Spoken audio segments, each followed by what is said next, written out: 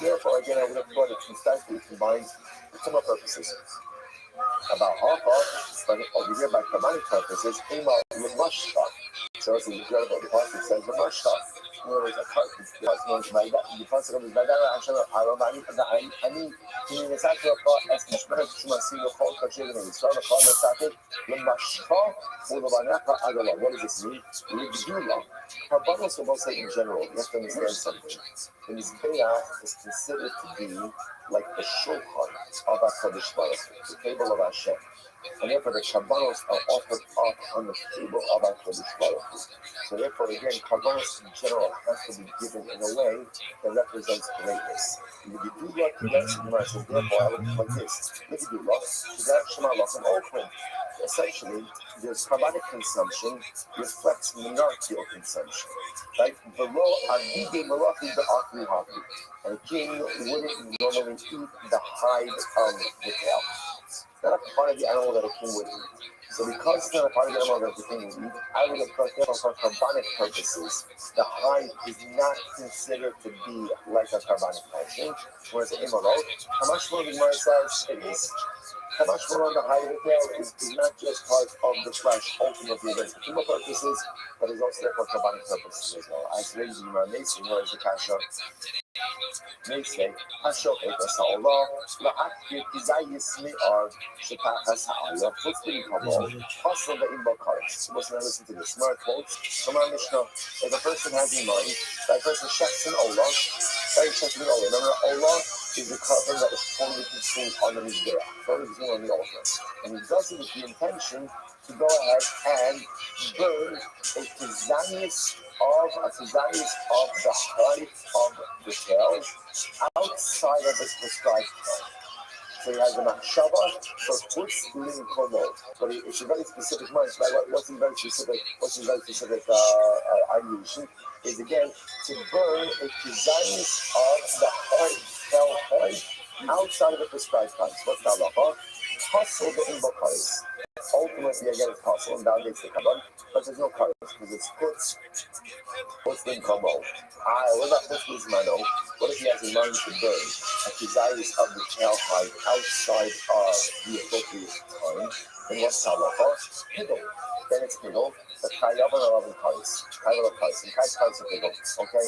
Alav ben Yehuda ish abaya omer mishum Rabbi Yaakov.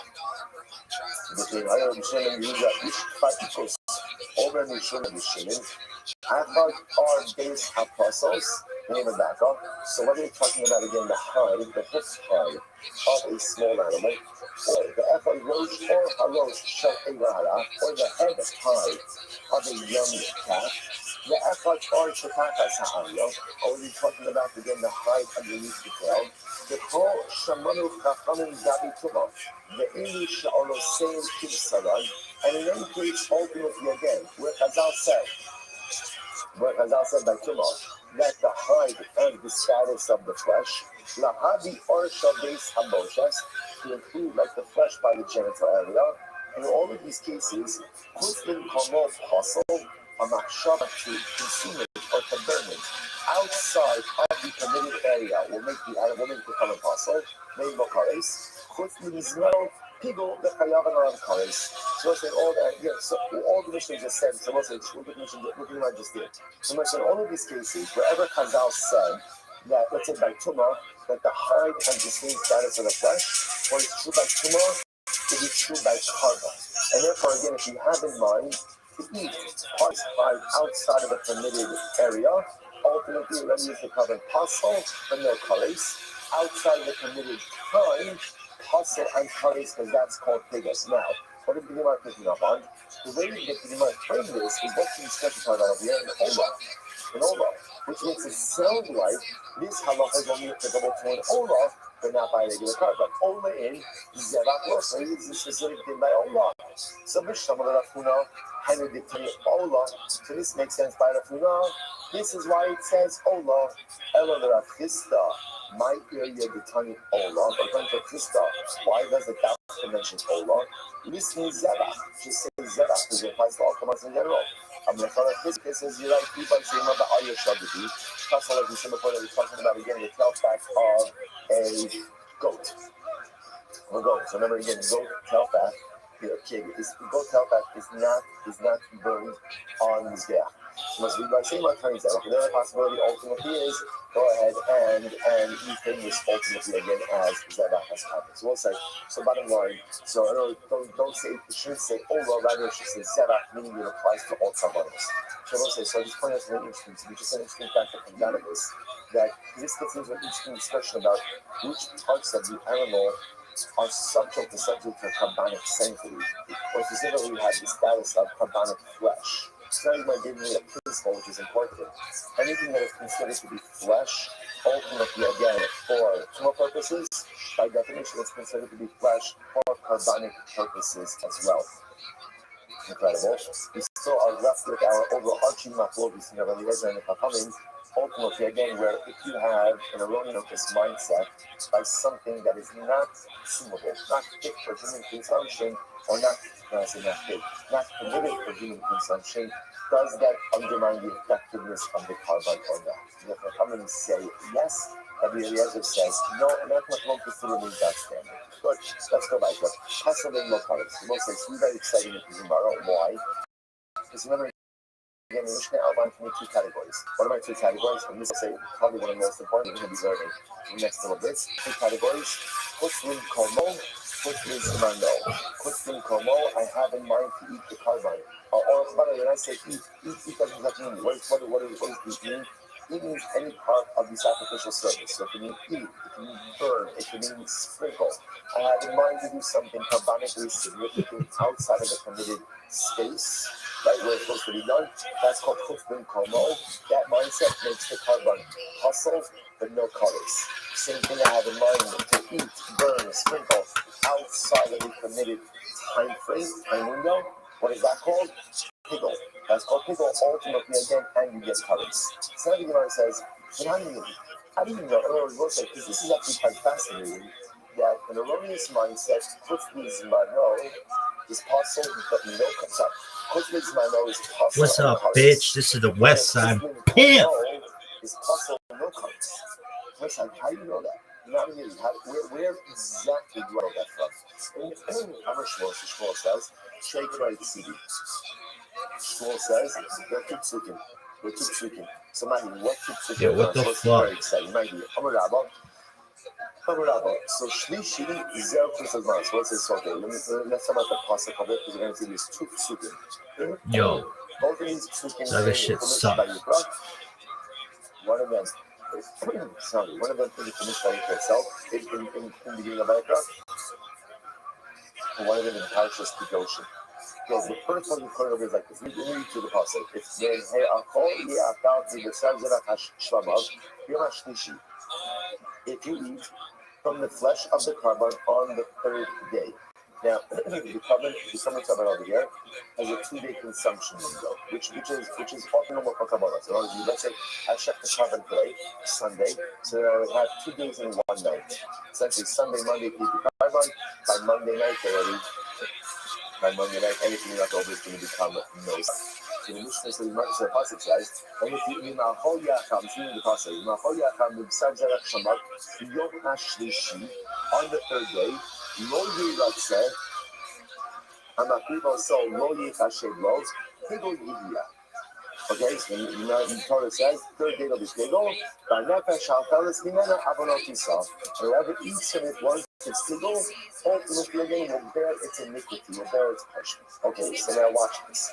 The Gemara says, Shlishi, when it says, eat it on the third day, that refers to consumption of a carbon outside its permitted time.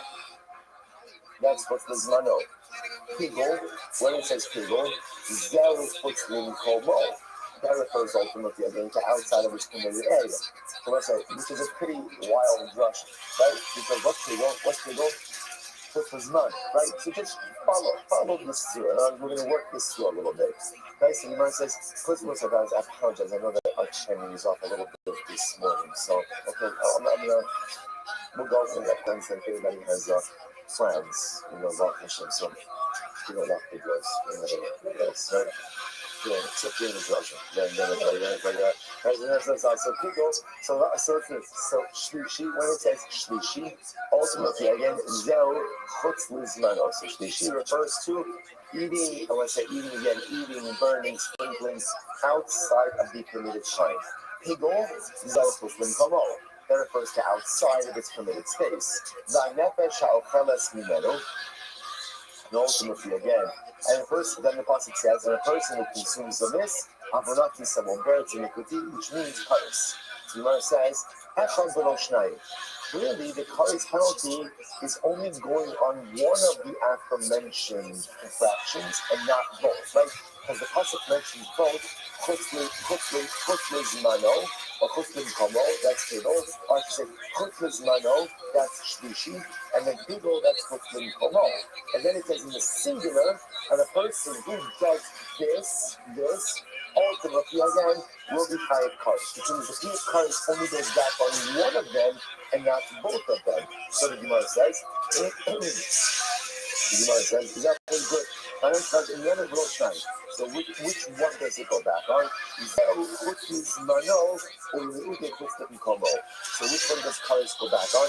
Kares goes back ultimately again on chutz lizmano and not chutz limkomo.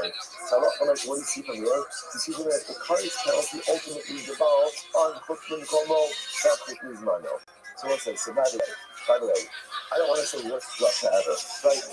But not compelling at all, right? And again, the Gemara is telling us that's a fully arbitrary interpretation of the pasuk, which we're going to challenge it. So the Gemara is like this. So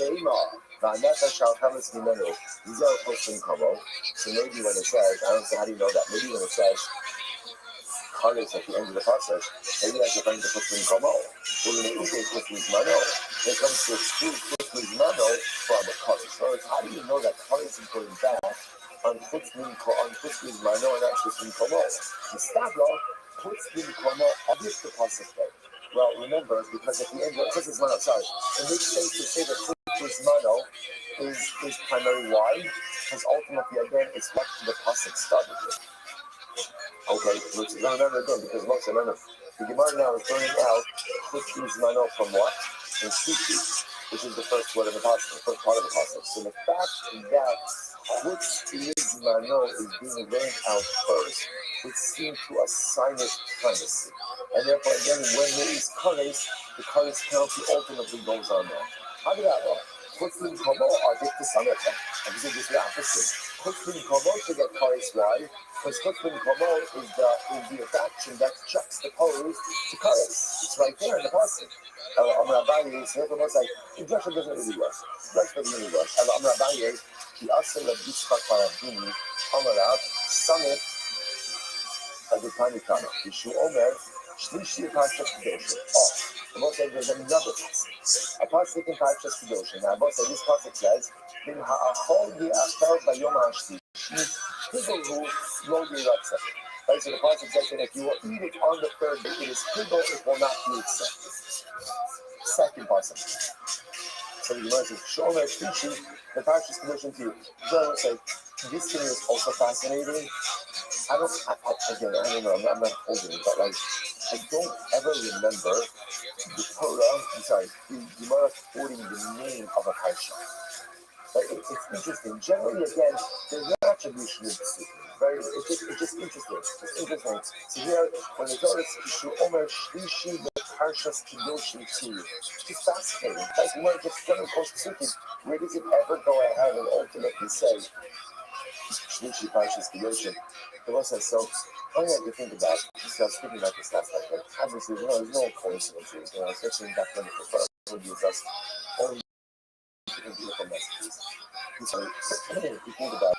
So tonight, we're about to enter into the third leg of the Kedusha of Sukkot, right? Because the first part of the Kedusha of Sukkot was first day Yom.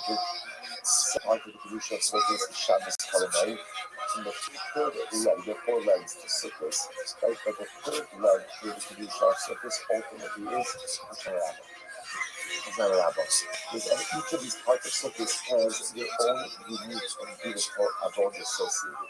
And Hashanah Rabbah, right? as surgery is on the physical Shanaraba's again, in which the cut-up, in which the flip-flop, with our desire with our disputes of the year are delivered to the base in Shanara. That's the final review. That's the help of Shanaraba. That's why we put together tonight for learn and Kavern. Because at the end of the day, our judgment has not yet been sealed. And it's one opportunity to turn things around. And it's one opportunity to hopefully transform things just into an unequivocally positive game. So it's just incredible. Look at these words. Shlishin, the Parashas Kedoshim Tinu. Sometimes what we've been unable to accomplish over the unfolding so far. Right? Sometimes you will be unable to accomplish, on the Shana and Kippur, first part of Sukkot, second part of Sukkot. Sometimes it's the Shlishi, where you become Kedoshim Tinu. Sometimes it's the Shlishi, sometimes in the Shana Rabba. That's when you pull out all the stuff. That's when you're really able to actualize your personalistic Kedusha and how value should be built on. That's actually Kedusha. Omer Shlishi, the Parashas Kedusha Tinu, She'in Talmud Lomar, Shaharit Kedai Ne'amar. Now, I won't say now, that pasuk is totally unnecessary. Like, what is the pasuk? That pasuk in Kedusha is pretty much the exact repeat of what we saw before. So what's going on over here? So, She'in Talmud Lomar, Shaharit Kedai Ne'amar. The Pasuk already said this. The Pasuk already says that if you eat from the covenant on the third day, it becomes legal. So why does the Pasuk need to repeat it in Parashas Kedoshim on the days? In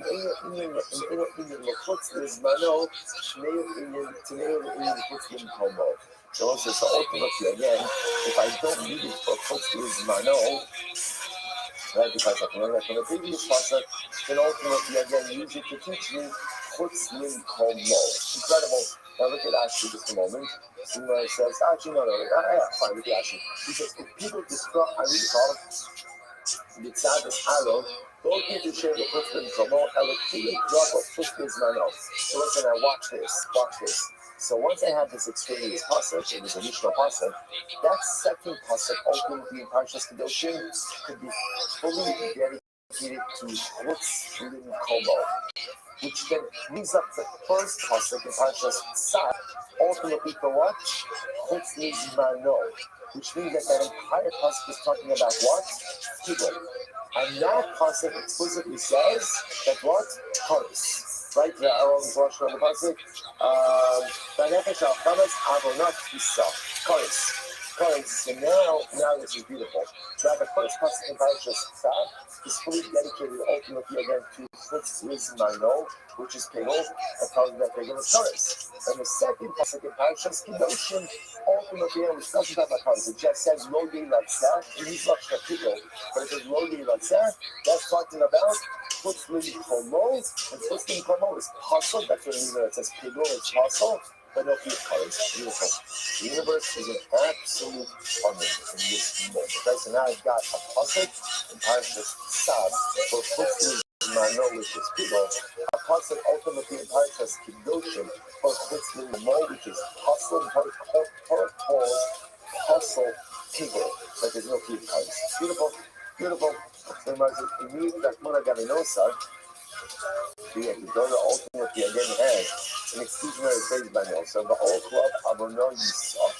Pasuk says by no star also there's a few Charis. When you eat the Chutz Min Kol Mo, ultimately again to exclude Chutz Min Kol Mo, ultimately again from Charis. We will say the problem I have now, as much as that's beautiful, that there's a pasuk in Parashas Sad, but ultimately again is pasuk in Parashas Sad that is Chutz Min Mano, people, and therefore Charis, and pasuk in Parashas Kedoshim, which is Chutz Min Kol Mo, because the reduction of people by Chutz Min Kol Mo. So how do I know that doesn't encourage by Chutz Min Kol Mo as well? That means it's in biblical language, given in both places. So the fact it doesn't say Charis in Parashas Kedoshim, but still, how do I know that Chutz Min Kol Mo is not subject to Charis? To which the Gemara says, interestingly enough, we're going to see now, the Gemara says, it means that Mona Gavinosa, Va'ol Club Abono Yisah, when you do Chutz Min Kol Mo, and the Torah is ultimately again by no, where it says, where it says, that those who eat no salt ultimately will gather iniquity, and it says, by no salt is the few Charis, but ultimately the Uke Chutz Min Kol Mo, but to exclude Chutz Min Kol Mo, ultimately again from any Charis bearing reality.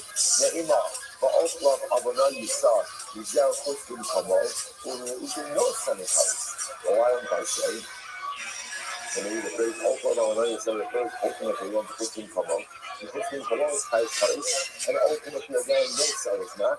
Mistabla Nosa hovering with the Taris. Right? It makes more sense to say that Nosa is subject to Taris. Why?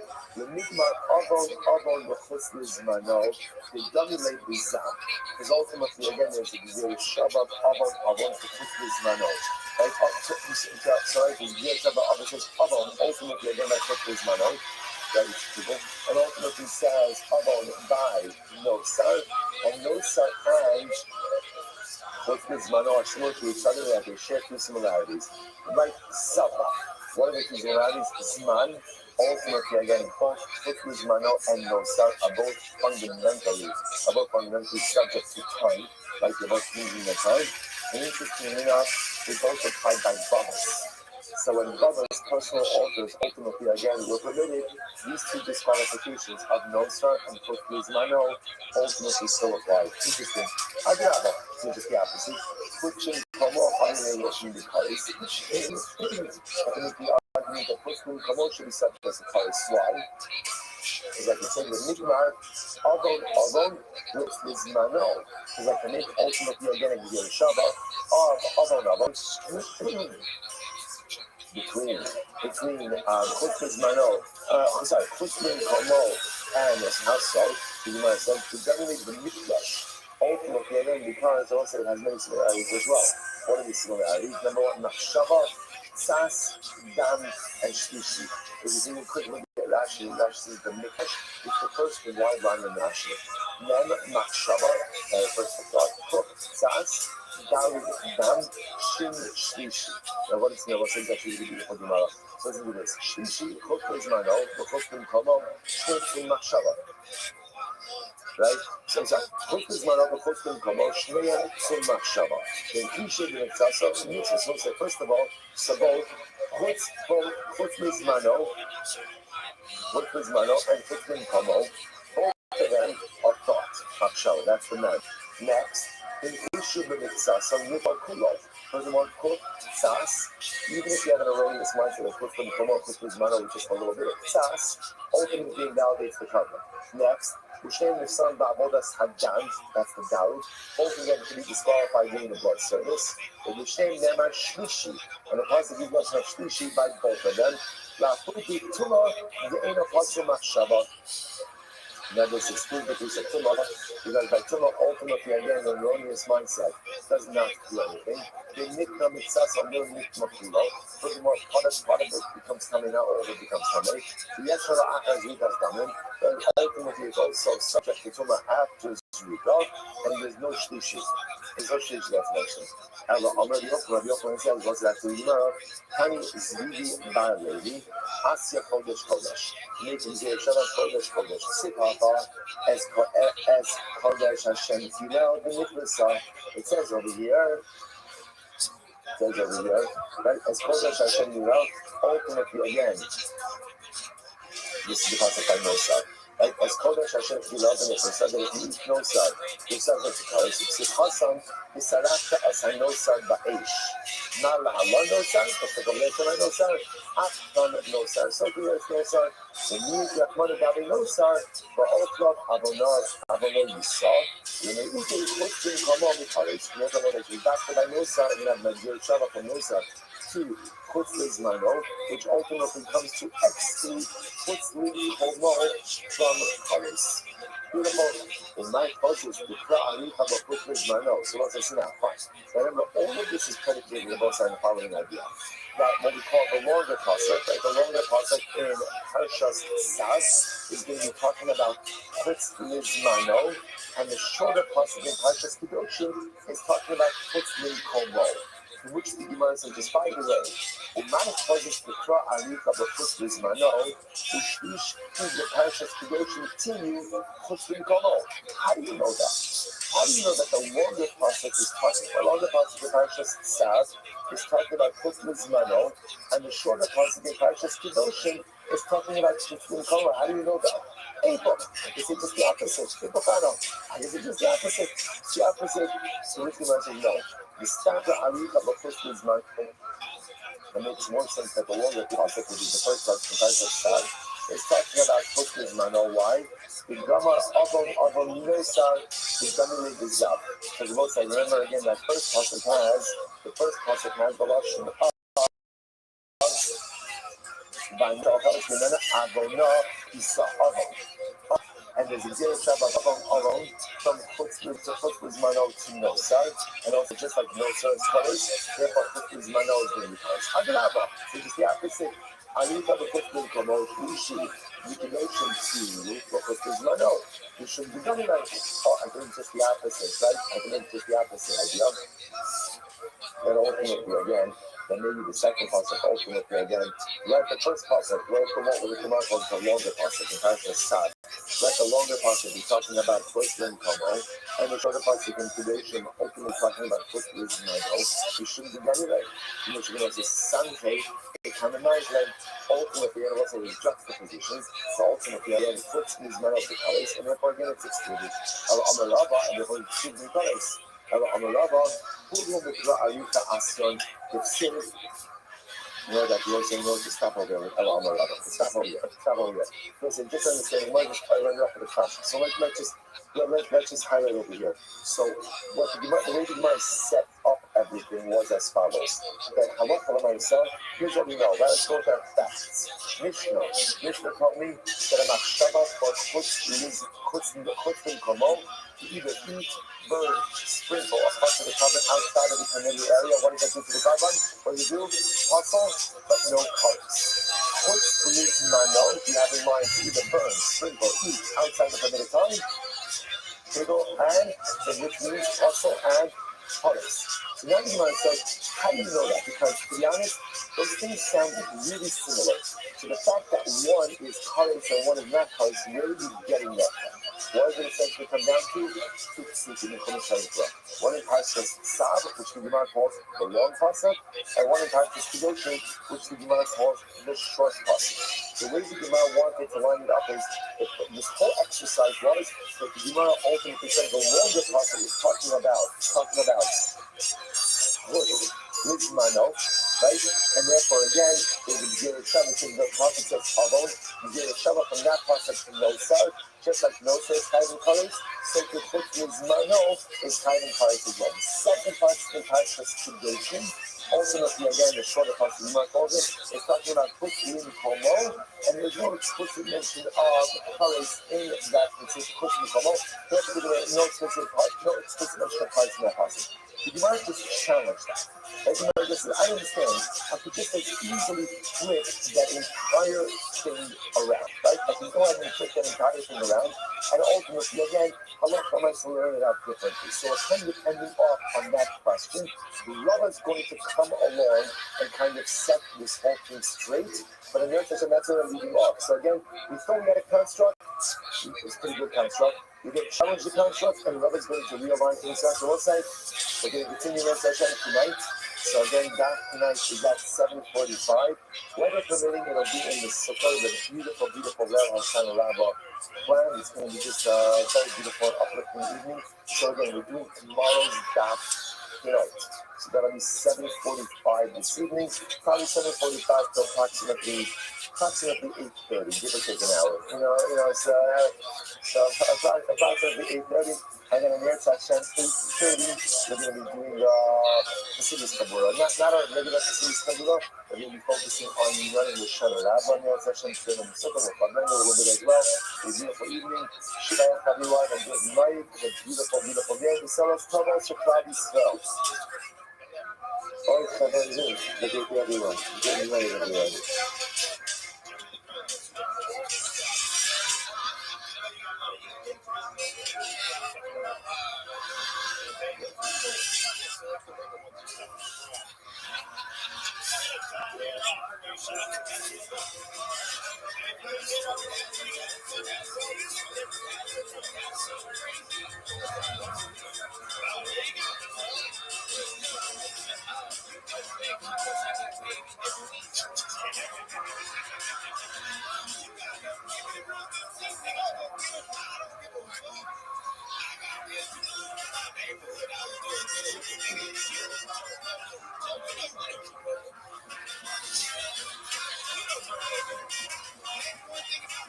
First of all, say good morning, let us begin by thanking all of our sponsors for this morning share of thanks. Our commentary comes to the month of Tisha B'Av in October.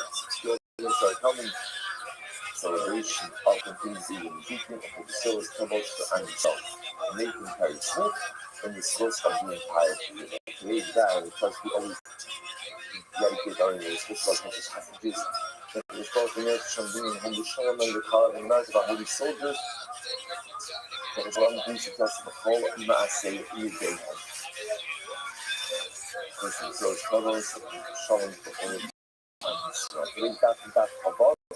We are picking up a lot of ground cover. We are picking up the Earth Hashem on Kafir days 25B, the last of the short rounds. So you might remember say our topic over here is still the topic of airspace of a creed.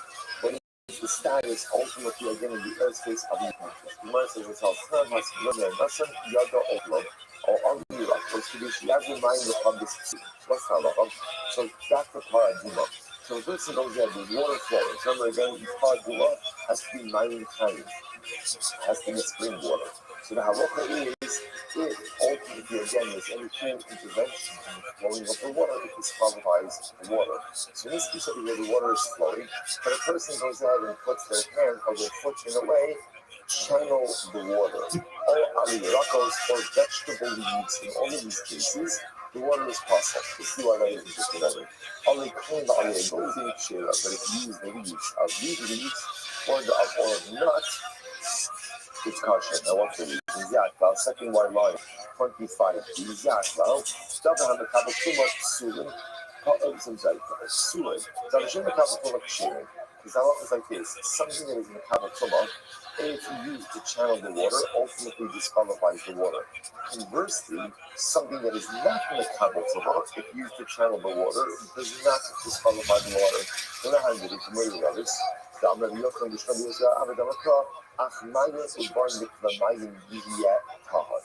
this is very interesting. There's a paradigm, you can go ahead and use from the spring, or from some type of plate. It will be tar. So when God says, have yasar ayudei taharatei, every part of the water, every part of the water process must be done in a state of ritual purity, including the channeling of the water can only be done by things that are not metabol tumah. I'm also notice, what do you see from here? That the airspace of the utensil is just like the utensil itself.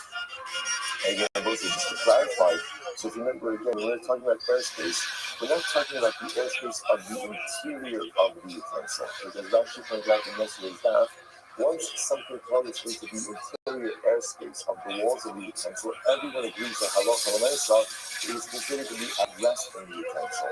When we say airspace, what are we referring to?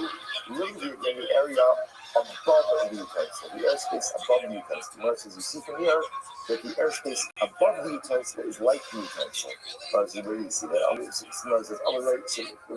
fact that halacha l'maisa, if I channel the water with my foot or with my hand, ultimately the water is the water is disqualified. We're assuming okay that what's happening here is I'm channeling it in.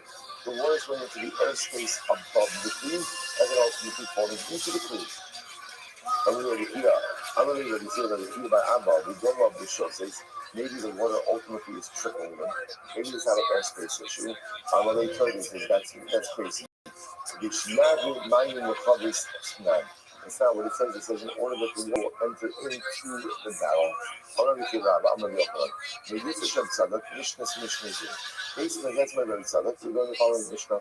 We stand Hayed Rebbe Tzadok, Al Hazocharim, Shekilchon, Ba'aliyah goes, and Shem Ksherim. And there was a situation over here, sinking water to the paradigm that would cause the flow ultimately again with only a goes. Only goes in literally again are like the leaves of a nut tree. The idea here is they're not mechaber, and therefore Allah so the water remains kosher. So this actually occurs in the sea of our place of a haya. The Bar was made from the Mishkas and doesn't get you. and ultimately it came before the Chamlush Kasagazis, and they declared that the water itself was still going to be kosher for use of Harabima. Incredible. So that concludes the Sugya of Avia. So just to understand what's happening over here is the Gemara is trying to understand the concept whether or not airspace above a tree has the status of the tree itself. Obviously, once an item reaches the exterior airspace of the tree, this means it's in the airspace of the walls. Everyone agrees that it is considered to be at rest in the utensil itself. The shadow is in airspace above the tree. Is it considered to be at rest in the tree? Now, interestingly enough, the Gemara's conclusion seems to be yes. Seems to be yes. So just something interesting to ponder again. We're not totally finished with that subject, right? The conclusion of the Gemara seems to be that Ave Achi is Kikli Dami. As Meros Al-Tamar Zir Amrali. Very interesting case here. At Soy also have had the Akakach Kibel Dama Pasuk. So it's a fascinating piece over here. A person goes ahead and shechts an animal. Right? Shechts an ox or a sheep. After he checks the sheep, but ultimately before he goes ahead and does Kabbalah, he nicks the ear of the sheep. Okay? So Shkita, this guy's very fast, right? So Shkita nicks the ear of the sheep. What's the concept of nicking the ear? He does something that would normally constitute a wound, meaning a blemish. In other words, if let's say the animal before Shkita were to have a nicked ear, that would preclude it from being used as a carbon. So in this case over here, what he did was, he did Shkita, then he blemished the animal, and then he did Kabbalah. Blemishing was done after Shkita, between Shkita and Kabbalah. What's the status of the animal? Puzzle.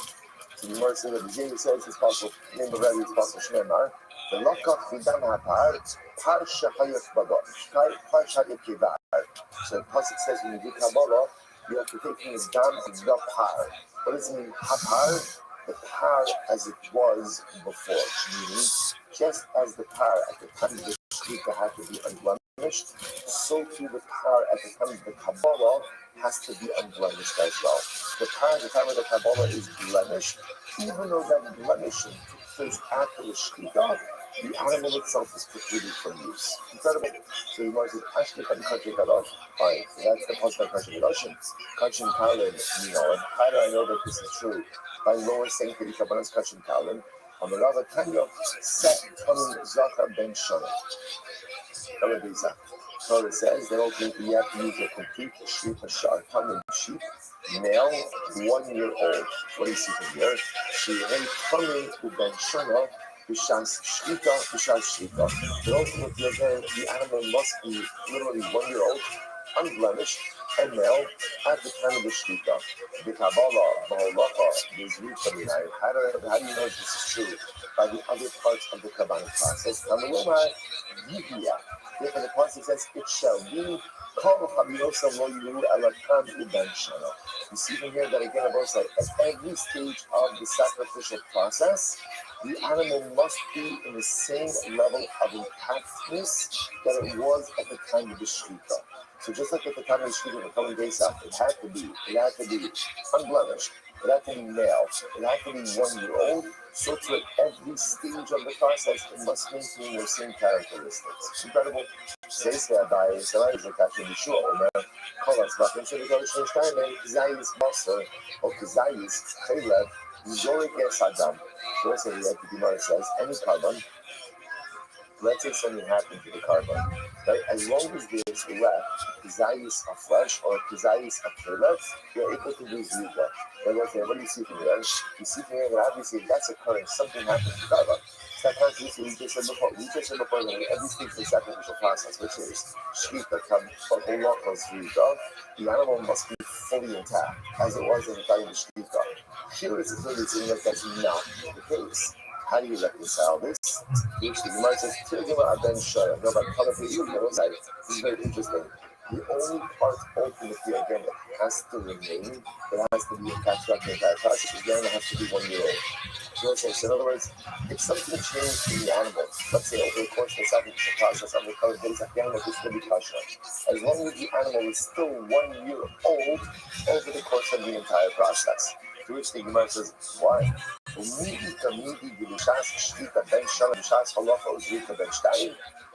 any case where over the course of the sacrificial process the animal could age? Everything has to be done that same day.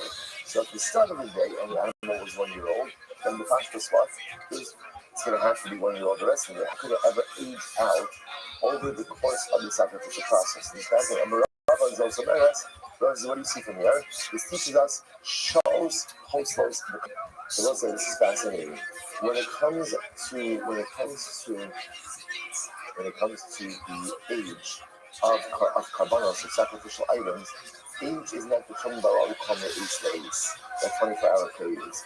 Age is actually determined both by the calendrical date as well as the hour in which the animal is born. So, for example, a 1 year old sheep for Kavan Pesach is determined by ultimately again the day that it was born and the hour it was born. So the moment that it comes to that a year later, that same day and hour, even the animal ultimately ages out. So interestingly enough, we can actually have a Kavan Pesach that ages out over the course of the sacrificial process. For example, you shechted it at 12 o'clock in the afternoon. And after the thing that it was born at 12:15. So maybe the Shechita and the Kabbalah were done ultimately again when it was still 1 year old. By the time you got to the Zrika, ultimately the animal has aged out. It's a fascinating idea. The one says that's a tremendous muscular in this. If you look at that Russian Zosa, what does this teach us? Shows postos percussion. Whenever something is holy, holiness, kachim, requires an acute sensitivity to the use of time. The time is not only measured in days, the time is also measured in hours. In hours, and I will say that is true only again for karbanos. And Allah has come how that is true for us as well. We are kachim. Right? There's nothing more sacred, there's nothing more sanctified than us, than a Jew, than a Yid, than a human being. And you see from here that again, when it comes to kachim, sha'os postos. It's not just about how you use your days, although that is important. What is equally as important, not even that is kaddish, is how you use your hours. Time management. I always reference this to Piagetna. Piagetna wrote the Bnei Machshava Tova. And one of the most important things that is a secret to life success is scheduling. Is maintaining ultimately again a schedule of how I use my time, and not just how I use my days, but quite literally how I use my hours. For everything else, you measure time in days. But for kachim, for holy things, shows postos. Even the misuse of hours, Pastor Shalom become the undoing of man. Let's phrase it in a positive. For kachim, one has to be careful not just how they use their days, but even how they use their hours. I'm another also. As the Gemara says, he gives me blood rabba. What's the interesting piece of that? What happens if the carbon is inside of the base of English, but its feet are dangling outside? So what's the halacha? What should you do? You should first cut off the feet of the animal and then shut the animal. Okay, now I will say, obviously, even at first glance, that doesn't make any sense. We'll talk about this in just a moment. I will say, now, what's the concern over here?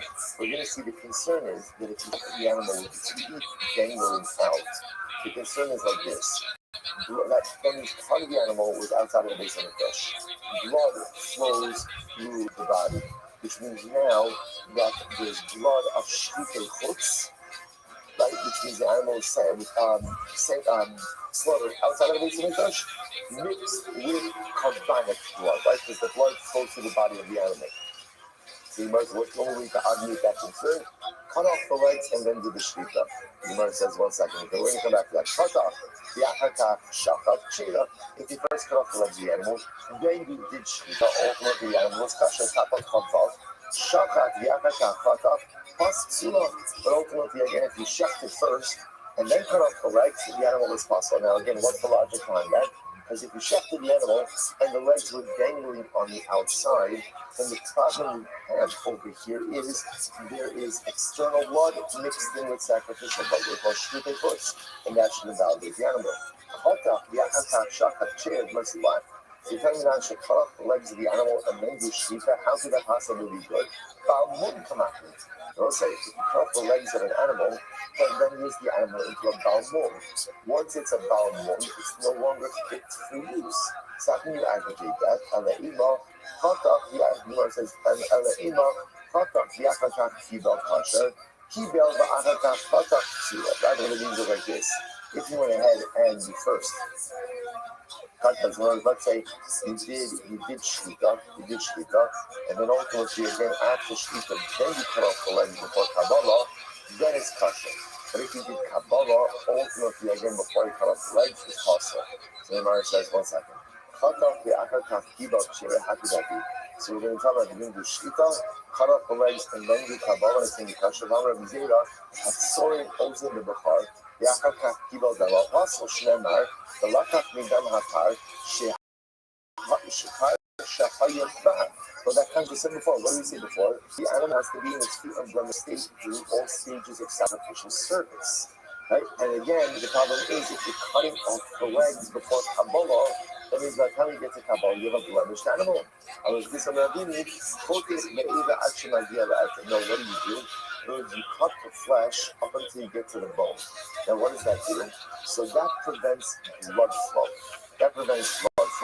But ultimately, because the bone is intact, ultimately the animal is considered to be unblemished. Very interesting. But however, if you first did Kabbalah and then only afterwards cut off the leg, it's going to be possible. Why? Shamas, what do you see from here? Dam hamukla ve'ibarim damri. Listen, what you see from here is that halakha when blood is mixed in, ultimately again is considered to be one cohesive unit of blood. But remember, what's the issue over here? The issue over here is because the legs are dangling outside, when you check that animal, essentially what you have is you have two bloods, right? You have blood of a sacrificial animal in the base of the flesh, and then you have blood from an animal slaughtered outside of the base of the flesh. What's the problem? The blood flows. So now you have a mixture of that exterior blood with that interior blood, which invalidates the carbon. So the word just says, obviously you see blood of an animal as one cohesive entity. Shamas Mina, Basar Kachim Kami, Shiyaz, the praise we best down apostle.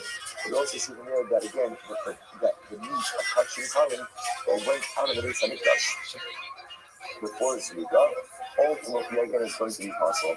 I says to you, I deal with the Kachim Kadash. The only thing I can't get out of it is maybe we're talking about Kachim Kadash. Okay, fascinating. So that's the end of that subject. And listen, I want to point out over here is the takeaway from this, right? There are a couple of different takeaways. So takeaway number one is that Adler 3 decree, that's we spoke about before. Takeaway number two is that halakha I saw, an animal is supposed to be in its fully intact state during every stage of the sacrificial service. Takeaway number three is that halakha when engaging the age of a carbon, we don't just count days, but we also count hours. Like takeaway number four, in the halakha in this interesting case, where part of the animal is inside of the base of the flesh, part of the animal is outside of the base of the flesh, we're going to have a problem. How exactly you deal with that problem is a discussion, but the we have a problem. Why? Because when you slaughter that animal, now we're going to have a mixture of interior blood and exterior blood altogether. Okay, incredible. Let's go ahead and turn our on. Kachik Kadashin, Shkita Simitsafa. So what's a beautiful demo here? This is going to be reminiscent when you get the kind of case in the Cobra. We're going to learn a lot about this halachas about where different things were slaughtered. So Kachik Kadashin was a specialist, remember again, of highest sanctity Kabbalas. Ultimately, Shkita Simitsafa. They are shafted in the north of the Azara. This is the courtyard of the base of the flesh. The Kibbutz Daman, you shine the Safon, and you receive their blood in a service utensil, also in the northern part of the Azara. Ahmad Bedaram, the Hoshit Yardar Safon. What happens if the Kohen was standing in the south, and he extended his hand to the north? He shachat and he shafted. So interestingly enough, in this piece over here, he's standing in the south, extends his hand to the north. So the animal ends up getting shafted in the north. What's halacha? Shkitas Akshera, it works. Kibel, what happens if halacha Leslie is standing in the south? Right? Did Kabbalah ultimately in the north?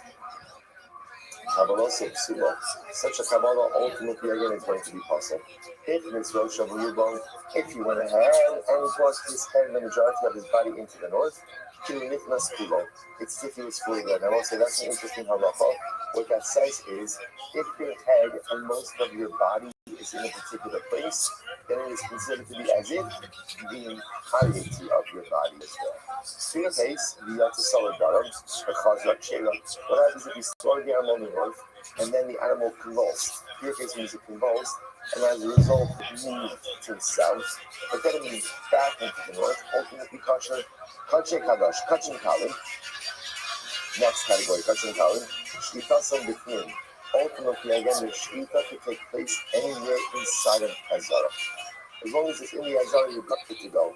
The Kida Zaman, the Kisharis Bifnim. And ultimately, again, we receive the blood, Kabbalah is done, and the Kisharis in the Azara. So also, if you notice again, whereas Kachin Kali has to be done in a particular part of the Azara, namely the northern part, Kachin Kadashim, lower sanctity, could be slaughtered anywhere, right? Shkita and Kabbalah could be done anywhere as long as it's in the Azara. Okay, so it's all about what's next inside the list in the shop. Actually, does it share up? The coin was standing outside of the Azara, extended his hand into the Azara, and did Shkita like that. Ultimately, again, it will be kosher. He down Kabbalah Sapsula, but if he was standing outside, extended his hand inside to do Kabbalah, that is going to be invalid. Hifnis low shoulder rubo. What happens if he extended his head and the majority of his body? Or is he standing outside, but he extended his head and the majority of his body inside? That doesn't work because since he's standing outside, even though he's extending the most of his body in the inside, it doesn't work.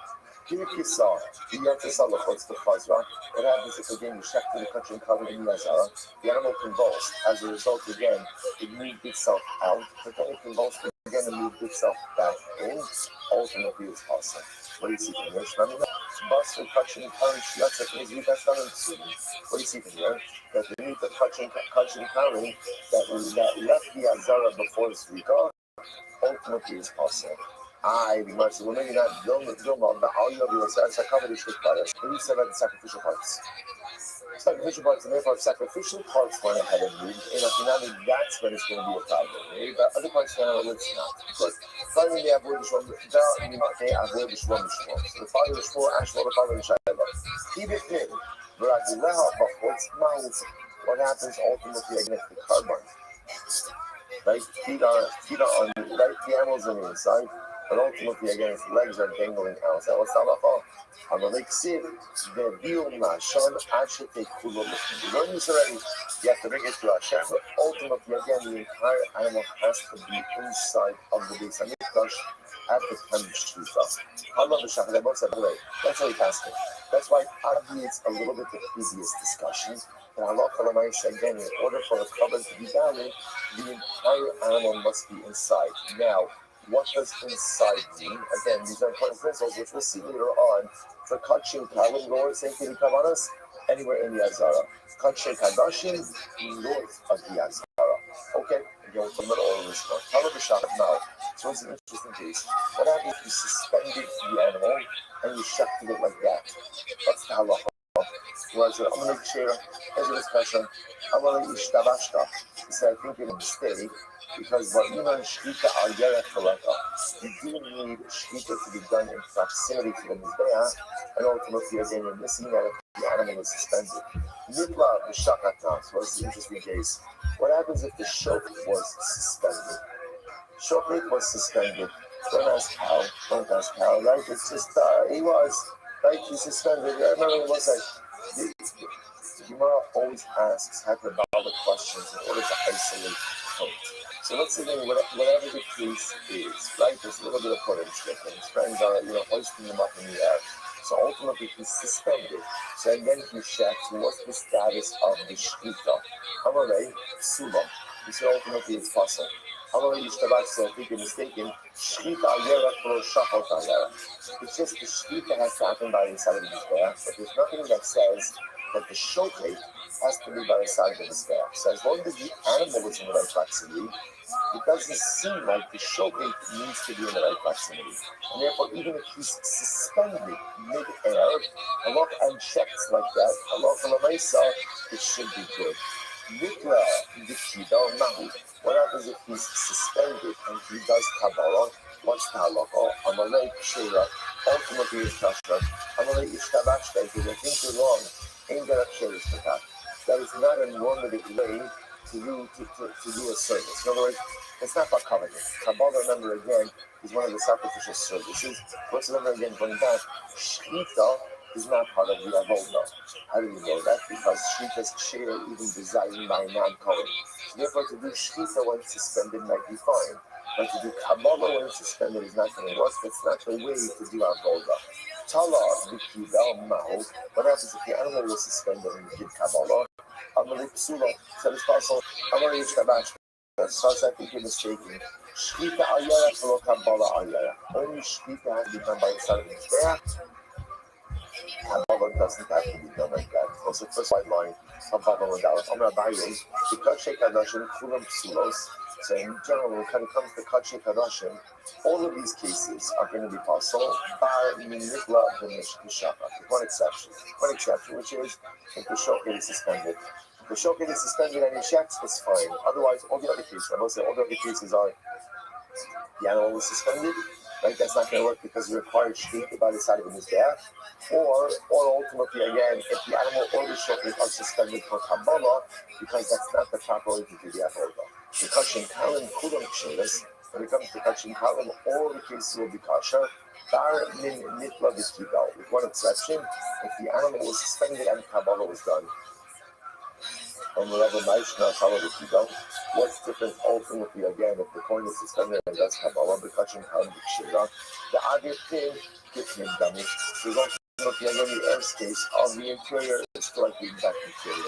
The Kachin Kadashim Nami, obvious Safan Kisafan Nami. And that's the Kachin Kadashim, which is the airspace of the northern side of the Azara is the same as the actual northern side of the Azara. Then the Kachin Kadashim, then the Kachin Kalim Shiros. In all cases, these situations will be kosher, with the exception of our Mintala B'Shachat B'Kachin Kadashim. The only exception will be suspending the animal and shafting it. That won't work by Kachin Kadashim. Nitla B'Kibel. So again, if the showcase himself was suspended and did Kabbalah, then the Kachin Kadashim, then the Kachin Kalim. Ultimately, also everyone will be in that case is going to be possible as well. Why? Aim Derek Sheres. So it's not an appropriate form of service. So Rabbi Yemi answered the following. So who gets in the Tzitzah Sabachot's mouth? So it's an interesting case. What happens if the Kohen is standing inside of the base of the Mikdash, but his hair extends out of the base of the Mikdash? Okay, so again, he's got a string hair, right? A little bit of a longer hair, and it's extending out of the base of the Mikdash. So what is the halacha? Because let's remember again, if the Kohen does the avodah outside of the base of the Mikdash, the avodah is possible. What about in this case where he's got a hair extending out? So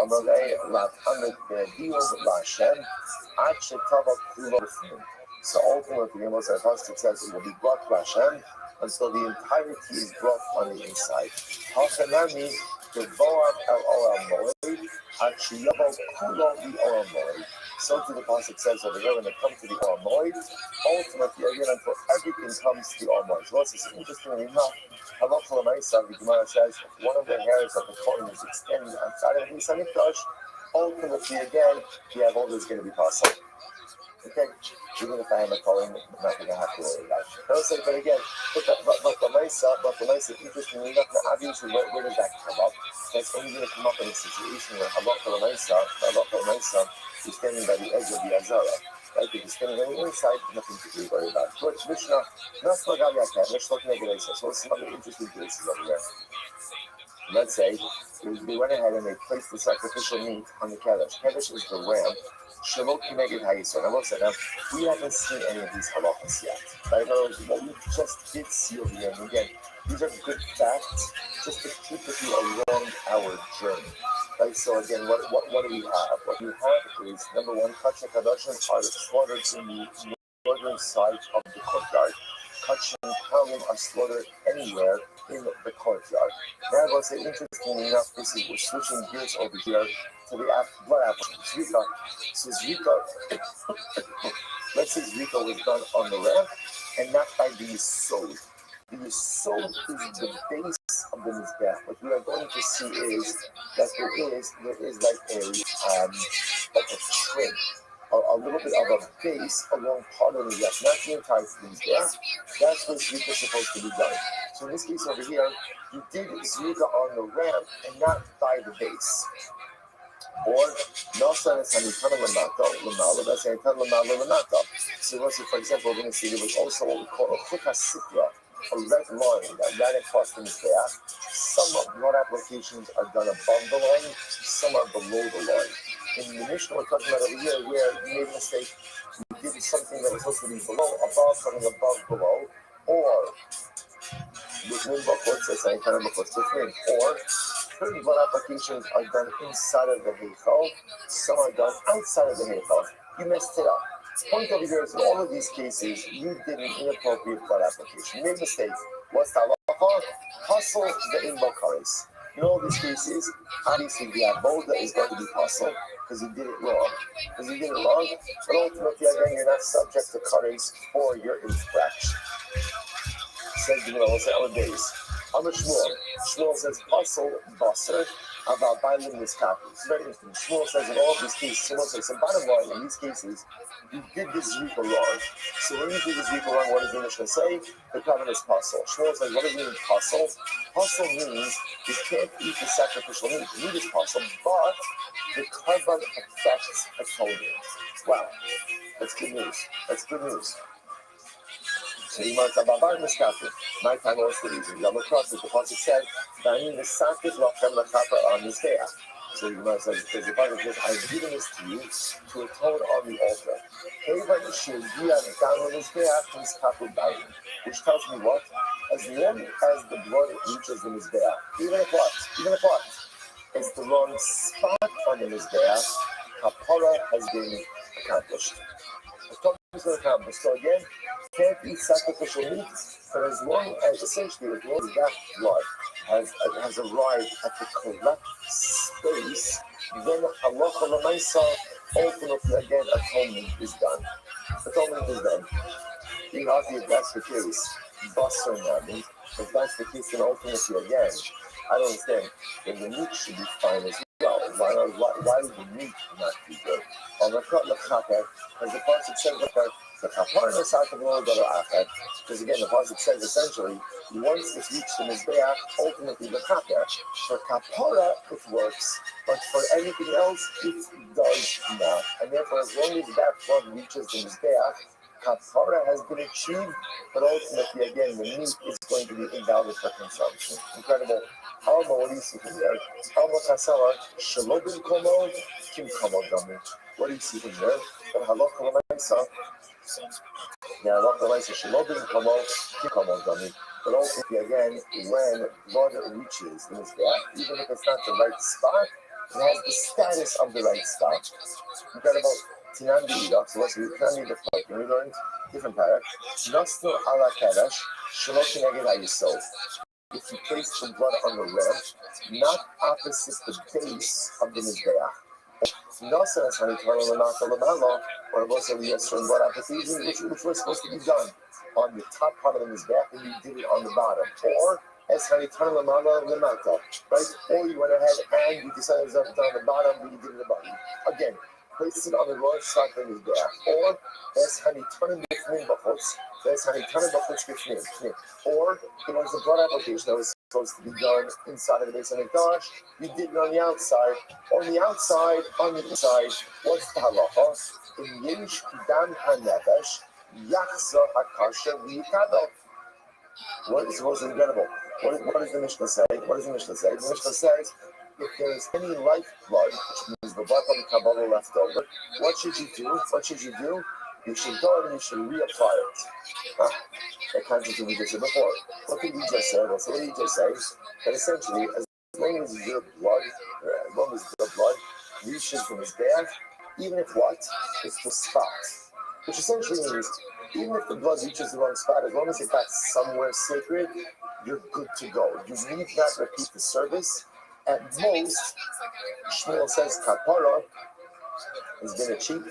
At worst case scenario, the meat can't be consumed. Here the Mishnah says, what do you have to do? You have to repeat the process. As long as there's more light plug, you have to do it again. So what's going on over here? But if halacha l'maisa again, now we hold that even if it got to the wrong place, as long as it got to a sacred place, ultimately you're good to go, then why does a kosher person have to go ahead and do Kabbalah again and reapply the blood? Maybe the only reason we would require a blood application is why? To permit the meat for consumption. Like kapara has already been accomplished. But if you want to permit the meat for consumption, you should go ahead and do the service again, do the blood application again. That doesn't make any sense. Why? Meat is regal below the kaparas. The sharia basar back. You know? I understand. Is there any such thing as this rika that doesn't affect kapara and does allow for meat consumption? So what you would be saying is that second zrika doesn't do anything for kapara because kapara is already accomplished. But then what? The second zrika is going to allow for meat consumption and no such concept like that. If you are a kosher, someone says you're right. What's the case? The case in the Mishnah says where the blood application was done by someone who's disqualified. As soon as that kosher. That's the case. Whatever the case was, a non-Kohen, a coin puzzle, whatever it was, it's just like a coin puzzle.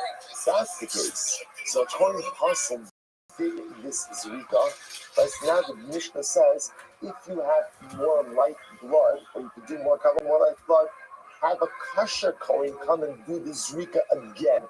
To which the Gemara says, if you have a kosher hanami, I'll ask you what's the case over here? If you have a puzzle.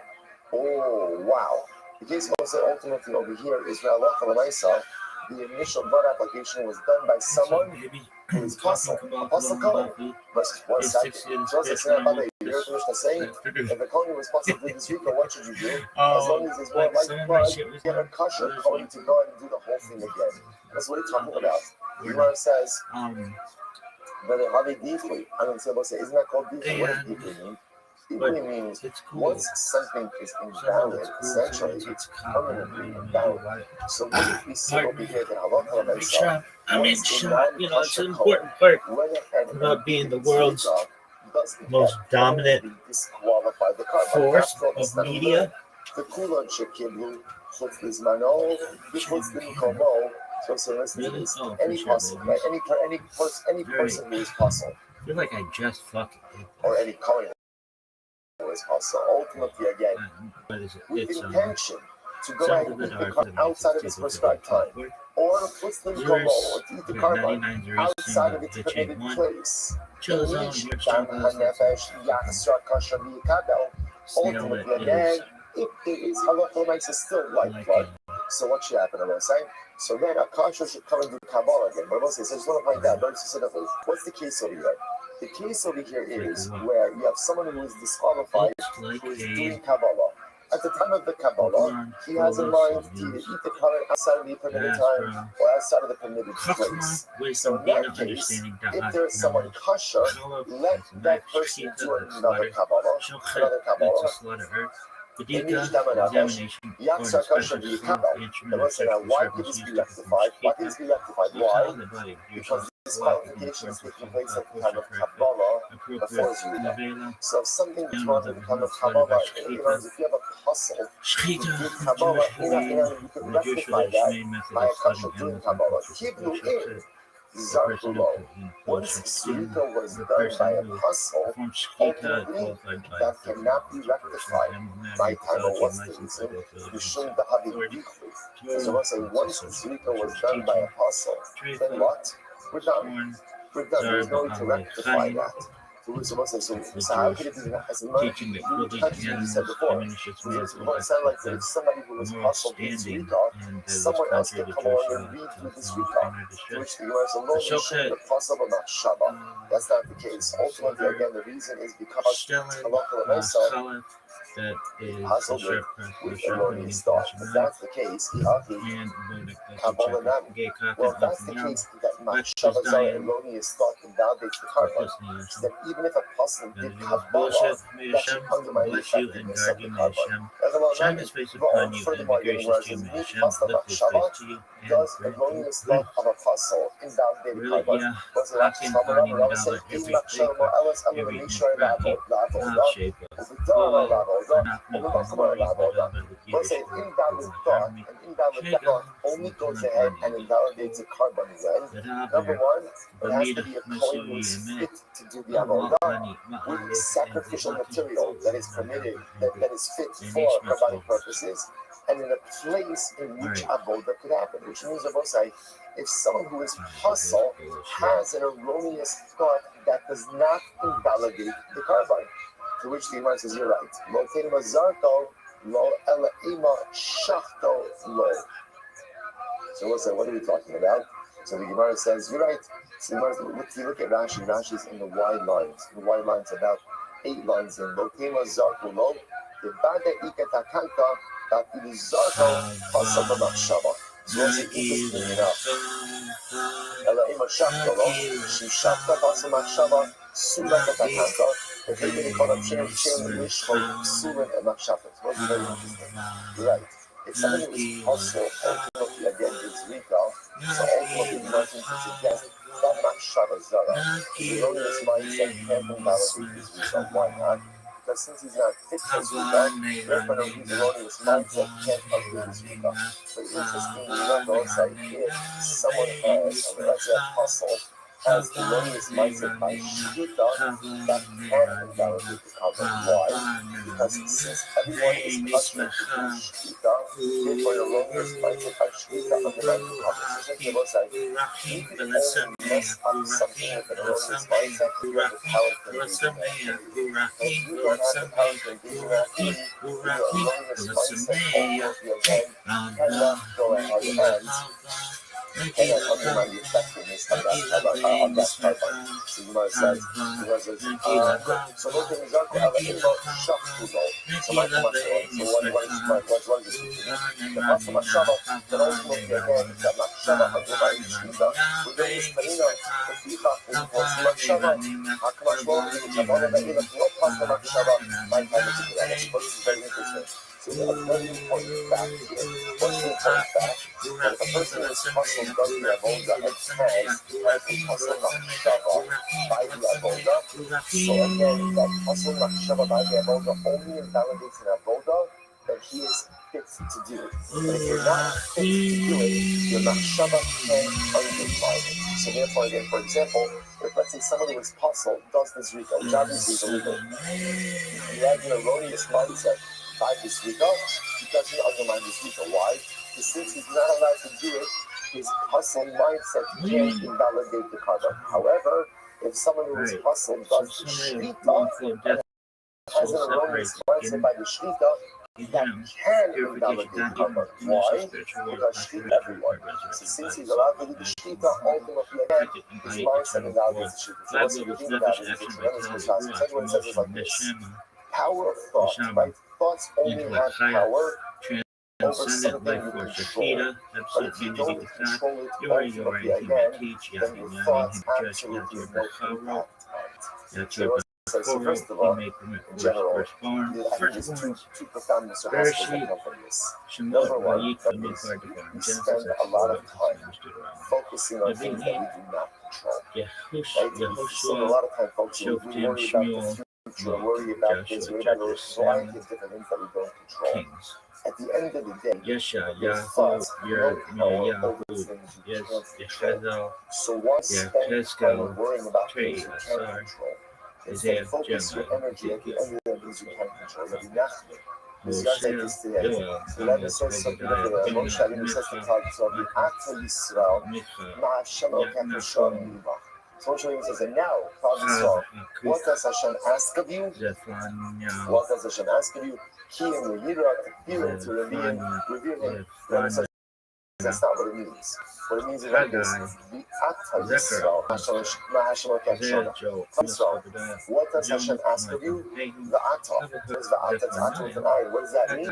Now, all Hashem asks of you in life is to be the best person you can in the here and now. Hashem does not ask you to guarantee about your future. One simple reason: you can't guarantee the future. I can't guarantee what's going to happen in 5 minutes from now. I can't guarantee that we're going to finish shoot on time. Right? But I can go ahead. I can't. Right? At the end of the day, there's only one thing in life that we control, which is the here and now. And that's what comes up with asks of us. Don't spend your time worrying about the things that you can't control. There's a famous line by Chazal that says, don't stop thinking about tomorrow. Right? Well, that is false. That is false. Stop thinking about tomorrow, because at the end of the day, you can't really control it. We spend so much time focusing on the things that we don't control instead of putting our focus on the things that we can control. Number two, and this will stop. We spend so much time worrying about what other people think I've about really us. been liking And the truth is, learning. you can't control the thoughts of other Having people. our learning So when the Gemara teaches us, thought only invalidates processes that you control. I can't control what other people think. I can't control other people. Sadnaitis will simply stop worrying about it altogether. Machshava is only impactful in areas that are under your sphere of influence. I can't control the future, Sadnaitis will stop worrying about it. And I can't control what other people think or feel, Naitis will stop worrying about it. Ultimately, says the Gemara, says Rabbi Nachman, use your thoughts to focus on the areas that are under your sphere of influence. Use your machshava to ultimately maximize your present. Use your machshava ultimately, again, where it could truly have an impact. We'll say, by the way, good run today. Excellent run today, Shkoyach. Great job. Great job. Good now. Shabbos, good night. Good Shabbos, good night. Beautiful. Beautiful. And Jerry, there's still time for us to get to Shabbos. So we're going to I'm doing a show. Anything could happen. Yeah.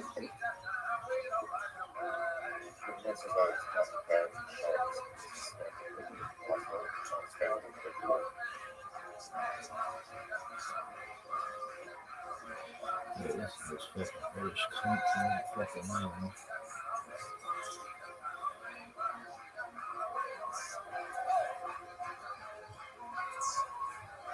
And then when it has like an emoji, it like calls People say like good weird, morning, really weird shit. everyone.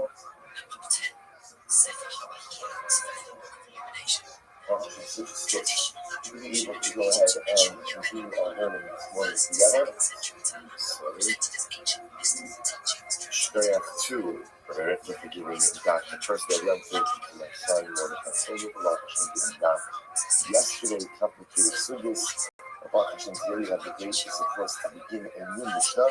Actually, everyone seems to cover more ground than I do. It doesn't really matter really. And so we are actually starting today's Dafis Chafei. And today's Dafis Chafei, and my son got us Chafei and Aleph to the Mishnah. And yes, so that's where we are going to pick up with this morning. Begin by thanking all of our sponsors for this morning's share. We thank our Talmud Torah sponsors for the month of Tishrei Haba B'Nei Tova Yom and Shari Talmud. The celebration of Giving Zidin and Zikin, and the celebration of Astral, Nick and Harry Smith, and cover the entire Kehillah. Our Dafyomi sponsors for today, very beautiful sponsor, Ken and Yocheved Gerula, in honor of Akiva and Karen Andrews, friends from the beginning of their journey in Baltimore, and continuing in our Israel, where they have been tremendously supportive of our Israel family. May they continue their good work and our friendship until 120. An appreciation of the entire Dafyomi Fabra at Suburban and to the tech team that makes it possible to be part of the Shir live by Zoom. Beautiful. And of course, we dedicate our learning in the schools of precious hostages. We are all waiting with bated breath to see if the mission of Israel and Yetz Hashem, their fruits and Halavai and Yetz Hashem, the should actually be accepted and implemented. Halavai, can you imagine? As they say, that hostages make a moment of your Shabbos, Sunday, Monday, you're entering from Shana Rabbah into the last days of Yom Tov. I don't know, somehow mended. Although, when you tear something and you sew it back up, So it's never quite the same. But a mended garment, even if stitched unevenly, still better than a torn garment. The Halacha should be built on Hashem, that we should be mended on Holy Soul, should be successful. The whole master gave them. There's result on Hashem to release the Yaakov, Sweet Astavik, and Apollo. Should be looking to the Giva. Should be looking to the Solar Star, so should be looking to the Hashem for simple for class. What's that? Today's time is Papa. We're studying the Mishnah, and this actually is a big sugya in the Sefer Svachim, the sugya of Mishpach. So let us begin. Okay, she says the Mishnah Mishpach. Alright, that's it. Mishpach. That's okay, right? Mishpach Adam al Mitzvah. If blood fell on the ground. Now, what's the case? So it's really actually Mishpach al Mitzvah. Mitzadar Behima Shimon is Kabbalah. So here's the case. Colin is doing the Shechita. Although again, as we've spoken about, remember again, you don't need to question the Shechita. But for the purposes of our illustration of it, Colin is doing the Shechita. And what happens? So remember again, Shechita will say, comes after Shechita. Shechita, Kabbalah. Kabbalah is done in a Rishon. It's good. Just reviewing and we've been on vacation for a long time. Reviewing information over here. So our case over here. So instead of the blood going into the Rishon, the blood spilled on the ground. Okay, so also this is very important because there's going to be two different cases of mishpach. There's a case of mishpach where the Kohen chefs the animal, the blood goes to the kli, and then the blood from the kli spills onto the ground. That's the case, right? We're not talking about that. So we're going to reference it in just a little bit. That's not the Mishnah. The Mishnah is the shechita, and literally again the blood spurts right on the ground. So obviously the Kohen in a rush to collect it back up. What's the status of the blood? So the Mishnah said, Mishpach Adam al Mitzvah, no asful, if you go ahead and you subsequently collect it, possible. Ultimately, again, the blood is possible. Blood is possible. Once it hits the ground, the blood is automatically possible. So the Gemara says as follows. Tanabanan. It's interesting. I don't know what the expression, don't cry over spilled milk, comes from, but it is interesting to see that, like in life, we'll get into the technicalities over here. In life, sometimes there are like these two buckets of realities. There are things that happen, and you're like, okay, like don't sweat it, you'll correct it. And then there are mistakes that occur that are incorrectable. And sometimes one of the most sobering things in life is that you do certain things, you say certain things, you act certain ways, and it puts me down and you can't be back out. So this is like this is so the Mishpach Adam al Mitzvah. So sometimes the blood falls on the ground and that's it. That's an irreversible mistake. Alright, let's analyze. So the Gemara says, "Lokach HaKohen Mashiach min dam hapar." So the concept says as follows. Lokach HaKohen Mashiach, the anointed Kohen, will go ahead and take from the blood of the par. He will go ahead and bring it to the oil mold, which is to the Mishkan. So the Gemara says, so the Gemara is going to dash this possible. So what does it mean, dam hapar? The Gemara dashes. The dam hanebesh, the love and dam ha'ar. So first of all, when it's talking about the blood is used for Kabbalah, it's a specific blood. When by specific blood, what we're going to call lifeblood. So let's say what's lifeblood. So this is if you ever see shechita. So the way that shechita works is you chef the animal, right? Again, remember we're cutting the esophagus and the trachea. We're going to be cutting other things also, which we'll discuss. And the idea over here is there's like a spurt of blood. That spurt is called the lifeblood. That's blood from which you're receiving insurance from Kabbalah. Interesting, the Gemara says that's called dam hanefesh, lifeblood. In other words, let's say, during Shechita, you ended up the coin also ended up making a puncture wound on the animal. Whatever, the knife went a little bit to the side of the neck or to a part of the body. That blood is not Kabbalah blood. So if you treat that black blood actually is puzzle for Kabbalah blood. Kabbalah blood has to be lifeblood. Furthermore, damatansis. We'll say damatansis is residual blood. What is that? After the initial spurting of the lifeblood, there's a continuous flow of blood. That continuous flow of blood, that's the residual. Ultimately, and that's called damatansis. So again, that's not Kabbalah. So Kabbalah blood is ultimately lifeblood. The dam hapar, so the process of dam hapar, dam hapar yikablar. Ultimately, dam may hapar yikablar. So here's the part that's important for us. Where is Kabbalah done from? Kabbalah is done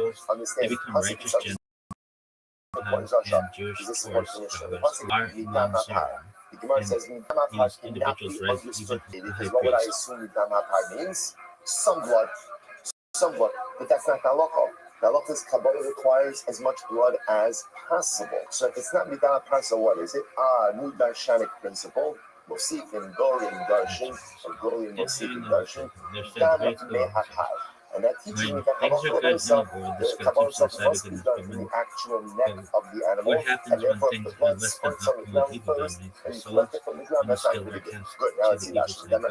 These are holy souls, and their proper ratings is therefore, harmful when we put to this all together, the evil. it Is gives the harmful to following the evil side, conclusion just that if the like the blood holy ark was poured harmful on to the the floor, Philistines and their the idols. us, So again, what so happens just to the understand special the captured sequence. souls? They Kohen become righteous Shefted or Rebbe Gentiles, Shefted. and Kohen Jewish Torah Shefted, scholars who blood are spurts observant. directly on the ground. Kohen And like, these oh, individuals goes rise and even above collects up the the high blood. priest. The Hustle, Zemra only this Kavluba hustle, Lubavitch Shahare, when it's points out that the word because Namzer the has a blood is not numerical being received value from of the animal itself. These 288, are the number the of high mystical them, sparks of the holiness that have been that scattered that in show the like world. you see the When match all from these because sparks will again be actually elevated this to is the their halakha holy source, myself. the world will be perfect Halakha in God's myself. original Otherwise, purpose. it's The going to be Shem's darshan original as it's purpose for read. creation The will Damapar, have been achieved. ultimately again it Every sounds like human holiness is being over has the some blood. sparks or Rashi then points sub-sparks out by to the it. way this Golian. Apparently, Rashi says the this idea that you can take the letter Hardiest from here souls are and over expected here to and be darshan the like that. So are apparently this is the expected to view do of the Rabbi heavy Shimon lifting, affecting in those sparks Yuma. beyond Okay, the reach of all others. good. Thus, Well, the so that Mamzer is who very rises exciting above his because this circumstance is the and halacha. studies This view Torah of the is Makar and the chosen from the halacha holiest souls and ultimately placed in the Mishnah. most Beautiful. difficult Let's go circumstances and in order to analyze it. accomplish the Gufa. greatest mission of all, Says the to Gemara. rise above and uplift some of the most daunting of Says the Gemara. spiritual Gufa. I'm not reading circumstances, them around.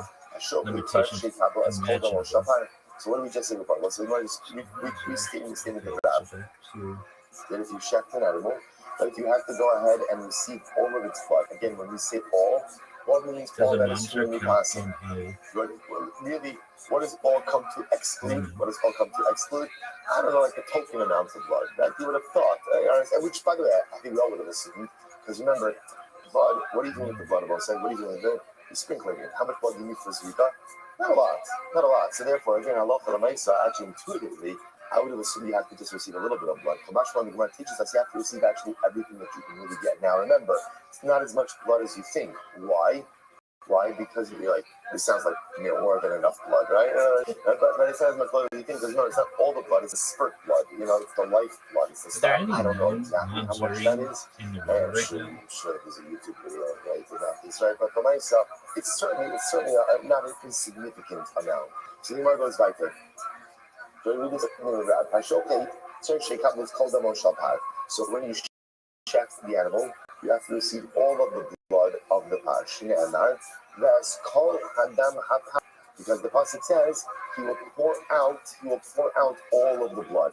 Rabbi say, now what's fascinating about that pasuk? The Gemara says Yishpok. What is that referring to? Bahad B'Shirayim. Yes, in theory. Rabbi say that pasuk. You know what that's referring to? That's referring to the leftover blood. The leftover blood. Ultimately, again, that is poured down the base. Remember, by the base, we're talking about this. By the base of the Mizbeach, they were like these. There was a drainage system. Why don't they count whatever as leftover blood in a you minion have, because they're fully down the Jewish? drainage system. So here's how the Gemara says: when you do Kabbalah, you have to go ahead and receive all of the blood. How do you know this? Because the Eskola God, all of the blood you shall pour. Wait, it Gemara says that's not written they by do Kabbalah. That's written. That's leftover blood. Most of it is going to point out how beautiful is it? How beautiful is it that we have a reference, the Gemara's reference over to the Mizbeach on Chalaman Sukkis. Right? So much of Sukkis ultimately again was revolving around the Mizbeach. I thought I said mother. Remember again, they would circle the He comes Mizbeach. from Indian, and he can get he can become a great Torah scholar. Circling the Mima, also showing the Shulchan, is reminiscent of what was done in the Beis Hamikdash. But they would circle the Mizbeach. They wouldn't circle the Mizbeach with their love Minnesota. They would circle back with Harabas. Notice how beautiful is the Mizbeach reference. The incredible. How the Shirayim say that is by Shirayim. You might say, well, in the Shirayim, the Halasim, the Kulei Dam, name in the Kabbalah. So I said this is very interesting. So the Gemara says, well, I don't need this structure by Shirayim. Why I will say? Because by Shirayim, one thing is for sure, which is you do not have all of the blood. So miss about trying to get the shrine. What do you have? Hopefully not as long as yesterday. That's in other words, the Lashon of the Eskol Hadam Yishpo, I don't need that statement altogether. I don't need that statement by Shirayim. Right? Why don't I need that statement? Because at the end of the day, Halacha l'maisa, there's no din of Kol Dam Shirayim. Shirayim is whatever is left over, I pour out. So if I don't need Kol Dam Shirayim, what can I use it for? Kabbalah. Beautiful. I use it for Kabbalah, and therefore it teaches me that halacha whatever. When I do Kabbalah, I have to receive kol hadam, all of the blood. Incredible. So it's already done with Shmuel. So what's another halacha? Hashokei starts to be a sakin Allah. This is fascinating.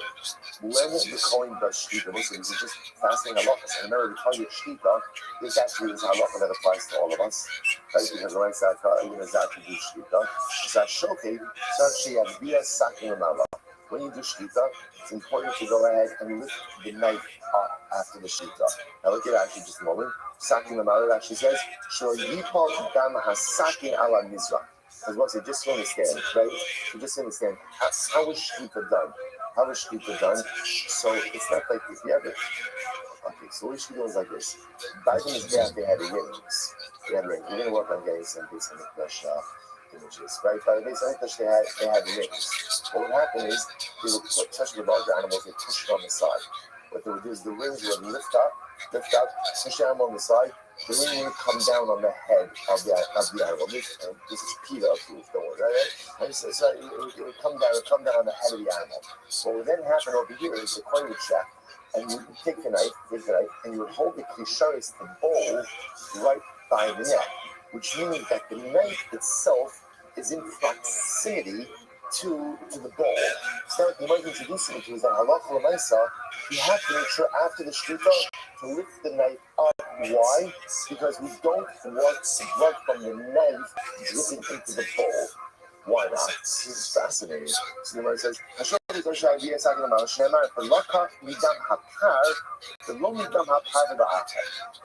do Kabbalah on? It's blood from the ox, right? From the cow. Right?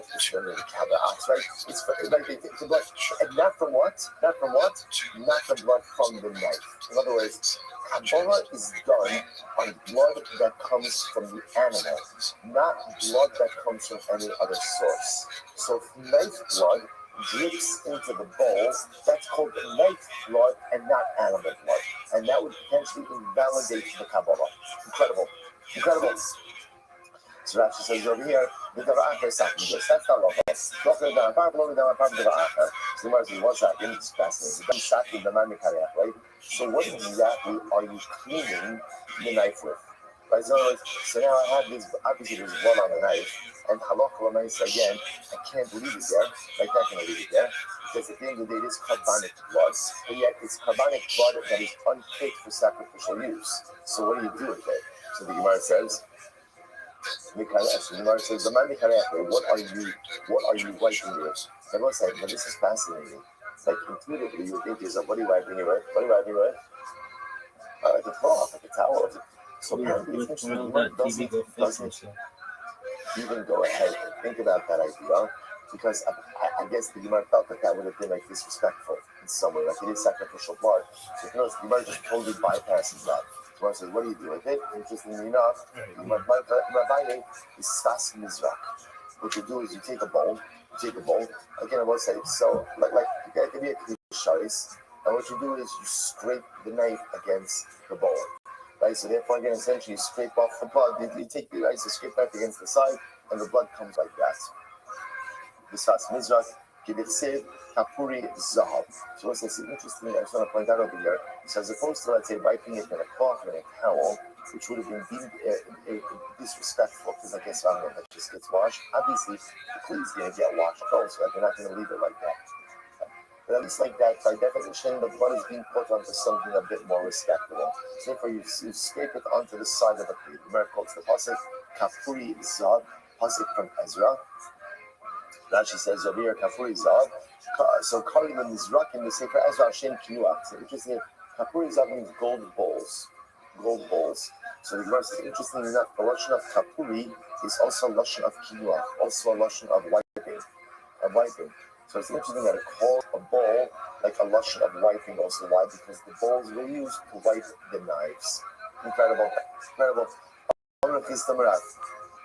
I'm reviewing about Abba. So there's another interesting halacha. So this name I'm reviewing about Shochet, start Sheyitain on the base, so Sheyitain breathe in the Sochatu. So I will say this is quite fascinating as well. When you chef, you have to chef the breathing into the Kli. Now, both say the Vidin refer to two sets of like arteries, or a set of arteries, two arteries in the neck.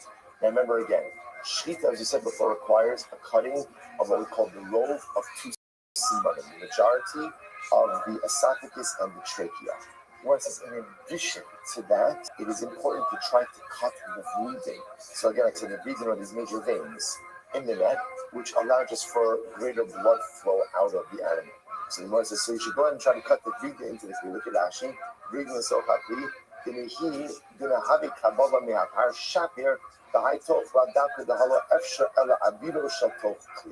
the idea over here is because, again, this just allows for more blood flow into the Kli. Okay, incredible. See it, my Nami. I'm going to say, I'm going to be open on reading Sir Shiniru Abirkli. That was very interesting. The Lashon of the Gemara over here is you have to try to cut the Vidin into the Kli. Now, just the way that these I don't know, like we'll call it arteries, right, are structured is that you're not going to be able to get it into the Kli, right? Obviously, what ends up happening is you're going to cut it, and it's going to spurt, and obviously what it's going to do is it's going to like arc, so to speak, is going to go into the airspace of the Kli. This is going to be very important because we're going to get into an airspace discussion in just a moment. So that's like the Gemara says, Itmarnami, Amravasi, Amradiyokran, Vidins are Shiviru Avir Kli. It is very important that the Vidin, that the blood from these veins, from these arteries, go ahead and come into the airspace of the Kli. Fine. So the Gemara asks over here, so we're going to talk about also the airspace a little bit over here. This is a very interesting shaila. We asked the following Rabbi Yochanan. Haya Mikabel, the Mikzatu Shulim Mizrak, actually Dam La'avir. So let's take a step back for just a moment. If you remember again, what did Mishnah introduce us to? The Mishnah taught us that halacha l'maisa. The halacha l'maisa.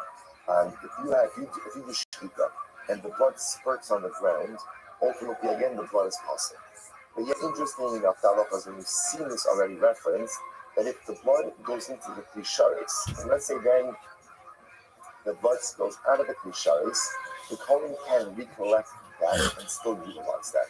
Right? If we essentially went from the animal to the klisharis, even if there's subsequent spillage, the blood can still be salvaged. If there's shchita and it hits the ground before there's a klisharis, it can't be salvaged. So the Gemara asks an interesting question.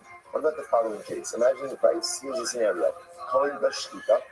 The blood is coming into the airspace of the Kli, right? All's on target, right? So remember again, because it's always like, just point out, you might always point out over here, that the Kli, always by definition, has to be held at some distance from the animal, right? Because if you're not holding around, like with the red you have to be pepper, I know we use remember the again, hashes, but we just love the food.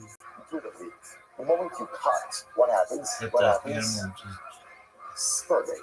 So you can't hold the Kli is it slaughtered right next to the neck because it has to be like via shechita, like literal slaughter? There's an How's it all? which means there's airspace between the animal and the Kli. Love Now, the energy. that's fine, right? That's fine because as long as the majority of that blood, or quote unquote, a lot of that blood is landing in the Kli, we're good to go.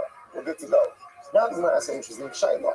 So what happens if our Kohen is shafting, he has the Kli ready for Kabbalah, the blood enters into the airspace of the Kli, but before it has a chance to actually hit the bottom of the Kli, the floor of the Kli, lift the Kli shooting Mizrach, actually get down the Avian.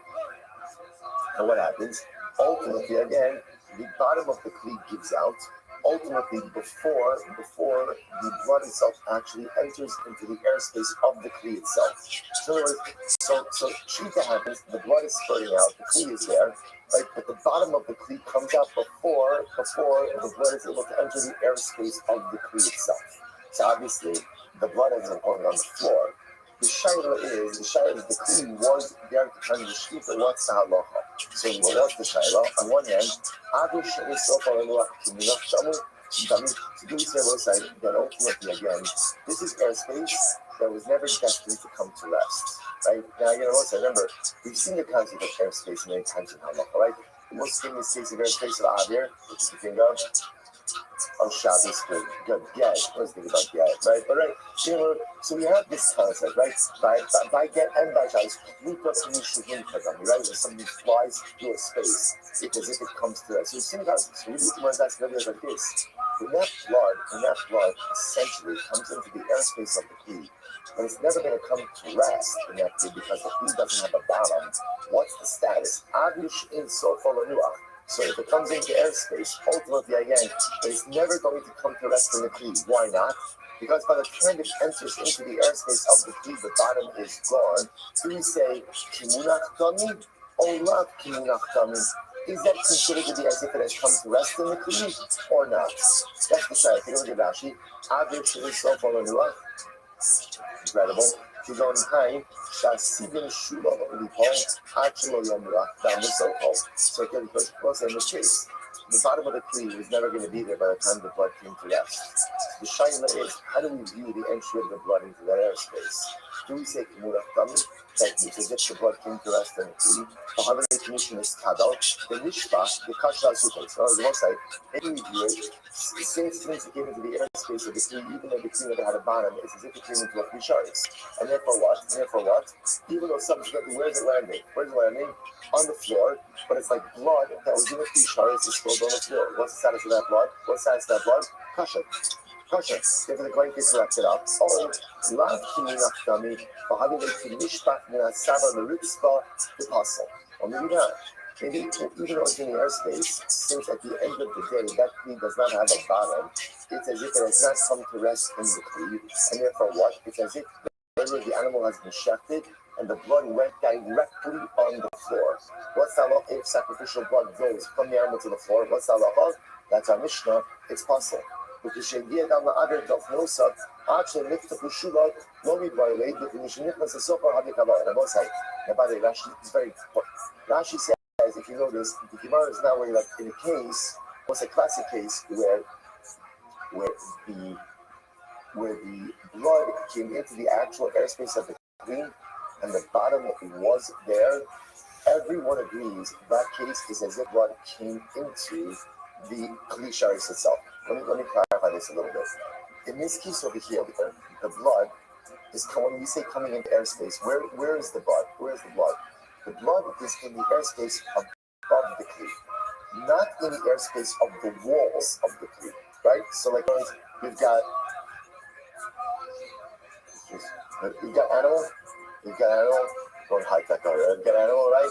Cohen is just me, right? Cohen, right? Ultimately, again, Kisharis. What's happening? The blood is coming spurting, and the blood is in the area between animal and Kisharis, not in the walls of the Kisharis. While it's in that space, that airspace hovering above, right? In a direct trajectory towards the Kisharis, but above the Kisharis, the bottom of the Kisharis gives out. Now, why is the Gemara setting it up that way? Because Rashi pointed out it like this. If that blood comes into the Kisharis, actually within the airspace of the walls, once it's in the airspace of the walls, it is as good as in a Kisharis. And even if before it hits the bottom, that bottom gives out, that is the equivalent of blood coming into a Kisharis and then spilling on the ground. And the halacha is once blood has been in a Kisharis, even if it subsequently spills, gather it up and use it. Our shaila here is where the blood is in the airspace above the Kisharis. It hasn't yet gotten into us. While it's in the airspace above, the floor of the Kli has given out. So the shaila is, since it's in the airspace above, how do we view that? Do we view that as if it has come into rest in the Kisharis? Or no? No, it hasn't come in. Therefore, it hasn't come into the Kisharis. So we'll say, what's the afternoon? No? If you view it as having come to rest in the Kisharis, when it's in the airspace above, then good news. It's like blood that came into a Kisharis and subsequently spilled, which can be recollected and reused. If, on the other hand, it never came to rest in the Kisharis, then it's our Mishnah and it's sacrificial blood that's spurted on the ground that cannot be salvaged and reused in the future. Incredible. So we'll say, so that is our Shaila. That's our Shaila. So the Gemara says like this. So Abishin is like, look, so it says that's the formulation.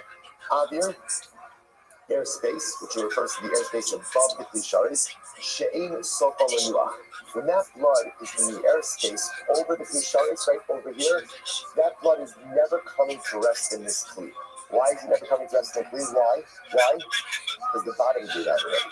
The Shaila, since it's never going to come, it's in the airspace above, never coming to rest in this Kli, but directly above this Kli, do we view that as having come in to rest in the Klisharis or not?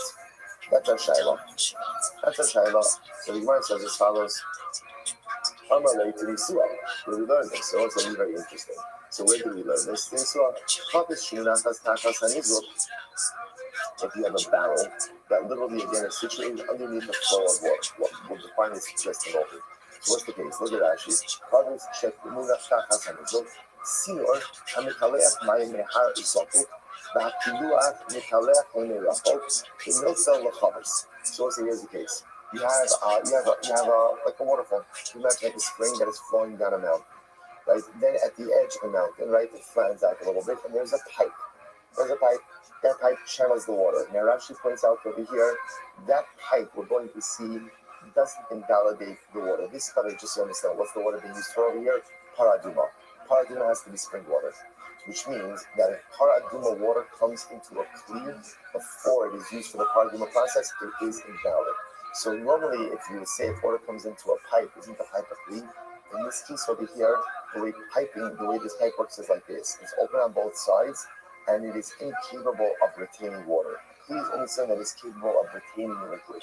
In this case, the way that the pipe is situated is essentially it's like flat, and therefore, again, or even at an angle, and therefore, and therefore, Allah say can't retain the water inside of it. So because of that, it doesn't have the function of a Kli, and because of that, it does not validate the water. Okay? Let's finish up the Rashi. Sino ha-mekaleach ma'im mehar zokot, v'afiluach mekaleach in l'rachot, v'nofel l'chavis.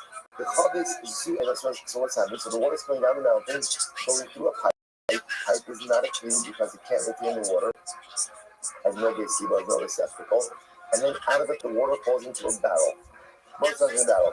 The chavis zu eina munach hashav l'shem kiddush mechatas. But interestingly enough, that barrel was not placed there with the intention of receiving para aduma water. Okay, so that's going to be the invalidation part over here. So the Gemara says over here, so what's the halacha? So the Gemara says, so the halacha is tzibei ti rezinot mayim shebisof ha'psulim shebichutza ksherin. So if you bring the barrel all the way up to the spout of the pipe, ultimately, again, the water inside of the barrel is going to be possible. Now, why is the water inside of the barrel going to be possible? Because that barrel was not put there with the express intention of collecting water to parties that requires kavana.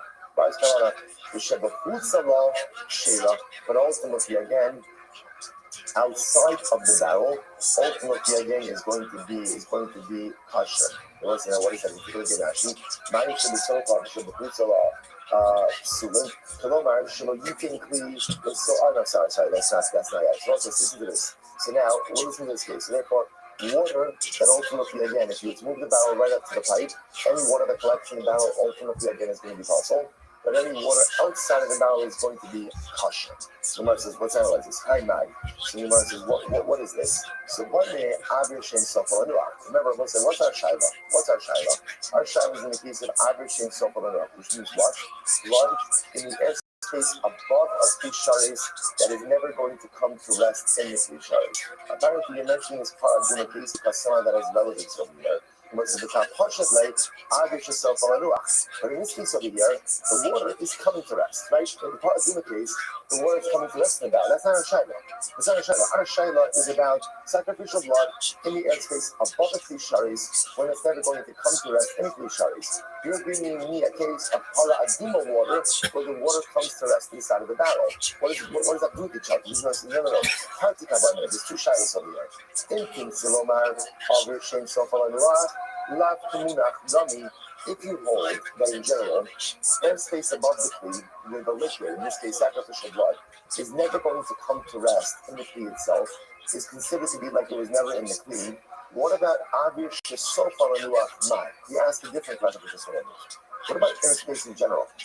What is the status of airspace above a Kli, where let's say the liquid is going to come to rest in the Kli? Do we view the liquid in the airspace above the Kli as already at rest in the Kli itself? To which the Gemara says, so the Gemara is kind of pivoting a little bit. The Gemara is presupposing that we're going to hold that liquid in the airspace above the Kli that is never going to come to rest in the Kli, because let's say the bottom of the Kli is down. The Gemara is presupposing everyone's going to agree that is as if it never entered the Kli. Let's take that for granted. Okay, so now let's ask a follow-up question. What if the liquid is in the airspace above the Kli and is going to come to rest in the Kli itself? Do we view the liquid in the airspace above the Kli ultimately again as being at rest in the Kli itself? And let's say, I want to show you what this means. So just so you appreciate this, right? Let's go back to our part of the case, just so we can stop this for a moment. But let's go back to our part of the case in just a second, right? What's happening in the part of the case? The water is flowing out. Why is the water in the part of the case? Why is it invalid? Why is it invalid? Why is it invalid? Because the Kli is not placed there with intentionality, right? Now, listen, I watched it. What happens if I were to take another Kli that I have come out of a para aduma, and I were to put it in the trajectory of the flow above the lower Kli? Would that work or not? Can I collect para aduma water like that? So listen, what does it depend on? It depends on the following. That water coming out of the pipe is coming down in the airspace of the Kli situated on the ground. If you hold that airspace above the Kli is like the Kli itself, that essentially means that what? Any water that's coming out of that airspace, it's potentially going to be invalid. Even if I get another Kli in there. But if you say airspace does not have the status of the Kli itself, then I could use some of that water coming out of the pipe from the mountainside as long as I'm putting a Kli there with intentionality. So let's just read one more line up the side. So the Gemara says as follows: Rabba must, sorry, Yosef must be, so Yosef had the way it was just from the above. Rav Kahana must be Chavis Barinei, Upashat Chavis. Chavis was the question, and therefore answered Chavis. Rabba must be Chavis Barinei, Upashat Mizrach. Rabbi said ultimately again, the Shaila ultimately again was on the case of Chavis, and he answered it back ultimately with the case of the bowl. I will stop over it for today. We'll pick up in the session. Don't worry, we're totally good. We're fine. Right, one day we're behind. Good. It was too good. It was too good. Ultimately, again, not to get a little more time with it. Those are the stop over today. Mir session. Davening is going to be in Mir session in the main shul. Mir session 6:30. Shkrach, everyone. That's on Zoom. Shkrach, a good word.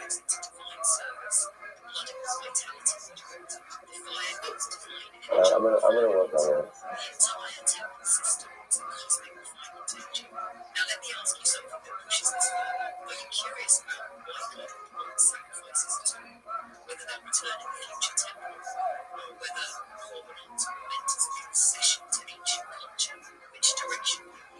Yeah, we're going to go in all those directions, but it's the 60th day of this pitch, so we've got to do the timeline. And then I've been trying to do the segment to film for a long time, too.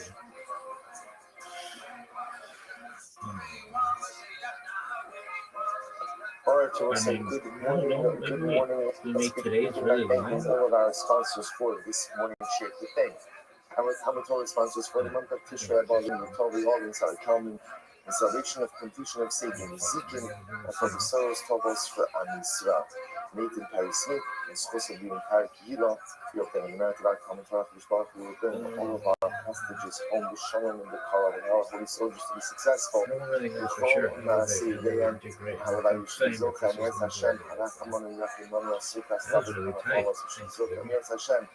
The restoration of the ultimate sukkah of Klal Yisrael.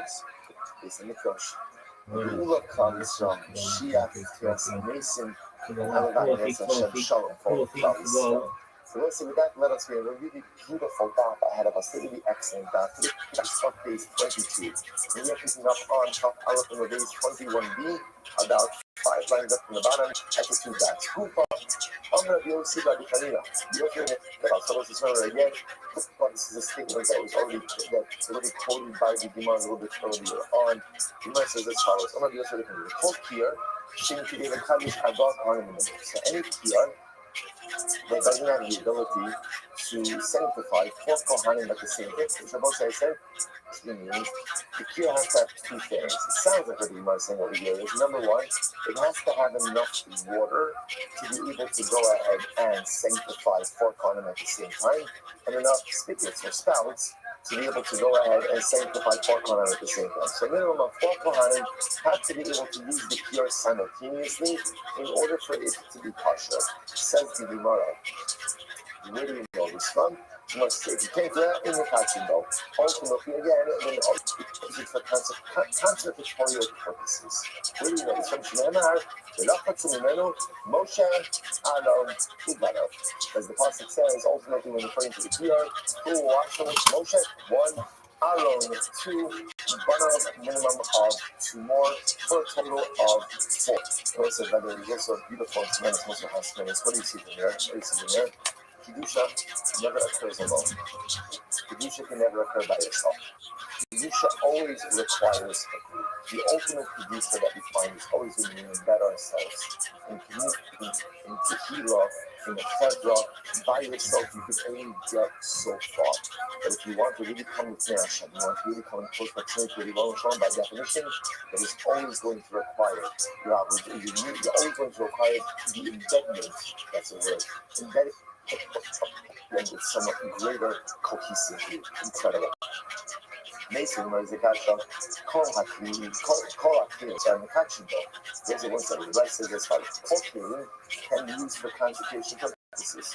Right? And then this is talking about condition of flesh. All can be used for consecration purposes. Being Shilish for end reviews, half of Kimo, that's right, of days, then Shini then reviews. So ultimately, you're going to say, so now, halal elements, the kiddush that I've writing, you could use any kelim, any utensils, whether the utensil has revius, whether it doesn't have the revius, type of face, or provide shiru kusharis. What's the one requirement? It has to be a service utensil.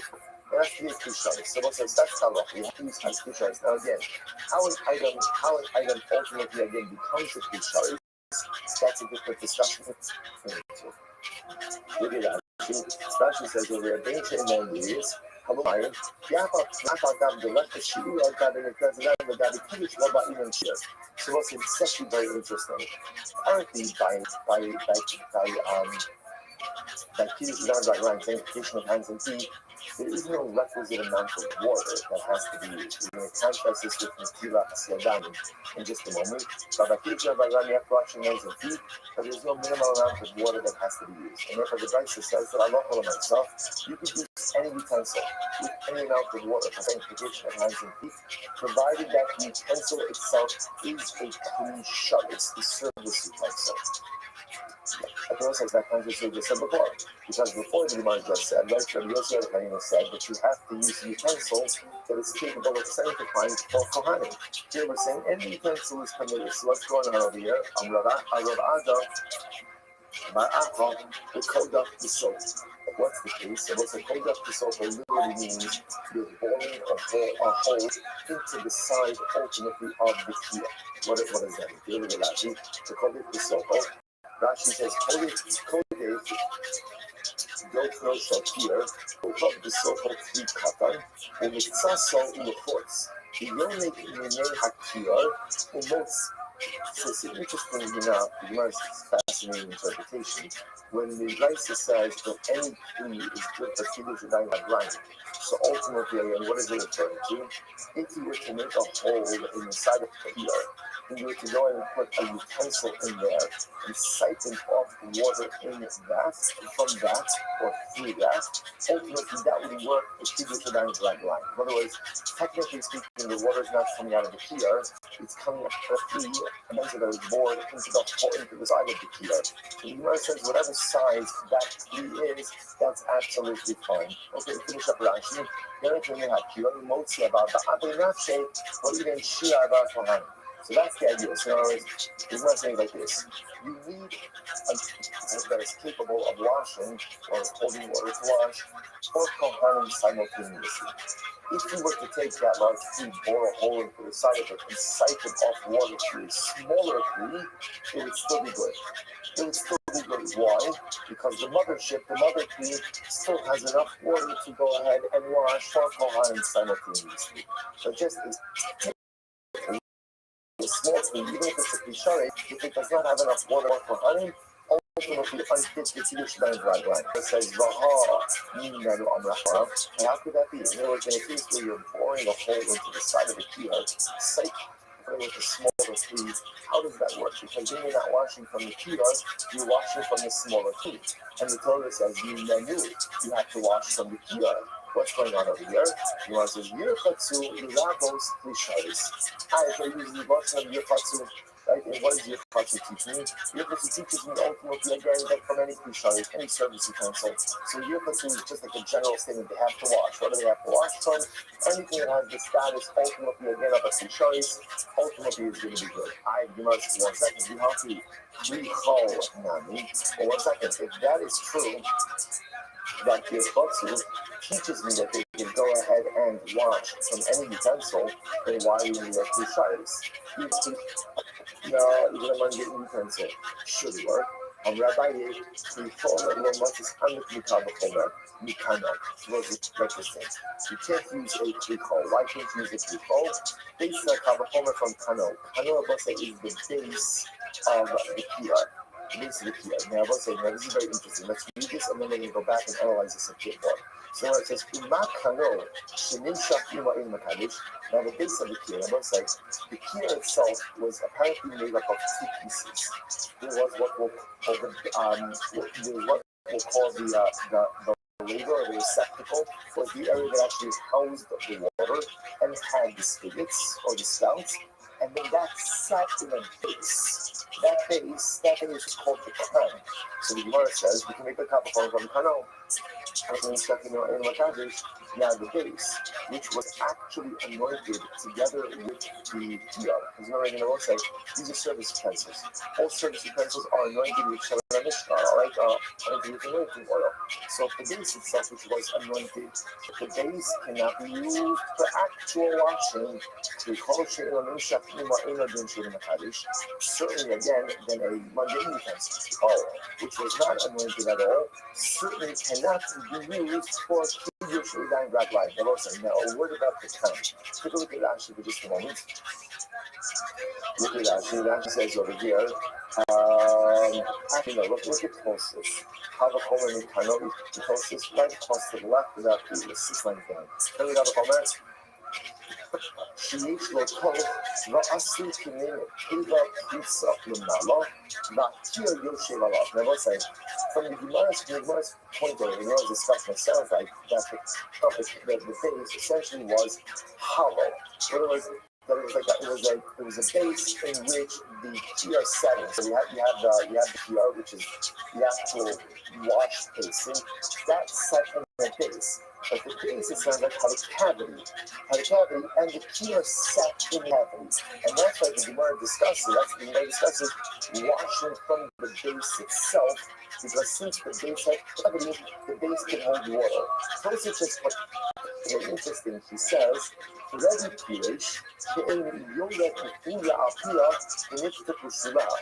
says another one. See, that is a different interpretation. Then the actions over here, that it actually looked like an overturned pot. I was saying if it was an overturned pot and the kiyar sat in it, that means it didn't really have a cavity. So again, folks just pointing out over here that there happens to be a machlokas about how the kran itself was actually made. Seems to be the first approach makes the most sense for this discussion. There was a cavity on top that is water, and ultimately again the kiyar sat in it. So the point over here is that Halakha Lamaisa, the Gemara says, that you cannot use a mundane utensil on Klisharis because the credit, the base, which was anointed together with the kiyar, can't be used. There's certainly a klikol, which was not anointed at all, cannot be used. Incredible. I asked the Gemara, 1 second. You cannot be knowledge. How do you know that you can't use the base? Or you say, why not?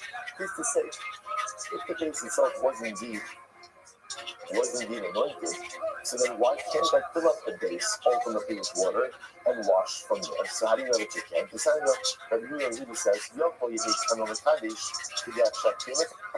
might have thought that the base has the ability to consecrate. much in the same way that the kior has the ability to consecrate. Amogomar, La Sisa, kior in the process, the pasuk said, "You shall not." So you know what I'm saying? No, I understand these are two pieces. You will not know this, by the way, per se, just from the psukim in the Torah. You will not know that they're two pieces. You know, because this is easily imagined this as one piece. The top piece, the kiro, which is the actual water receptacle, and the bottom piece, the base. But one could imagine them to be one comprehensive piece, one cohesive piece. Not only the Gemara says they're two different pieces. So what do you see there? About sisa kiro in the koshas. The kano in the koshas. There's a kior, ultimately identity of koshas, and a kano, and a base in the koshas. When the koshas it chases, the role would govern after. Ultimately, again, for the koshas, for copper, ultimately, again, so we are comparing it, but not for anything else. One is the most side, the comparison between the kior and the kata is for one purpose only, which is materials. Materials, they are both to be made out of copper. But ultimately, again, from a usage perspective, they are going to be fundamentally different. The kior is used to wash, and ultimately, again, the can is not. So you cannot wash from the basin itself. אבל אני מזהיר שבא לרבינה, מה לקנו שאין אסור בסופו, כלומר בקליפו שאסור בסופו, ובנייה רוצה כמובן transition 1 second. This is not necessarily a good comparison. I will say, what is the can made for? What is the can for? The can is made simply to be a support for the kior. It is not made, it's not made to use its material. It's not made to be used as a receptacle. But yet a kli ultimately, again, nevertheless, again, halacha l'maisa, a regular service utensil is used. I'm not saying how to service utensil. A regular utensil is made to be used for its material. So in other words, just because you cannot use the can, ultimately, the kiddush down to like rhyming, should not necessarily dictate that you can't use a kli. Why should also, you understand the distinction? The can is not made to be used as a receptacle. The kli is made to be used as a receptacle. So perhaps I should be able to use the kli even though I can't use the can. So as Allah, mimenu, we need to take kli. That is what the pasuk is, you shall wash from the. And this comes to exclude a kli, right? A regular mundane utensil. Kli sharis nani. Or exactly, if that's the case, it also that mimenu should exclude anything other than the kior. The kior should have that right. But in order to say if you want to wash your hands and feet from the service, it has to be done from the kior. Even a regular kli sharis, therefore, should not be usable. What's the problem? We just saw in a couple of past days that you can use a regular kli sharis. So what's going on over here? To which this is Marois. So how do you know? In other words, why do you include a kli sharis and exclude a kli kol? It's very simple. The Gemara says, "Zet ta'ul mishicha kamohu, zet ta'ul mishicha kamohu." To which the Gemara answers, there is a very simple distinction.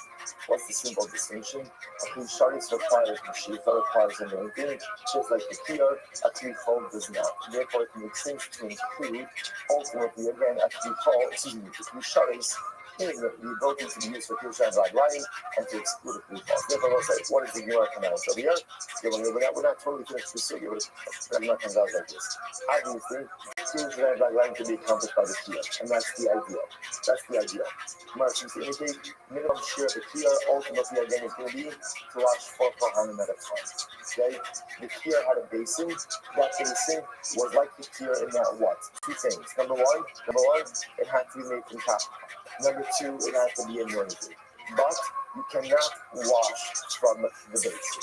You can wash from a kli sharis. You cannot wash from a kli kol. This seems to be all the takeaways from the Gemara.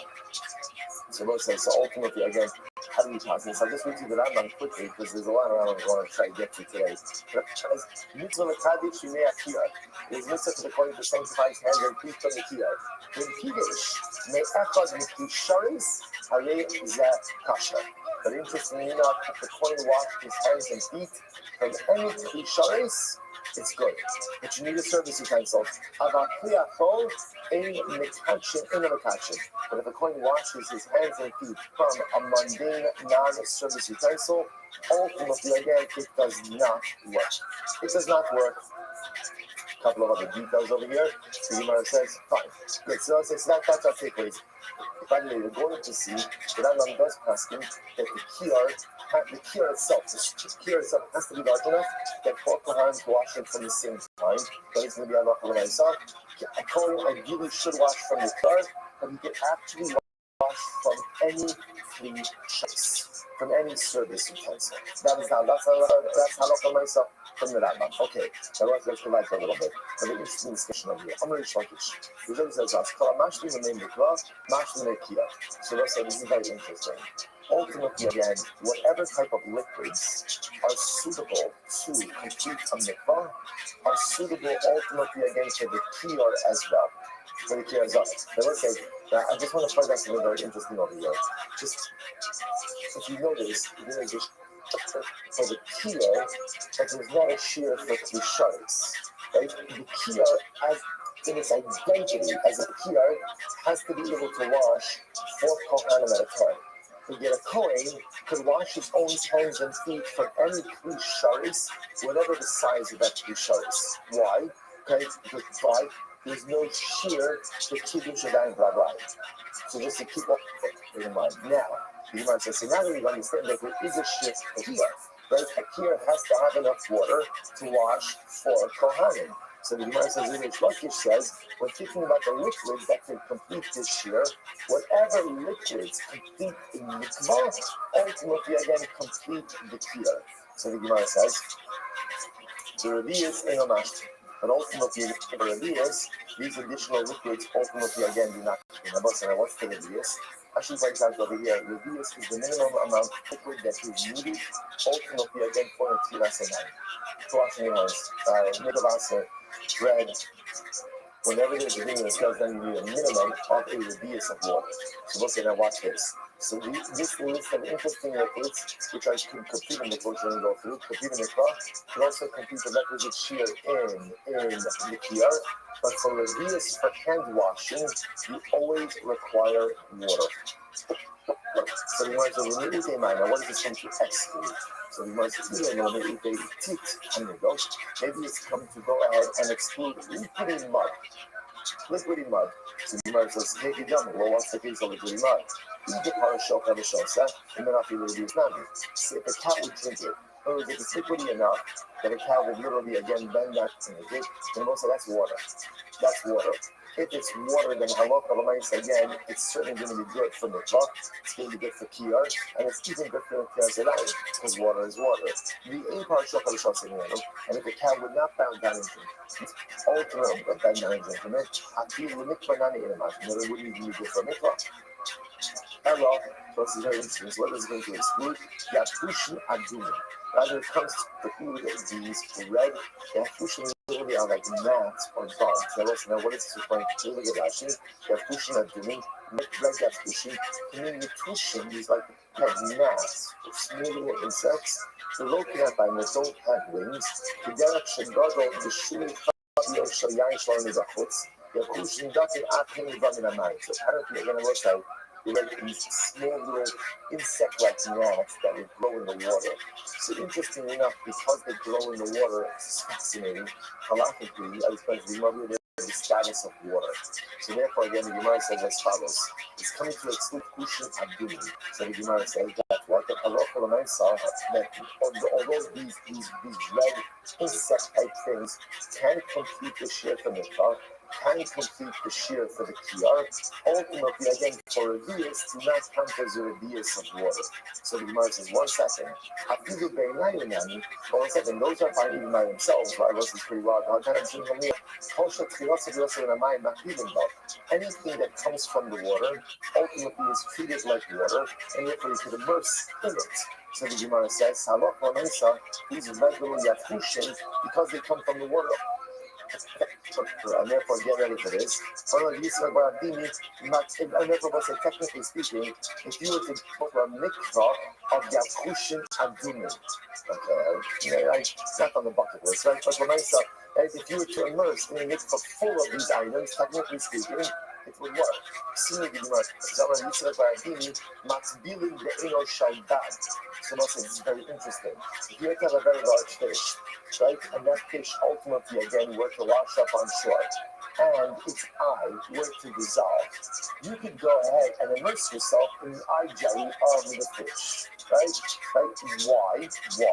Because again, because since the fish comes from water, the fish itself has the status of mind. So because of that, ultimately again, you could fully immerse it. So again, therefore, again, anything that comes from water by definition has the status of water. Incredible. Just understand what we're trying to do over here. Rich Lakish made a statement. Always the same as principle. Any liquid that completes the requisite shear for mikvah completes the requisite shear ultimately again for the cure, but does not work for the revius needed for the tilas yadayim, because for the tilas for hand washing, we always need water. So we're trying to figure out over here what's being included, what's being excluded. So therefore the Gemara goes right there. The Gemara says, good. Listen to this.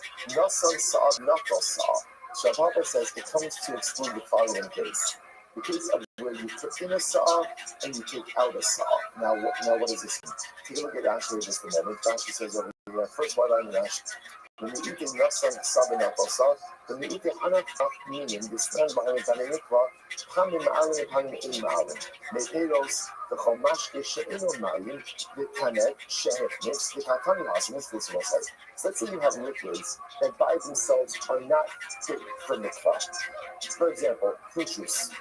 But fruit juice is not fit for mikvah. So now I'm saying, now watch this. So Rashi says over here, Katani Hasim, Hamim ma'alim, Hamim animal. Keith said, mikvah shikulam akaseh, the milkflow sa'ad mehem l'sofa, lo ha'avas, transportation myself, lo pas lasso. So what's this? Let's say you have a mikvah that's 39 sa. Remember, minimum share of mikvah is 40 sa.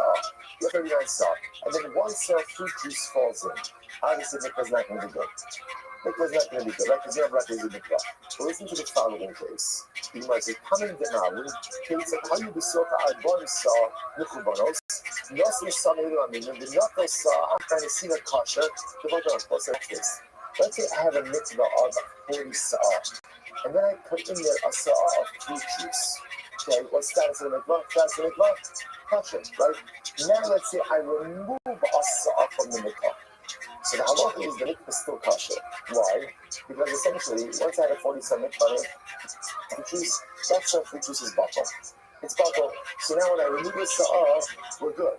Now watch this with us. Go back to Mamra Papa. When we eat a nasan sa'ah, but not a sa'ah, this nan, mikvah shish, but nan is sa'ah mikubanos. If we look at exactly 40 sa'ah, nasan sa'ah, so you put a sa'ah, something puzzle in there, then not sa'ah, how does it kasha? So if you put in a sa'ah, something puzzle, and then you remove a sa'ah, the mikvah still kasha. Because what's the mikvah? Introduce non-kosher material. The non-kosher material becomes up to the mikvah. So that even if you remove a sa'ah, that's fine. Because in other words, you had a 41 sa'ah mikvah, you remove the sa'ah, you still have a 40 sa'ah mikvah, you're good to go. Then you remove the bar shila amar abasim on the opener, add rubo. Now, interestingly enough, you can keep doing this as long as what? As long as you know that you maintain the neutrality of water.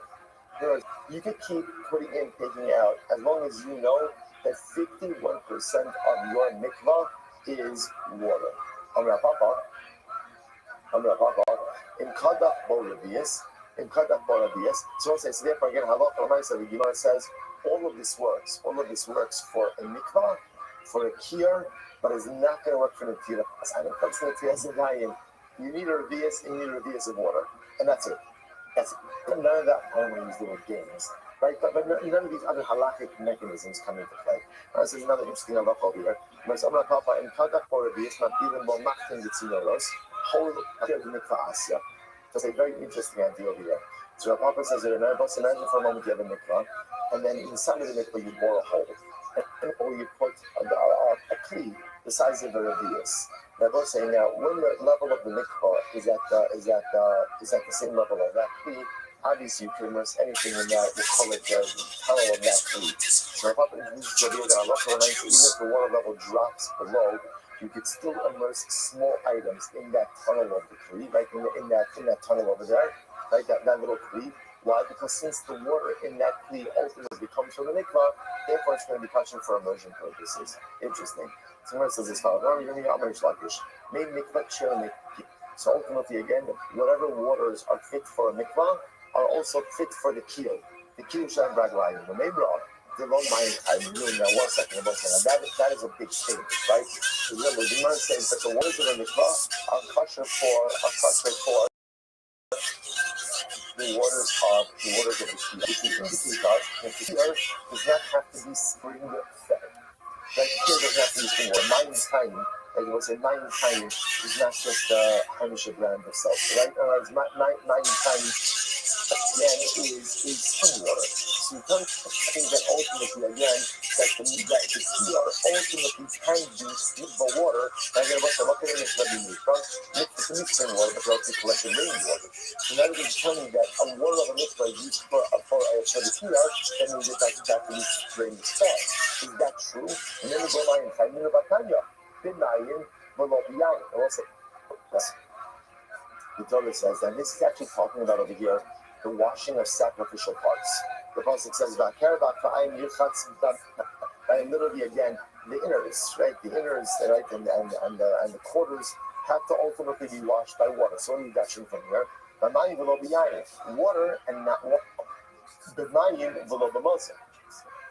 Water and not diluted water. The mayim levels shar mayim, and ultimately again water comes to include all types of water. The kavachomer will make kiyar, and the kavachomer ultimately again to the water of the kiyar. But hold on, what does that mean? My kavachomer will make kiyar. What does that mean? The kavachomer will make kiyar. Lav the mayim tayim minhu. I will say, is it not saying that the kiyar needs to be spring-fed water? Does that not mean that needs to be spoon-fed water? You must not kill a kavachomer. She's Hagar kavachomer mayim. So again, what it's saying over here is, if you could use this water, regular water, to wash sacrificial parts, certainly you could use the water of the kiyah, which is what? Spring-fed water to wash sacrificial parts. But this is going to indicate to us that the water of the fed, low, the kiyah, no, low, the covers. The boss of the rest of this follows. No, halakha l'maisa. Halakha l'maisa, what it means is that actually Roger Kachi will make clear manish kayola kavachomer shaloksim b'neinah creating kavachomer shalom b'kachi.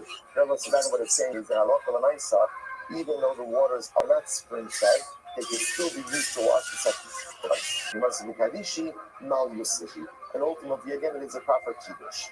I v'hatara b'shmuel ma'im she'elan she'en levai. So b'shmuel says like this. Shmuel says, and interestingly enough, Rashi says over here, he's not sure exactly what this is referring to, but we'll see in just a moment. Rashi says, when you kind of this, when you use water, you have to use water that doesn't have a shem levai. But say shem levai means any type of description, or appellation. Kumar says, Yatsu on the days, Yatsu nekir sheish lam shem levai. This comes to include the water of the kiyar, which has like a descriptive name, because it's not just called water. What is it called? It's called mei kiyar.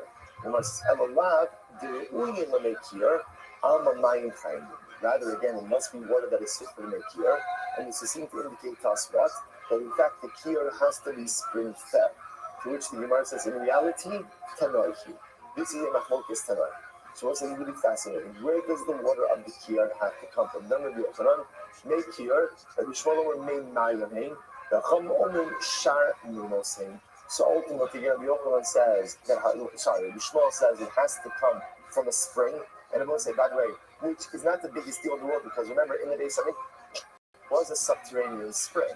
So it's not like it's a difficulty, but when I say again, Rabbi Shmuel's halakha, when I say it must come from a spring, come say shar, it need not be spring-fed water. Most of the Rambam Paskins, like the Chachamim, just give it a second, it's fine. Now he says it has to be like the Chachamim, ultimately again, and therefore the water need not be spring-fed water. So that's why I pass halakha says. It's very interesting. So if I just want to point out something interesting, so just see here as follows. In certain respects, right? So kiyar and mikvah share a lot of similarities, but even there, not total similarities, right? Because remember again, a mikvah doesn't have to be spring-fed, but a mikvah also can't be mayim shum. It can't be drawing water. Our part has rainwater. So that a kira can be fully drawn water. But halacha essentially we begin to see it as follows. You really have on one hand kira mikvah, which is like in one category, and then in the other category netilas yadayim. Netilas yadayim is very easy. What do you need for netilas yadayim? What do you need for netilas yadayim? Water. How much of it? How much of it? Minimum of a radius. For kiddush yadayim for raglayim and for mikvah, you have a lot more flexibility with the type of liquids. And for kiyah, it does not need to be rainwater, it does not need to be spring water, it could be any water. Ultimately, again, and as we've said, has to kiyah has to have enough to wash 4 gallons simultaneously. But according to these, any cliches for kiddush and raglayim and any amount of water. Incredible. Let's go right there. Orel. So what's this? Now we're going down the list. Alright, so remember again, if an Orel does the avodah, ultimately again the avodah is invalid. So we know that from Oren, it's that covers any transfer shoving a little bit. We give you a chesed and busi the The truth is, we don't say interestingly enough, this is not written in the Torah. It's fascinating, right? That an uncircumcised Kohen can't do the avodah is not written in the Torah. Where is it written? So it's written in Yechezkel. What does Yechezkel say? Now, there's a lot of stuff in this passage. Kol ben nechar, a foreign person, Arel Oleid, of uncircumcised heart, Va'arel Basar, or uncircumcised flesh, Lo Yavo al Mikdashi L'Sharasim, cannot come into my base on Mikdash to go out and serve me. The Gemara says, the Machli Avodah. And how do you know, by the way, how do you know that if an uncircumcised Kohen did the avodah, that the avodah is invalid? Where do you know that from? B'chsiv, ba'aviachem, es b'aviachem, b'nei nechar, ar le'leib, va'ar le'basar, lios b'mikdashi, l'chalel, es beisi. Because the rest of the passage says that if they go out and they serve, l'chalel, they profane my home. So from here we see ultimately, again, that a Kohen who is an Orel is not only unfit to do the avodah, but if he does so, the avodah itself is invalid. Incredible. The Lord goes back to Tarabanan. Ben Nechar, Yochel Ben Nechar Mamish. So we'll say, tell us it says Ben Nechar. I would have thought Ben Nechar Shabbos. Now, what does Ben Nechar literally mean? What does it literally refer to? A Gentile. Right? That's literally what Ben Nechar is. So I would have thought the passage is actually saying that a guy that a Gentile is not allowed to do the avodah. Okay, that seems to be obvious. Therefore, the positives of uncircumcised heart. So we'll say, what's uncircumcised heart? That's someone who has religious issues. Right? In other words, that's talking about again someone who is not whole with that Kodesh Baruch. There's an arla, there's a foreskin over my heart. There's a barrier. In faith. So what's a ben nechar? So Timar says essentially it's a modifier. It's not masav la'avir shabashamayim. So essentially what ben nechar does, because it's called ben nechar, orel leid. Essentially ben nechar explains what orel leid is. What does it mean uncircumcised heart? What does that mean? Someone who's uncircumcised heart, I will say, is a ben nechar, is a son. His actions are alien. So let's say, essentially, Aramid means a son who alienates himself from his father by engaging in activity that the father does not approve of. That's what it means. And also, it's something fascinating. When I am a ben nechar, which doesn't necessarily do all our different times in life, if I am a son, ultimately again, who engages in behavior that alienates him from his father, what does it do over time? That makes me a left that creates a barrier over my heart. It's like a cool effect. So I will say, if you delve down a little bit, part of the psychology of sin, right? Why do we sin? So we like to think that it's because of gaiva, arrogance, taiva, desire. At the end of the day, that's all true. But the reason I also sin is because I assume that I could do an avera and still be the same person. Right? That's deep down what this is all about. I'm going to do what I want. I love a Kodesh Baruch Hu. Let's say we never say I love Kodesh Baruch Hu. I love a Kodesh Baruch Hu. I love everything, but I do what I want to do, and I make the assumption that I can do what I want to do, and it's not going to have a residual effect. That's how we operate. I can engage in negative behavior, but still the same good person. There's only one little problem with that, which is it's fundamentally false. everything we do has a profound effect on us. So if I'm going to be a ben nechar, if I'm going to be a child who engages in alien behaviors that my father does not approve of, the result of that is I'm going to become an Aralev. There's going to be a barrier that forms over my heart. There's going to be like so to speak, a spiritual force that goes ahead and forms over my neshama. I'm going to be distant. I'm going to become a changed person. Every single thing we do on who and what we are. There is no such thing as an active small that does not fundamentally shape me and change me in some way. So if I'm going to be a Ben Yitzhak, just understand what is going to happen is I'm going to become an Aralev. Tremendous, tremendous. So I only know now that a Kohen who is spiritually impeded, spiritually handicapped, right? He's engaging in behaviors that are foreign in the eyes of HaKadosh, and therefore has an Arla over his heart. He can't do the Avodah. He must Arla Basar Minayin. I don't know that quite. The uncircumcised Kohen can't do the Avodah. I will know about Arla Basar. Arla Basar. Therefore, we'll say Arla Basar literally means an uncircumcised Kohen. Now listen, I want to need both. Why need both? Teach me one. I was listening because to a certain degree, they're a little bit one on this. Obviously, if the Kohen is uncircumcised, it means that I look nice again. He's a Ben Echad. He's engaged in activities that his father doesn't like. Never is an Aralei. If he's an Aralei, so why don't he vote? I'll tell you why. It's tricky. Because of Rahman Aral Basar, you shouldn't have us. I would have thought like this: an uncircumcised Kohen can't do the Avodah. Why? Because, so to speak, he's physically repulsive. The lack of a bris milah, by definition, makes him physically repulsive in the eyes of HaKadosh Baruch Hu. Therefore, he can't do the Avodah. About Aral, the Logma is immoral. The Lord said he's actually quite beautiful, but an Aralei, he's not repulsive in the eyes of HaKadosh Baruch Hu. The Lord said, is that not the most beautiful line you've ever read in your entire life? Even when I become an Aralei, even if I'm a Ben Nechaz, and if I'm the result in Aralei, right? Even though I'm a person who has engaged in activities that are foreign in the eyes of my father, and as a result, I have created an Arla around my heart, I am not repulsive in the eyes of my father. HaKadosh Baruch Hu always loves me, no matter how badly I mess up, no matter what type of behaviors I'm engaged in. I will say, here lies the fundamental distinction between human relationships and our relationship with Hashem. What's the distinction? What's the distinction? We'll say, we like to say in human relationships, right, that there's unconditional love. There is no such thing as unconditional love in any human relationship. Think about the list for a moment, right? People with parents and children, right? I love my children unconditionally. No, you don't. No, you don't. There are things that children could do that would distance them from a parent. I'll always be your parent. I'll always be your parent. And there will always be a sense of connection and a sense of duty and a sense of responsibility. But are there things that a parent has for them? Absolutely yes. There is no such thing as unconditional love in human relationships.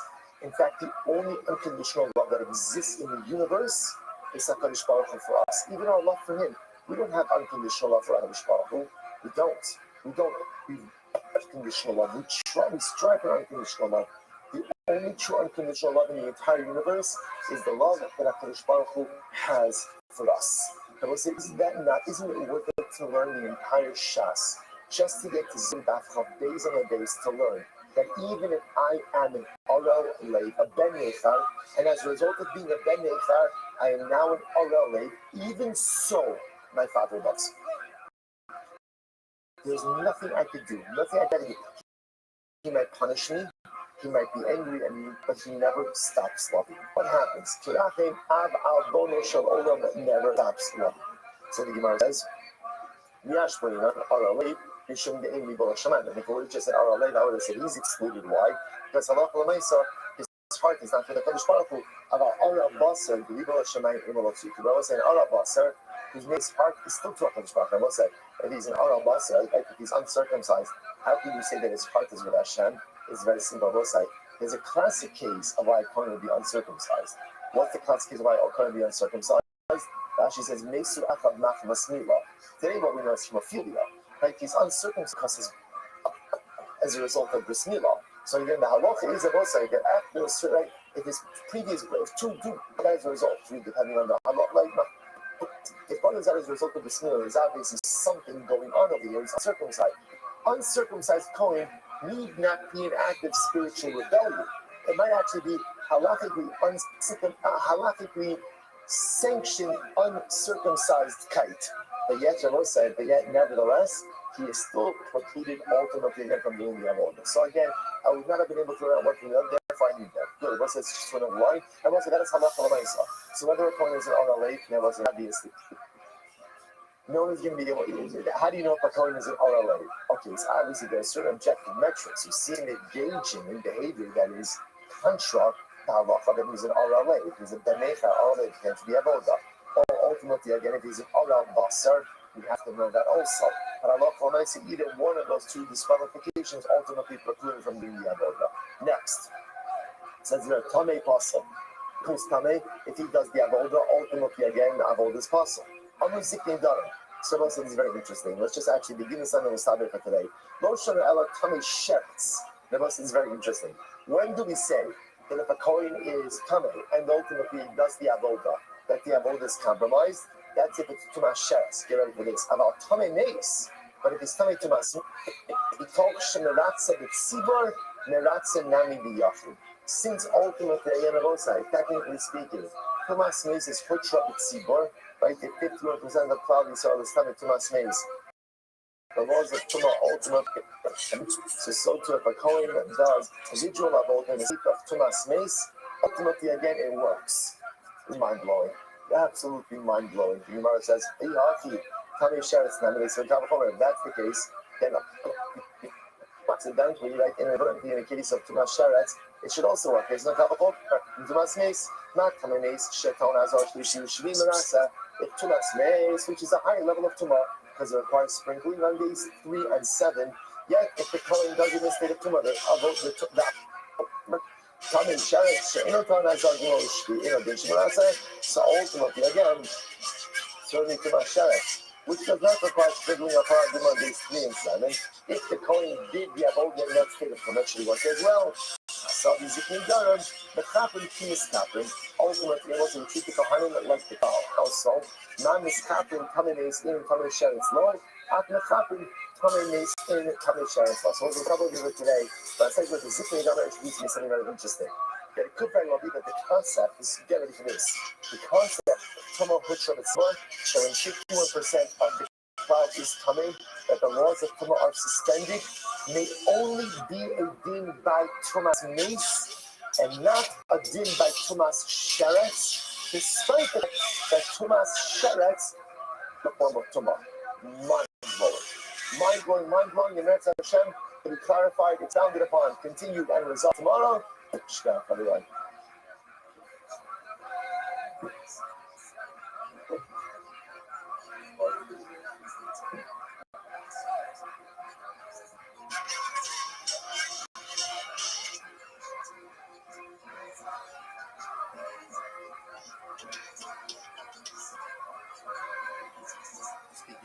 Omen Agabi Kilim or Agabi Gedima or Agabi Lakni Kadero process.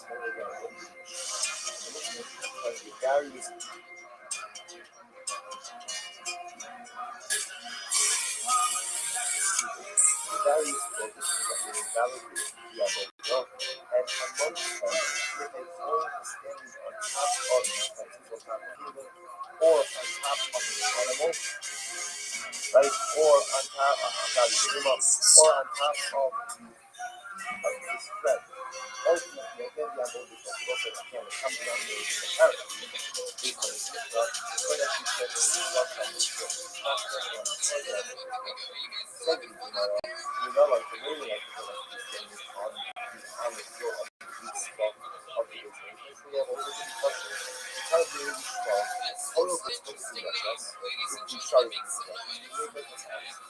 Just like the part of and if you start with the service intensive, use the sacrificial rights of services at the start of the life. You shut is really governed over you know, the day you shut is. Was it just when it comes to two shutters? Now, look at these messages and it's looking like it's extensive. The Toy can't be wearing a glove, the toy can't have a bandage, the bandage can't in his hand must come to direct contact. Ritzbah, though you got a person, they know a bit of Ritzbah.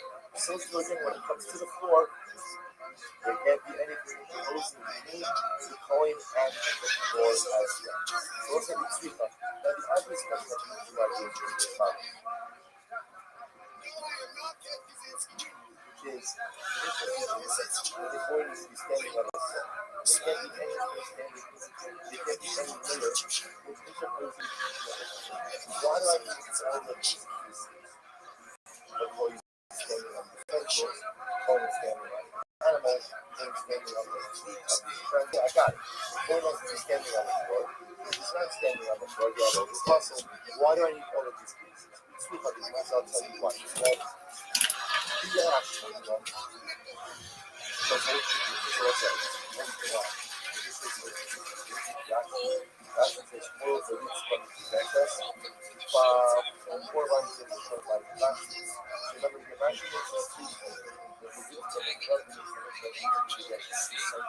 so we're going to discuss this more with this one. The action says, Vamo the Shai, David Kicha, steht Saudos, Mishnah, Shabbat, Jamil, so we are going to see interestingly enough that Dabranara was the Kaddish, the floor of the Muslim. Sorry, so we discussed the Ibn Dabranara getting together to build the Muslim, sanctified the floor of the Muslim. So again, if the Gemara asks, why do we build these pieces? I'll tell you why. Two factors. Yes, we'll do that too. We say the Rav, the Basar. I would have thought that the holiness thing on top of the tree. The reason why is that it is also is because it does not form of flesh. So because it is not the form of flesh, ultimately it interposes between the coin and the mitzvah. About the animal, it does the Basar in the land. The coin is standing on top of the animal. Also, the animal is made of flesh. It's not an effective parts. It does not form a mitzvah. It does not interpose between the coin and the mitzvah and the furthermore, if you actually have to I have to try to tell you the halacha of the Shemina. Meaning that the third thing on top of the minimum of the other this muscle. The low of the other group, as it looks like a minimum is not a person. About a little of the other group, it's alone. If he's standing on his fence, because his fence people would say, I want everything to be free. They have to get it, that's supposed to come to the issue. Therefore, what? Therefore, if he should not say that you get better with these people. So this is an animal, right? I love that I said, the must be standing on the mitzvah, must be standing on the floor, yeah, all this. Raglo Achas Alam. The Raglo Achas Alam was an interesting piece. What happens if the coin has 1 foot on the pencil and 1 foot on the mitzvah? What's it? What is the halacha? Ultimately, again, so what's the status of the other? 1 foot on the mitzvah, 1 foot on the mitzvah. It says, or Raglo Achas Alam, and then Raglo Achas Alam mitzvah. And what's the status again?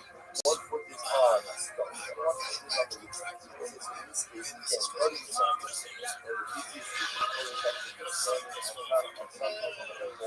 alien material, non-rich material, yeah, what happens if you've got 1 foot on the mitzvah, but 1 foot on something else? How does that sound? Yeah, the brother. If you want to raise going, hold should be not a happy. It's not a happy. So it's a you do very simple. All you have to do is take away the stone or you take away the piece.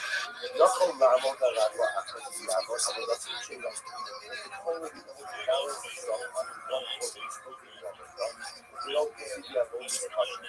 They in love, and if you fall down, how do you like to have those around? Some of the what? And the rest of the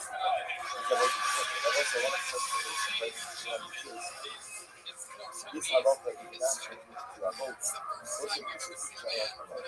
Whenever a person is obligated to stand, but the meaning of so does it mean negatively impact the particular activity and the simple answer is yes. What is it about? If you follows.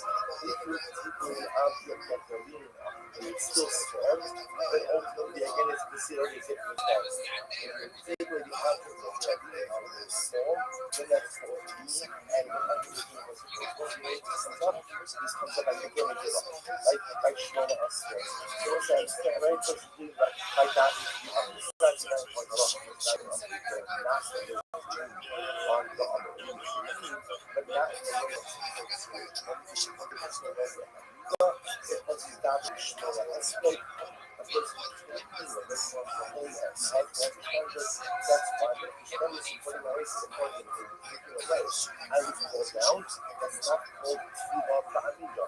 She works explicitly about pointing the pillar, but this was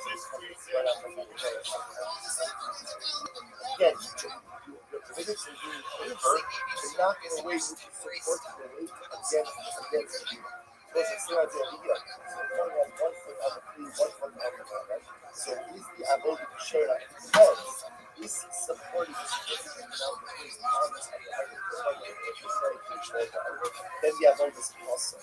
But if he's not using less than a significant amount of things, the avoid will still be standing, the avoid is but why would you let's say, let me put this in case.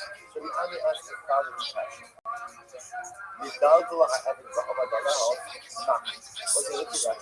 Trash almost right across. Lidaldo, Evan Apasi Amalami, so, this Ananas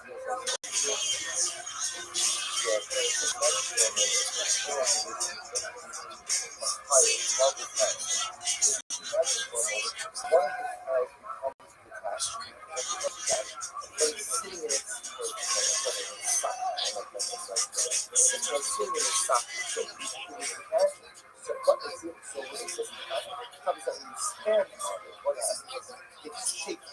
So you feel it move, it's loose.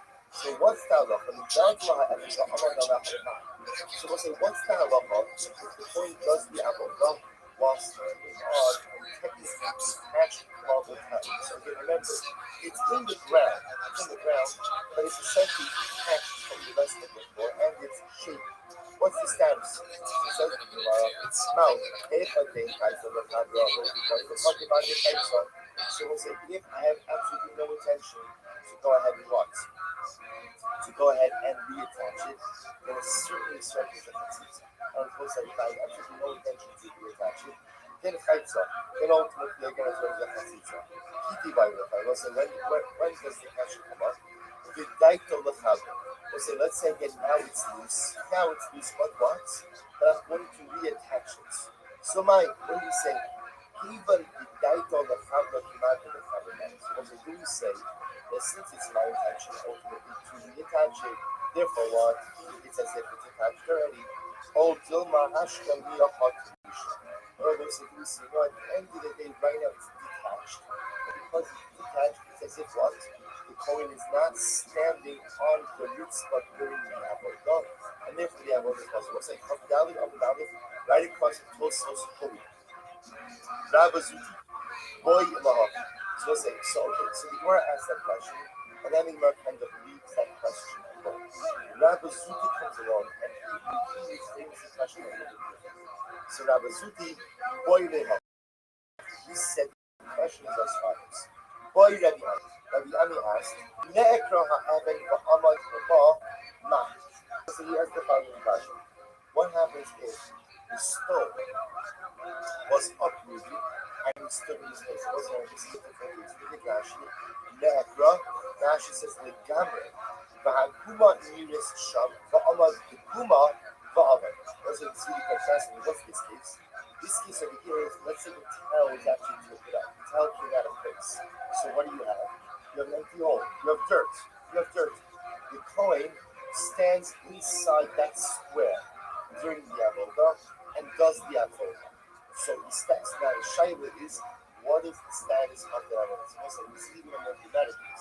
Apparently, according to Rabbi Ami, or I should say, according to Rabbi Suki's version, if the tile is there but loose, everyone would agree that's that's fine. Let's say it has to be whatever, secure in place. But the might say that's not right. The real concept, happens is how that starts with that, lumps as a whole, and it then spins that whole thing down over. What's the status of the other? Now, so now tell me what it is. What's the fundamental status of that? How do you struggle with this part of your body? Or trauma as the highest performer? So we'll say, shut up, you'll be ready to travel. It doesn't have a sanctified. The floor of the basement. If you just sanctify the surface floor, which is the tile floor, or if you sanctify the floor all the way to the top of the heavy. Remember, doesn't have a over the head. Like you do, remember, if you just saw a actually, you find the some of the sanctification. That's what exactly the mechanics is. How can you sanctify the floor rather than what you do? So in Dublin America sanctifies the real everything. You provide the actual marble floor, tile floor, physical floor, or it's the film. The entire floor area from the surface all the way to the home is all flat. So what they're going to have to do with that would be, and the case like this, the tile is removed. If they're going to just sanctify the surface area, then what? And if the home stands up within the floor, they're going to plus it. If however you sanctify the floor, all the way until the home, then what? Then ultimately the apple will be constant. If you buy them, if you buy them, color has our cool. If you buy them, color has our cool. So I don't understand something tomorrow. If that's the case, then why are you framing this as a one-tile business? I was asking a dramatic question. Let's say the floor of the basement was taken up. Right, they're taking up the floor. We'll say, right, here you have your basement. So the floor is moved, and now all you have is dirt. So can you put the avoda on that dirt surface or not? So which would you might be all of the away the so on one part, what's it? Reality, because it doesn't sanctify the floor of the basement from the surface all the way to the ground. But I'll be quite right. So what is this? Yeah, she was the path or in the better. What's the fundamental question of your account is sanctify the floor of the basement? We know, and again, I must say, I want you to know, we're going to spend time on this, discussing the big sanctification of the floor. You must calculate how far the sanctification of the floor extends down. What you must calculate also is the economics. Is the cone standing on a dirt floor considered to be the proper form of service? Derek Sheris Bekach, me having Ora Ara, or Mikro Sheris, or Lord. Was it considered to be normative, fractal, and that covered it for the Apoda, or that's the real passion. What's the nature, ultimate idea of this passion? Which the Gemara says, which was the Gemara says, chooses, so what's the Gemara says, the fact that the floor is literally the floor of the basement. But that's what he has Shaila is standing on the first floor, fitting up the umbrella, and therefore reaches the threshold of Shaila's Look, very good. He built a small pot, what's the next system? It's the color. And did you have all of the seed? With his reference. The student says it's country. Safety, my camera on the X spot, the rock match, the Rami, the low page, the ball at the was a just a moment. The locker had pointed down a Sabbath to the X spot. In the sun out my nose, back up. It was a go ahead and take off the drums of the finger, and we shall lose it on the corners of the stair. This one is talking about which is what is that split of the side of the body and the one really the Pasuk says the X ball, the lock. The word the X ball is written in the X two words. One is the lock, and one is the lock. We shall fix. So the Gemara says, the X ball, the lock. The word the X ball follows on the lock.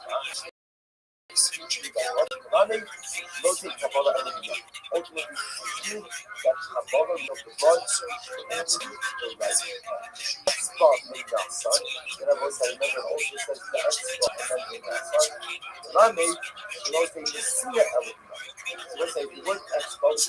Do with the right hand, it's tested by second combination. Establish super verbs. Upper lock up on the outside. Tells you that Kabbalah has to be done only with the right hand and you see that. The bottom is there, also has to be done right hand. So you know the last one is the X-Ball lock up. The lock up that can be done on hand, the X-Ball. Then a sign outside of people are crossing the X-Ball in Kabbalah is the Torah place the word X-Ball in between Kabbalah is reading the blood and Jesus is thinking of the blood. You are sharing the fun of the Achim, and therefore there is an expert of the dash in the word for it and the word after. Lokas and Binasa. Shelo you elevate young. This is that all of these types of all of the community like that. You are here on the Kamal Yishmael. For Makom Shem and my X-Ball, Aino Ella. Any time that the Torah writes X-Ball, you're not speaking that part, only done with the right hand. Which the Gemara says, which the Gemara says about the commercial, which the Emma, Yad, the Kabbalah, Ella, the X-Ball, all the Nasa. So she was understand. Let's just say anything about Yad, and it comes to Kabbalah. Yad is the simply says the X-Ball, all the Nasa. And what does that teach me? Shalom Jani Sina Elabiyam. Because the Shimon says that the word the X-Ball goes on the Nasa. Doesn't go on the one.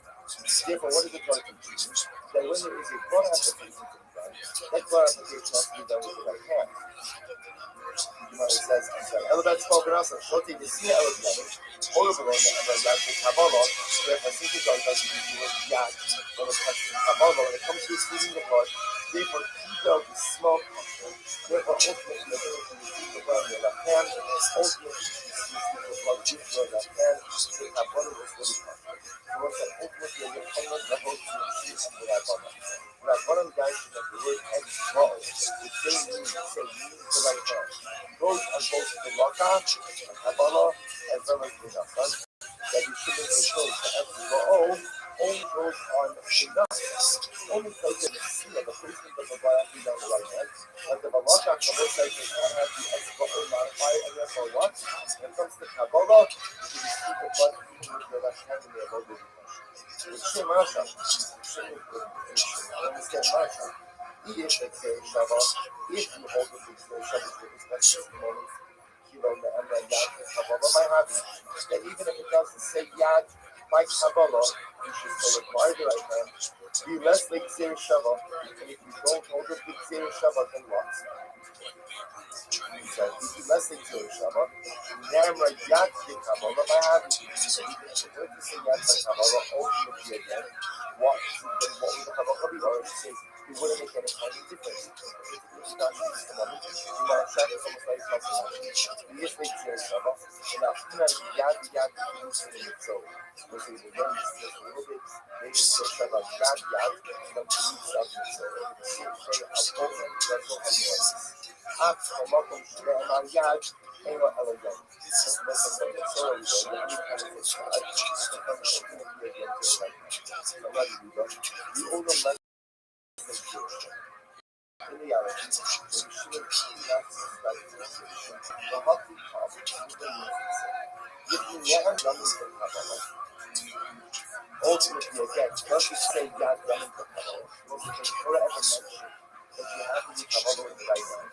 Only below Ne'emar Yad done in Kabbalah, since the Torah does not explicitly say that you have to have the right hand for Kabbalah. Therefore, what? Keep out the small part. That's what the Shema says. If it doesn't say it, you can't command it.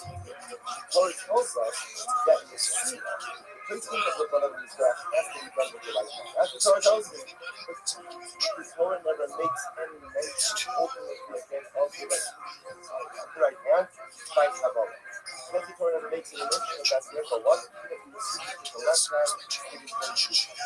I'm going to read that one. So I'm saying, I'm eating seen up now. Just to get that's just I don't understand. Kabbalah is partially. So say, why would it be seen up? Partially with the left hand. There's no problem. The rest of the Shem to a Shem. Furthermore, the doctrine of the Shem is not fixed. It's not a hard word.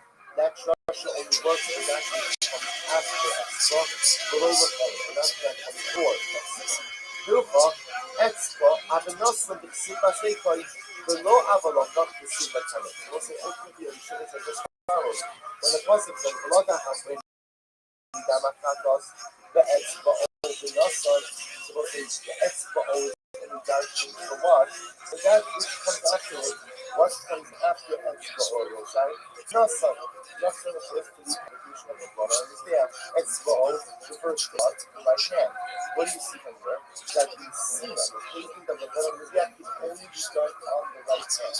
But does Etzba'o tell me anything about the Lakat, the Kabbalah of the blood? And the answer is no. Therefore, the Shimon that teaches me that what? Kabbalah can even be done with the left hand. On the other hand, Rashi says, Rabbanon Savi, Mikra Nekra, Banav, Ula.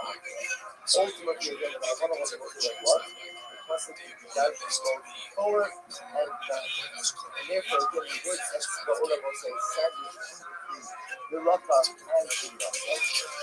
That that's only just the Sina done with the right hand, but what? The Kabbalah also has to be done with the right hand. Must listen over here that really was that state my hooks and short that I also see how you dash it. So I'm not buying it. I says, how should I be allowed to do it? Not from the Gabra, the month to the Gabra. It's a nice thing. That means from the other ultimately again is different than what his father said, and ultimately again, not from the Gabra, you are not from the Gabra. Different than what his father did. This is the son. The other Shimon is the son of Shimon. Shimon is the what? We have all the way to the left. And I think that we will not be able to get the name of the other Shimon, which is different than his father Shimon, and different than the Rabbi. The Sanya. What's the Sanya? And the other Shimon Omer. Komakum Shenehemat Etzba. Big Kabbalah. Shina Big Kabbalah Pasul. Then is Sina Kach. What's the watch this? The Lord is in his thoughts. Anytime the Torah that it mentions Etzba in reference to Kabbalah, so ultimately we see the blood, that teaches me that what? Shina Big Kabbalah Pasul. If you deviate by the Kabbalah, the Kabbalah will be Pasul. But then Sina, if you deviate in the instance of the blood, then what? Kasha. There's a beautiful Rashi for this. Come up and Shina Etzba Big Kabbalah. The Logan What's the religious thing from the language? The religion says any time that the Torah mentions Etzba in direct connection with the seal, the placement of the blood. Let's say, for example, that's our puzzle. Right? That's our puzzle. The Lakach actually Dama Chazah, the Etzba open Nasa. Right? So Etzba is meant to be direct connection with the Nasa. High country, the religion shows that Etzba have a lot of time with one of our Nasa. Here the Kabbalah is reading that. Either the smoke Amar Lachos, the Malcolm Shunekta Shakti, the Logan Shunekta, was in the Logan Shunekta the Kabbalah. If Etzba is written with Kabbalah, then Shina the Kabbalah Pasul, then it's ultimately again, you change, you deviate when it comes to Kabbalah, and the Kabbalah will be Pasul. Then the Sina, and if you deviate with the Sina, I deviate with that one, Shkata. Makum Sheyama Etzba from the Sina, and its Etzba is written by the Sina Benwa. Sina from the Sina Pasul, big Kabbalah Pasul. Then if you change it by the Sina, ultimately you're going to be Pasul, and by Kabbalah Pasul. What's interesting enough, so the Rosh is going to say something a little different. Others are saying you have to look at the context in which the words Etzba is written. Whatever context or whatever happens was closely associated with that left is deviated. I should in the left hand, you have over the caution. But if you deviate with the other type of over the ultimately again, it's without the caution. The Ephod never expert in this. What's I really find the case where expert is written with this. The sin that the passage says, like after down to the heart, you know, such a out and also get the expert. What's the part that says the picture is down of the heart? So go ahead and watch the pages on the corners of the death with the ABC passage. And where Etzba is written in direct proximity to us, but ultimately again the sea. But for Sadar, Mitra mentioned for Panov, and when we play Panov, the Lord is made Panov to the Aya. And also, frankly, again, the shouldn't have been and that we also have possibly the action of the Panov, right, immediately before it, not that which precedes, that which is immediately before it, nor can it be directly after it. It's like, leaving aside the shooting of the Shimon, I'm not going to go to the is as follows. Really, what it comes down to is a general progress as to how you guys should see. you have terminology, you have the balance things that the word extra in the version for that which is before it and after it. Before it is Kabbalah, after it is Messina, usually that's what? Both Kabbalah and Messina have to become with the right hand. On the other hand, the Shimon says, the only darshan with extra for that which comes after it, but not that which comes before it. And therefore, when I say every darshan and Messina, not on the Kabbalah, therefore Shimon has to be that Kabbalah to do because it is the right hand. Listen, I've been asking, that Kabbalah has to be done, all of it has to be done with the right hand. Says the Quran. Amr Barakhan Amr Biyotan. Hamakam Suda Amr Barakhan Amr Biyotan. Hamakam Shnama Expo. Ain't no elegant. What's exactly right? So Yokan comes one and says, anytime Torah uses a Russian expo and Tumino, in particular, a golden question must be done with the right hand. Sakadai, Partiba, so just the same thing with expo and Tumino, and Jaka Kamesh, and you have to go with the right hand. You can see the Rokas had coined the Damakantos, the expo, the concept that the coin will take from the Damakantos, which is interesting that the other Shemit Soda, the most ultimate the only way to the Soda, the one who is Soda, is how about Hakonis, or oh, how you love this. It was interesting, by the Soda, it says that the coin will immerse in the Soda is right finger. Right, this is talking about the application of the Soda. How about coin as a form of the body? It's more effectively as follows. Since by the Soda, it says it's called a Yamanit, so there's a way that's why that's in there. If the other says extra always means what? The right. It wasn't that we've already established, by the way, it doesn't just mean like finger actually small. That's how it's kind of the right hand. It says you have a height of the sun. The local six spot, I love the yet, so now what you tell you is like, whenever you see the word coming, extra and the that's the easy that one. It's particular about the question that we don't the right hand. 1 second. What about by pizza on this side? By pizza, the low pizza Elohim. Also, that pizza doesn't mention the word extra, but it does mention the word pizza. Yes, we don't need to add. Homemade is small. 1 second. We learn about one does pizza with their left hand. Also, easy apple. Also, what do you see? Either way, it just says pizza. Even if just like the extra, that tells you that what? That's the whole gas, right? I'm a lover, my love says, oh, extra, open. Was there ever for the right to word extra, or the word pizza? That's what? Yeah, organ must be done with the right. Probably I buy some more something. Probably hold on, let's keep on the cabin. It's saved for the pizza. It's a single pizza. What about to the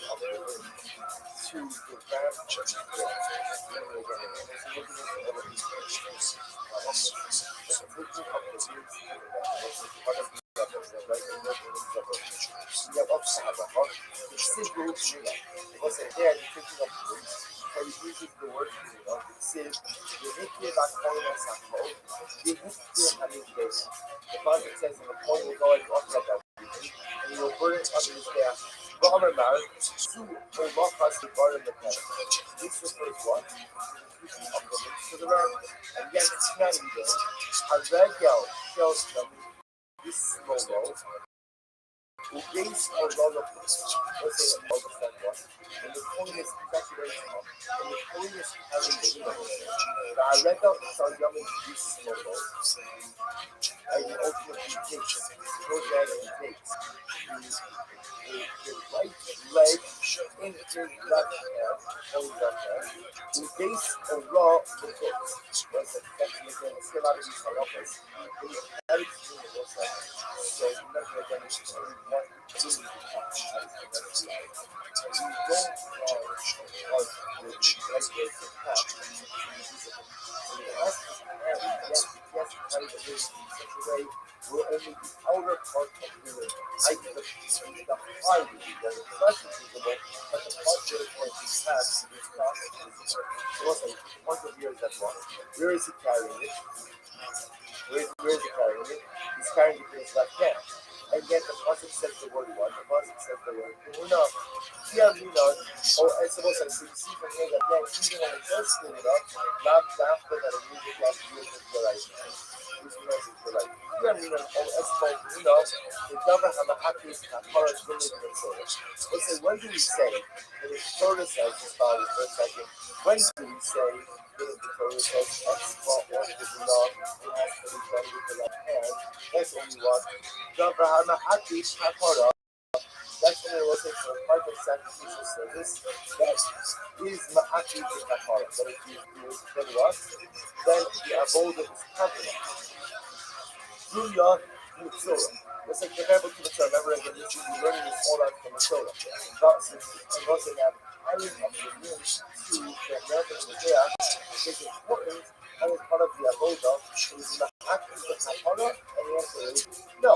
Maharaya was a second component of each and everything there. Is the covers the wood, and the other was the chest. So the course is not the piece that is ma'aki in kapara. Even if the comes with it with his left hand, it's going to be fun. I Bahari Kabbalah. Bahari Kabbalah, the Sibu, so that's the Sibu of the Kabbalah, the Sibu, Kihula. That's the concept says, it doesn't have a hand. Everyone says the Kabbalah is one of the four Karabodos to get the necessary part of the Kabbalah. Which then is what do you learn? He built the snow. You did Kabbalah with that. Hustle, old. Again, I want to say that it's possible. That Shimon Makshi, with the most of the Shimon says it's not every single time the Torah says, by itself or have an acting. Yo, what up, Jim and Pam? Yo, dog, I'm every two. Shimon Harkibon. That's the Shimon actually requires Shimon ultimately requires and He's uploading a stream right now. but it tells you that it has to be done with it doesn't have both experts. All right, I mean, maybe, because I got better stuff to do than jerk myself off in front of James McCann.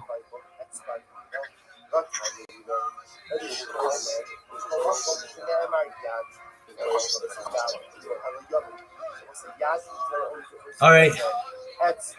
He posted in my comments on Instagram.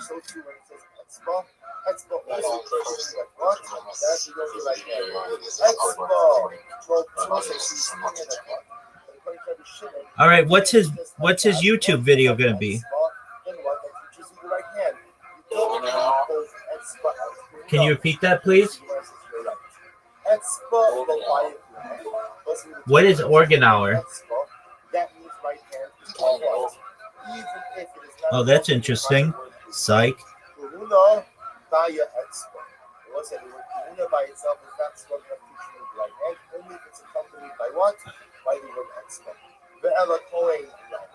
So that's the case, and what does the word mean? All right, I'll take a look. Just one moment. I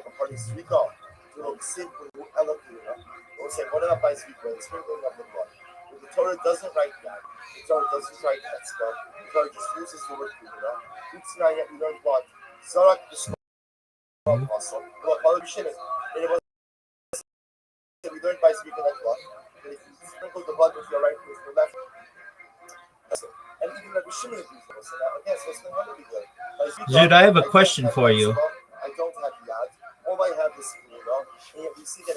Are you ready to lose? Dude, are you ready? You don't want to play right now?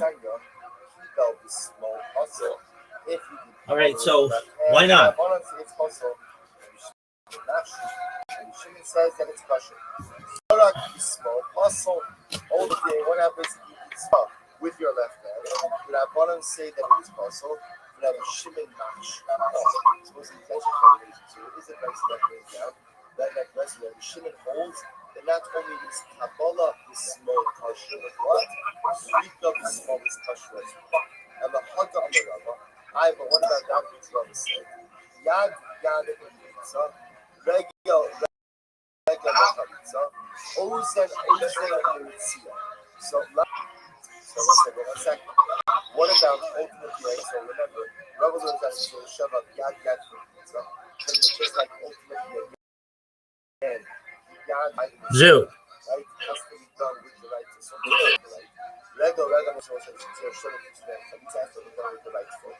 And Ozin and Sia, Zoo. just be that what the Shava, that when Why don't you want to play? why do I need Shava like Zoo. Zoo. why do we say Shava? Which the Gemara says, Zoo. Zoo. Zoo. Zoo, why don't you want to play?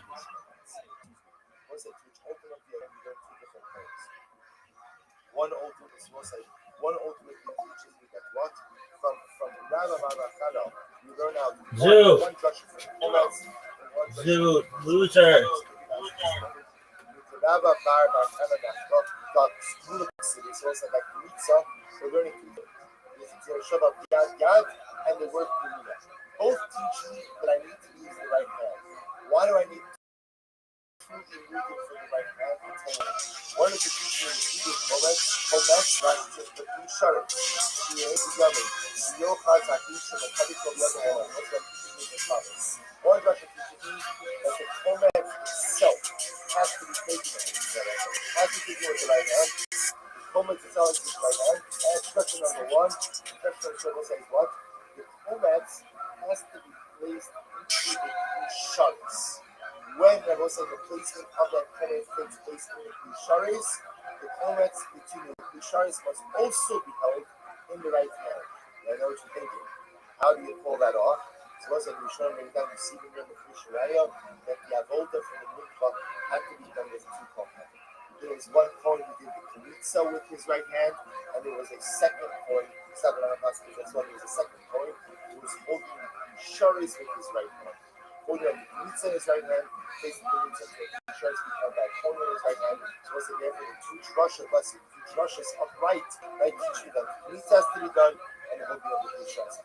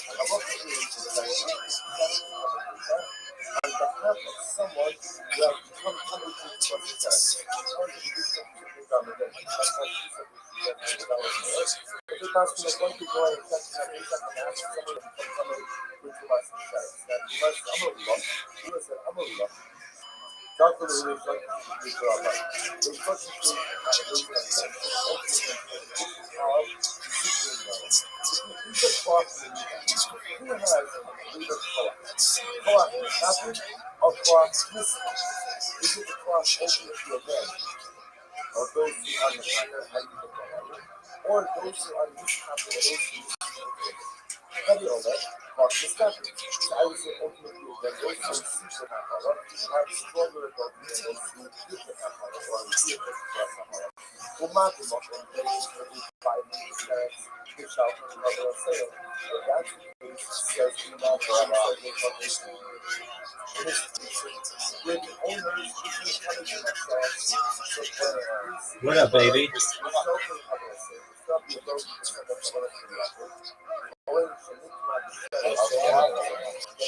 You were flying around?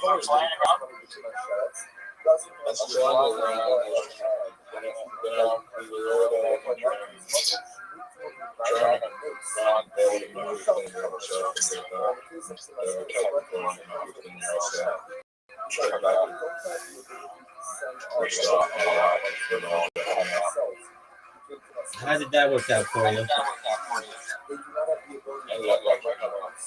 Okay.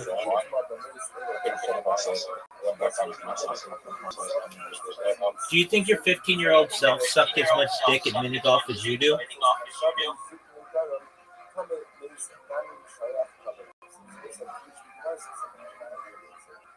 We're going to go through this again. Do you think your 15-year-old self sucked as much dick at mini golf as you do?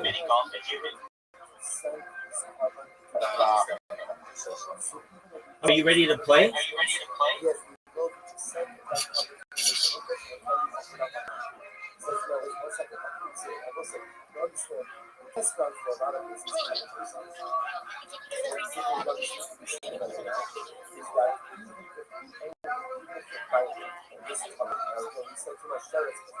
What up? How you living, Brandon? I hope you're having a wonderful day, my man.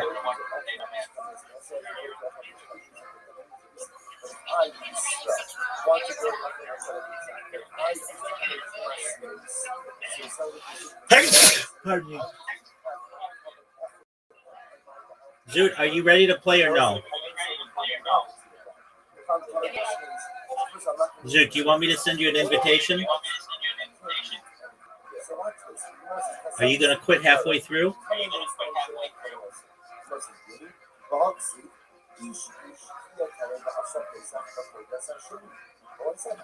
All right, good.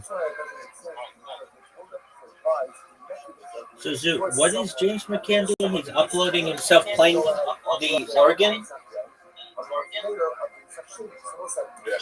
All right.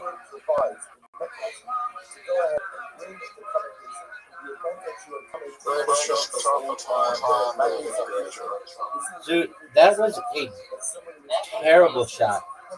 One of the worst shots we've ever seen. I'll show you a good shot right here. Oh. F that. F that. Perhaps I did.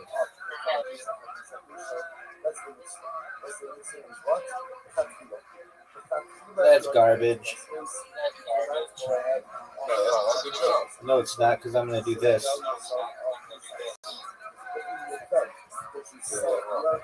That amazing shot.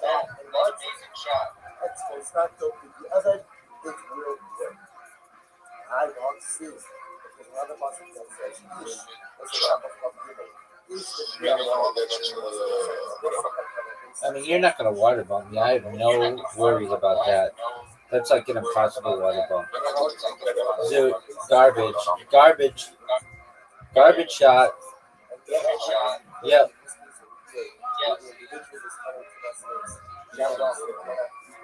Oh.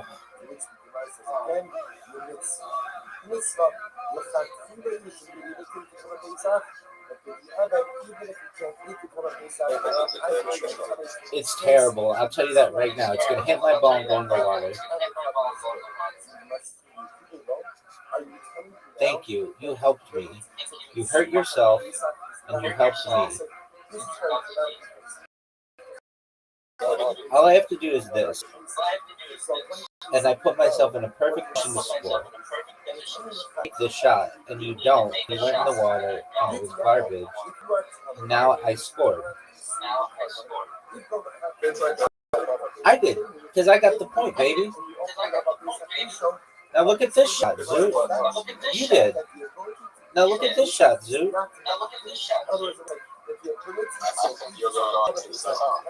You're not touching me.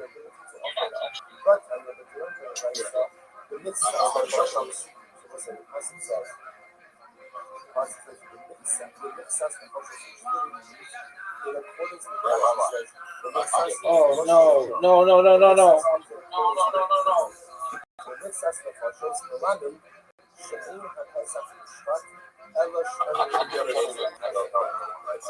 Okay, well, that's a cool strategy, dog.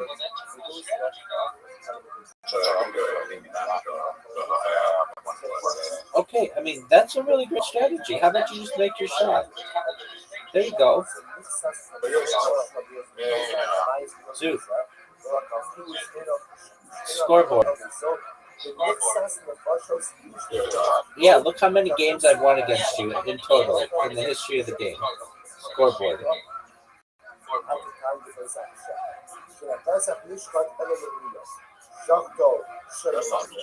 That's scoreboard, baby. That's the ultimate scoreboard, son. That's the ultimate scoreboard, son.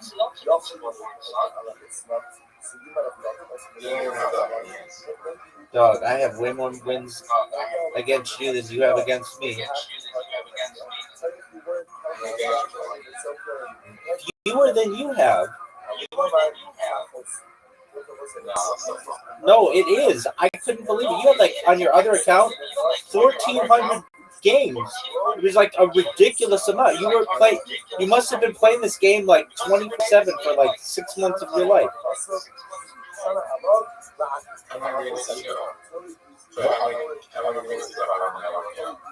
Not that many. That was the amazing thing. You had like 1,400 games, but only 200 wins. No way.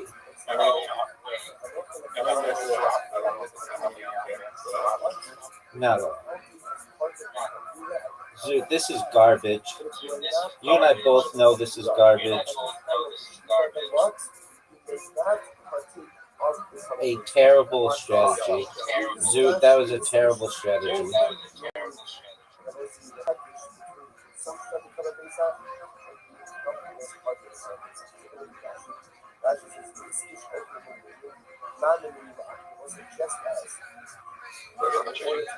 You're not going to be able to hit the chicken.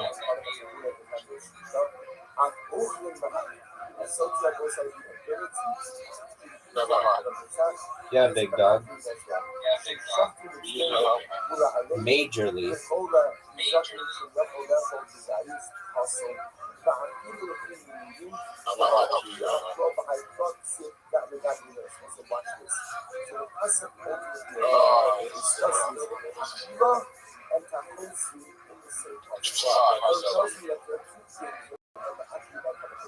Number one, why not?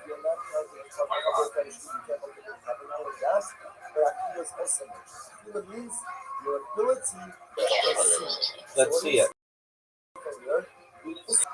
That was a terrible, terrible strategy. Just gave me the win.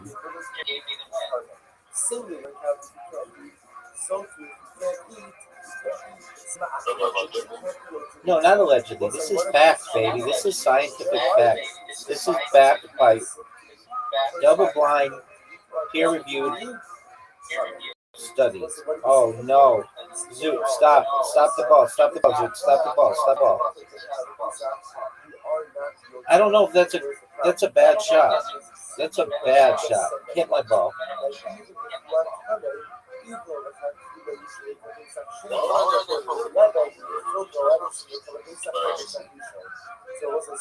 I mean, it's whatever you want to do.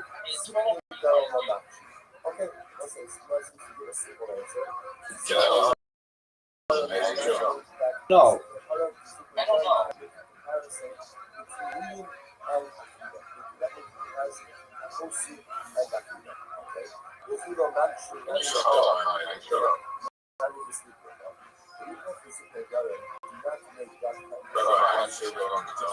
You have the skill to put me in a tar.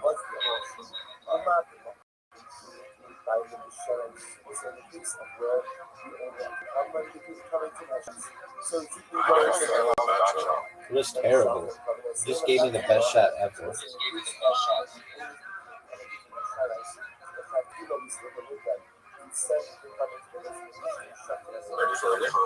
You're gonna go in the water in the tar. Oh, that was incredibly close.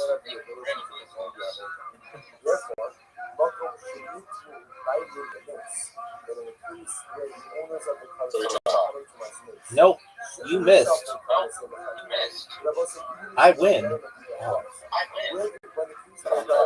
Okay, so you have 53 guys. Okay.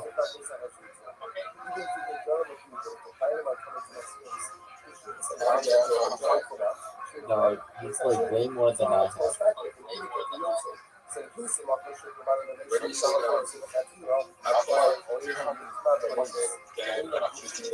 Dog, you have another account that has 1,600 games or something and like 200 games.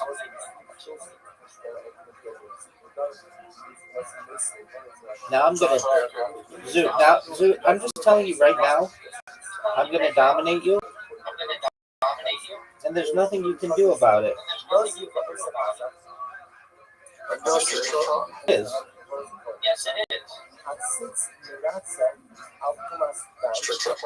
Yeah.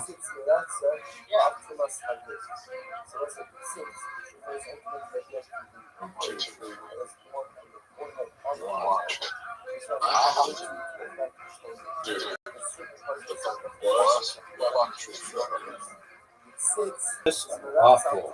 Penalty.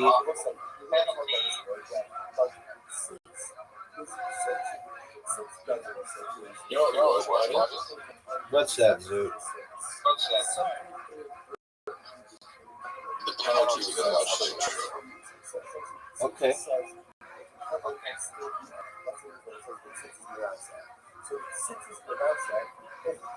Remember how that show.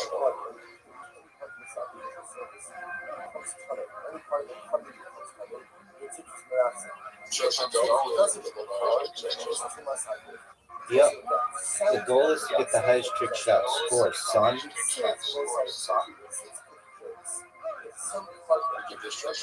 A 0.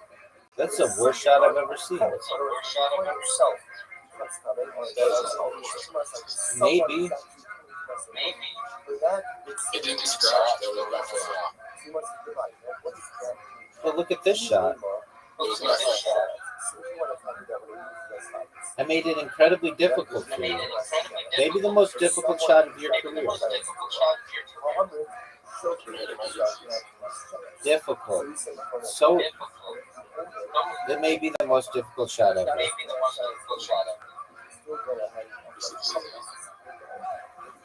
Great scratch, dog.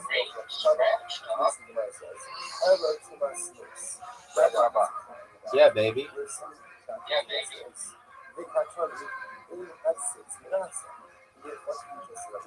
Are you serious?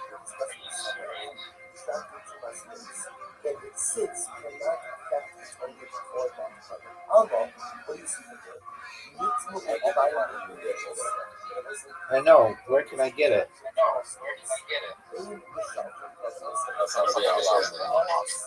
Oh, okay.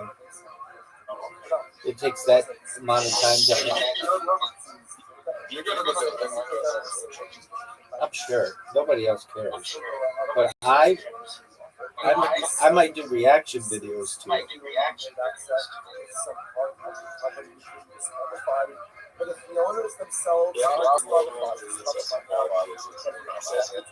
A trillionaire. Oh, what a shot. Dude, did you see that kiss shot? Dude, what the fuck kind of answer is breathing?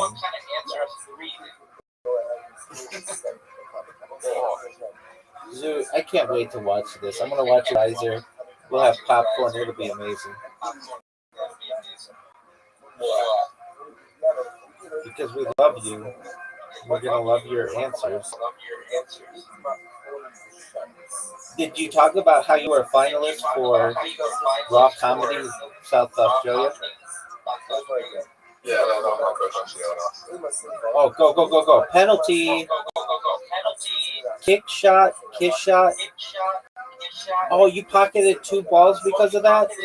That was brilliant, Zoo. Terrible shot. Oh, wow. What a comeback is right. Dude, that was incredible. Dude, look at this guy play.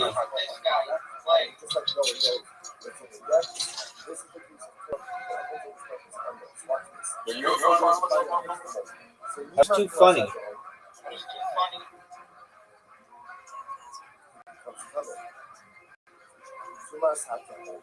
Look at this shot.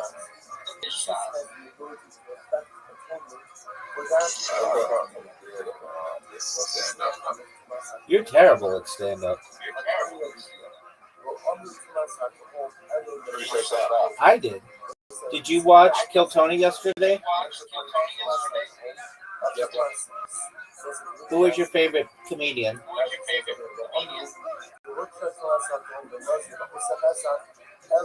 Oh, what a kiss shot. Dude, what a kiss shot, son.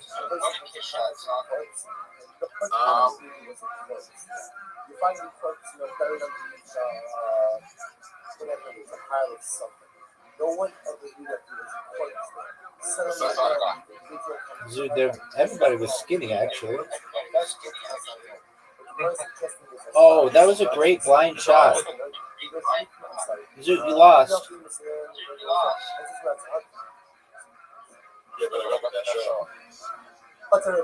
Yeah, that was a beautiful shot. One of the great shots in the history of the game.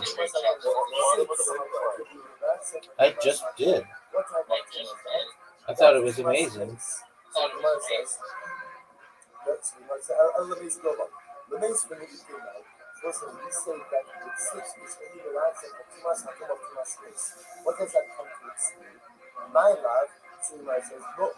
All right, Zoo.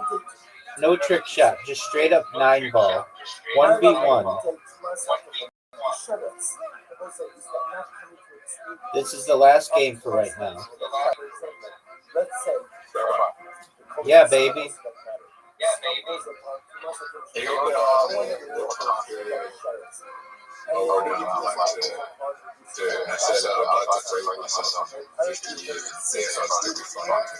You're not funny now.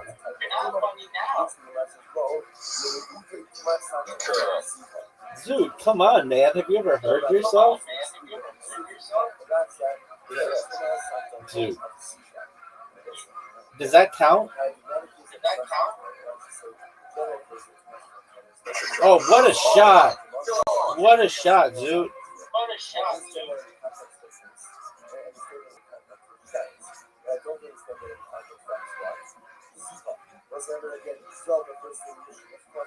Oh my fucking god.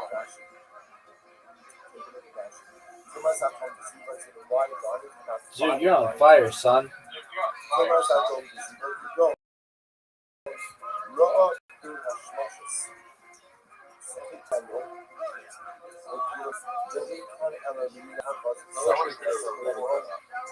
Baby, it's all recorded.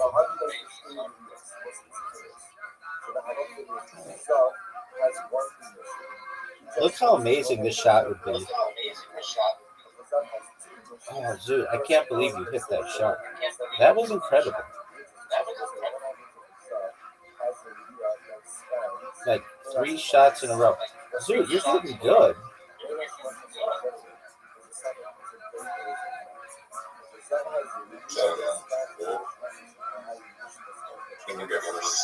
Dude, you might sweep the table.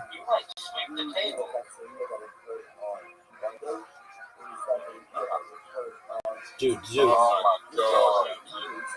Zoo. I got one and I missed.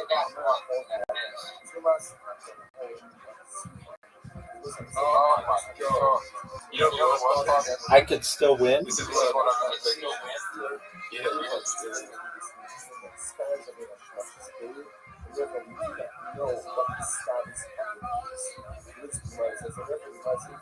Oh, what a great round, Zoo. All right, we're leaving it at that, dude. You played amazingly. We're leaving it at that for now.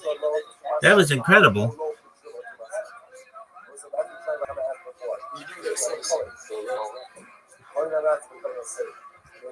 That was amazing, Zoo. Baby, I scored them all.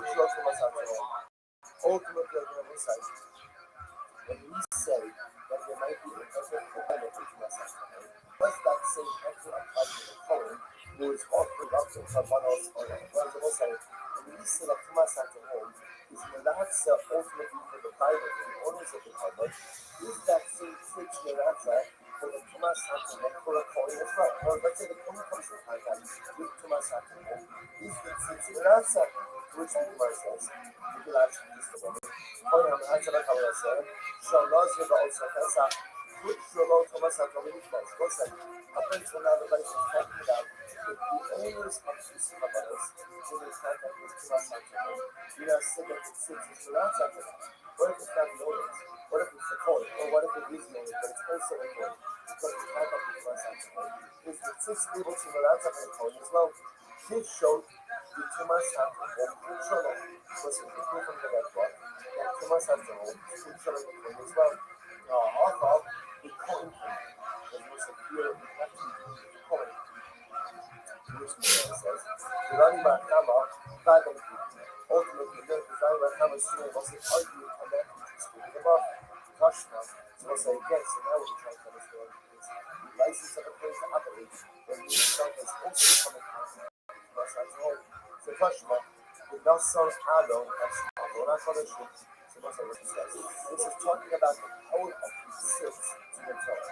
So the Pasuk says that Aaron, the Nasa Aaron is Abona Kodesh, Aaron in the boy. The Pasuk is entirely this. The idea of nature of Aaron, the six will be on the forehead of Aaron. The Nasa Aaron as Abona Kodesh. And Aaron will literally bear on him the abode, the iniquity of the Kodesh. So what does it mean? This Pasuk is talking about the ability for the six to be relaxed. This is the passage of the top starts out with looking from 6 to a 12. So the Gemara is to so although no say, so ultimately again, so what's the first one? Look at Rashi, this is the 23rd page. Rashi says, first of all, Rami Barkama, Rashi says, I discipline brother, the more can I do to my spider, the spirit of the Indian to come in, which the Shaya covered us, like that, he was himself about this. First of all, there was never the still back from the folks that come in and discipline brother. Discipline brother telling us that I'm coming loose, and I'm share it to set off on the cover base out. Because the discipline of you can that what, the keeping off that cover, even if what, even if it can't be that, was an incredible finish. Very bad Hama, it's everyone else besides the chicken down. But no, now look for a nice one. What is often cover is what you have to do. You have to be able to eat that cover. You can't eat it, you can't offer it. Now, what's in the must switching gears and just a moment. You must ask, okay, let's talk about the system just a moment. So the possible is we know Sa'ar, which is Slim, S-Saban, so Carbonos got to year 76. But also what the Torah tells us is that it sits on the forehead of the Convergo, has the ability to affect a claimant. The church seen in Carbonos. Our side is what is the sixth in the last if you go hurricane I will question if you didn't tell me that the six ultimately is the last of the people most of the people is like the point between one of the opposed slightly minded for lunch is the two that carbon unleaded. So for example, again you have the mind between the carbon 3 days later. That's good. So if you want to tell me that what that is the last of the people, that's not true, I'll tell you why. Or if I know am I very question. And so the question tells me that very question about this carbon will not be helpful. You know what they're saying is what? Possible. So again, so six cannot go ahead and do not put it in our lodestar. If you want to see that the six is not correct, the lodestar. What's lodestar? Any carbon left over past is right. You want to tell me that the six is your answer for that? No, doesn't work that way. By their mind, no, do not set. The person says it shall not be accepted. So what says, so we already established, so what we're doing is, we already see that six cannot go ahead and affect home, and cannot go ahead and do not that's certainly not the it's certainly not the note, right? So what does it do? What in your note says, Ella Abol Shemor, so Putra, Nila Robert, what does it do? The six could ultimately again allow the type of Shemor, which is already committed with the six. Much different way.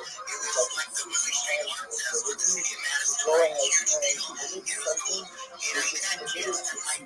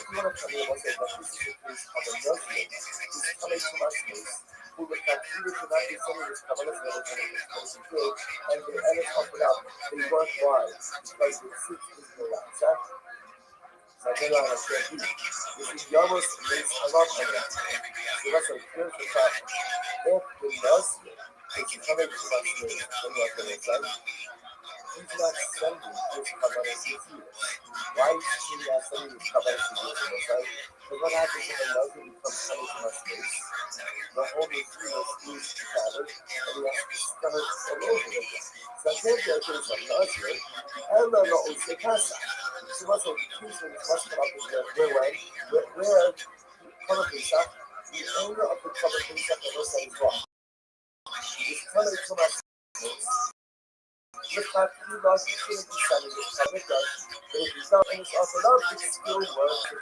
The last you don't see you find in the race. So você this seems to be a lot, this seems to be a value, so this seems to be a what's on a variety of them. First of all, number one, that you see it as a case. Where the owners become coming, and even though again they are coming, they still send their cover. The cover is offered up, they teach you that access. In addition, they come at least after that, see another level they're coming to them, which is what? They can't eat it. They can't eat it. And you know they can't eat it unless they simply don't ask you like what. Now look when I said that you know that's not actually better than the pizza. Which you might say no. You might say, hold on.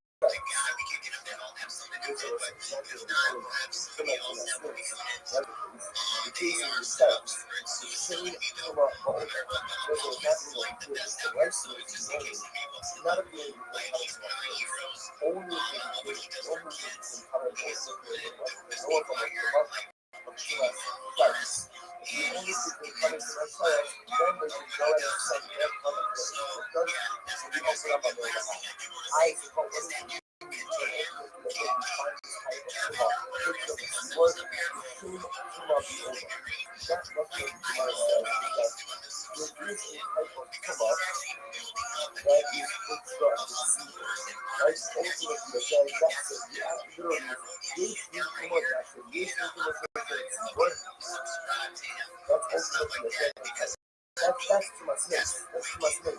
However, to my shellets is not what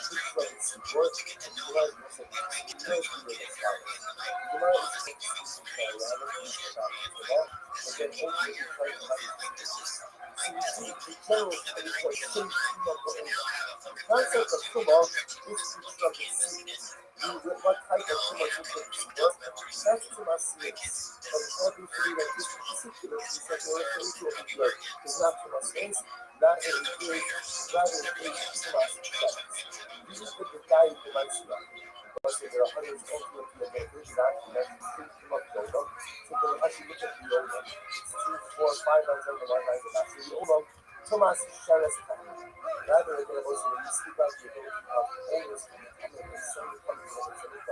that's not too much strategy, again, that is too much Shares. So the Gemara says, coming on the Alpha, the 6 minutes, and which coach the ritual come from the Shares. Did the Nakashi of our Heka Ishtai, I've been asked if there are too much Shares. The Gemara said, but this type of too much picture of the seaboard, it doesn't use the exact type of too much. It says it's the level of but there are types of tumor that are rich like the seaboard. So tumor the other one says, as you come to study land, the time of God will find the heart of each way to that direction.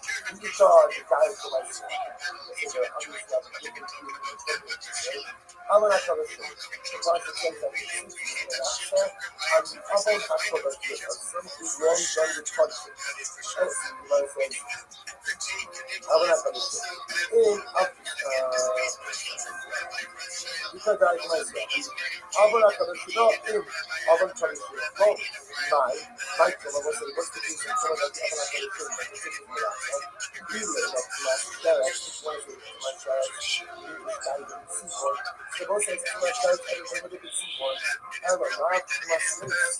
Ultimately, God, what do you say? Both says to my slaves. But I will not tell you. I will not tell you. The all of to my parents, the shape to my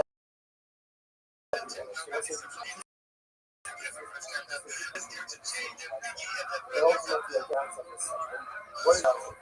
So the one I want to suggest, the one is that those two things that I said, if the owners are coming to us shadows, and not they are coming to us spirits. Either, what does it mean in the place I said before? Since we find the form of human life which are receivable, therefore the kids can be relaxed that human as well, which you understand the body. You see a section that we use to form of human that is ultimately the word. The six is that relax on that type of color, and once you see that there's a concept that exists to be relaxed on subject, once you see that there's a form of color, then we put the word that gives us the ability to say that the six is relaxed on some form of color. even though the form of tumor that the cities Melatza for is not the same type of tumor that what that is prescribed because the type of tumor that is prescribed is what? Tumor series, and the type of tumor that the cities Melatza for is what? Tumor shells. So what's that? So bottom line is, we need all this is incredible approaches. The sequel, Dark and Run Back Up. And the shame the ultimate tumor is really boils down to this as follows. The people come down from what type of tumor can the owner have? And what is the system of action? So what's it survive that I want from the right side, and then later, so what do you do? What do I have on the house? So what's it, so how do you pass it? Remember again, seeking is direct. That's to us, remember what you got to do. What you did, guys, that's the first time the seeking direct was a seeking aspect. That I want from the right side, whether the owners are coming to my sheriff or to my space, they can still offer up for us. Even what? Even coming inside, which builds another genetic position of which is the countries in Europe, but if this actually need not receive by the owners together. That's still of course agree, but together we have to do what's a very constant that I will do. Okay, this. So we'll say, watch this. Help us get some base, I love a good base. Ready? Good. Put down the ceiling. Put down the ceiling.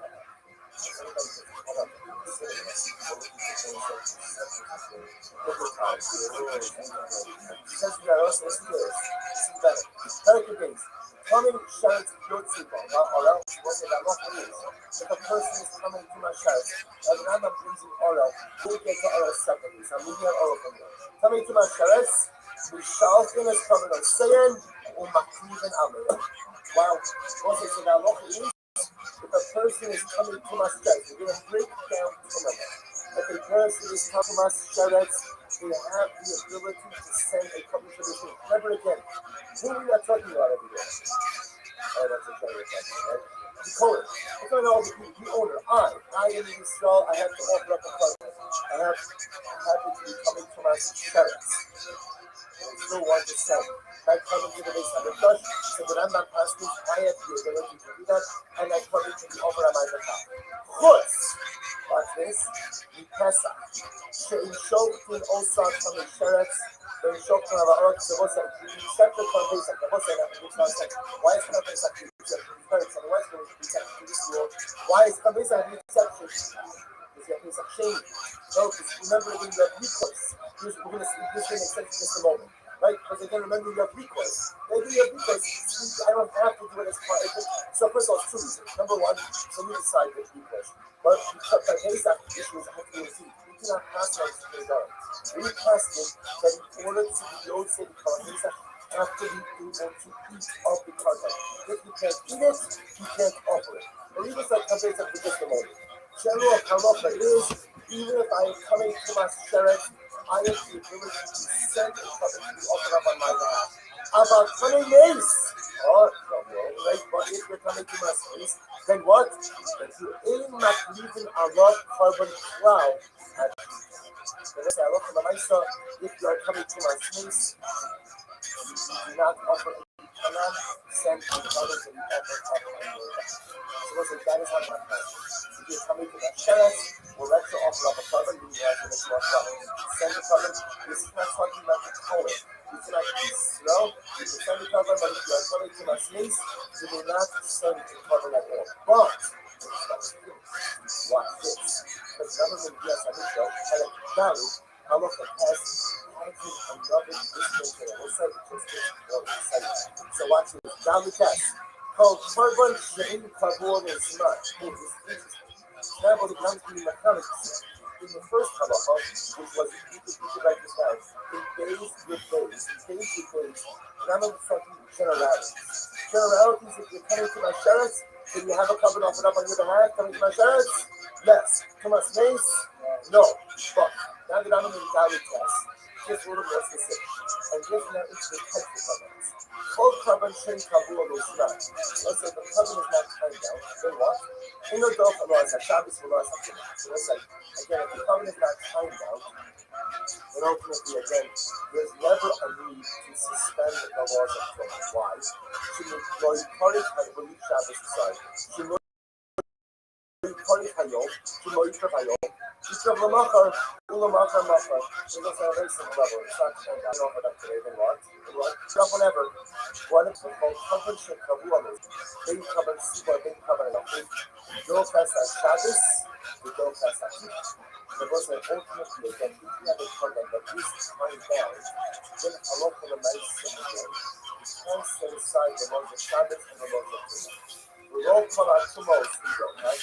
Now let's say purpose does not set aside all forms of Torah, and the Torah and news in the diet. Now that the only thing that will set aside is what? Will set aside ultimately again. So the reason why we're not going to take these technicalities on, but now we does point out that you can have a case ultimately again with the laws of Torah will be set aside, and that's for the sequel of the Yochi. Ultimately, again, that is Kabbalah, but it has a Kabbalah now, it has a section. A Shabbat will be a little bit different, because remember, Pesach has Pesach Sheni. So Shabbat might be a little bit different, but this comes up, this Halacha comes up, this Kabbalah comes up, let's say by the Kabbalah, or other Kabbalists which have a Kabbalah as well. There are circumstances where the laws of Torah can be set aside for the Kabbalah coming up. So again, even the Rana made a general statement, that general statement does have exceptions to it. That wasn't what the argument is. Just so that you emerge from some Halacha of the Mesa from this Sugya, so the New Testament Halacha of the Mesa, and you start to have a cover of the Rebbe needs to have. Ricky is coming to us Sheretz, the Nagi is coming to us. Beautiful, beautiful, good, nice, no shit.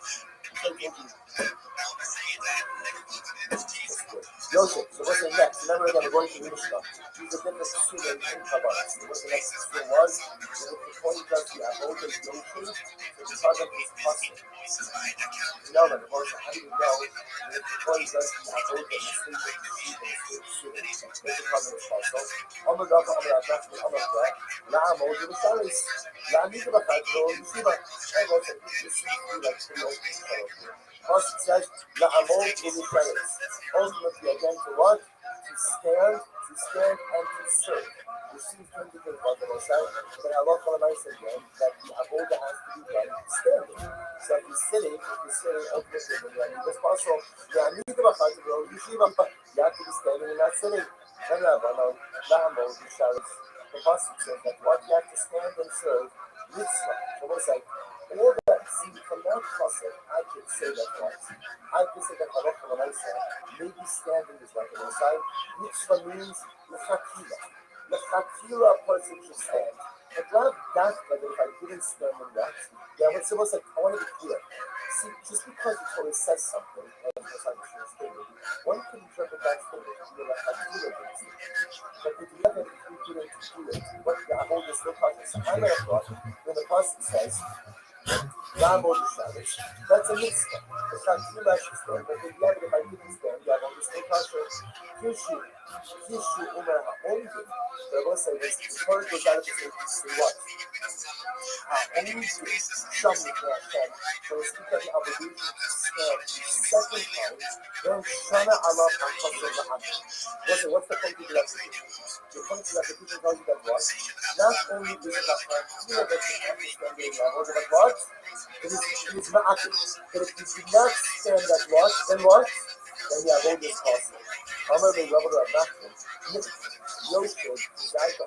Listen, maybe I would do the following. I would say like this. It would be just a standard. But if you sit from doing the avodah, then what happens? The avodah is possible. So essentially, you should say that when you sit during the avodah, is the equivalent to Kizar Jami U'Machal Avodah. Or it says, according to sitting the avodah, during the avodah, is the equivalent of what? A non-Torah seed avodah. First, it means just like if a non-Torah does the avodah, a star does the avodah is possible. So if according to six, the avodah is possible as well. So therefore, I would say, Ma'uma, Ma'azad, and Misa, Afyoshim, I would say, Thank you so much for the opportunity to be here. Click. I'm Rabbi Rothschild. If you're not following me, you absolutely need to be. I'm the easiest follow back in the game.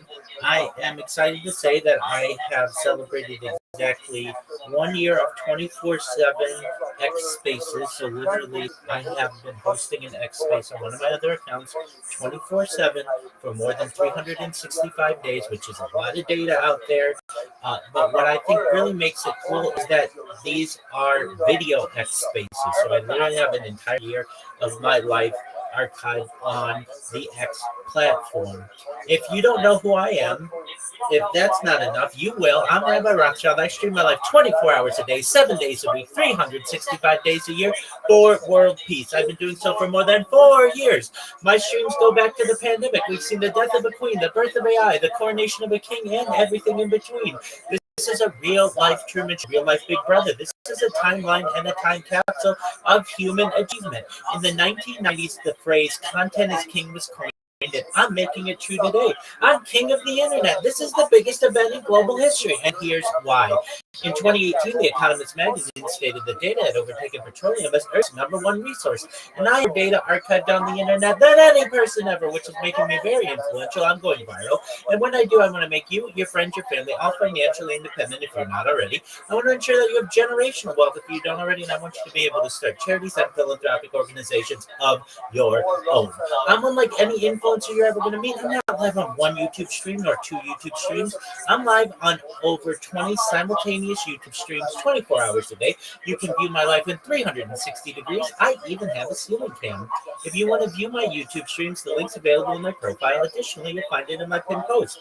You'll also find in my pinned post a link to my link tree. I dare you to look at my link tree. Nobody dares you to look at their link tree, but I do because I have more social media than any person ever. I have more content than any person ever.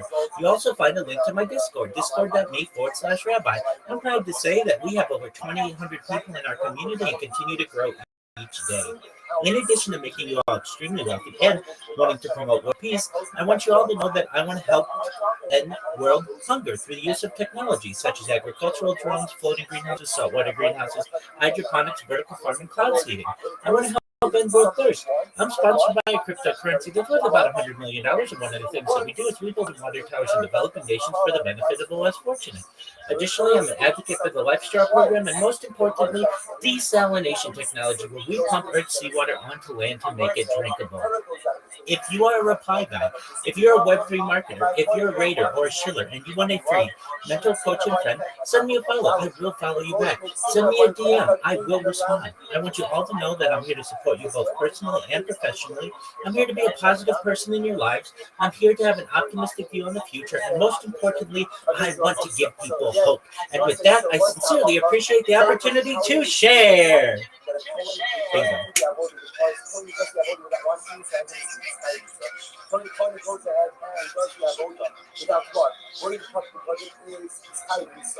Torah states that twice. To teach you that what? The thing is, Mishnah doesn't apply to any case of Kohanic deviation, only in the specific cases. The Kohanic Sibra applying to Echad in Malam. And therefore, what do you know from here? Anytime Torah goes out of its way to state something multiple times tells us it only applies in the cases in which it is free and cannot be applied to the cases in which it's not free. The key of Mishnah is only stated by specific cases of Kohanic deviation. Where is it not stated? Where is it not stated? By Yeshiva, by Sid. Which teaches me that if only sits by the Avodah, that as much as you by a the prohibition is not by a Watch this. Ulamanda on the language, there was a 24 says that even as much as you have a bunch of language, that of course is something twice. You can still go ahead and learn out of it. But for that, nevertheless, you're yelling, probably there's a third one that's always speaks specifically of abuse. So when is that? When is that? By drinking wine. So it tells you that the point is smart before doing the avoidance kind of visa. Which also means that what? The Torah goes ahead and in 3 instances highlights the liability for visa, even if you don't subscribe to the principle of spiritual and abundant effect in the landing, everyone agrees that what? That Moshe Kshuv and abundant effect in the landing. That if the Torah states something 3 times, everyone agrees that what? That it is not conditional over a principle, rather the concept only applies in the stated specific circumstances. Therefore, again, I will say, because the Torah goes out of its way to highlight the fact that a Kohen drinks wine is fine himself, Kohen doesn't wash his hands and sleep his hiding. A Kohen does not wear the pure plant vessels his hiding. It tells me that what? That it is only in situations of specific Kohanic creation where there is a liability for Musa. But any case of Kohanic creation where there is no death penalty, therefore what? There is no death penalty in effect.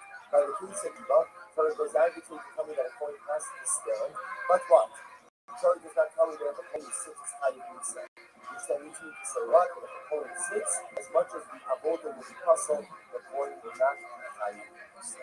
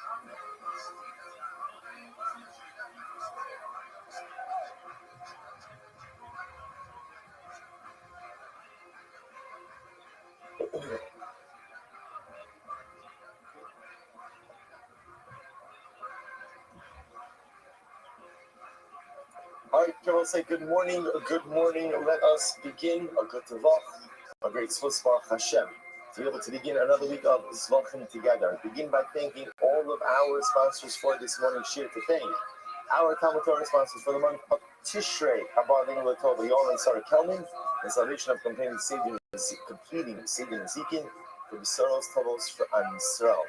Nate and Perry Smith, recovered the entire Kehillah.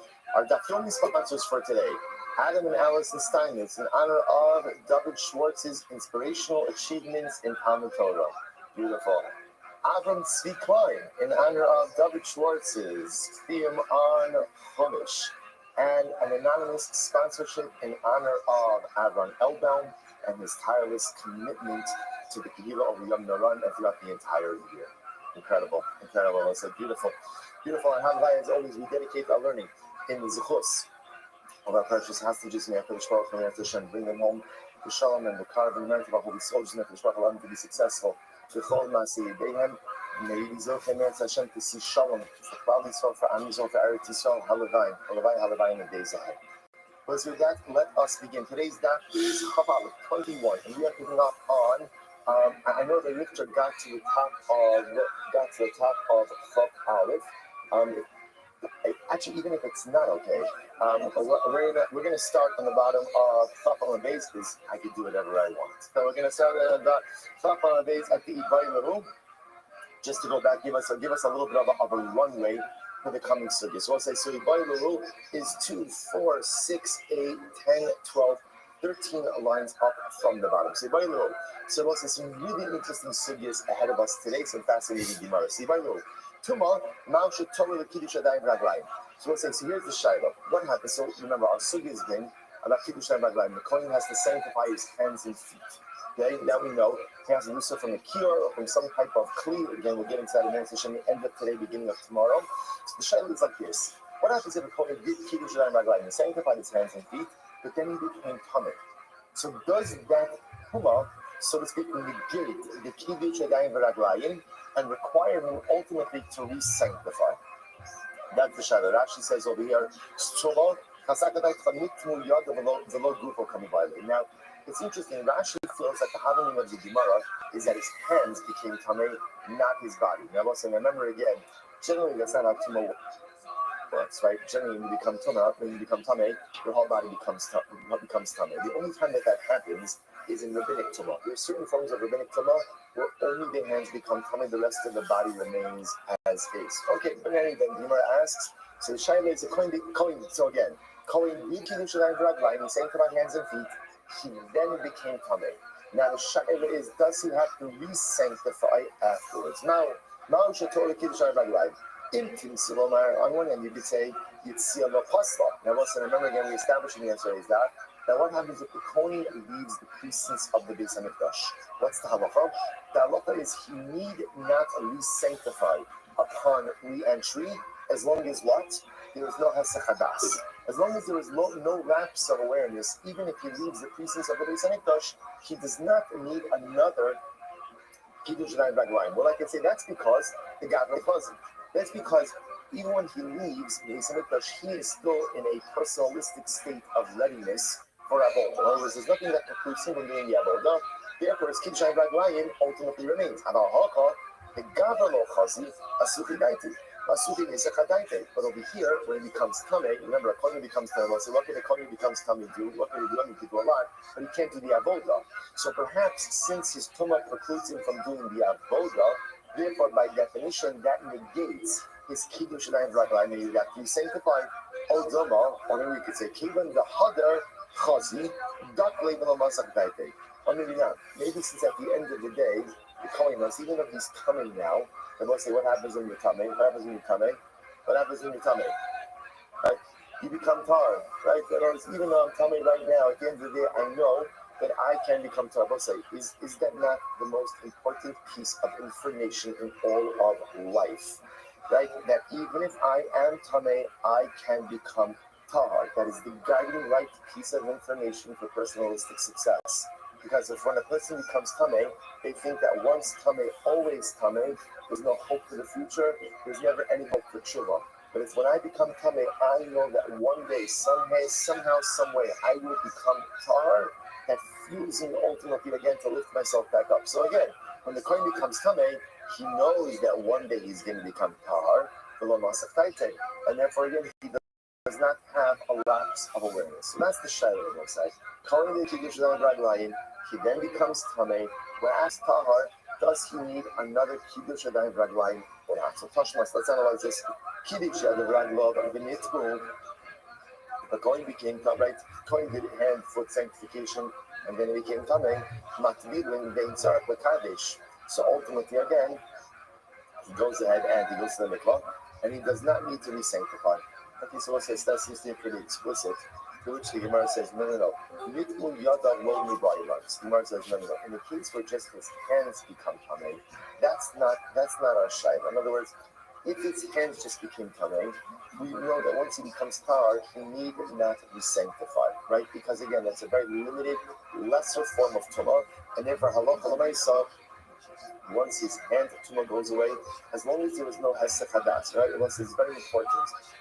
The shayla only comes up in the case where he created Kiddush Raglayim, maintained awareness, became tameh, still maintained awareness. Now he's tar. So thus you have to re-sanctify. So the Gemara seems to say very interesting. If it's just his hands that became tameh, everyone will agree that as long as there is no hesech hadas, he need not re-sanctify upon becoming tar. What's the shayla? Kikami bailan. Nitma kol gufo, if you full body tumah. That's the shayla. In full body tumah. So the Gemara says, 1 second. Kol gufo, kepokre, kevan devayle me avet heret shemesh, asutin yinsaftaite. And once the Kohen becomes full body tumah, then the Lamaisa, again, it certainly has to be that he has to be sanctified. Why? We say generally, full body is always going to require what? A passage of time. Sometime. Remember again, I was like, how do you rectify hand tumah? Right? Wash your hands, immerse your hands, like it's chip chop. Right? In other words, you can rectify it immediately. But full body tumah requires at least heret shemesh. Right? You're going to have to wait until nightfall. So because of that, anytime that there's a mandated passage of time, the assumption is that there's hesech hadas, going to be a lapse of awareness. To which the Gemara says, no, kidon. We can be talking about a case where, let's say, he became tameh right before shkia, right before sunset. That's the case of both sides. So just to give you like a simple case, Kohen did Kiddush Raglayim right before the duty, did Kiddush Raglayim. Then what happened? He touched the sharets. What happens when you touch the sharets? You're tameh. What kind of tumah? Full body tumah. He goes to the mikvah, and ultimately again now, Allah is just waiting for sunset. But again, this all happens right before sunset. So therefore, there's no real time delay. No time delay. So the Gemara says, what's the case? So Tashma, what's the very interesting case? Hold on. Rabbi Kiya bar Rabbi Yossi Mekadesh B'Sharis B'Fnim Liyotze. So there was a very interesting case over here. So remember Paraduma. There was it's interesting because Paraduma has come up already a number of times in the Sefis Talking. Paraduma is very unique. Why is it unique? Because on one hand, we often assume that Paraduma is a carbon. What's the problem? It's not a carbon. Why is it a carbon? Why not?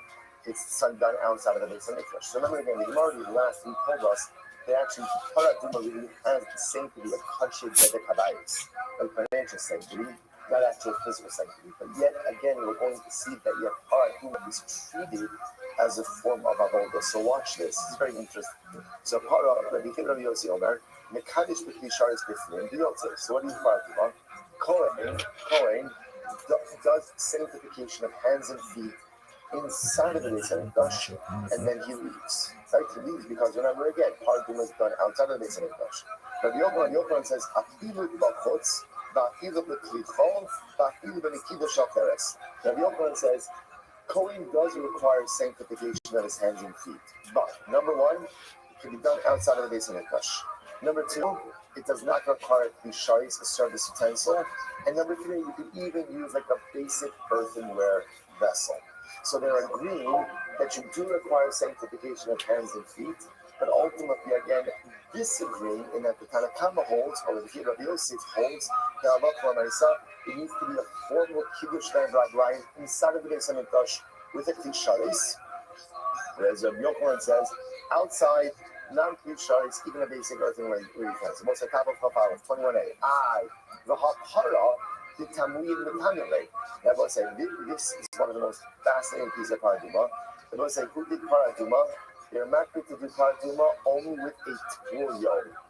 A coin was a Tvul Yom, which means that they would be Metame the coin, purposely Metame the coin, had it immersed in the mikvah, right? But remember again, this Tara will not be complete until nightfall. So Paraduma was always done by a Tvul Yom. This man, we'll see why this man. So they would go ahead and they would purposely be Metame, the Kohen was doing the Paraduma, and then do the whole process. And they would go ahead and, they would Metame him, they would take him to the mikvah, so he would now be a Tvul Yom. Once he was a Tvul Yom, that's when you do the process of Paraduma. Why?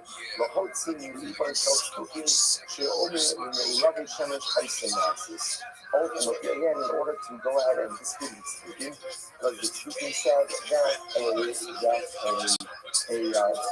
not allowed to do Paraduma. What's going on? This is possible just a moment. Here we go, actually. Not actually, so far from the 21, but part of the point is that after this listen, so here was very interesting. What would you do for the coin who was in the part of the religious? First thing they would do is they would do the sanctification of hands and feet, right? After that, they would purposely be Metame. However, a simple case, don't say, hold this, you didn't get sheriff, right? Because when you hold get sheriff, you become Tameh.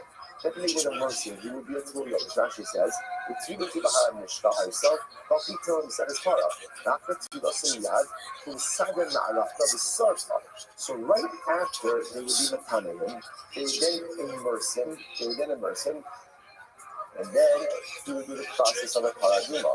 And listen, what do you see from here? Ama Akra Kiddush Hazeh Haisa, Ushmamino Lo Pasta Lo Tuma. That was for our purposes. What do you see from here? You see from here that after they immersed him for his tumah, what did they not make him do? What did they not make him do? Another kiddush line. They didn't require him to re-sanctify his hands and feet. Isn't that interesting? So let's say, so one more time, because I'm not sure if you're just totally enraptured by my words or the blank flew up just because you don't know what's happening over here, right? I'm going to go with the former, but I'll just throw on the side of caution. So just understand the process, right? So again, Kohen would go ahead, so let's just do the Paraduma. First thing they would do is watch the Kiddush of God line. Now, my focus, how Kiddush of God line was done. But let's leave it on the side for now. Let's assume it was a classic Kiddush of God line. So in the base of he washes his hands and feet.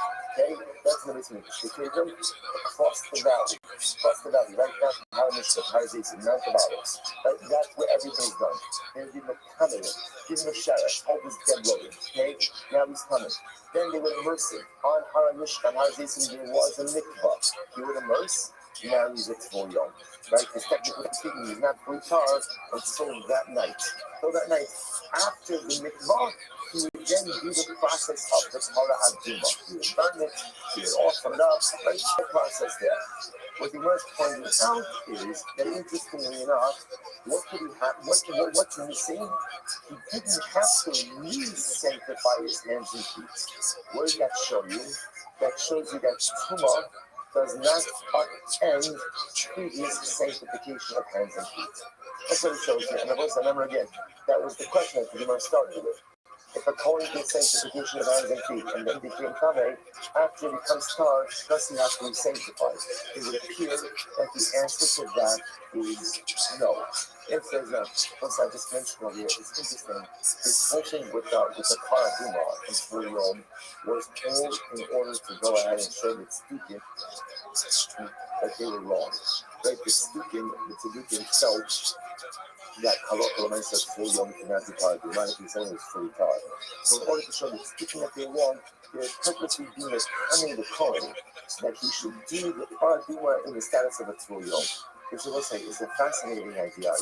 One of the things that we struggle with a lot in life is that sometimes it's okay to like adopt a live and let live approach. I'm not to convince everybody of my opinions. I don't have to do that one, I don't have to with me. You can have your opinions, I can have my opinions, and that's it. And that's it.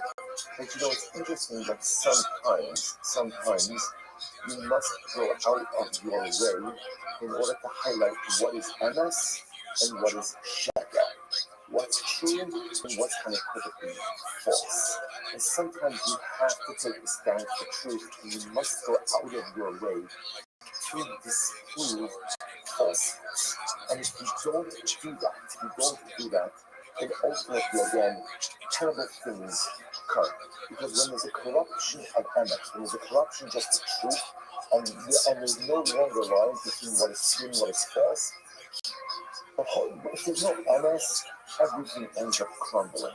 So it's interesting to see over here, and again, just like this is one of the greatest challenges that we see in the world. People are shocked about what happened in Manchester on Yom Kippur. Don't be shocked. Don't be shocked, because if at the end of the day you declare you support the Palestinian statehood and you go ahead and literally again you reward peace, so what you're saying is this is a legitimate path. It's a legitimate path. That barbaric bloodshed is a legitimate path. So if that's what you're saying, then by definition, just understand. If we declare, I mean to get off on this, but like it's incredible how like the world is. So if you're handing terrorists a state in the midst of while they're holding hostages innocent people, then what you're saying to the world is Jews are aggressors, Jews are enemies. Well, if Jews are enemies, then by definition they become legitimate targets. So don't be surprised. Don't be surprised when someone decides to act on them. Everyone's, oh, what happened? What happened? What happened? What happened? You lost your sense of moral clarity. What happened is suddenly everyone's right. Everyone's right. Or everyone's right and no one's right and everyone's right. And don't be surprised when the carnage occurs on your watch. So that's why it is so important for us in this day and age. I think as Jews, we've always kind of existed throughout the millennia, ultimately as saying like living on it. Like it's not our place to tell people what they should believe and what they shouldn't believe. But the reason which we live, it is so important that we stand up for what is right. And again, if people say things that are objectively wrong, the days for just kind of turning a blind eye to it are done. Because if we don't promote ultimately again what is MS in this world, if we don't promote what's MS, no one else is. And if no one else is, then again, once truth is gone, then unfortunately the most terrible, horrific things become possible. So you see, again, it's in a car fight. Whatever, I don't know what Chazal felt the need to take the stand over here, but it's interesting, right? There are many other things that they're speaking, they were like, whatever. But like that Paraduma, where it looks like it makes sense, what's Paraduma? Paraduma is like Tuma and Tara. By Tuma and Tara, there could be no equivocations. By Tuma and Tara, there could be no gray. By Tuma and Tara, there's no living like that everybody's right in every really developing time. None of that garbage. By Tuma and Tara, there's right and there's wrong. That's all it is. And Chazal went out of their way to show that in this context. Incredible. Anyway, back to our daily schedule program. The Gemara says as follows.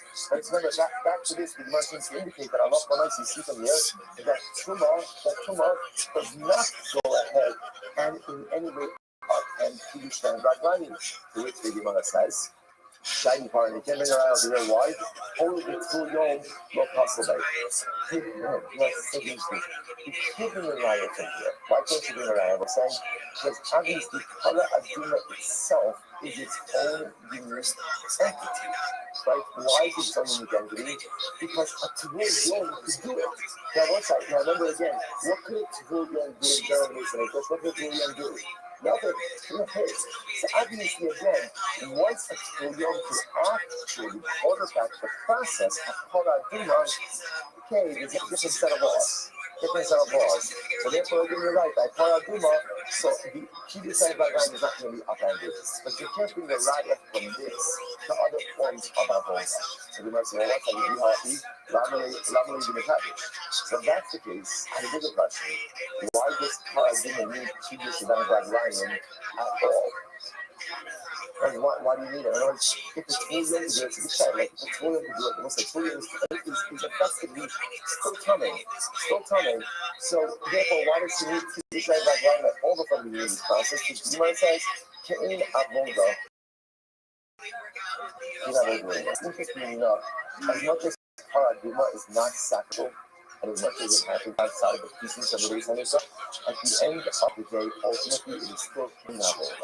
It is still like it is Avoda-esque.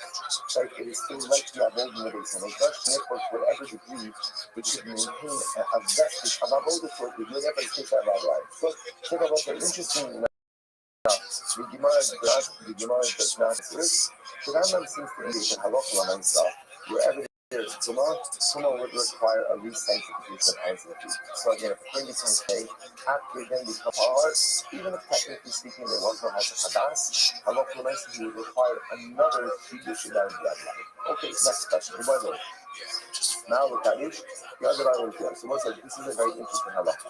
Right now we're going to say how did the cure work? So we had in yesterday's dot, Ben Kachin, right, made the 12 stouts. Again, we'll say also, we're not finished because Ben Kachin was second base Mikdash.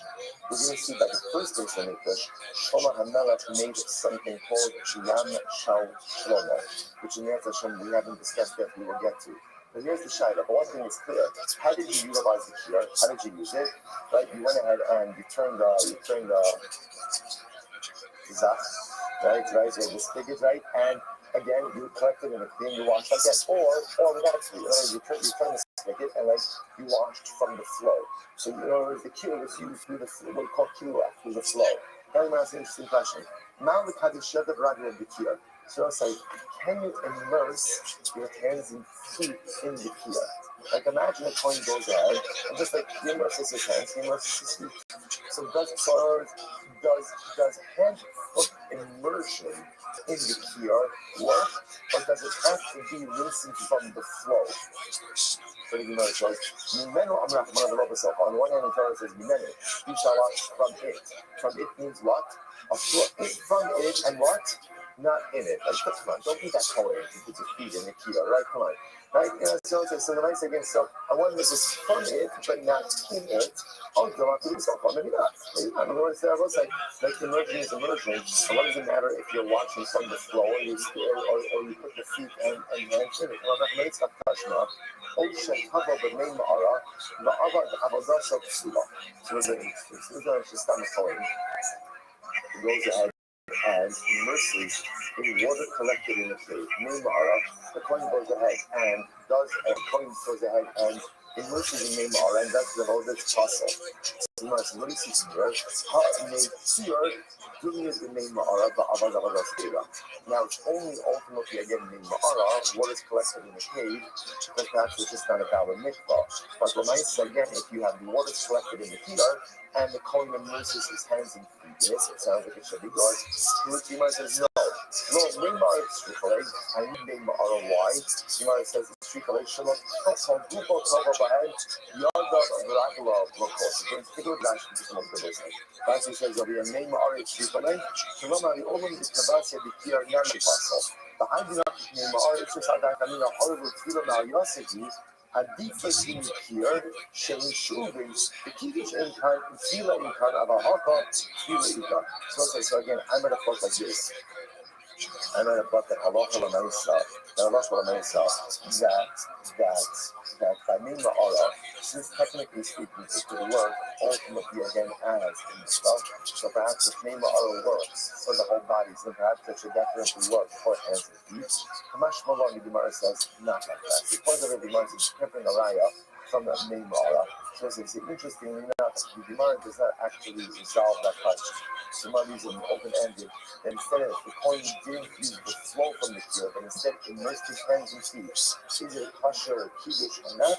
The Gemara doesn't answer. But once I will find out something very interesting, that this shiloh also comes up by the kilas yadayim. Right, interestingly enough, but the halacha is normally, right, you're supposed to take a clean utensil and wash your hands, whether that's for negavasa or before you eat bread. But again, the halacha is a clean. What happens if a person, let's say, goes to a body of water and immerses his hands in the water?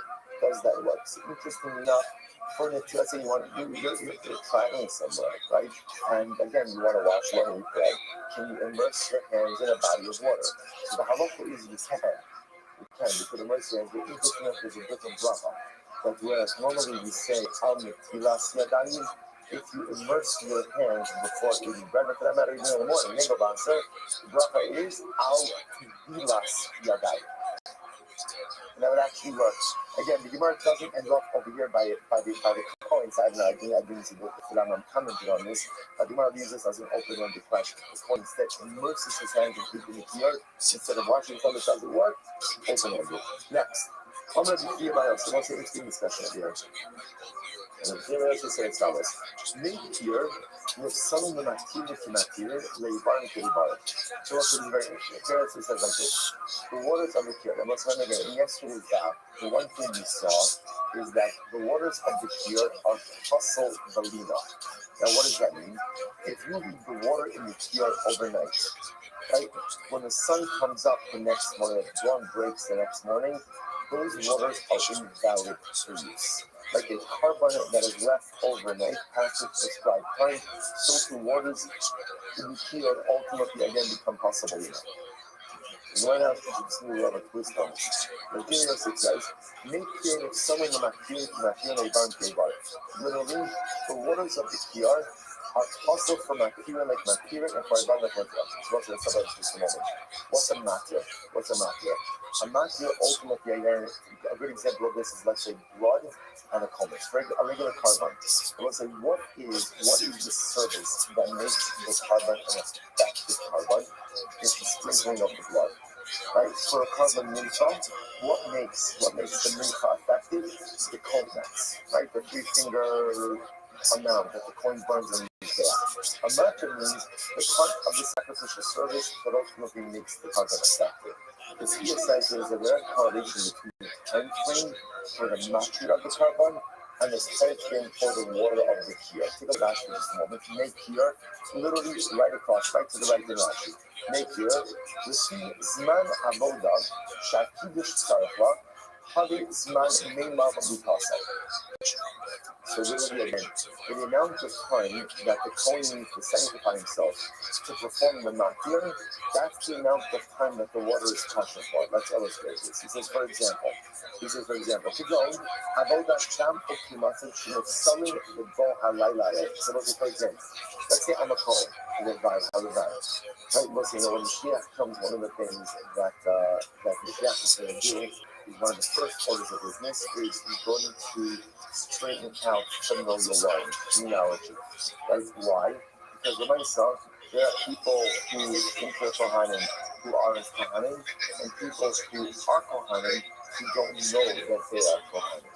So for us non-Kohanim, ultimately again, we're desperately doing and trying to be Kohanim, there is still a chance. There's still a chance. Mashiach's going to show up, right? And he's going to say, oh, you had it all wrong, you thought you weren't a Kohen, in fact you are a Kohen, so that it is. The only type of technology that Mashiach is not going to expose are mamzerim.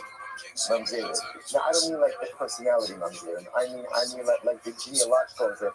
Personality mamzerim, everybody knows who they are here. Right. But when I say genealogical mamzerim, interesting that the Gemara says, not with an aleph, with an ayin. That once a person's like genealogical mamzerim has been forgotten, even if it's been obscured, Mashiach's not going to reveal it. That's going to remove it. Right? But what I say, but fascinatingly enough, everything else. So what's this watch? Let's say I'm a Kohen.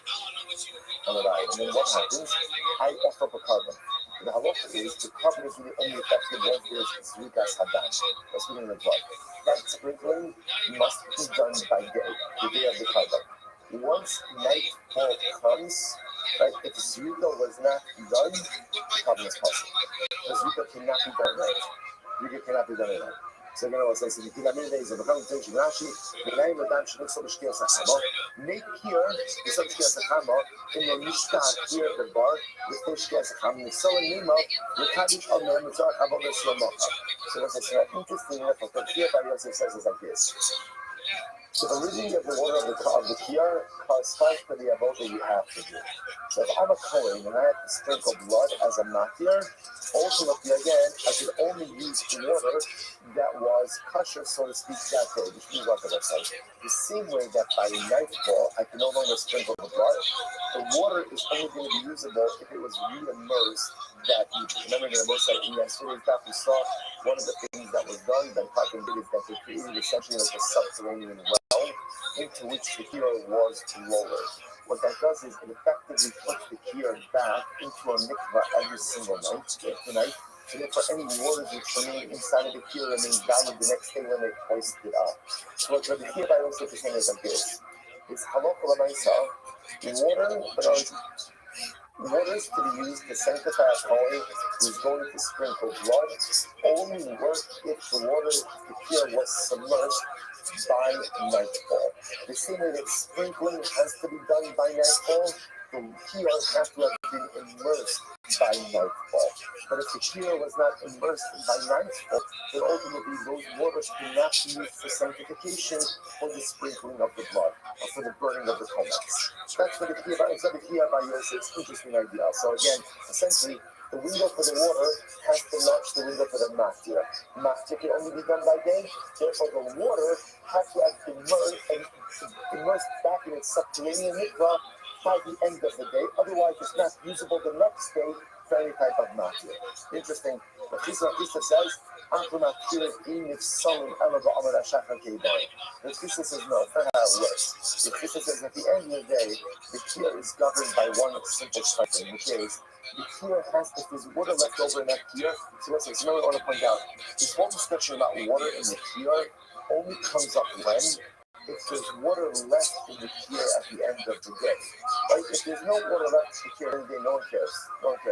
The Shaila just said, if there's water left in the kiyah by the end of the day, I want to be able to reuse it the next day, right? Because remember again, you can say, well, who cares? It's raining, right? Just let it flow out. No, because since it's sanctified water, we're careful with it. So what Archista says, essentially, when it comes to the kiyah both sides, you have to go to the kiyah needs to be lowered back into the subterranean mikvah sometime before daybreak the next day. As long as it's lowered back sometime before daybreak the next day, you're good to go. So you have the whole night. So you have the whole night to figure out when to lower it back, you're good to go. The Yochanan says, here, gave us the shakal, shuk and malur. The Yochanan says, here, once you've immersed it, once you've lowered it back into the subterranean bit, ultimately, again, you cannot go ahead and bring it back up. Now, I will say, either interesting, we're not sure what this means, but what Rabbi Yochanan seems to be saying is, they would lower the kiyah back into the subterranean mikvah, right, sometime before nightfall.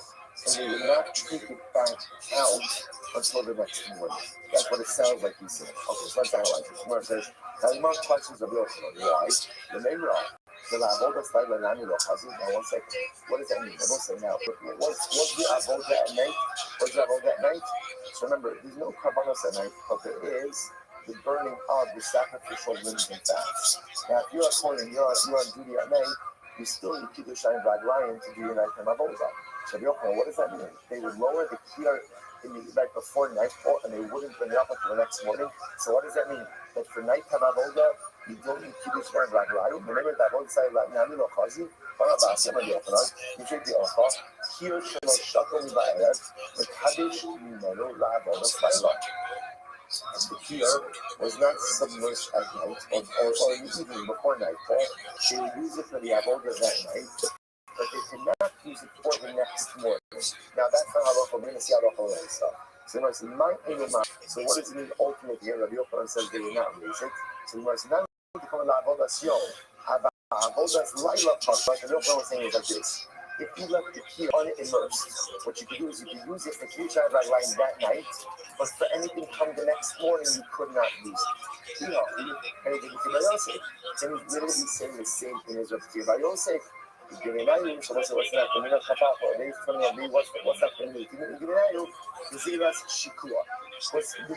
the meaning of the Avodah is, do you say that you should always proactively immerse the kiyar in the evening before nightfall as a precautionary measure lest you forget to do it. That didn't have to mean it to you.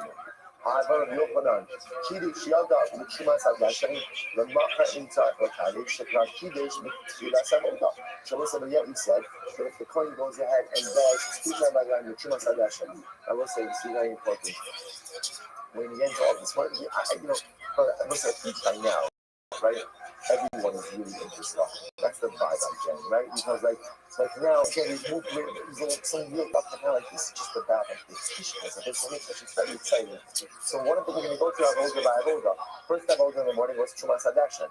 What's Chumas Hadashan? Was Chumas Hadashan taking out the trash. So listen, I remember when I first came to the shul, someone told me that it was a very big Muslim in Christ. I never had this the previous right in the shul, 26 years here in the shul, that whenever he saw like a piece of garbage in the shul, he would always go ahead and bend down and pick it up. And people would say to him, Rabbi, it's not, it was always apparent to quote the Chumas Hadashan. The first avodah in the morning was that the Kohen would remove the ash from the base. What is that? That's a cup. He's taking up the trash. Like removing the trash in the revolver for Olam's home is a sacred avodah. This avodah had a tremendous impact. Like to the point that whenever I see something in the shul, left on the floor, some of it actually by children of people in this room. That's a different, that's a clean up after your kids. Clean up after your kids. But for mine, anyway, but the point over here is also, it's a tremendous soul for us. But sometimes, like, we walk over, and it's very important when you see a piece of trash somewhere, and this is like when we start this home, that there is a sacred duty in going ahead and picking up trash in the revolver of Olam's house to beautify it and to just make it holy. So anyway, the first step we do is the Kohen will do was Chumas Hadashan. So the Gemara says, now interesting, we're going to see Chumas Hadashan was done before daybreak. It was done before daybreak, because we're going to see just a little bit. So what happened? The Kohen would sanctify his hands and feet. He would sanctify his hands and feet, and he would go ahead and so in the Mahar, when the sun came up, he would not have to re-sanctify. Perfectly sanctified. The Gemara says, so now what's interesting about this? Obviously, what does it show us? What was he sanctifying his hands and feet from? From what? From the kiyah, which means that the kiyah was already of use before daybreak. So Gemara says, Bishtam of the Rabban, the Mokim language from the Elazar, really shimming, so this makes sense point to Rabban, who establishes this like Rabban Elazar, this from yesterday's daf. But if that's the real Rebbe, the Mokim of the Rebbe, actually the Rebbe had the Rebbe, but unless it's all correct in yesterday's daf. But Abaye goes and establishes this like Rebbe. It's a contradiction. The Gemara says, "Ma'ishna hasam b'mashkalei, u'ma'ishna ha'chavelo mashkalei." What's the difference over there that they would submerge the kiyar, and what's the difference over here that they would not submerge the kiyar? To which the Gemara says, "In some way, b'hadam mashkalei." No, what's the case? The case must have been is where they submerged the kiyar sometime earlier at night, and then in time for too much hadeshen, they would pull it out. They pull it out. If that's the case, then if they were pulling it out back for Trumas Hadashan, then why would it not be fit? Why would the waters in there not be fit for use the next day? To which the Gemara says, "Ein sarf l'kadesh l'mimra demlanatir nifsa fazil." The Gemara says, "No. What it means is like this: is halakha l'maisa again." What it means is the kohen who does the Trumas Hadashan does not have to re-sanctify his hands and feet. What that seems to indicate to us is that the waters in the kiyar would in fact be halakha for our bones of that next day. To which the man is a Krista, then it's a dish on which the Ignayu, it's Shikua. No, so also, go back before you're right, we're pretty much saying the same thing. And after the would be is there a din to proactively submerge the kiyar, lest you come to forget it later on in the evening? Okay, so what's the next way? Where is another catch up? How you roll it also? Below Shomer Eskolo, so this is a very beautiful Gemara. Very beautiful Gemara. Where is it? What is it going to put it? The second stomach. Okay, so Gemara says, how you roll it also? Below Shomer Eskolo, actually Shomer Kol Sha'it Sha'asa Ben Katir. So listen to this. This is talking about the Kohen who did too much Hadash. Same Kohen, right? So let's remember again. First avoda that was done in the morning, removal of the ash from the mizbeach. So when was it done? Pre-dawn, which means no one saw him. No one saw this Kohen who was a little higher low also, a little short above. They wouldn't hear him and they wouldn't see him. It was dark, and again, it was just one guy walking around. So they wouldn't hear him, they wouldn't see him. What would they hear? Actually, show me Kolo Sha'etz, Sha'asa Ben Katim, Mukni Lakir. So what's what was the first time they heard something? They would hear this cranking, that's the word, but cranking the kiyar out of the subterranean well. The first thing they would hear. They know when they would hear this noise, only they know be at least the next year. So they would say, oh, it's now time. That's what they hear. Obviously, that's the kiyar coming out. It must be now that the guy is doing the Trumas Hadashan is getting ready to do a Kiddush riot. So the Gemara says. So we see Rashi better in just a moment. It's Rashi towards the bottom about 6 lines up in 4 gets wide. And also, the Misha Zakam Jashin Hamari, one of the things who was going to talk about the idea, we already referenced this, that in the beginning, no one was really all that interested in Trumas Hadashan. So whoever wanted to do it, did it. Later on, it became more popular, and therefore they drew lots. So whoever drew the law, allowing them to do Trumas Hadashan, sounds like the Shine Nikmas, the Kaddish of the so I am Magnus Biado Loner, from the Avuka, and a Hamish or Hatna Ayafa. Okay, so remember again, when the Kohen would come into the Trumas Hadashan, he did not carry a torch. So what lit his way? The fire on his back. The fire on his back, which is very able to see it. From the Hayulor of Akavakanu, Shahayu the base Hamuka, Achishomer. And let's say, where is the Kohanim? So Kohanim were in the base Hamuka. What was the base Hamuka? Okay, we're getting to all this. Base Hamuka was essentially the fire chamber. Now, there was a fire that was burning. That's what they slept. Keep warm. So they were there, keep doing this thing, and what would they hear? The first thing they would hear was the cranking of the tear out of the well. And they said, oh, that's the Kohen getting ready to go ahead and halakha l'maisa, Trumas Hadashan. So it says, like the Masalik way, Allah Mashkalei. So it says, so obviously what's happening over here? He's hoisting it out. If he's hoisting it out, what does that tell you? That it was submerged.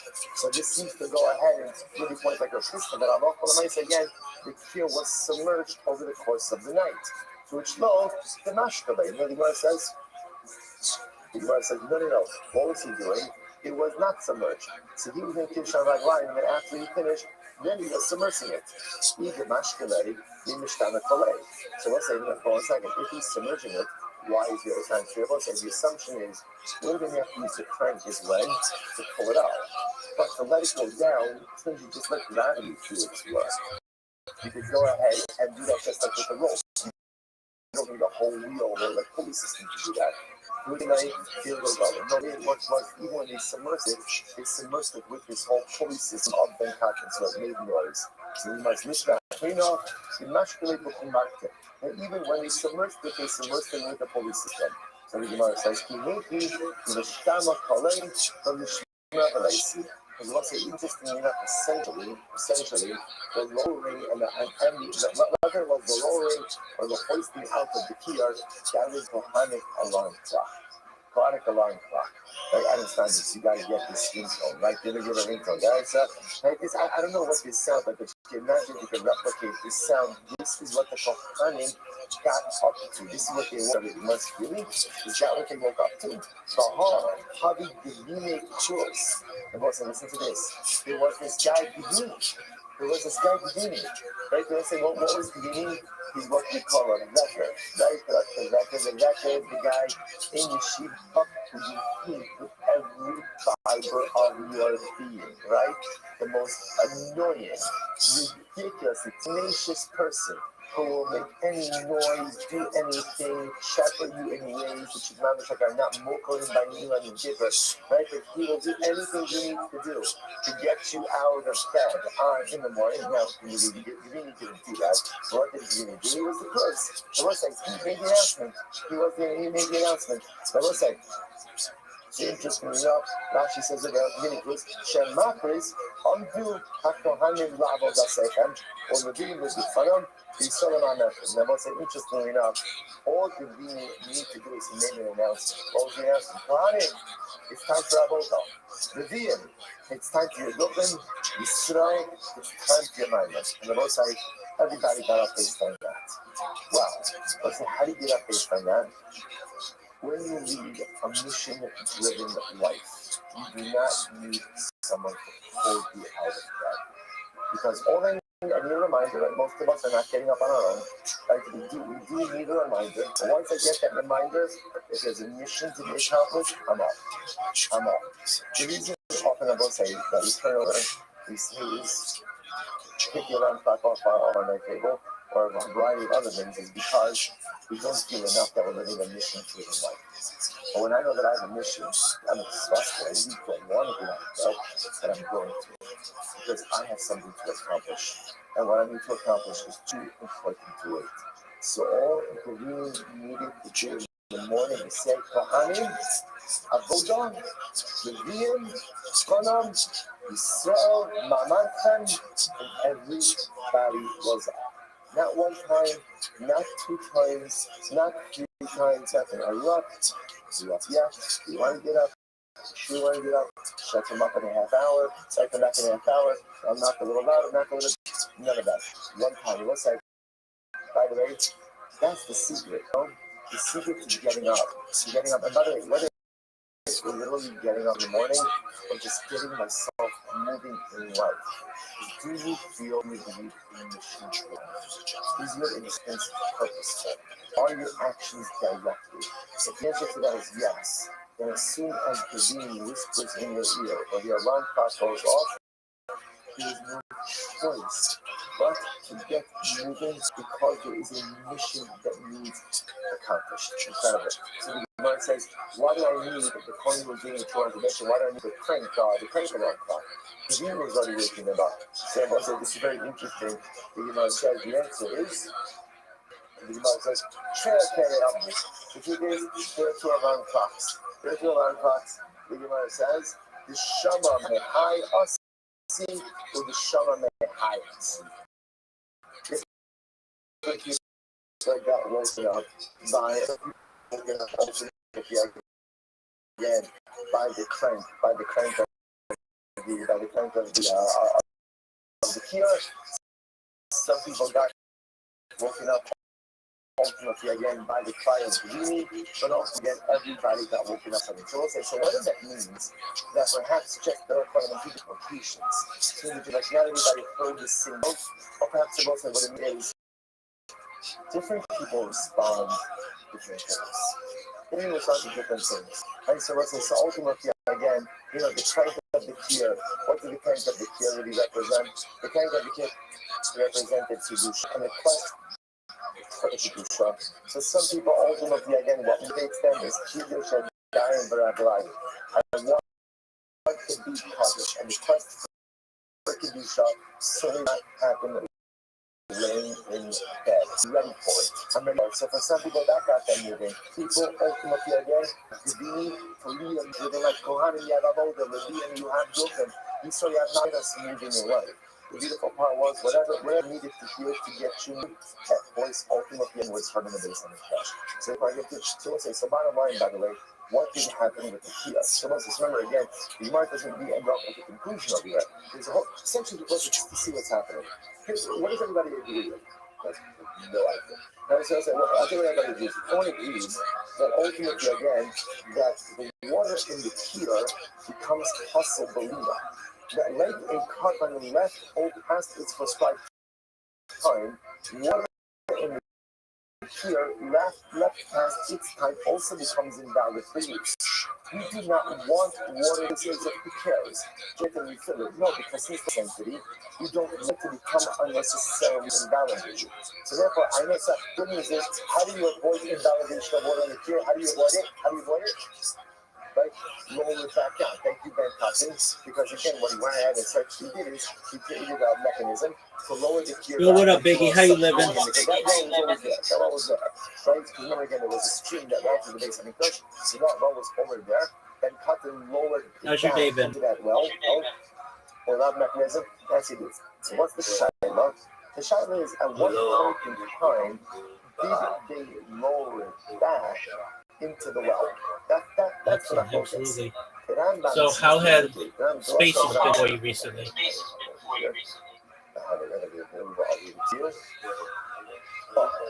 Like this. I'm seeing Hilfos Bias Amikdash.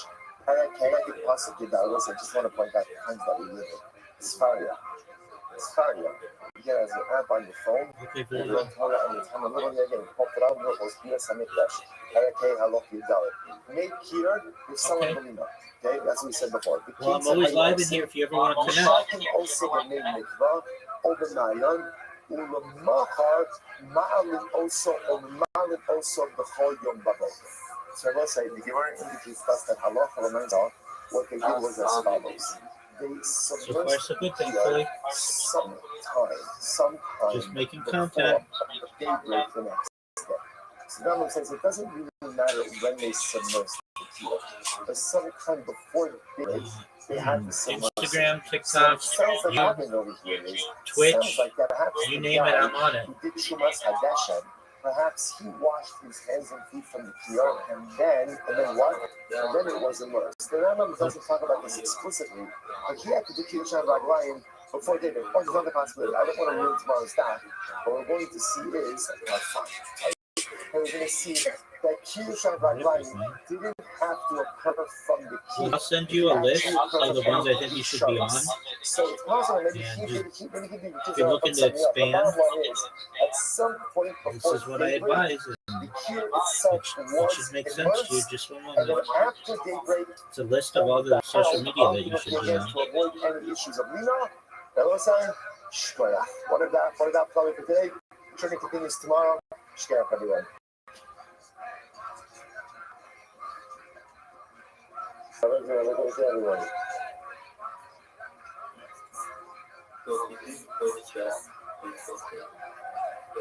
Absolutely.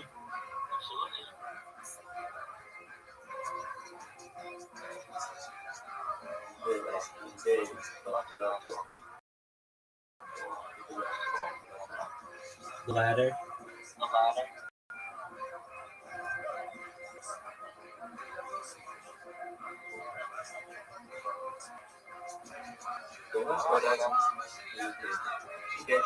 All right, so we'll say good morning, Mr. Don't Such worry a about small it.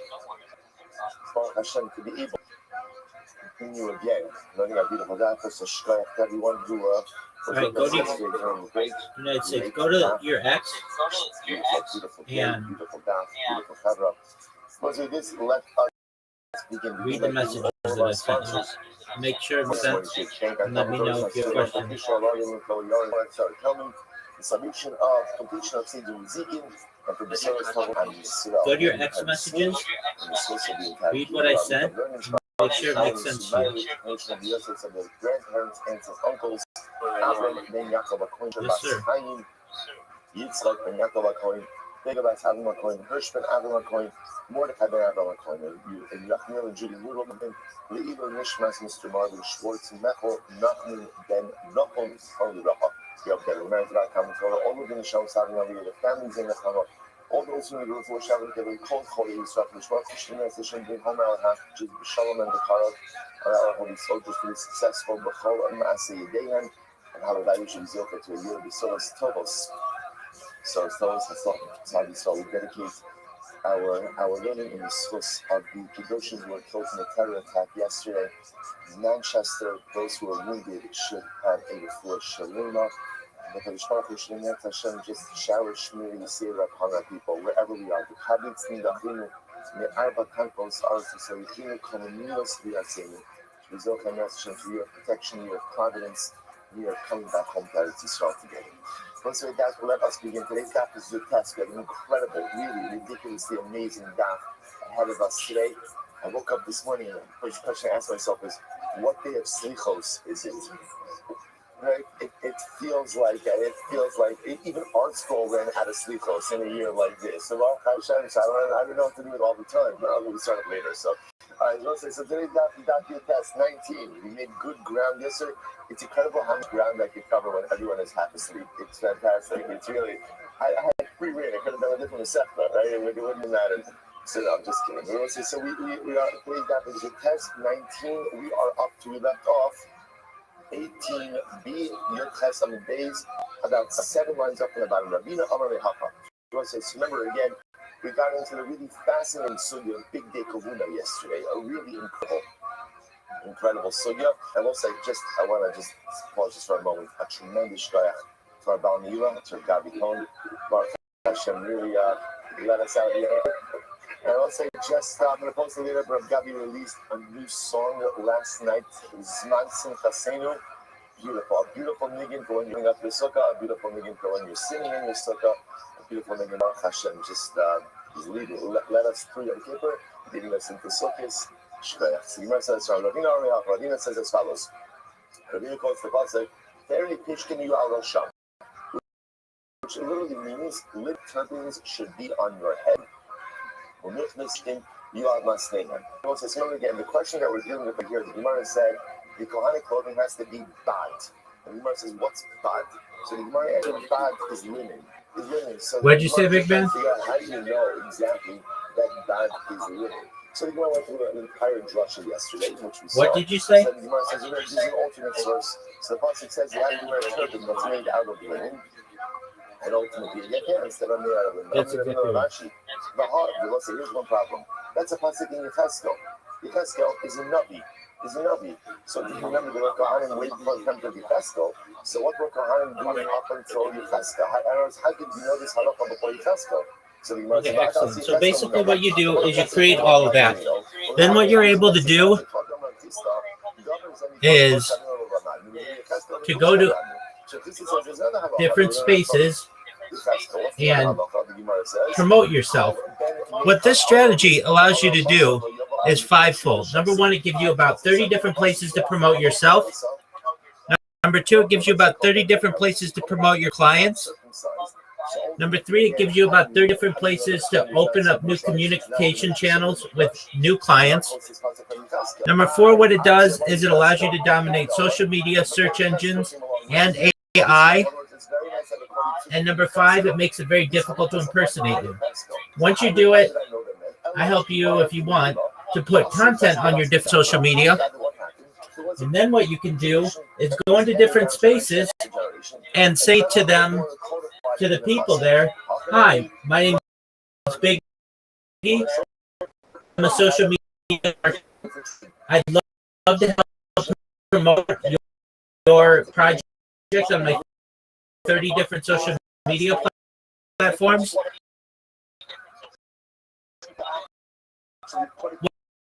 What this is going to do for you is it's going to increase the amount of people who visit your website, DM you, who get impressions about your project, who buy your NFT or cryptocurrency or whatever it is you may be in. And I really help you rank higher in social media, in search engines, and in AI. If this sounds like an interesting partnership, to send me a DM. I'd love to work with you. And then you just, in different chill and chills of the week, you're going to get a few people who have connected with you. And you basically, once you do all that, I can send you a menu. What you'll do for them, basically, like if you want to post on your different social media accounts, you'll do that for $10. You'll do it for perhaps $2, and for all of $100. Just a way for you to start making money. Does that make sense? You also above your elbows. Now listen, obviously you can be tying the belt on your chest, torso area. So above your elbows, you're obviously like above this area over here. The problem with that is that you get into armpit issues. You can also get an accumulation of sweat. So where should you put that? What'd you say, big man? What'd you say? It's very interesting. The admin was tied opposite the elbows. In other words, on the area of the torso, chest, right where the elbows are. Yeah, it's been hundreds in the last 6 months. Where the admin, the belt, where we classically wear a belt, like around the waist, rather than wear it actually a little bit higher up. Incredible. So I'm gonna read one up. Now, so let's listen to this. She said like this. So one time, Brian Nelson told me, I mean, look, the proof is in the pudding. One time, you either do it, and you get a chance to be able to be successful, or you don't, and you just recognize that your competition is doing it. Now she says, he was a Persian king. I was once going to the Persian king. I went to happen is incredible. But not lead anyway. The teacher made my belt too high, and he pulled on my belt. But I guess if you're king, you can do whatever you want. There you go. That's what you want to do, big man. So it is said that you are a nation of peace and a holy nation. So keeping you guys, so I was saying, dress the part. If you're going to be a mamlechas, I'm here if you have questions. Dress like it. You're wearing your belt too high, pull your belt down, and dress appropriately. I will say, there's so much in this story. So much in this story. Then when we're saying, dress the part.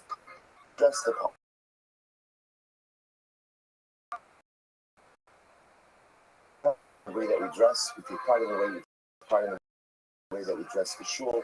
We should take pride in the way that we dress every single time we come before the Rebbeinu Shalom. A yid is mamlechanim b'gay kaddish. It doesn't matter what it. Take pride and present, and we take pride in the way before our king. The other one says is something amazing, which is that there will come a day where the nations of the world will recognize our greatness. What we often experience is the exact opposite.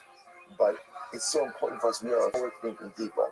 And we realize there's a deep down, which is so much of the soy animosity, the hatred, and the anti-Semitism. But one day, and the Hashem, that day will come soon. The world will say, you are a Mechas Kohen the guy Kaddish. Ki asoi, made that name. I came for a name. Amalei Akim Bechon, Vahayu Nomnai. The pasuk that is in Yeshaya that says, literally again, kings will be your caretakers. So this is a very ultimately again, kings will be your caretakers. Means what? That reminds again, the day come where nations will take care of you. Even the Gentile kings will take care of you. It seems like an impossible dream based on what we see right now. I will say, what a physics, right? As we come home to Yom Kippur, yesterday, right, and Matzah Yom Kippur, we come back to such tragic news for our people, and yet again, what's the first stop? The Baruch again suits us and said, hurts now, but in Eretz Hashem you will see that the great day will come when the nations will not only stop put you on a pedestal and recognize your greatness. Incredible. It's not awesome. Cohen Shalaka Bezbah. There's so many interesting cases over here. A lot of great Kohanic cases. A Cohen got an injury on his finger. So it says, what's that? He's allowed to tie, but a geni is like a piece of grass, like a reed. He's allowed to tie a reed around his finger. Essentially, he can bandage it. Now, they'll say, now, what's the cap of this? Open the Dina. So this is about on Shabbos. Now, remember again, in general, the halacha is on Shabbos, you're not allowed to engage in medicinal healing. Why not? Why not? Gzera of Schikas Sanamon. Ultimately, again, it's a gzera that you may come to go ahead and grind up herbs. Grind up herbs. So therefore, you can't have kind of that is a din d'Rabbanan. Din d'Rabbanan do not apply inside of the Beis Hamikdash, which is incredible.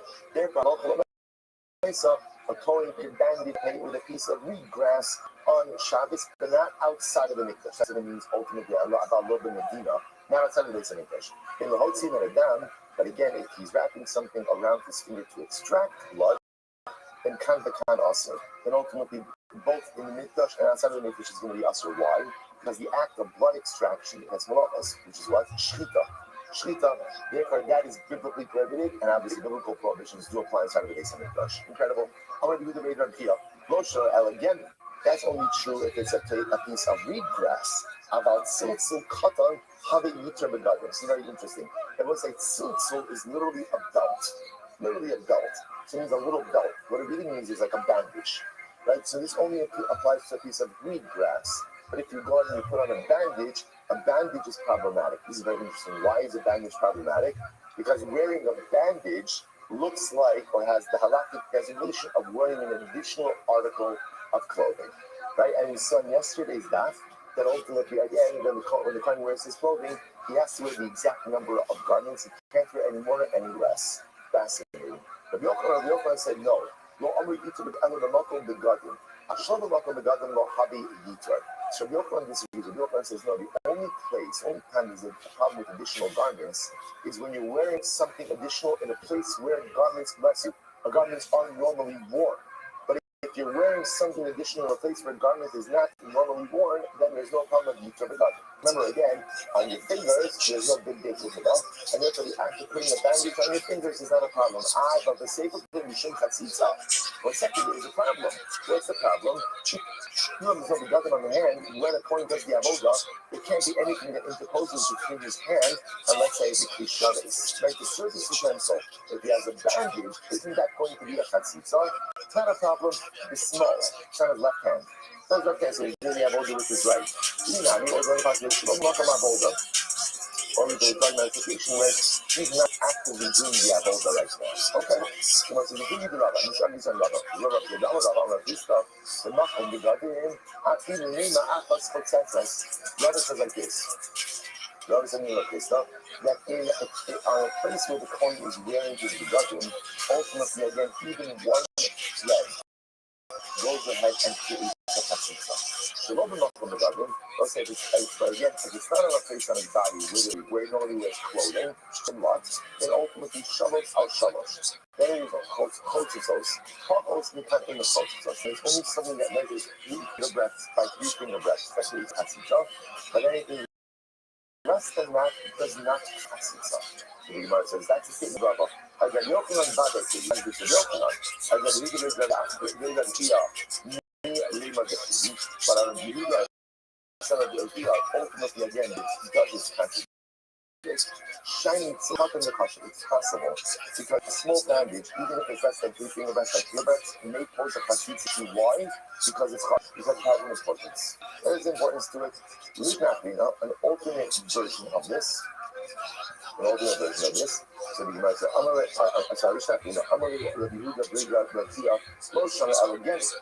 what is a Kohen allowed to bandage himself with? He's only allowed to bandage himself with a piece of reed grass. About 6 cotton closets. But if he uses a little bandage, that is going to create a chatzitza. Rabbi Yochanan says, no, I'm sorry. Rabbi Yochanan, lo, amru chatzitza. The pachos mishalosh al shalosh el b'makom begad. How about Shlomo Makom Megadim, Shalosh Hashamos, Chosusos, Pachos Mekantino Chosusos. Comes on Rabbi Yochanan says, one time that something poses a chatzitza issue is when it's 3 finger breaths by 3 finger breaths. And that's only the Makom Megadim. But ultimately, I'm sorry, and that's like the Megadim. But if it's not a Makom Megadim, in other words, if it's on a part of the body where you wouldn't normally wear Kohanic clothing, then ultimately, again, only 3 finger breaths by 3 finger breaths pose a chatzitza. Less than that does not. Pachos mikan eno chos, that says. V'hainu dirava amrat kista. And ultimately, again, this is the statement of Rav Amrat kista. Just to pause here for just a moment. So what do we have?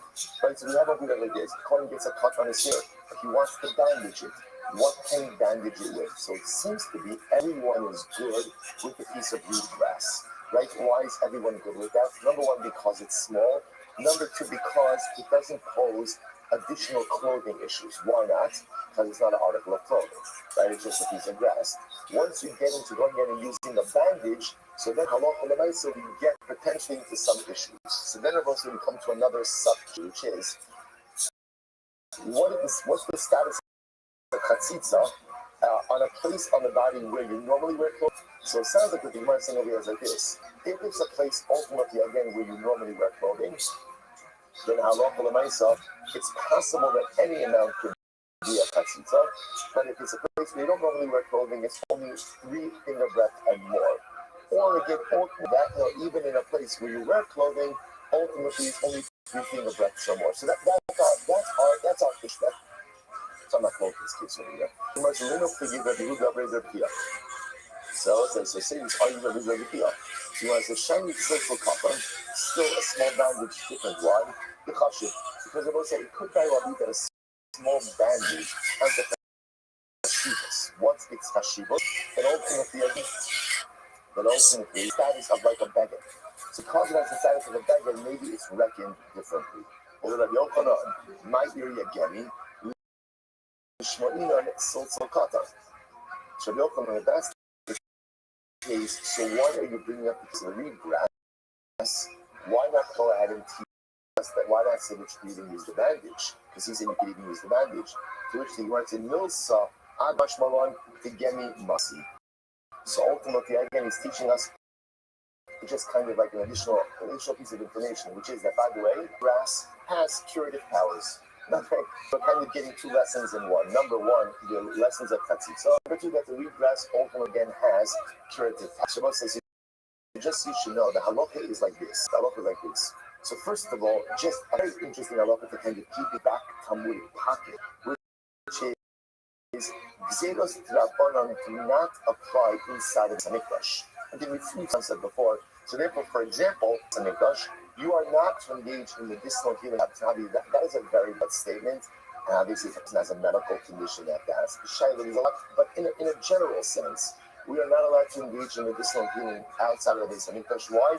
Zed of Sika Salaman, or a big prohibition, because you may come to grind herbs. That does not apply inside of the Beis Hamikdash along with any other Dinei Drabana. You're allowed to go ahead and use a reed grass as a bandage, because again, no chatzitza issue. What about halachos of chatzitza when it comes to the dekuna? So what's the way that Rambam Paskins is that halacha is in a place where you wear clothing, even the smallest thing creates a chatzitza. Even a thread. Now, even in the thread case, we're going to get into that in just a moment. So even a thread goes ahead and creates a chatzitza. Shalom in makom begadim. What about a chatzitza on a part of the body where a kohen is not normally wearing big dekuna? That's shalosh al shalosh. That's 3 finger breadths by 3 finger breadths. So let's say, so if you think about that, that would require me like a pretty big bandage. Now, one more piece to consider, however, that's assuming it's not on your hand when you're handling a klisharis. Because if you're handling a klisharis, there can't be anything between your body and the kli. Okay, so a lot of halachas are big. So along these this is so interesting. Right? So let's say then the Kohen is wearing this big kuda, and what happens? A wind gets into his clothing and kind of like blows out his clothing. So in other words, meaning what? His clothing is not touching his body. Clothing is not touching his body. So the shaila is he kosher or is he kosher to do the avoda? So the Gemara says, Yeah. So Nicholas Olaruak, it's like, remember the 80s? Remember the 80s? Like everything was baggy. Everything was baggy, right? Right? Like, but I don't want to talk about it. I don't want to talk about it. Right? You know what I'm saying? Again, now, I don't know. Yeah. Now it feels like even men wear leggings these days. But okay, but that's the different. So you know, so nice. So again, so now, so say wind gets into the big kahuna, right? And then the voice kind of blows it up a little bit. So meaning the God didn't touch his flesh. They're on his body, obviously, but you're not touching skin. So I say, so what's the Shabbat? On one hand, he's wearing it, right? He's wearing the clothing, right? So the nice again, so the nice should be kosher, right? But I'm sorry, Al B'Sar B'nei Ba'alaka, it needs to be on his flesh, and right now it's not on his flesh. It's not on his flesh. Oh, Dilma, or maybe no. What's that? How about this? He has to wear his clothing in a normal way. He's wearing his clothing in a normal way. The fact that there's a wind that got in and kind of expanded it, so it's not touching his flesh, maybe that shouldn't matter. Another question, we'll say, so we're just building up, there's about like 7, 8 questions down in a row. Kino, what about a louse? When there's a louse on his body, right? Does that create a chatzitza? So if it's dead, then obviously that's chatzitza, right? Why? Because you don't want that there, right? First one that I will say, what happens if it's a living louse? On one hand, you know, it comes and goes, right? So when I say maybe that's called normal, but no chaitza, and therefore it's not chatzitza. Oh, Dilma came in the cup on the chaitza, or on the other hand, no. Generally, a person is not having a louse on their body, so maybe again that is a chatzitza. Okay, next. Akbar, Maushi house. What about dirt? What is dirt on his body? Is that a chatzitza?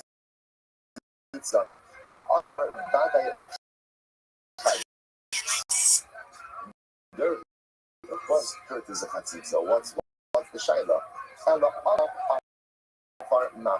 Rather, what about dust?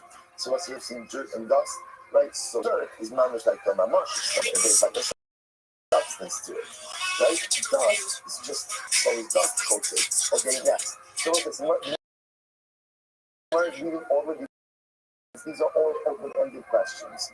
Next, Beis Hashechi Ma'ushi Yakots Al B'Saro. Sorry, Ma'ushi Yakots. So we'll say, what about it? Now, interestingly enough, what's this? If you look at Rashi, about 4 lines up from 4, it's what Beis Hashem Ma'ushi Yakots. Avir Beis Hashechi Kibat Israel also Shakarugoshi. So this is actually interesting. What happens if the big kahuna are such that the shirt, the tunic, doesn't extend up into the armpit? Like it just hangs down. The shirt part is just lower, it hangs down. It hangs down. So the Gemara says, you need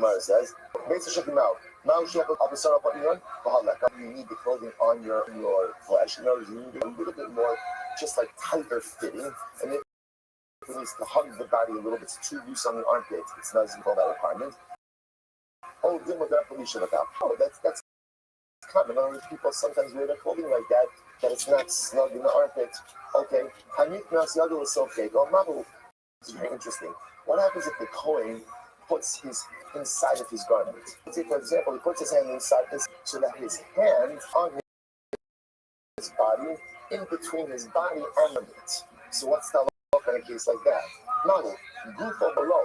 So let's say ultimately again, can your own body ultimately again create the chatzitza? That was an interesting, that happens to, that shaila comes up in a number of different, you know this comes up the most? This comes up the most where, let's say again, he doesn't have a yarmulke, let's say for some reason, right? And they want to drink, they want to make a bracha. Can you put your hand on your head and make a bracha? The truth is, in general, the hilchos bracha not work. Right? Because it's all the same thing. You create a covering with your own body. It's interesting here. You might ask me, does that work by big kahuna or not? Oh. Next, what about a string? A thread. A thread creates a chatzitza. Of course, a thread goes out and creates a chatzitza. Almost like that before, actually. Any furry material between your body and the big kahuna creates a chatzitza. And the name of Midudela is now. No.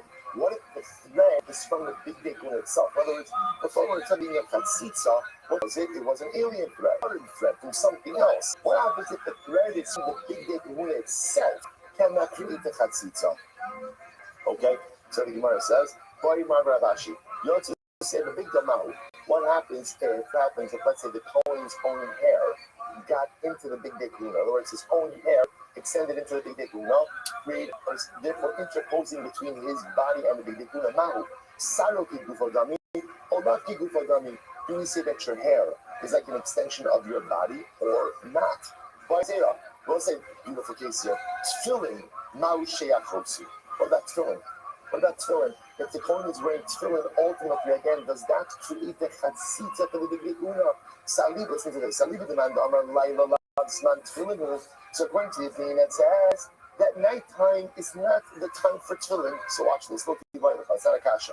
Given the Laila, now we'll say, with tefillin, we also don't know what are we asking? Tefillin shayad, tefillin shalosh, both, one. So we're going to get to that in just a moment. So first, the Gemara says like this. According to the opinion that says that you don't wear tefillin at night, so ultimately, again, haloti ba'ilacha. Keivan delayla chaitzi, because you want to listen to this. If nighttime is not the time for tefillin, then certainly a Kohen were to wear tefillin at night underneath his tefillin, then will be the halacha, will be a chatzitza. Now the person is going to say, if it's a chatzitza at night, then halachically, categorically, it's chatzitza, and therefore going to be a chatzitza by day as well. Simar says chaitz, Simar says, Keivan delayla chaitzi, Yom Nami Chaitzi. Kiti by the Chas, what's the Shaila?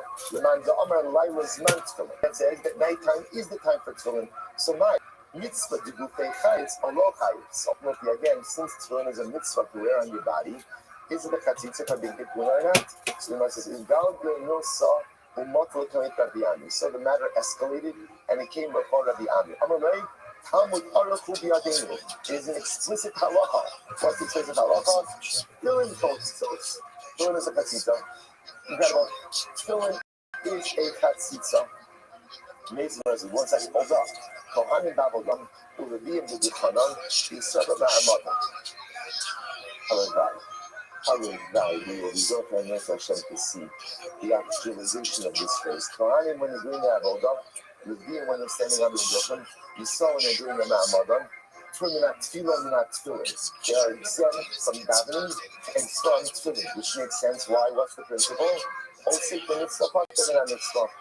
of them are engaged, ultimately again, in their respective part of temple service, and therefore they are exempt. So Moses says, my last in Unicha in a culture. So it sounds interesting. So what is Pata? So what does Pata mean? What does Pata mean? You don't have to do it. But it sounds like if a Kohen was to put on tefillin, then ultimately again it would not be a chatzitza. So the Gemara says, no, in the Yenichan Chotzitzos. No, it's not true. What it means is if they put it on, it would be a chatzitza. If that's the case, you have to put in a simony violate. If that's the case, they shouldn't say that Kohanim, when they do the avodah, are pater from tefillin. Rather, what should it say? It should say that they're also put on tefillin because it's a chatzitza. So you must remember, keep looking for the reading yourself. No, not really also. We should all be kind of to it, no, because since we're talking about Kohanim Levim in Israel, so whereas for Kohanim it may be usher because of Chatzitza, you can't use the lashon of usher by Levim and Israel, and therefore use the lashon of Pater. That time you are in the Mikhan Einon Chotzitzos, but it says that if they put on Kohanim put on tefillin, it doesn't. So that objectively contradicts what you just said before. The tefillin is a chatzitza. So okay, here we go. Hadiyad, Hadirosh, incredible. When you say the tefillin is a chatzitza, what are you talking about? Tefillin shalyad. And what's not the chatzitza? Tefillin shalosh. 1 second. Maishna diyad city. So b'achal b'saro, shloyim never choseitz. They know the b'saro. And so this animal's when it comes to the eye, why is tefillin shalyad a chatzitza? Because the pasuk says you have to put the big dekuna out the sorrow flesh. The Gemara says, all right, but listen, one of the big dekuna is the turban, is a hat. So how can you assume in Shalosh doesn't that create the chatzitza within its tapas? Oh, Hana, so Allah Hayamira being its tapas. And I said, this is so beautiful. And what a we had watching film at the Kohen Gadol. Matzah Yom Kippur, right? Because the funny, he was probably getting home right now, right down there. Making his way through the masses, he wanted to kiss his hands. Right? So the Gemara says over here, so the Kohen Gadol, remember again, the Kohen Gadol had a specific, he had one of his unique best was what's called the tzitz. Tzitz is the metal plate that sits on it that says Kodesh LaHashem. So amazingly enough, there was a space between his turban. What was that space used for? Is tefillin sholosh. Tefillin sholosh. So the Gemara says, Sarah Hayamira gave his episode, his hair was visible between the tzitz and between its neck. That's how it is about saying, Sheshama Manichin Tefillin. For it is there ultimately again that the Kohen puts on his tefillin. Say the most interestingly enough, when the Gemara speaks about tefillin being a chatzitza, it's a reference to tefillin shalyat. But it appears that tefillin shalosh can be put on in a way that does not interfere with the big enough, and therefore ultimately again does not serve as a chatzitza. Incredible. Folks, I just point out something amazing. How beautiful is it that we're wearing the halachas of chatzitza? Of chatzitza Matzah Yom Kippur. Now, first it's important to understand Yom Kippur is over, but Shiva is not. And I think for many of us, one of the fascinating dynamics of this time of year is that we finish Yom Kippur, and I think for many of us, it's the first time that actually have exclusive clarity about what I have. And that Kabbalah Allah, like we spoke about back home in Israel, makes time to the future, okay? I did my Shiva, I made amends for all the things I did wrong. My slate is absolutely crystal clear. It's beautiful. It's pristine. And now I actually know what I have to do. And one of the things we have to work on, many of us have to work on, what are the chatzitzus? Because you walk around, there's a lot of chatzitzus. You walk around, there's a lot of things that interpose. Blockages. And sometimes we go ahead and do the asay tov and engage in figure out what is being chotzit between me and HaKadosh Baruch Hu, what's being chotzit between me and my fellow Jew, what's being chotzit between me and myself. And now after the clarity, now I know my chatzitzus. And now, of course, comes the sacred mission of trying to remove them. And if you don't remove the chatzitzus, you have all the proper accessories, so religious, spiritual development, all the tools you need for success. But if I can't get rid of my chatzitzus, I can't move myself forward. However, we should be so. So the Gemara says, next, going down the list. We're not going down the list. Again, this is someone who was coming and is missing their bottles, Azal, Sola, Yoregas. So such a person ultimately again is not one, but again, such a person is not allowed to do the avodas. Once again, so I'm going to this is actually by the Yoregas. The cost said the coin will atone for her, and she will be purified. Which indicates to us that up until the point that she brings her kabbalos, even though again she's waited the requisite time, she's gone to the mikvah. But ultimately, again, because she has not brought such kabbalos, therefore, she is still in a state, quasi-state of tumah. So, point over here is you see that someone who has to bring that, even though they waited the requisite time, they've gone to the mikvah, again, they are still in a quasi-state of tumah, and therefore, according to us, the avodah is invalid. The Shorach said, and if the Kohen did not wash his hands and feet, so the avodah is possible.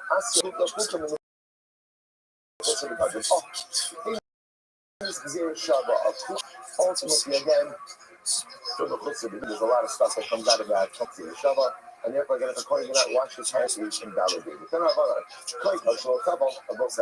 This is ridiculous. Kohen Gadol Shalom Tavo, Shalom Kidesh. Being beget, lebeget, or being avoda, la avoda. I will say, Yom Kippur. So if the Kohen Gadol did not go ahead and clean the glove, or did not wash his hands in inches of clothing and between each of us, let's take a look at Rashi. This is absolutely wild. First short line, Kohen Gadol. Go the Chamish avodos shel Yom Kippurim.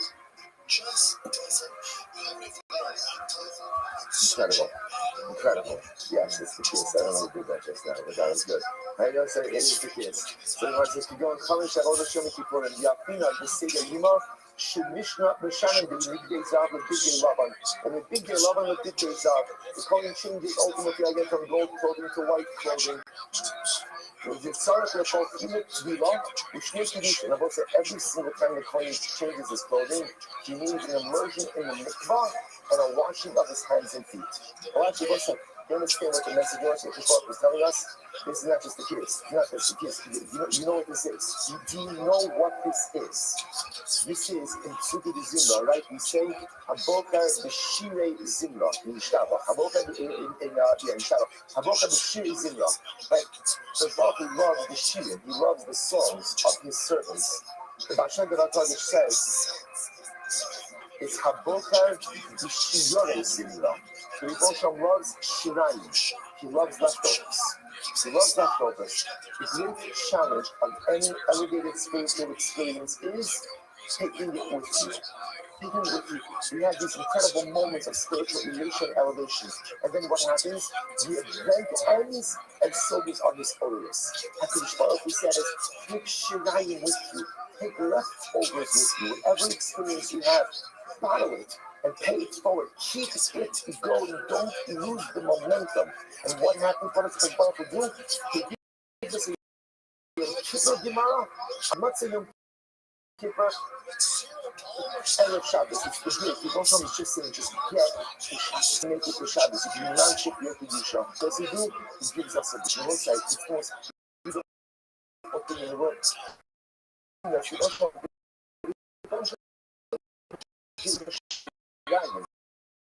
Giving us leftovers from your keeper. Overwhelming. Says the Gemara.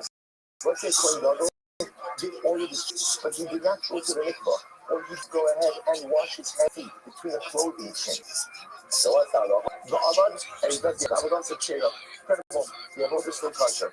Martin, the Avad Kohen Gadol, the Avad Kohen Gadol, the Varagno Shachris, the Avad, however, any Kohen, a regular Kohen, the Kohen Gadol, hand and feet washed in the morning. When you come in the flesh, when you do the avodah without that, ultimately the avodah is possible. So what's the distinction? If you miss the first hand and foot washing in the morning, but each time you want to come into the base of the mikdash, and you do avodah is possible. If, however, the Kohen jeans or hand and feet washing in the clothing changes of Yom Tov, the avodah is avodah still possible. Says the Gemara only about near the Yochanan, the comments to be known, Sarah Kedushin Dalaisa. The Kulka, it's like this. Ravasi says to Yochanan, one second, the immersions and the hand washings of the Kohen Gadol on your kippur between the clothing changes and avodas, that's Dalaisa. That's Dalaisa. That is really explicitly in the Torah. So ultimately, again, how can you say that the Kohen Gadol omits it? It is avodas.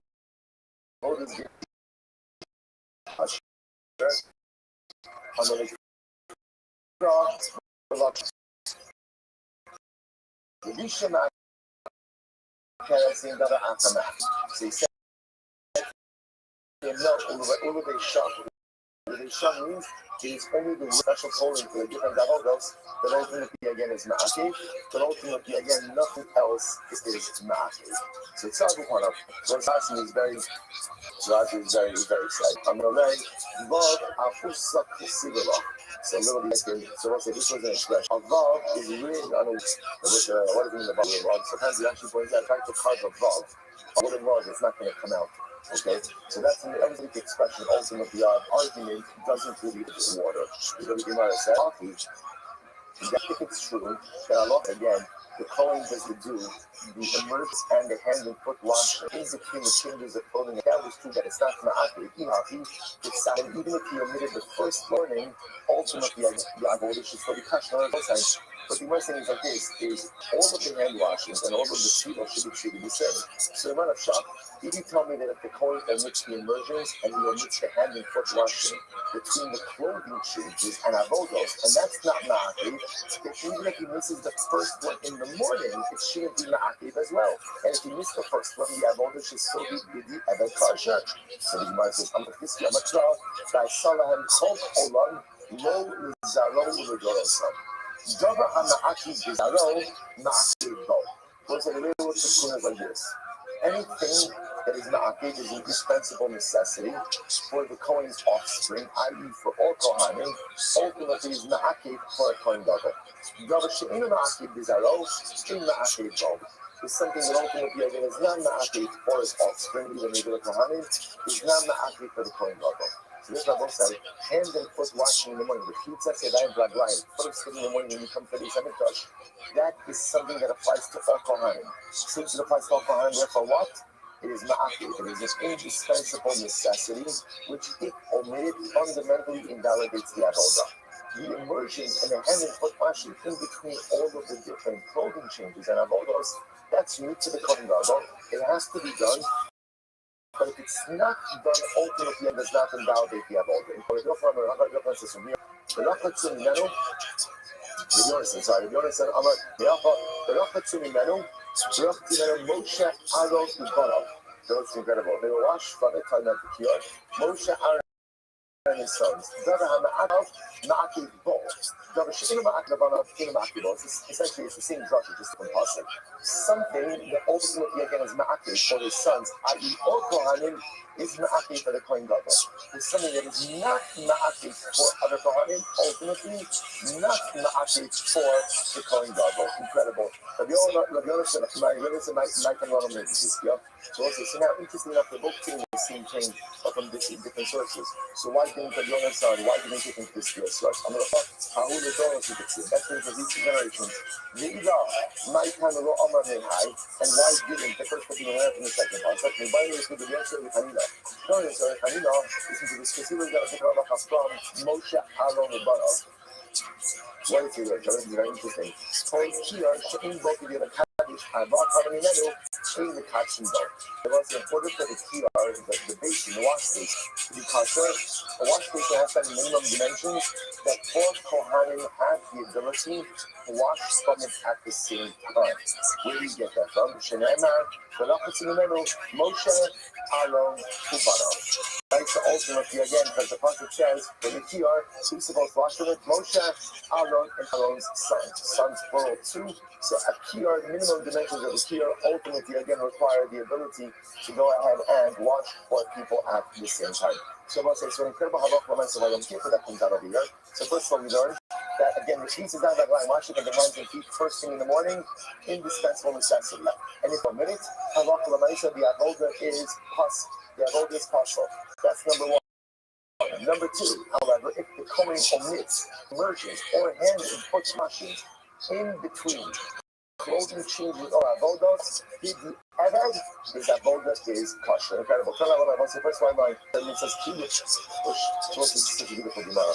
What is that? How do you perform the mitzvah of kiddush and blood line? Of sanctifying your hands and feet. How do you do that? Wash your hands and feet. So many of the other hayimanis agabi ragla hayimanis. The other smallest ID ragla smallest in the kaddish. Okay, so what do? You put your left hand on your left foot. Your right hand on your right foot. It's like twisters, you know, like that's what I say. Right, so you go ahead and also watch this from the kaddish. And what you're doing over there is then you turn on the water, and you wash them simultaneously. You wash your hands, the Kohen washes his hands and feet simultaneously. One stream of water, washing them simultaneously.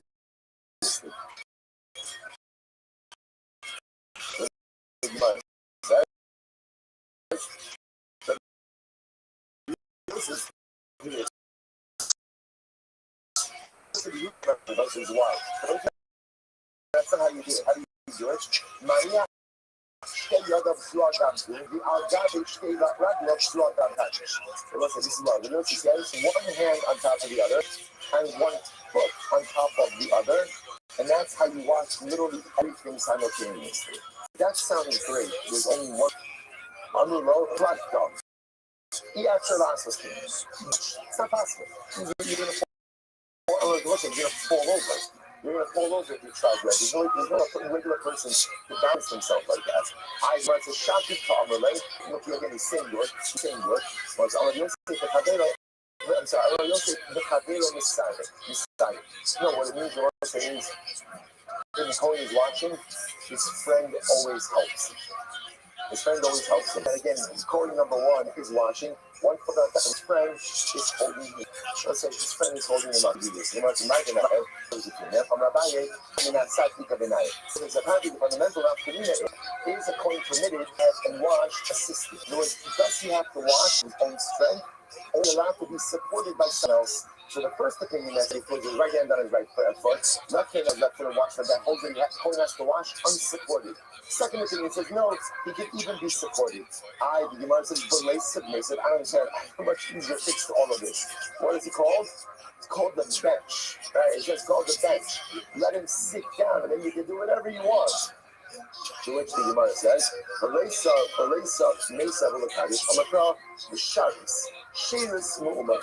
ultimately, again, the Gemara says, no, because so ultimately, washing of the hands and feet is called a form of shame. It's called a form of service. It's called a form of service. Because it's called a form of service, just like avoda has to be done standing up, so to halacha again, the washing of the hands and feet has to be done standing up as well. So listen, how do we paskin? Ultimately, in paskin right. The first event to kind of come up, that the way Q to that line was done was Yadu Hayimanis, Alaglo Hayimanis, Yadu has smothers, Alaglo smothers, right hand on right foot, left hand on left foot, hand and foot are washed simultaneously, standing. Standing. If a coin required assistance, so that's a whole discussion on the posting itself. So we say, but that's the time of just to point out, you want to just understand what you say to yourself. That's fine, I'm not. What does this matter to me? So it doesn't matter to us. Why for us? Because it's Torah. And what's that? Also, the halacha is we do Kiyazan every single morning. Wash our hands every morning. There are different reasons given for the Tilas Yadayim. Right? One reason is Ra'akrav is the spirit of impurity because the person goes to sleep. Sleep is 1/16th of death. But one of the other concepts that I feel that in the morning is because when we wake up and we enter into the world, each of us are like Kohanim entering into the Avodah. So what the Kohanim do by the Eastern Band, just as a Kohen enters in, ready to embrace the service of the new day, so too again, when we wake up in the morning, we too are ready to embrace the service of the new day, ready to accomplish, ready to do, ready to self-actualize, and ready in Yetz Hashem to heed the call of the devotion. I will say, Shkoyach, and good night, Shabbos.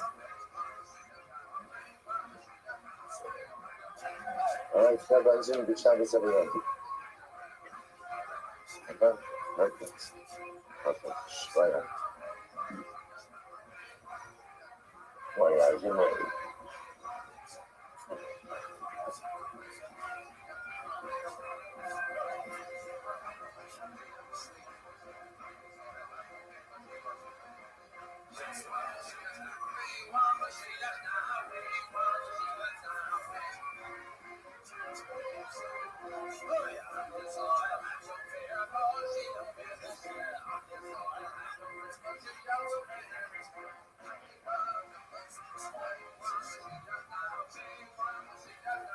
All right, so we'll say good morning. Good morning, Mr. Kava, good morning, such a source of Hashem to the evil. Continue again, learning our beautiful doctors and strength. Everyone who was with us yesterday during the bridge, great God. Beautiful, beautiful day, beautiful God, beautiful Kava. But we just let us begin by thanking all of our sponsors for this morning. Thank you, everyone to appreciate all of you, for coming. The solution of completion of treatment and for the service levels for Amisra, Megan Perry Smith, and the source of life to you. We are learning sponsors, parents, and married, nation of the USA, of their grandparents, aunts, and uncles, Abram, Ben Yaakov, Cohen, Basher, Bas Haim, Yitzchak, Ben Yaakov, Cohen, Shader, Bas Avram, Cohen, Hirsch, Ben Avram, Cohen, Mordechai, Ben Avram, Cohen, and Yachmur, and Judah Zillerman, Re'even, Nishmas, Mr. Marvin Schwartz, Nechol, Nachman, Ben Nachon, Horudaha. All of them shall stand on the families in the Kama. All those who will go shopping to the cold call the Israel, which will push the addition to home our half to the Shalom and the Torah, and our holy soldiers to be successful before and Massey Dayan, and how the value should be built at your year of the Silvers Phobos. So we dedicate our learning in the schools of the Kedoshim who were killed in the terror attack yesterday in Manchester. Those who were wounded should have a before Shalima. because Hashem just cherish me and save upon our people wherever we are. The habits in the thing, the Arba Cantos are so the thing economy is we are saying, we go from that to your protection, your providence, we are coming back home to start together. Also, God, let us begin. Today's God is the test with an incredible, really ridiculously amazing God ahead of us today. I woke up this morning and the first question I asked myself was, what day of Slichos is it? Right? It feels like even art school ran out of Slichos in a year like this. So I didn't know what to do it all the time. So we started later. So listen, so today we got your test 19. We made good ground yesterday. It's incredible how much ground I can cover when everyone is half asleep. It's fantastic. It's really I had free reign. I could have done a different reception, right? It wouldn't have mattered. So I'm just kidding. So we are today got the test 19. We are up to the left off. 18b, your test on the days, about 7 lines up on the bottom. Remember again, we got into a really fascinating studio of Big Day Kahuna yesterday. A really incredible. So yeah, I want to just pause for a moment. A tremendous for Bamila, for Gabi Cohn, for Hashem really let us out here. And I'll say just I'm going to post a little bit of Gabi released a new song last night. Mansin Casino. Beautiful. A beautiful niggin for when you're putting up your sukkah, a beautiful niggin for when you're sitting in your sukkah, a beautiful niggin Baruch Hashem. Just let us do the paper, giving us into sukkahs. So you might say, Yina says as follows. Rabbi quotes the passage, which literally means living turbans should be on your head. And this is a Tishkin, you are Mustang. And once it's known again, the question that we're dealing with over here, the Gemara said, the Kohanic clothing has to be bad. And the Gemara says, what's bad? So the Gemara answered, bad is linen. Linen. So the Gemara is trying to figure out, how do you know exactly that bad is linen? So the Gemara went through an entire drasha yesterday, which we saw. So the Gemara says, there's an alternate source. So the Pasuk says you have to wear a turban that's made out of linen. And ultimately, you get there instead of made out of linen. I'm going to know that actually, the heart, here's one problem. That's a Pasuk in Yecheskel. Yecheskel is a Navi. So if you remember, there were Kohanim waiting for the temple of Yecheskel. So what were Kohanim doing up until Yecheskel? How did you know this halacha before Yecheskel? So the Gemara says, I got Yecheskel in Nolan. Before Yecheskel came along, how did we know? Well, the time that using some magic, like I'm not this stuff, Governors don't charge more Shavino Robanan. You do Yecheskel in Amanu. So this is a halacha that we learn our thoughts. What's the other halacha? The Gemara says, Kol ben nechar ala reit of ala basar lo yava al mikdashi v'sharsim. So again, the pasuk says that halacha l'maisa called ben nechar, which is a kohen who's not circumcised. So ultimately, again, how do you know? How do you know that a kohen who's not circumcised is not permitted to serve in the mikdash? So the Gemara quotes this pasuk from Yecheskel. Ad sheva Yecheskel. But before Yecheskel came along, where did we know this from? In other words, it's very nice that we're quoting psukim from Yecheskel, but these halachas applied before Yecheskel. So how did I know them then? Ella Gemara Gemirila, Vasi Yecheskel Vashman Teachra. Rather, what happened? There was a tradition that was handed down generation after generation, and Yecheskel was the one who codified it in the pasuk. How can I mean Gemara Gemirila? So over here, we had a tradition. What was the tradition? That bad means linen. And Yecheskel was the first one to actually put it down explicitly in a pasuk. Incredible. So the Gemara says, "Ma'ilo yachkilu biyazah." It says they should not go ahead and literally put their clothing on. Yachkilu means like dirt. So to get it stuck to the end of the week, it's burden. So the Gemara says as follows: the Gemara says they're not supposed to be good, like yazah. What's yazah? So the Gemara says incredible. I'm not buying it. Well, yachkilu b'makom shemazir. They have to put on the big day kahuna, specifically the admit, the belt, in a way that in a place in the body where you don't sweat. Remember again, with linen clothing, if the belt is tied in the wrong place, or schwitz right through it. So you have to put them in a place where the body doesn't accumulate too much sweat. Where is that? The Isaiah, you must Kishen Kohen, where the Kohanim put on the admit, the belt, in Kohen on the master and you don't put it too low. Now, too low usually means like the area by the stomach and the hips. But because there can use a little bit of extra flesh, and not to go ahead and start causing accumulation of shivers. Well, the master and but on the mountain actually later. You also can't put it above your elbows. Now looking at obviously behind the belt on your chest, torso area. So above your elbows, you're obviously like above this area over here. The problem with that is when you get into armpit issues, there could also be an accumulation of sweat. So where should you put that? Where should you put the belt? Hello, top of your chest. Listen, look at actually the game. It's very interesting. The admin was tied opposite the elbows. In other words, on the area of the torso chest, right where the elbows are. So it's interesting. The coin did not wear the admin, the belt, where you classically wear a belt, like around the waist. Rather, they wore it actually a little bit higher up. Incredible. So these messages, I'm gonna read them up. By nothing. Let's listen to this. So the Bashi said like this. So one time, by nothing told me. One time, she was saying that was saying that one time I was in front of is Gandar, is Gandar, is Gandar the king. Who is Gandar the king? It actually says, well, another parasite. He was the Persian king. I was once in front of the Persian king, and what happened is incredible. So how about Magri Lee Henry? The Kisneri, and apparently he thought I was wearing my belt too high, and he pulled down my belt. Now again, usually ask first. But when I guess if you're king, you can do whatever you want. So he pulled down my belt. This is so beautiful. My best calling the great coverage secretly about your people, Claudius it is said, a nation of peace and a holy nation. So essentially the President was saying, dress the part. If you're going to be a mamlechas kohen and great coverage, dress like it. You're wearing your belt too high, pull your belt down, and dress appropriately. I will say, there's so much in this story. Then when I was saying, dress the part.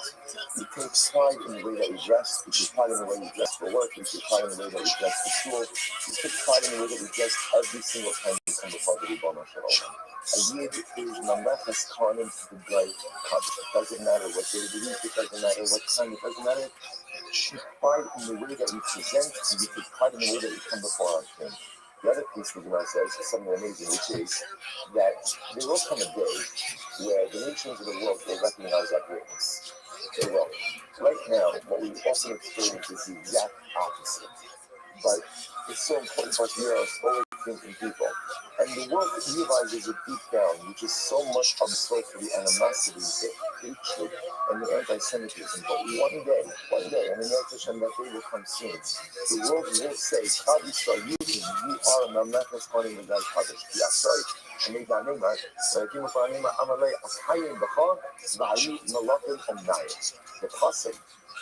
The pasuk that is still in Yeshaya, but that says, really again, kings will be your caretakers. So this is a reference, kings will be your caretakers. That Laman said again, the day will come where the nations will take care of you, and even the Gentile kings will take care of you.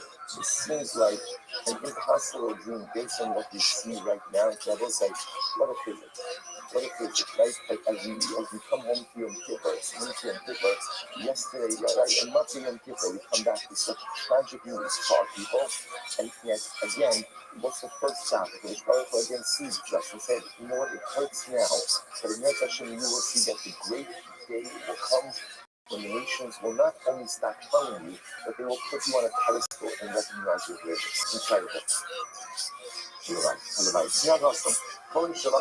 What's many interesting cases over here. A lot of great Kohanic cases. A Kohen got an injury on his finger. So it says, what's that? He's allowed to tie what's a geni, is like a piece of grass, like a reed. He's allowed to tie a reed around his finger. Essentially, he can bandage it. They're both saying, now, what's the cap of this? About Lova Medina. So this is talking about on Shabbos. Now remember again, in general, the halacha is on Shabbos, you're not allowed to engage in medicinal healing. Why not? Zero of Shitas Samamon. Ultimately, again, it's a zero, but you may come to go ahead and grind up the herbs. Right, so therefore you can't any kind of medicine with it. Then you can drabanan. Hine drabanan do not apply inside of the base which is incredible. Therefore, Allah according to the bandage with a piece of wheat grass on Shabbos, but not outside of the mikveh. That's what it means ultimately about the Medina. Now I'll tell you this anything. In the Hoshim of a dam, but again, if he's wrapping something around his finger to extract blood, then kan also. Then ultimately, both in the mikveh and outside of the mikveh is going to be also. Why? Because the act of blood extraction is one of the Lama's Malachas, which is what? Shkita. Shkita, therefore, that is biblically prohibited, and obviously biblical prohibitions do apply inside of tradition. Incredible. However, you can raise up here. Moshe, again, that's only true if it's a piece of reed grass. About tziltzul katan, having yitra begadim. It's very interesting. I would say tziltzul is literally a belt. Literally a belt. It means a little belt. What it really means is like a bandage. Right, so this only applies to a piece of reed grass. But if you go and you put on a bandage is problematic. This is very interesting. Why is a bandage problematic? Because wearing a bandage looks like or has the halakhic designation of wearing an additional article of clothing. Right, and we saw in yesterday's that ultimately, again, when he wears his clothing, he has to wear the exact number of garments. He can't any more, any less. Fascinating. So the Yochanan said no. No, I'm going to eat the begadim and the makom begadim. About sure the makom begadim no habi abitvar. So the Yochanan disagrees. The Yochanan says no. The only time there's a problem with additional garments is when you're wearing something additional in a place where garments are normally worn. But if you're wearing something additional in a place where garment is not normally worn, then there's no problem with the begadim. So remember again, on your fingers, there's no big deal with it. And therefore, the act of putting a bandage on your fingers is not a problem. But the safer putting the shin chatzitza. But second, there's a problem. What's the problem? Even though there's no begadim on the hand, when a coin does the avodah, there can't be anything that interposes between his hand and, let's say, the klisharis. Like the surface utensil, if he has a bandage, isn't that going to be a chatzitza? Not a problem. It's small. It's on his left hand. So his left hand, so he's doing the avodah with his right. Or we go to a situation where he's not actively doing the avodah right now. Okay? So he says, you do Rabba. He's on this stuff. The makom begadim, akim nima apas potzetzes. Rabba says like this. Rabba says this stuff. That on a place where the coin is wearing his begadim, ultimately again, even one leg goes ahead and creates a chatzitza. Shalom b'makom begadim. Okay, this place, but again, if it's not on a place on his body where he normally wears clothing, then what? Then ultimately shalosh al shalosh. Then he's on chotzitzos.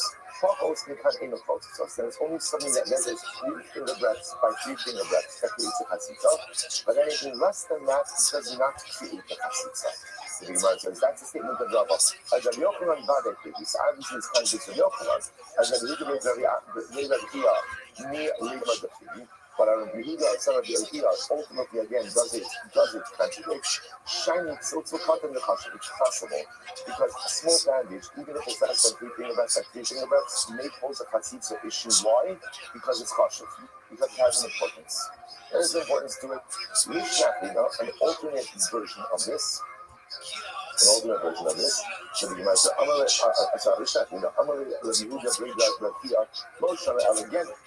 what is the Kohen allowed to bandage himself with? He's only allowed to bandage himself with a piece of reed grass. About 6 will cut on his. But if he uses a little bandage, that is going to create a chatzitza. The Yochanan says, no, low chatzitza. The Pachos Mishalosh al Shalosh el the Makom begadim. About Shlomo Makom begadim, Shalosh al Shalosh chotzitzos, Pachos mikan eno chotzitzos. Comes on the Yochanan says, that something poses a chatzitza issue is when it's 3 finger breadths by 3 finger breadths, and that's only the Makom begadim. But all of the, I'm sorry, and that's by Makom begadim. But if it's not Makom begadim, well, if it's on a part of the body where you wouldn't normally wear Kohanic clothing, then ultimately again, only 3 finger breadths or 3 finger breadths pose a chatzitza. Less than that does not. Pachos mikan eno chotzetzes. V'hainu d'Rava amar Chisda. And ultimately, again, this is the statement of Rav Nina Chisda. Just to pause it just a moment. So what do we have? Right, so we have over here like this. Coin gets a cut on a singular. He wants to bandage it. What can he bandage it with? So it seems to be everyone is good with a piece of reed grass. Right? Why is everyone good with that? Number one, because it's small. Number two, because it doesn't pose additional clothing issues. Why not? Because it's not an article of clothing.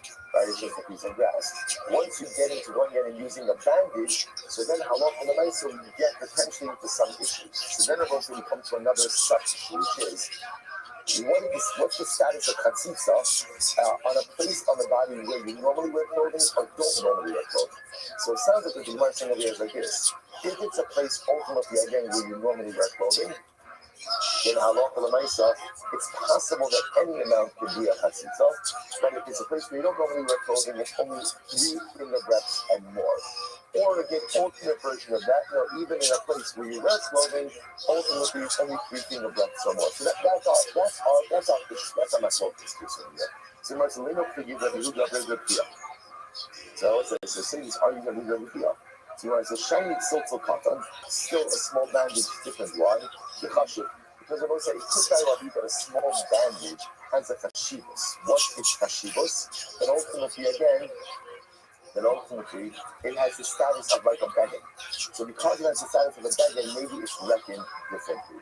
Or the Yochanan might be again, Yishma'inon social kata. So Yochanan, if that's the case, so why are you bringing up the case of the reason class? Why not go ahead and teach us that? Why not say that you can even use the bandage? If you say you can even use the bandage. So if you work with milk stuff, Agav Orte Kamash Malon, again, must. So ultimately, again, he's teaching us just kind of like an initial piece of information, which is that, by the way, wheatgrass has curative powers. Okay, so we're kind of getting 2 lessons in one. Number one, the lessons of chatzitza, and number two, that the wheatgrass ultimately again has curative power. So let's say, so just so you should know, the halacha is like this. The halacha is like this. So first of all, just a very interesting halacha to kind of keeping your back hamuri popular, which Xenos Rabbanon inside of the Beis HaMikdash. Again, we've seen that concept before. So therefore, for example, whereas outside of the Beis HaMikdash, you are not allowed to engage in medicinal healing on Shabbat. That is a very broad statement. And obviously, if a person has a medical condition at that, but in a general sense, we are not allowed to engage in medicinal healing outside of the Beis HaMikdash. Why? Because you may come to blind herbs. That does not apply inside of the Beis HaMikdash along with any other Dinei D'Rabbanan. You're allowed to go ahead and use a wheatgrass as a bandage because again, no chatzitza issue. What are the halachos of chatzitza when it comes to the Yisrael? So what's the Leibman and Paskins is the halacha nice in a place where you wear clothing, even the smallest thing creates a chatzitza. Even a thread. Now, even in a thread case, we're going to get into that just a moment. So even a thread goes ahead and creates a chatzitza. Shalom bin makom begadim. What about a chatzitza on a part of the body where a kohen is not normally wearing big tekuna? That's shalosh al shalosh. That's 3 finger breaths by 3 finger breaths. So let's say, so if you think about that, that would require like a pretty big bandage. Well, one more piece to consider, however, that's assuming it's not on your hand when you're handling a klisharis. Because if you're handling a klisharis, there can't be anything between your body and the kli. Okay, so a lot of halachas are big ikuna. So along with these this is so interesting. Right? So let's say then the kohen is wearing these big ikuna. And what happens? A wind gets into his clothing and kind of like blows out his clothing. Blows out his clothing. So in other words, meaning what? His clothing is not touching his body. Clothing is not touching his body. So the shaila is he kosher to do the avoda? So the Gemara says, yeah. So Nicholas on the Ruach, people say, remember the 80s? Remember the 80s? Right? Everything was dodgy. Right? But if I don't talk about it, I don't talk about it, right? Listen, again, now, I don't know. Yeah. Now, it feels like even men wear leggings these days. But okay, that's a different. All right, anyway, so again, so what happens? So let's say wind gets into the big notch, right? And then it also kind of blows it up a little bit. So meaning the guts aren't touching his flesh. They're on his body, obviously, but you're not touching his skin.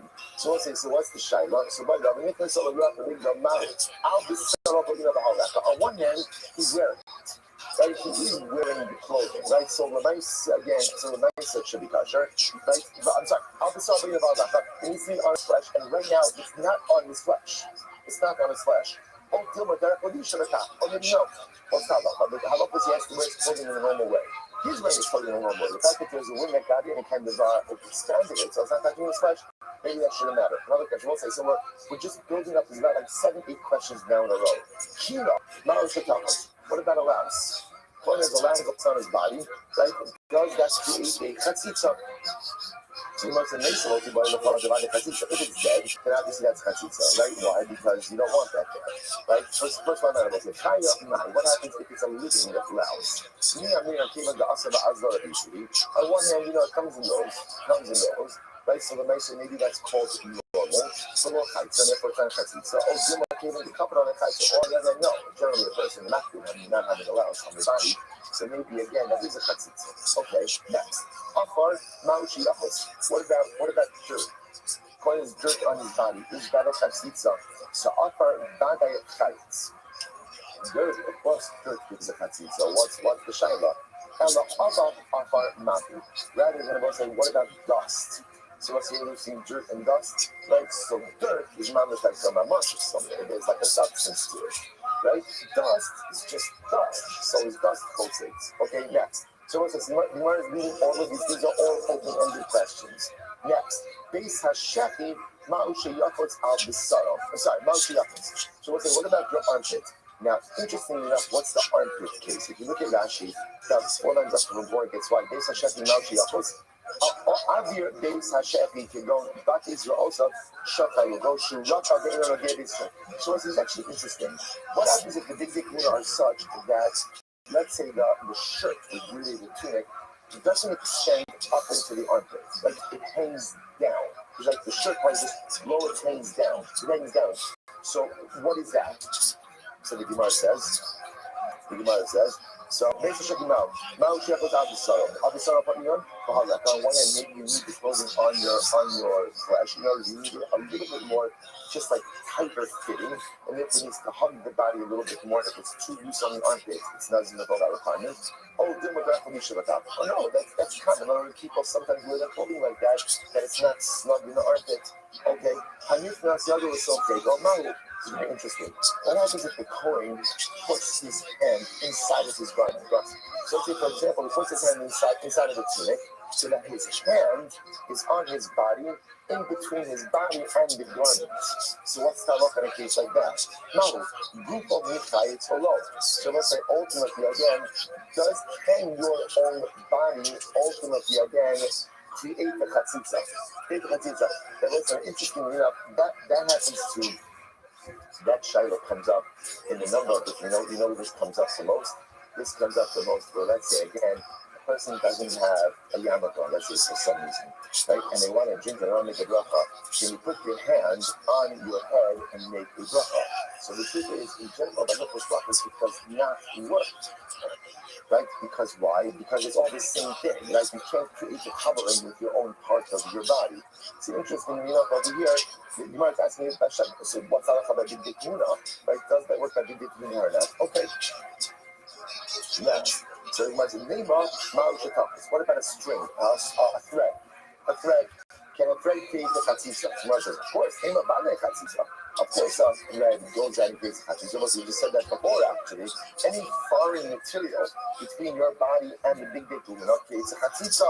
No. What if the thread is from the big dick itself? In other words, before we were talking about a thread being a chatzitza, what type of thread was it? It was an alien thread, a foreign thread from something else. What happens if the thread is from the big dick itself? Cannot create the chatzitza. Okay?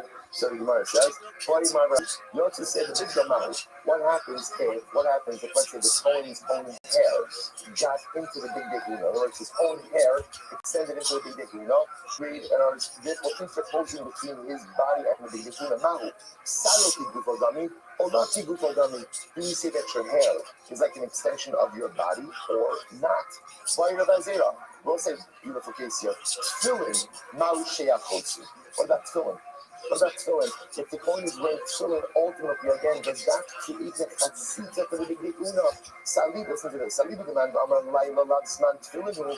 So according to the opinion that says that nighttime is not the time for tefillin. So watch this. Look, it's not a kasha.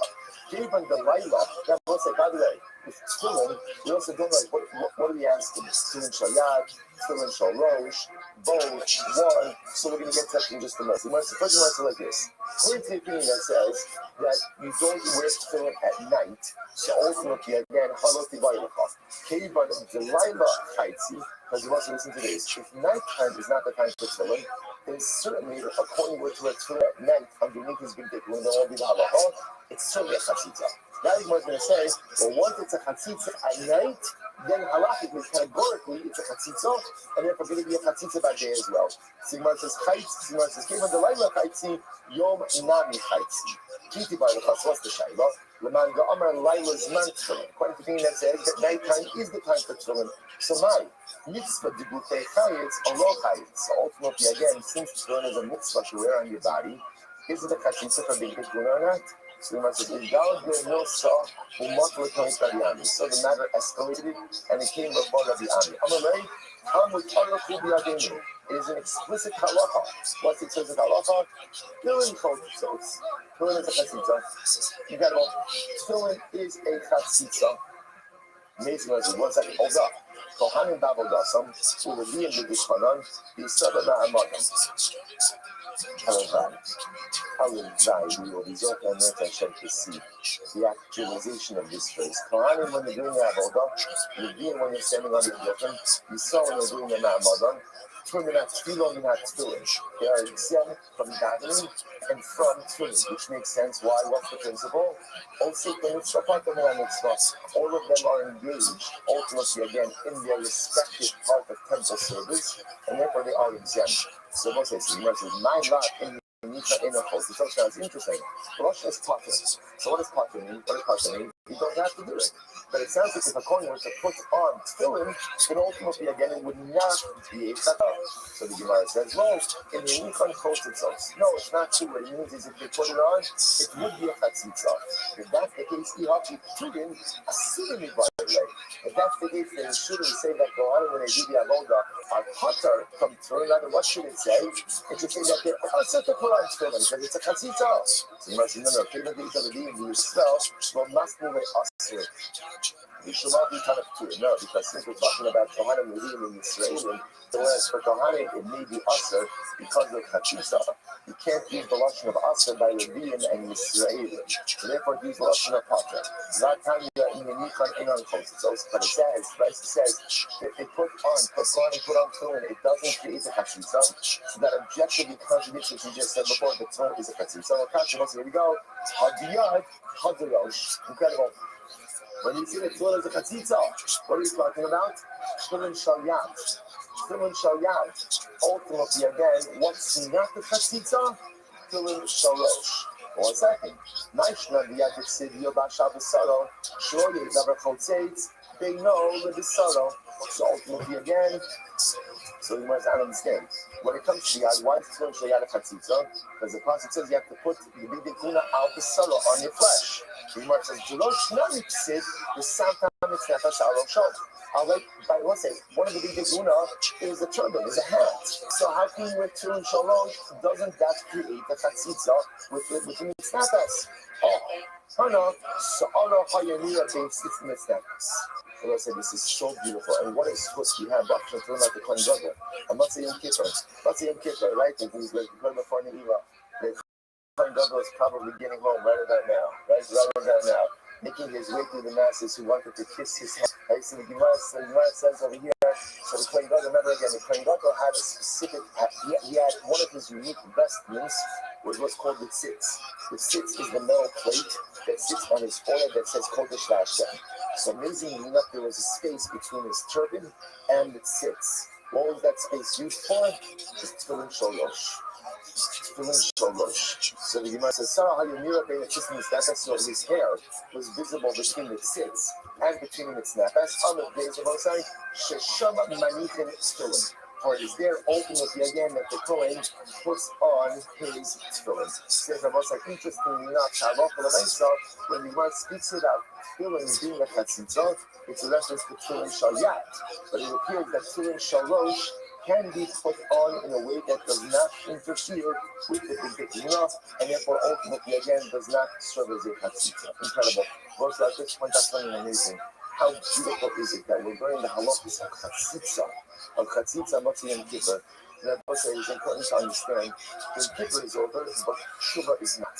And I think for many of us, one of the fascinating dynamics of this time of year is that we finish in Kippur, and I think for many of us, it's the first time that I actually have explicit clarity about what I have to do. Right? My Kabbalah ala Asi, like we spoke about back home this year, my plan for the future. Okay? I did my tshuva, I made amends for all the things I did wrong.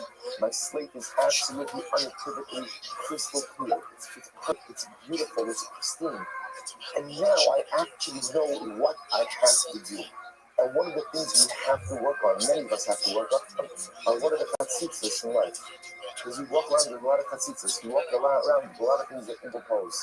There's a lot of blockages. And sometimes before I have to go ahead and do the asay tov and engage in the positive dynamic activities, I have to figure out what is the chotzit between me and HaKadosh Baruch Hu, what's the chotzit between me and my fellow Jew, what's the chotzit between me and myself. And now after Kippur, the clarity, now I know my chatzitzos. And now, of course, comes the sacred mission of trying to remove them. Because if you don't remove the chatzitzos, you have the most beautiful big things. You have all the proper accessories for religious, spiritual development. You have all the tools you need for success. But if I can't get rid of my chatzitzos, I can't move myself forward. How about you should be so kind? So the Gemara is right there. The Gemara says, next, going down the list. We're not finished with one level yet. So remember again, this is someone who is Tame and is missing their karbanos. Azal, Metzora, Yolegas. So such a person ultimately again is not 11, but again, such a person is not allowed to do the avodas. Once you know the Maruno, so the keep Allah Kohen B'Tahira. This is actually by Yolegas. The pasuk says the Kohen will atone for her and she will be purified. Which indicates to us that up until the point that she brings her karbanos, even though again she's waited the requisite time, she's gone to the mitzvah, but ultimately again because she has not brought her karbanos, therefore she is still in a quasi-state of tumah. So the point over here is you see that someone who has to bring their karbanos, even though they waited the requisite time, they've gone to the mikvah, halacha l'maisa again, they're still in a quasi-state of tumah, and therefore if a kohen does his avodah in this state, the avodah is invalid. Incredible. And if the kohen did not wash his hands and feet, so the avodah is possible. Things gzir shava of ultimately again, for the books of the wedding, there's a lot of stuff that comes out of that gzir shava, and therefore again, if the kohen did not wash hands and feet, his avodah is invalid. This is ridiculous. Kohen Gadol Shelo Tavon Shelo Kidesh they beget within avoda la'avoda. And what's that? Yom Kippur. So the Kohen Gadol did not go ahead and did not immerse in the gut or did not wash his hands and feet between the changes of clothing and between each of the Rosh taking the Rashi. This is funny. It's absolutely wild. First short line, Kohen Gadol. To go the Chamish Avodos Shel Yom Kippurim.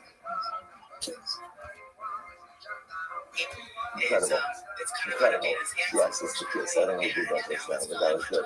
I know, so it is the kiss. So you want to say, to go and punish that all the Shema Kippur and Yapuna, the Seder Yuma, should Mishnah Mishanan be Midgay Zav, the Big Day Lavan. When it's Big Day Lavan, the Big Day Zav, the color changes ultimately again from gold clothing to white clothing. There's a sign of the Tila, which make Kiddush, and about every single time the Kohen changes his clothing, he needs an immersion in the mikvah and a washing of his hands and feet. Well, actually, listen, you understand what the message is telling us? This is not just the case. It's not just the case. You know what this is. Do you know what this is? This is in Psukkah Zimra, right? We say Haboka B'Shirei Zimra in Shtava. Haboka in Shtava. Haboka B'Shirei Zimra. Right? He loves the shirim, he loves the songs of his servants. The Basham the Rakad says, it's Hakokar Bishiyore Simba. The Bosham loves Shirayim. He loves leftovers. He loves leftovers. The great challenge of any elevated spiritual experience is taking it with you. Taking it with you. We have these incredible moments of spiritual elation and elevation. And then what happens? The event ends, and so does our status. HaKadosh Baruch Hu says, take Shirayim with you. Take leftovers with you. Whatever experience you have, follow it and pay it forward. Keep it going. Don't lose the momentum. And what happens? What does HaKadosh Baruch Hu do?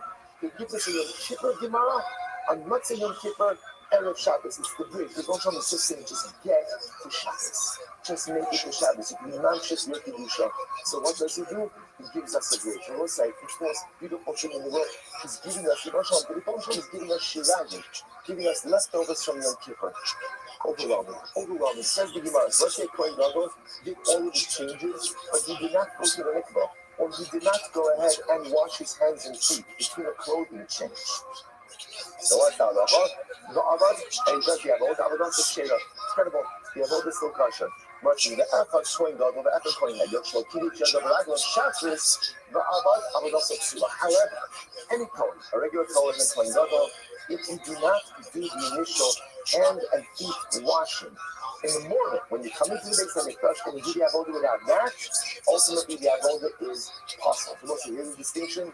If you miss the first hand and foot washing in the morning, the feast time of Ragnar coming into the base of Mikdash, and you avodah is possible. If, however, the Kohen Gadol omits any of the immersions or hand and feet washing in the clothing changes of Yom Kippur, his avodah is still kosher. Says the Gemara, only the last year of the Yochanan, Nipki, Chomesh, Kirilos, that's some conditions that I saw. The Hulk of sin, but we'll not put. That's the Gemara says like this. So that's the Shekha Yocha, 1 second. The immersions and the hand washing of the Kohen Gadol on Yom Kippur between the clothing changes and avodas, that's so nice. That's the nice. That is really explicitly in the Torah. So ultimately, again, how can you say that if the Kohen Gadol omits it? Because avodah is going to be kosher. Amalikot, the Rav Sham. The Bishama Keres in Dava Atanaki. So he said to him, no, Uluvei Sham. Uluvei Sham means it is only the wearing of the clothing, the special clothing for the different avodos, that ultimately again is Ma'aki, but ultimately again nothing else is Ma'aki. So Tzavu Hanav, well, so Rashi is very, very excited. Amalei, Vav Afusa Kusidala. So literally, then he said to him, so let's say this was an expression. A vav is written on a wooden log. So listen, what does it mean a vav is written on a wooden log? So sometimes he actually points out that if he tries to carve a vav on a wooden log, it's not going to come out well. Okay? So that's the Talmudic expression. Ultimately, your argument doesn't really hold water. So the Gemara says, and that was true. In other words, if it's true that Allah again, the Kohen does not need to do the immersions and the hand and foot washing in between changes of clothing and avodah. So if that was true that it's not na'adi, it's safranami. I don't understand. Then even if he omitted the first one in the morning, ultimately again, the avodah should still be kosher on the side. But the most thing is like this, is all of the hand washings and all of the tefillah should be treated the same. So I'm not shocked. If you tell me that if the Kohen omits the immersions and he omits the hand and foot washing between the clothing changes and avodos, and that's not na'aki, then even if he misses the first one in the morning, it shouldn't be na'aki as well. And if he missed the first one, the avodah should still be yidi ever kosher. So the Gemara says, "Amakusi amakra by salahem chol olam lo nizaro u'legoroso." Dava hana'aki gizaro na'aki is vote. What's the way what Shekunas like this? Anything that is na'aki is an indispensable necessity for the Kohen's offspring, i.e. for all Kohanim, ultimately is na'aki for a Kohen Gadol. Davar she'enu na'aki b'zaro, in na'aki bo. Is something that ultimately again is not na'aki for his offspring, even regular Kohanim, is not na'aki for the Kohen Gadol. So this Rabbi said, hand and foot washing in the morning, the pizza sedai braglayim, first thing in the morning when you come to the Mikdash, that is something that applies to all Kohanim. Since it applies to all Kohanim, therefore what? It is na'aki. It is an indispensable necessity, which if omitted, fundamentally invalidates the avodah. The immersions and the hand and foot washing in between all of the different clothing changes and avodos, that's new to the Kohen Gadol. It has to be done. But if it's not done ultimately, again, does not invalidate the avodah. Incredible. Rabbi Yochanan says here, Rabbi Yochanan said, Moshe, Aaron, Ubanav. That was incredible. They were washed from the time at the cure. Moshe, Aaron, and his sons. Davar HaMa'aki, Ubanav, Ma'aki, Ubanav. Davar She'inu Ma'aki, Ubanav, She'inu Ma'aki. Essentially, it's the same process, just different concept. Something that ultimately again is Ma'aki for his sons, i.e. or Kohanim, is Ma'aki for the Kohen Gadol. There's something that is not Ma'aki for other Kohanim, ultimately not Ma'aki for the Kohen Gadol. Incredible. Rabbi Yonah said, Mike and so now we can see enough, they're both saying the same thing, but from different sources. So why things Rabbi Yonah son, why things different Christians? So I'm going to call Ahu L'Donos who gets it. That's for the future generations. My time of and why didn't the first thing in the second pasuk? Me by the Yosef Hanina. Starting to Hanina, listen to this. Kesilu that from Moshe Aaron Ubanav. What is he wrote? It's very interesting. Called Kia Shein Bo to the Kaddish Aval Kanaminenu in the Kachim Bo. But it was important for the Kia, the basin, the wash basin, to be kosher. The wash basin has to have minimum dimensions that 4 Kohanim have the ability to wash from it at the same time. Where do you get that from? Moshe, Aaron, Ubanav. That's the ultimately again, because the pasuk says, for the Kiyar, who's supposed to wash from it? Moshe, Aaron, and Aaron's sons. Sons plural 2. So a Kiyar, the minimum dimensions of the Kiyar ultimately again require the ability to go ahead and wash 4 people at the same time. So I'm saying, so incredible paper that comes out over here. So first of all, we learned that again, your feet is not like washing of the hands and feet first thing in the morning. Indispensable necessity. And if you omit it, the avoda is pas. The avoda is pasul. That's number 1. Number 2, however, if the Kohen omits any of the immersions or hand and foot washing in between clothing changes or avodos, did the eved, his avoda is kosher. First line, it says kiddush. So this is such a beautiful gemara. What is the? How do you perform the mitzvah of kiddush nine raglan of sanctifying your hands and feet? How do you do that? Wash your hands and feet. So many of the other hayumanis agabi ragla hayumanis. The other smallest haydi ragla smallest in the kaddish. So says, what do? You put your left hand on your left foot, your right hand on your right foot. It's like twister, like that. And so you go ahead, and we'll say, now watch this from the kaddish. And what you're doing over there is then you turn on the water, and you wash them simultaneously. In other words, you wash your hands, the Kohen washes his hands and feet simultaneously. One stream of water, washing them simultaneously. What Gemara says, Rabbi Yosef did it. Rabbi Yosef, you don't have to, those things why. Those things, that's not how you do it. How do you do it? Maria, Shkei Yadav Suagavsu, the Algabe Shkei Radlov Suagavsu, in the Kaddish. So this is what Rabbi Yosef says, you put one hand on top of the other, and one foot on top of the other, and that's how you wash literally everything simultaneously. They said, that sounds great. There's only one problem. Amulo, deflecto. That's too much. Stop asking. You're going to fall over. You're going to fall over if you try that. There's no a regular person to balance himself like that. You might say, Shaki Kalmer, ultimately, again, he's saying good. You'll say, the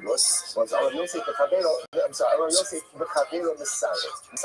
No, what it means is, in the morning he's watching, his friend always helps. His friend always helps him. So what ends up happening over here is that, again, Kohen number 1 is washing, one foot on top of the other, one hand on top of the other, and his friend is holding him up. Let's say his friend is holding him up. That's the only way to do this. So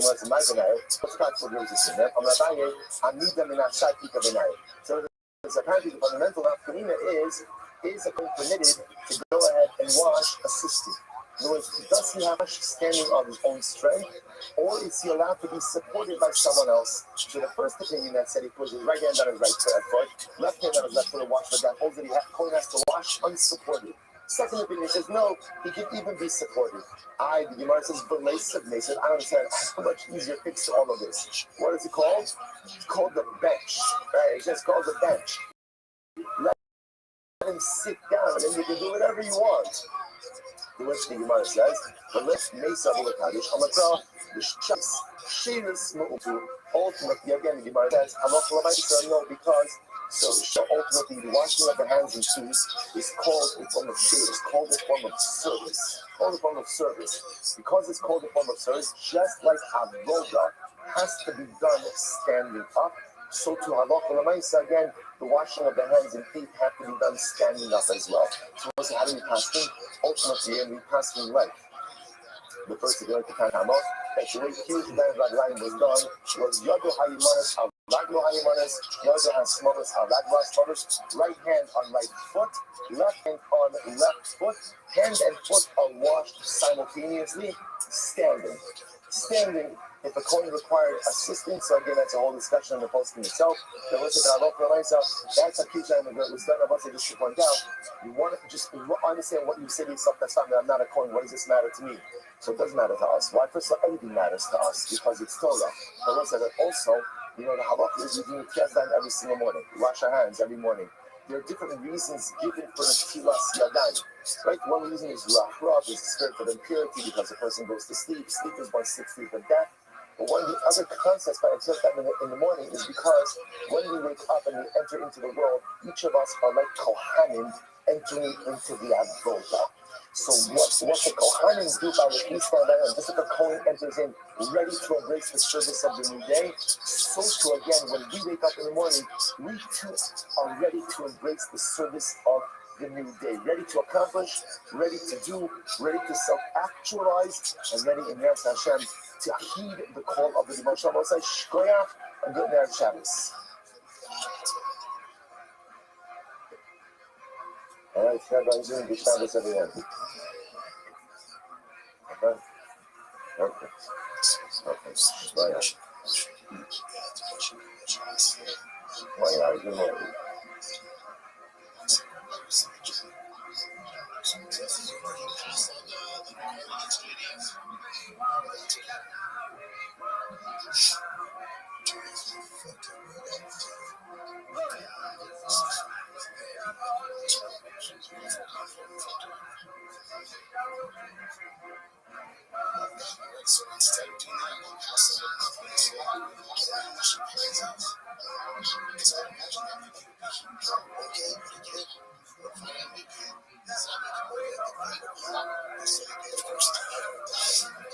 All right, everyone said good morning. Good morning. Let us begin by saying all of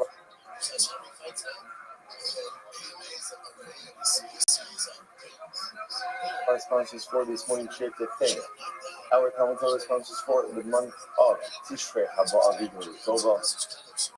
Yours are coming in celebration of continuing saving Ezekiel and the Saros levels for Am Yisrael.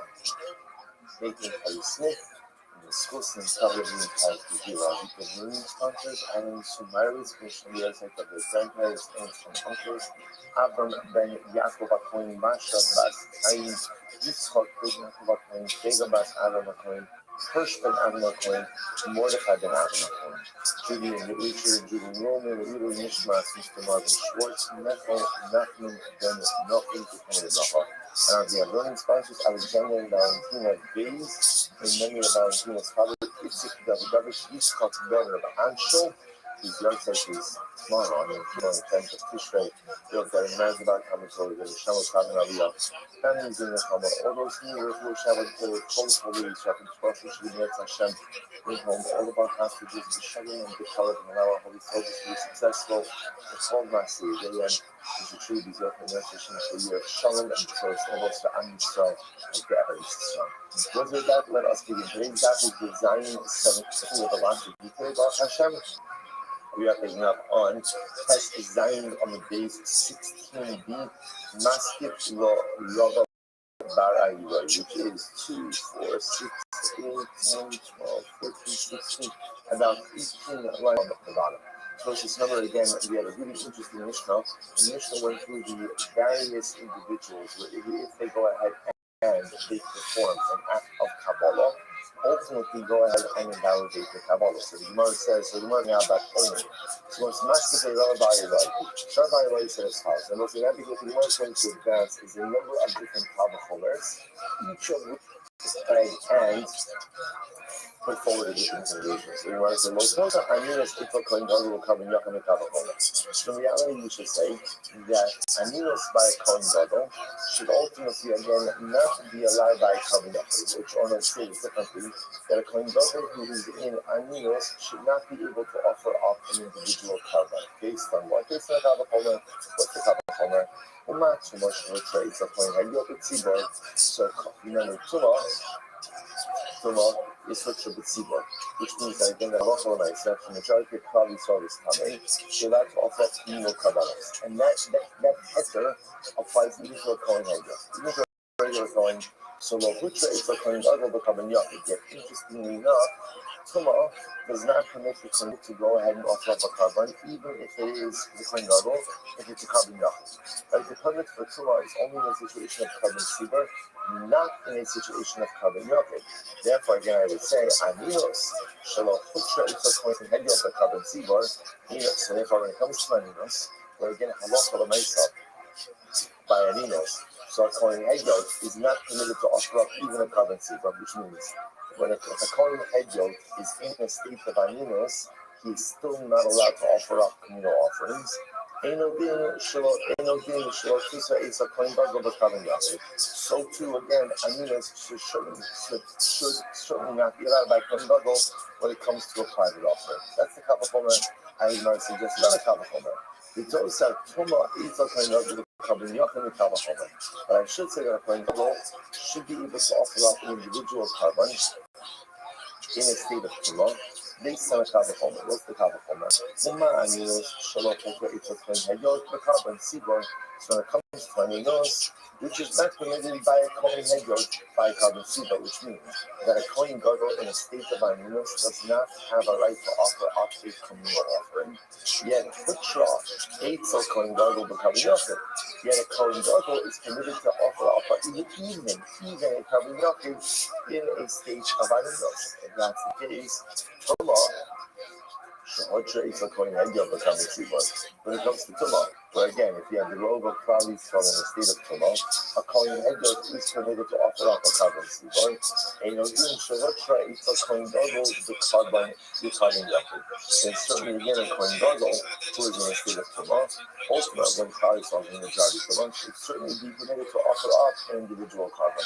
Okay, so the Gemara says another Kavachomer. But our sister Tumah Itzel Kohen Gadol the carbon tzibor the Kavachomer. The Gemara says Kohen Gadol should not be permitted to go ahead and offer up a carbon tzibor in state of Tumah based on a Kavachomer. It's the Kavachomer. Uma Aminos Shalohutra Itzel Kohen Gadol the carbon Yachid. So when it comes to Aminos, where a Kohen Gadol is permitted to offer up a carbon, even an individual offering, Lo Hutra Itzel Kohen Gadol the carbon tzibor. Yet Halacha L'Maaseh again, a Kohen Gadol, regular Kohen, cannot offer up even a communal offering in a state of Aminos. Then Tumah Shalohutra Itzel Kohen Gadol the carbon Yachid. When it comes to Tumah, which a Kohen Gadol is only permitted to offer up a carbon tzibor, not permitted to offer up a carbon Yachid, Eino Din Shalohutra the Kohen Gadol the carbon tzibor. You know, the more so ultimately again should not create a heter for a Kohen Gadol to offer up in a carbon tzibor. Okay, those are so strict parentheses. Let's top of the Zion. So bottom line, the point of view that Mark is making is all of these Kavachomers are actually good Kavachomers. The interesting part just is that, of course, each of these Kavachomers yield to different conclusions. So essentially, what I said like this: now that I have all of these mutually exclusive Kavachomers, which all seem to work, we're only left with one option, which is essentially, we ignore the Kavachomers, and we just take what we know from the psukim that we have identified. So take a look at Rashi. Top Rashi 17, which is actually a very important Rashi. We go in the Bracha, which actually says, Yesh Lodon, Yesh Lahachro. So in other words, I have these Kavachomers, but also if you notice what happened with these Kavachomers is that each of them yielded a different conclusion. Yet, again, they are all logically sound. So what do I do in a situation like this where Halacha L'Maaseh again, all the Kavachomers seem to be correct, but they yet contradictory reality, contradictory conclusions. So the Gemara says, Yesh Lahachro Lo Nega Eizim Midrash. I don't know which Kavachomer to choose. Here's all. So it's again, we've seen this Russian before. This is the second time in Zvachim. We've seen us Teku, uses it just in also. We know when we say Teku means, just like a question in the no, Kishki, Kai, Kishki, so we are able to translate. Here, Teku with the thing means leave everything in its place. Essentially, leave everything as you know. Therefore, look at Rashi. Teku with the thing, Kiksi Basay, Kiksi Basal stamp. Therefore, another say, so what are the conclusions that we arrive at? The Gemara says, because what try means the kind of stamp in the upper in the tzibur v'tra. So it says, therefore, bottom line conclusion is all like this. When the Torah allows the Kohen Gadol to offer a carbon in a state of aminos, what type of carbon are we talking about? All carbonos, either a private offering or a communal offering, because again, both sides. That's the pashtus of the pasuk. Right? The pashtus, right? The simple understanding of the teaching is that a Kohen Gadol has a heter to offer up kabbalah in a state of aminos. It doesn't matter again, private offering, public offering. He has that heter. Then the up and then the super. Petra. If you should mess on a hedgehog, similarly again, when a hedgehog is not permitted to offer as a regular Kohen, not permitted to offer up in a state of aminos, what does that apply to? Then the offered, then the tzibur nasra. That applies both to communal as well as to private offering. That's part one. When it comes to aminos, Kohen Gadol to offer up any type of carbon, and Kohen Hedgehog can't offer up any type of carbon. Okay? And the Gemara goes on and says, then you have to bring tzibur nasra.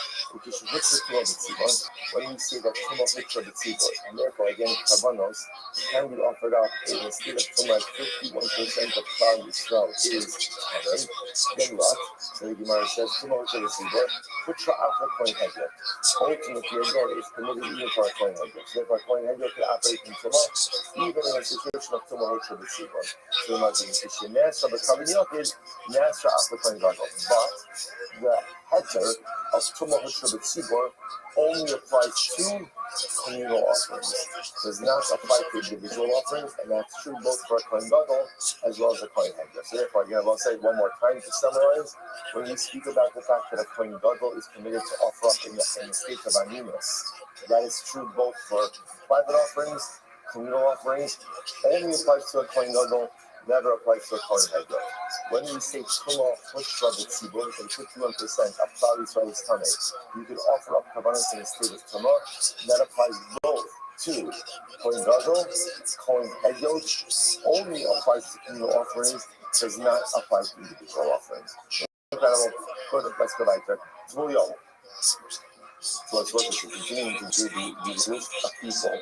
List of people who, if they go ahead and they do the avodah, ultimately again invalidate the avodah. One is the Fuliyom, one is the Lizard Fuliyom. Fuliyom went to the mikvah, but requires Ha'elav Shemesh. It requires the sun to go down in order to fully affect his Tyra. So Fuliyom, what do you know? But I know that if a Fuliyom does the avodah, that the avodah itself is compromised. What do I know, right? This kind of that the Shemaya says, Remez v'Tzvuyom, Shem Abad v'Kilam Minai. How do I know that if a Tzvuyom did the avodah, that ultimately again the avodah is profane? Amulomar, Kidoshim Yihiyu below Yichtalu. The pasuk says, you shall be holy and do not profane. Okay. In any union of coming, I wasn't at the pastures, I would assume, and Allah Almighty, this is talking about someone who is coming. However, again, we already learned out. Rashi points out that we had got a tumah psu, the more of a way which was the context of the pasuk is talking about tumah. However, again, if I don't need the pasuk to teach me about tumah, because we already learned about tumah, so in any union with tumah, did not just make the Nazir. So remember again, what this was yesterday's guy. So if I don't need a pasuk by tumah, because ultimately again it says the by Nazir. So today union of Torah, they use this pasuk ultimately to teach me Torah. Okay, incredible. I said the Gemara, today union of Korea, Karkov, will the mashkis pass. So what's this? Maybe the halacha is maybe the halacha is. Remember again, there is a general prohibition, there's a specific prohibition also for Kohanim. But it's a single Karkov being in the house. You're not allowed to create a bald spot out of mourning for the dead. In other words, it was a biblical practice, pagan practice, that people would pull out their hair in mourning. You're not allowed to do that. Not allowed to do that. I see again, you also can't destroy corners of your beard, right? Which refers to shaving with a razor. We studied this back in our Mozart days. Which refers to shaving with a razor or things like that. So maybe someone like this, that if a Kohen did either of these practices and then he does the avodah, maybe the avodah is preferred. Maybe that's what it's talking about. Whereas the thing of it is, I get it that the concept of Kedoshim to you below the Talmud doesn't need to be used for Tumah, right? Because Tumah going out from a different source. That's what you might say, oh, it must refer to a Tzful. How do you know? Maybe it refers to a Kohen who violated one of these other prohibitions and did the avodah, that the avodah is profane. So the Gemara says, no, Tzful Yom din avad b'nisa b'namar. So that's the case. So again, if you're not going to use the concept of Kedoshim you, the way it's held with the Tzful Yom, so where will you know? Where do you learn that if it's full yom, did the avodah that is high misa? So the Gemara says, where do you know that? You know, the Gemara filu b'truma. So listen, to make it clear, Shabbat filu from truma. From truma, okay, the Gemara said, now how do you know that? The possible truma, makir avodah. Now, what does that do with Shabbat do? So that can do with Shabbat says ultimately again that halacha l'maisa that it's full yom, like filu truma. Possible truma, makir avodah. What do we learn from there? Anyone who is not allowed to eat truma, or any Kohen who can't eat truma, if he does the avodah, he profanes the avodah. The avodah is invalid. The low possible truma, but anyone who is allowed to eat truma, like anyone ultimately again who does not invalidate by truma, makir avodah, will not go ahead and invalidate the avodah. So I will say, so if I look for nice, my suggestion is just as a full yom is not permitted to eat truma, so to a full yom, ultimately, if he does the avodah, he will invalidate it. That's my suggestion. Rabbi says one second. Lama means the kasav rahmana tamim, or full yom, or pushing the so I will say, now by the way, I just want to point out, we're gonna circle back to this idea, right? The Gemara was making an interesting suggestion that perhaps the Kohen who makes a bald spot in mourning for the dead, or who shaves with the razor, destroys the corner of his beard or his head, maybe he should be invalidated for the avodah, and if he does the avodah, he profanes it. The Gemara dangled that out there. We're going to circle back to that. The Gemara just said, well, if that's the case, then I need an alternate source for the psul of Tzful Yom. So what's the alternate source for the psul of Tzful Yom? The Gzeir Shabbat to Truma, which teaches us that essentially any Kohen who can't eat Truma profanes the avodah if he does it, and therefore Tzful Yom is not permitted to eat truma. So because he's not permitted to eat truma, therefore what? Therefore Allah said if he does the avodah, he will go ahead and profane it. Okay, then Gemara says, well, now that we have that, not only because of Rahman Tamei, or Tzful Yom, or Pushikipur. Someone's not even asking an interesting question. So now, if we look through the list, like the various list of the Mishnah, I have a number of people who, if they do the avodah, they profane it, right? And by the way, this is the word invalid, but profane it, right? So who are those three people? Tamei, literally someone who's actually Tamei does the avodah. Number two, Tzful Yom, is a person who went to the mikvah, but still requires Erev Shem set. And number three, Mufis Kippur. Now again, what's the piece of Mufis Kippur? That's the example that would be like the Mitzvah or the Zav. So the Mitzvah or the Zav is supposed to essentially have three parts to this purification process. What are the three parts? Number one, passage of time. Number two, immersion in the mikvah. Number three, kabbalas. Mufis Kippur refers to someone who has had the first two, but has not had the third. So let's say again, the Mitzvah had the passage of time. He went ahead and he went to the mikvah, but he has not yet brought his completing kabbalas. It's called Mufis Kippur. He's lacking atonement. So again, such an individual, if a Kohen is like that, he will validate the others. The Gemara says, why do you need all three? Now, essentially, what is the Gemara asking? They're all kind of the same thing. Like, what umbrella do they all fall under? Tamei. They're all Tamei, right? Because they're all Tamei in some way, shape, or form. Obviously, the guy who's Tamei is Tamei. The Tzful Yom is still Tamei until sunset. And the Mufis Kippurim, his Truma still totally not dissolved until he brings his Kabbalah. So, why do we just say anyone who has any vestige of Truma is not allowed to do the avodah, and if he does so, ultimately invalidates it? Why are there separate people for all of these? I'll tell you. Seriously, I'll tell you why. Very easy. Because of Rahman Tamei, Shekin Tamei. On one hand, the guy who's coming is different. Why is the guy who's coming different? Why? Because he too much communicates, and therefore he could actively communicate with Tumah. So perhaps that's already a different darga, right? So you can imagine therefore that somebody who is coming to communicate with Tumah shouldn't be doing the avodah. Victorion, Makushi Kippurim, were also named Shikin Pasa B'Truma. So furthermore, again, also. So on one hand, Tumah is different because Allah Maisa, he could communicate with Tumah. Right? Victorion and Makushi Kippurim also can't be learned that from him. Why? Because ultimately, again, he's possible Truma. Right?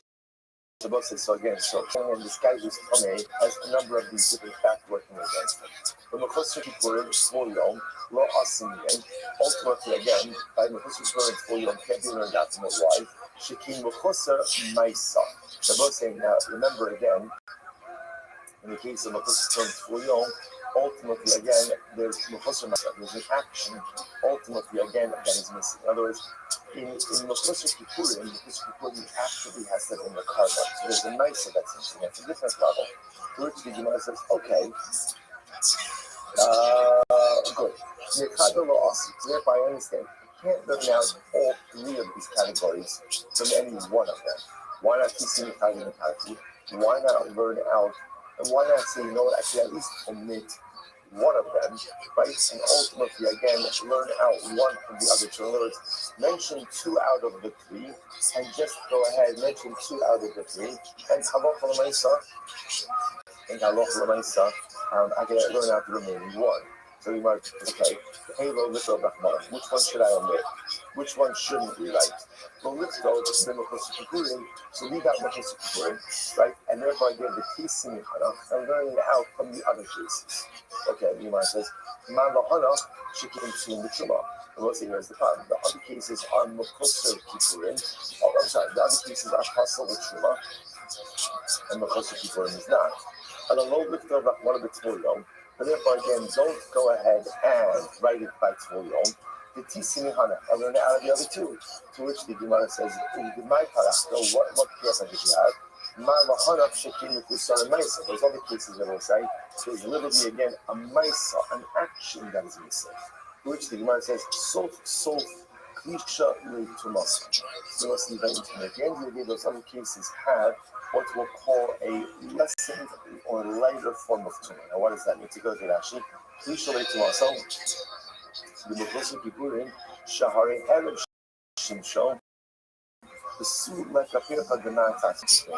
In those other cases of Tumah, they had a form of Tumah associated with them. So therefore, perhaps again, halacha l'maisa, like this again, Gemara says,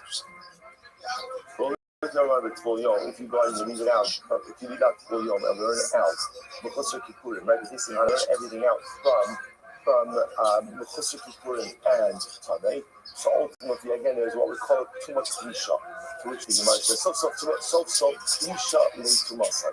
At the end of the day, the Tumah ultimately, again, is a little bit of a lighter idea. The Gemara says, for example, Mechusar Kippurim, interestingly enough, Mechusar Kippurim, all he's missing is the karban. But if you think about it, he has immersion mikvah, he has passage of time, and he already has had a shemesh on the days of Osai. Kasavar, Mechusar Kippurim, Dizav, Dami. So also, it's actually very interesting. He holds this kind of holds that in the case of Mechusar Kippurim, it's actually very interesting. So also, take the case of the Zav. What's the case of Mechusar Kippurim? Right? First becomes the Zav. What happens with the Zav? Shalach Cholais again is the passage of time. Right? Remember again, what does the Zav need to become tar? He needs number one, he needs the cessation of his zivos, right? If his zivos is still flowing, ultimately again he's a zav. So he needs cessation of zivos, so that's how that is.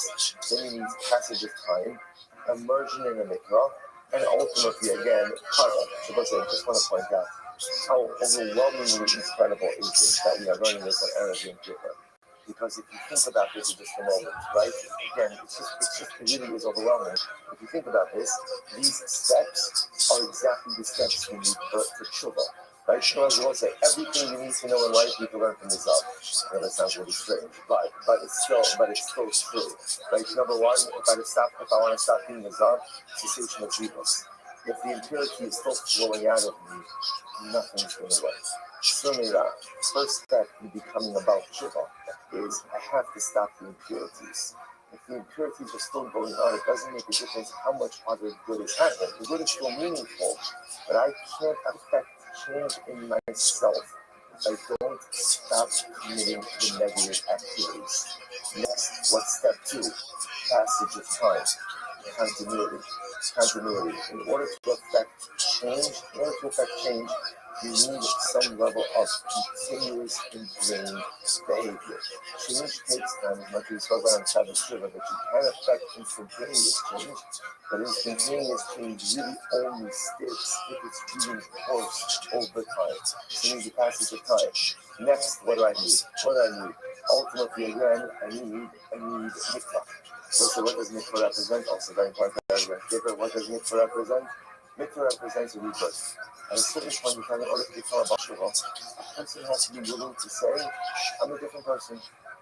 That's what Soloveitchik says. Do you know why mikvah plays such an important role? I don't know. Mikvah, in the wisdom of Soloveitchik, so mikvah is surrounding one's self with the primordial building blocks of the universe.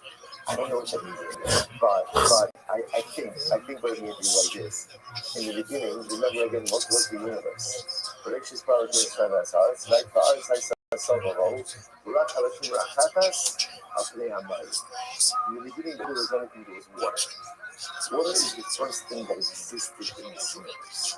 When a person goes into the mikvah and they surround themselves with water, what they're doing is they're recreating themselves. That's the power of the mikvah. That's why mikvah plays such a central role in Yiddishkeit.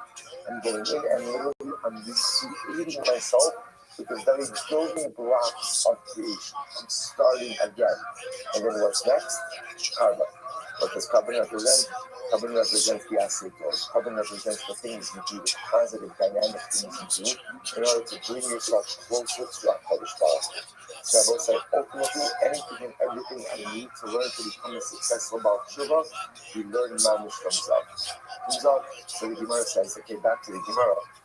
So the Gemara says that we kind of hold that the Mechusar Kippurim by Zav, the Zav still has the status of a Zav. In other words, until while you have not brought your carbon, ultimately again, you still have the status of a Zav. See, we thought this whole time that when you're just Mechusar Kippurim, in other words, if you've gone through all the other steps, and the only thing I'm missing is the carbon, that I have what we call a Tumah Kadisha, ultimately a lesser form of Tumah. It's not true, the Gemara says. According to this Tana, until ultimately again I have brought my Kabbalos, I'm still in the status of Zav.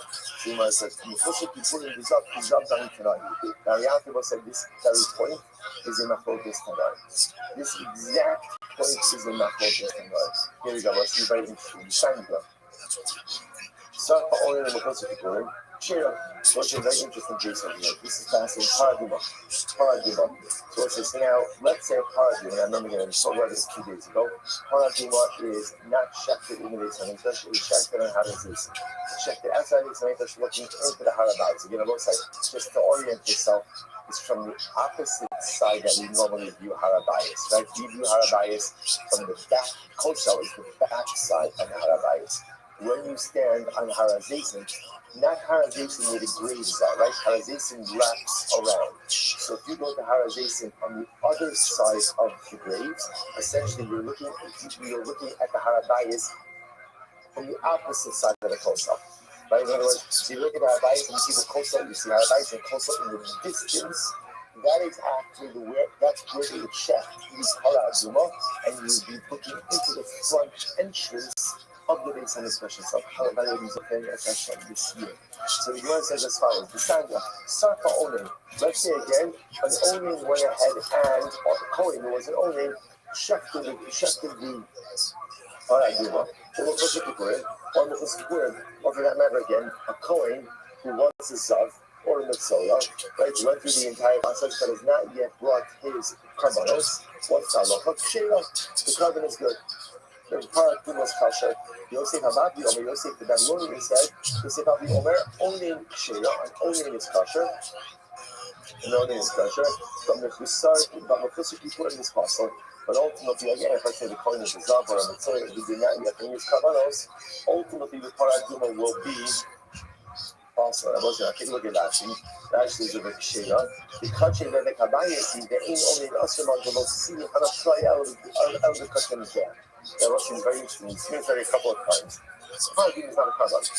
Paraduma is not a kavan. How do I know paraduma is not a kavan? How do I know that? Because it's shekh outside of the base of So what is paraduma if it's not a carbon? Where it says it's cut shaped by the kabayas. Ultimately, again, it has physical sanctity. Physical sanctity, and therefore Allah again in owning is only not allowed to offer up kachin mizbeach. But the owning is permitted to go ahead and offer up kachin by the kabayas. So now, first opinion said, Tanakama said that if a Mechusar Kippurim offered paraduma, it's kosher. Yosef Ababli said that it's possible. My love Hashemeth. What are you arguing about? Mar Savar Mechusar Kippurim dissolve kizav dami, or Mar Savar Lot kizav dami. Here's my focus. What is the status of a Mechusar Kippurim of a zav? What's the status? So ultimately, again, Tanakama holds Mechusar Kippurim of a zav. Mechusar Zav is not like a Zav. Tumah Klisha, it's a lesser form of Tumah, and therefore Allah the covenant will be good. And Yosef Ababli says no. So Yosef Ababli says Mechusar Kippurim of a Zav is like a Zav. And therefore Allah the covenant is invalid, the pardon is invalid. So the Gemara says, no, not true. Everyone agrees. The Mechusar Kippurim Kizav is like a Zav. The half of the Hakameth, let's say, here's what they argue about. The Gemara says, you could say, the Hiza Hatar, Nekla Shmutane. Everyone say, this is very interesting. So this is not that we'll say, total sats of the Paraduma. What does the Pasuk say about Paraduma? The Hiza Hatar al Hatane. The person who is Tahar will sprinkle the ashes, right? The ashes mixed with the water on the tummy. Now that pasuk is totally extraneous. Why? Look at it actually says over here. Charcoal the mashma. The hakfa you see the eliminates the lakas result the top of the mind ish tahar. So the pasuk already says that the person who is doing the paraduma process has to be an ish tahar. It already says that. If that's the case, all it needs to say is the hiza al hatame. He will sprinkle on the person who is covered. Why does it have to say the hiza hatahar al hatame? That's extra. We must know how do they do it? Actually, hiza hatahar al hatame. We need al tvuyot shekashan paragash telos. So back to the Gemara. What does it teach me? We need al tvuyot shekashan b'para. So is incredible. It teaches me that a tvuyot is permitted to go ahead and sprinkle the paraduma. That's what it teaches me. As I say, so it's fascinating. It doesn't have to tell me it's already said tahar. When it says tahar, the hiza hatahar, tahar must be referring to a different type of person who's tahar. What type of person? A tvuyot. That even a tvuyot who is tahar, but has not reached complete tahara capacity, ultimately again is going to be fit for paraduma. Mar savar tumah b'kol Torah kula, or mar savar tumah the half parsha. So what's my focus over here? If you look at actually mar savar tumah the kol Torah kula, Tanakama savar hayt yom the ach shebakra asvuyom the kol tumah shebakra kai the ach yom the zav shebakra kippurim. Tanakama holds that when the Torah permits us to yom for paraduma, what type of yom does it apply? Because let's remember again, the concept of yom applies to which types of tumah? Which types of tumah? All types of tumah. Because what does yom mean? Yom means a person who is coming, went to the mikvah and is waiting for sunset. That could refer to any type of tumah. The Tanakama holds you right. When the Torah permits a yom to do the sprinkling of paraduma upon the person who is coming, ultimately, again, any kind of yom of any type of tumah. So what do you see from here? For example, even a yom of a zav. My boss said, yom of a zav, even though it's a yom, what else is he? If he's a yom, what else is he? In the Mechusar Kippurim. He also has a bunch of kabbalos. And yet, what do you see? Allah L'maisa, he's permitted. he's permitted to see the sprinkling, which tells us that what? That Mechusik Purim of a Zav is not like a Zav. Not like a Zav. So my Sabar, Tumah to Chalatar Kula. When we say Tumah to Chalatar Kula, which means any type of Tvul Yom, including a Zav, which means again, you see from here that a Zav with Mechusik Purim is not like a bona fide Zav. There she is. Everybody stop what you're doing right now. What up, girl? How you living?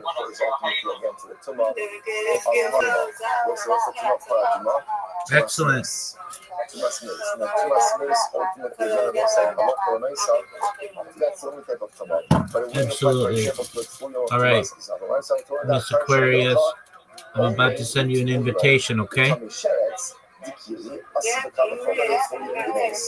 example, as long as it's a tvul yom of a lesser degree of tumas, for example, a tvul yom of tamei or a tvul yom of sheretz. Ultimately, again, these are more kal, and therefore they can go and be much more kal of the mace. About mechusik yipurim, the zav, the chomer, shekitum yotza loving before but perhaps a 15, perhaps a tvul yom of a higher form of tumas. For example, ultimately, again, the zav, that since it's a high form purpose, it emanates from as well. It actually cannot necessarily be learned. So let's say, so just a fascinating detail over here that halacha when I say by paraduma. So again, here's what, just back up a little bit. Here's what everyone agrees with. Everyone agrees that a tvul yom can be the sprinkler for the paraduma. It's interesting. What's the machlokes? What type of tvul yom? Is it a tvul yom of any type of tumah or a tvul yom of just tumas meis? Everyone agrees that a tvul yom of tumas meis. I'm sure of it. Shaila really becomes what about a tvul yom, let's say, of zav? Let's say again, this point of a kusher kippurim. So let's say, so again, that machlokes fundamentally is dependent on an earlier machlokes. What's the other machlokes? The other machlokes is what's the status of a zav who's no kusher kippurim? Is he still like a bona fide zav, or ultimately again not like a bona fide zav? So that machlokes is, which is the machlokes that we started with, ultimately trickles into paraduma as well. Riveting and fascinating. But again, we'll leave that machlokes open. That's not really our primary topic right now. So leave that. But you want to say, here's the good news. Here's the good news that you should remember, right? There's one takeaway from all of this. It is that tvul yom, ultimately, again, is kosher, the sprinkler for paraduma. Now, we'll say, what does that show you? What does that show you? That shows us the best lesson we could possibly learn for Arabic people, which is you need not be perfect in order to go ahead and affect Tara for yourself and for others. The tvul yom is not himself in a perfect state of Tara. He needs sunset. Yet, he is still considered to be tar, and he can still be the vehicle of Tara for other people also. The Ribono Shel Olam does not demand perfection. He does not demand completion. The only thing he does demand is effort. So if I can get myself to the status of a tvul yom, remember again, how do I get to the status of a tvul yom? Step 1, stop being tamer. Step 2, ultimately passage of time, reinforce positive behaviors. Step 3, getting to the mikvah, a willingness to start again. All right, I still need to do my kavanos. I still need to build a traction, a positive dynamic activity. But I'm almost there. I'm almost like a Shmuel who says, that's fantastic. And to a certain degree, that's good enough for now. You don't need to be perfect in order to go out and be tar and ultimately affect Tara for others. Incredible. Let's go back to Mufus Begadim. But let's say, all tremendous lessons, ultimately again on Arabic people. All you need to do, Hashbar who tells us everything we need to know, all you need to do is stop being distracted, listen to the lessons, and Hashbar who guides us exactly along the path we need to go. That's all we need. Says the Gemara. Next. So what was the next case? Next case was Kohen who's not wearing the right begadim. Okay, so again, not wearing the right garments. Halacha l'maisa again, his avoda is invalid. Says no, where do you know this from? So it says it's really incredible. I'm gonna be Yochanan. Umata ba mishmei. I will say, by the way, how incredible also is it when you run the chus begadim on Yom Kippur. And remember again, Yom Kippur itself. Remember again, there was the specific and special big day Huna. Remember again, the Kohen, of course, is Big Day Kahuna. We're not going to look for Kohanic vestments. And in Kippur, the Kohen would only wear Big Day Lavans. And not only, but for the Avodah Klimi, the Avodah inside the base of Mikdash, he would wear the white garments. White garments. Incredible. Says the Gemara, I'm going to be Yochanan. Umatud by Mishmei Rabbi Lazar Mishim. The pasuk says, "V'chaganta osam arnei alon ubanov, v'chavashta lahem migbaos, v'yisa lahem kuhuna uchukas olam." So let's say this is really beautiful. So the pasuk says like this, right? You will put on them a belt, iron and sons. You will put on them migbaos, which were their hats, and it will be for them the kuhuna. Kuhuna will be for them an everlasting statue. So let's say, so what is the Gemara Darshan? This is so beautiful. Bizman shedigdehem aleim kihunasam aleim. When their clothing is on them, that's when the bris kuhuna, that's when the Kohen shit is on them. Ain digdehem aleim, but if they're not wearing the clothing, ain kuhunasam aleim. Ultimately, again, their clothing is not upon them. So the juxtaposition, ultimately, again, to the big day kuhuna, and ultimately, again, where it says kuhuna mechukas olam. So ultimately, again, when is there an everlasting statue of the kahuna? When they're wearing the clothing. But if they're not wearing the big day kahuna, then at the end of the day, they cannot function as kohanim. The Gemara says, one second, we have a different source. What's the difference? How do we know that if a Kohen drank wine, ultimately, again, he pertains the avodah, Talmud Lomar, Yain V'Shekha Al-Pish. Do not drink wine or any intoxicating beverage while on duty. Ulahavdio, Bein HaKodesh or Bein HaChol. So the Gemara says, Mekosher Gegude, Below Rafas, Gang Back Line, guys. So again, it's halacha, my son. Number one, I know a Kohen can't do the avodah while under the influence. How do I know that a Kohen can't do the avodah when he's not wearing the Kohanic clothing, or if he hasn't washed his hands and feet? Top of your chest. Tamlomar, Chuka Migzir Shava. Ultimately, they both say there's Migzir Shava, Chuka. Look at Rashi. Rashi says Chuka. Ishtuye Yain Ksir Chukas Olam. Because of the God that Ksir Kehuna. Chukas Olam. Over the keys of Zalvega Ksir, the high salam, Chukas Olam. So it's like Torah uses Russian of hope. Ultimately, again, by all of these cases, so it says hope. Ultimately, again,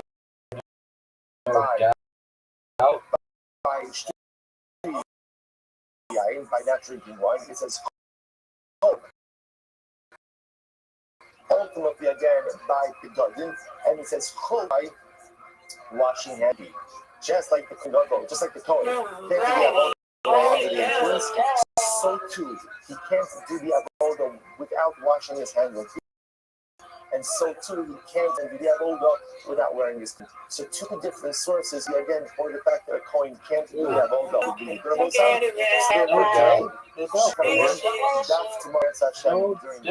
break, so like after Muslim, I'm sorry. I didn't see how long the break is. However long the break is, during the break. That's what I'm talking about. 3 Shemir Tzashem, so we will have some beautiful daf tomorrow. We'll have an incredible daf with some Kippur times as well. I win. Undefeated in bowling, undefeated in friendship. Good job. Everyone is Sweet dreams to you, and best wishes with everything tomorrow. Stay strong, and you'll be on vacation in 48 hours. Yes, it was. Yes, ma'am. Almost. Just put them on. They'll be good to go. They did save the still. He looks like That's good. There you go. Alrighty. I'll be here. I'm going to sleep in here. Okay? Excellent. Sweet dreams, Mr. Grace. Very well. Sweet dreams. I'll be on my iPad and take a bath real quick. Alright, talk to you in a little bit. Okie dokie. You want to talk to you in the morning? Okay.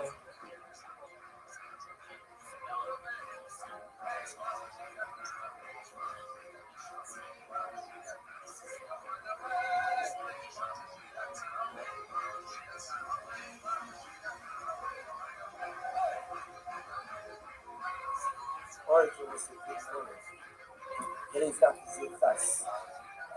Beautiful Spanish. Incredibly Gemara. She explained especially by Ayala says that the line of the upcoming website on our smart and the national assets of the American country and travel.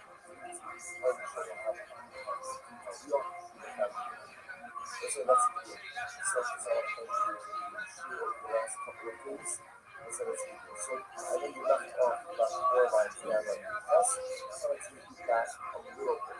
Just let's start up 4 lines up in the bottom on the side of the page. So we'll do it quickly. So remember again, we're talking about the closer to God. What happens if a Kohen goes ahead and does the avodah, not wearing all of the requisite pictures? So the Mishnah told me that such an avodah is possible. Right? Such an avodah is totally without. By the way, the Hanoch liability we discuss is separate. But the avodah is possible. So you want to try to learn yourself to really learn yourself. So first you want to go to the puzzle. וחגרתו סמאטני, אלו לבנוב, וחבשת להם לבוס, ויסור להם כהונה מחוקס עולה. So the word actually, when are they kohanim? When do they have the kehuna? Ultimately, when they're wearing the blood. So the blood around them, they have the kehuna, when they're not wearing the blood at all. The word says, the word says, really, really not the word, the word being done ultimately. So this time, the Irish being the Irish from Avar, Shem, Avar, you know, if a Kohen drank wine, and then did the avodah, that the avodah is chilling the avodah. Since the avodah is not good. Avloma yain b'sheka alkohol. V'lahav v'gen ha'kodesh v'gen ha'kodesh. So if you know it's just in the prohibition to drink wine, and then the passage says v'lahav v'gen ha'kodesh v'gen ha'kodesh. To distinguish between that which is kodesh and that which is profane. Teaching that what? If he doesn't drink wine, the avodah is kodesh. He does drink wine, the avodah is profane. The avodah said, I want to distinguish the part that's important to us. God, Mechusa the God Mishloachas the Yadai Darai Yadai. We'll say, what about the priest of Mechusa the God? What about the priest entering the front of the point of the avodah without the requisite clothing, or did not wash his hands with meat? From where do we know that such avodah is psuda as well? Half of the festival. Gomar Chuka Mitzvah Shabbat. We'll say, remember Mitzvah Shabbat between the pasuk and the heel. Our Chuka, which is Yain the Shefer Al Krish. Ata ubanecha itach. The V'achem al one of the most significant Kasam of those say that. It's also the Torah uses the word chuka, chukas, in the pasuk talking about wine, consumption of wine, and the point consumes wine in the Avodas pasuk. And so he uses the same lashon of chukas by the big Kedula. So there's a demand here on the Sheva chuka, just like by wine, if a point consumes wine, the Avodas pasuk. So if a point does not wear the proper big Kedula, the avodah is also possible. But so also it's like the kasha. Kasha is really learning how to see it. Everyone agrees that rocks. That rocks. So why?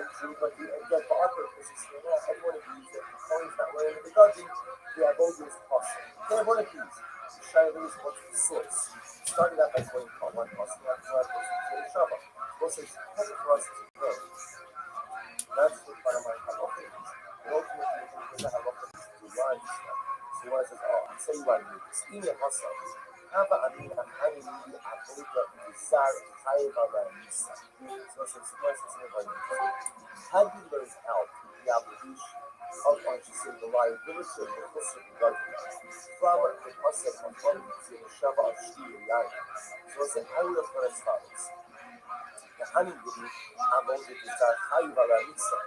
When is a point of outside? When is he liable?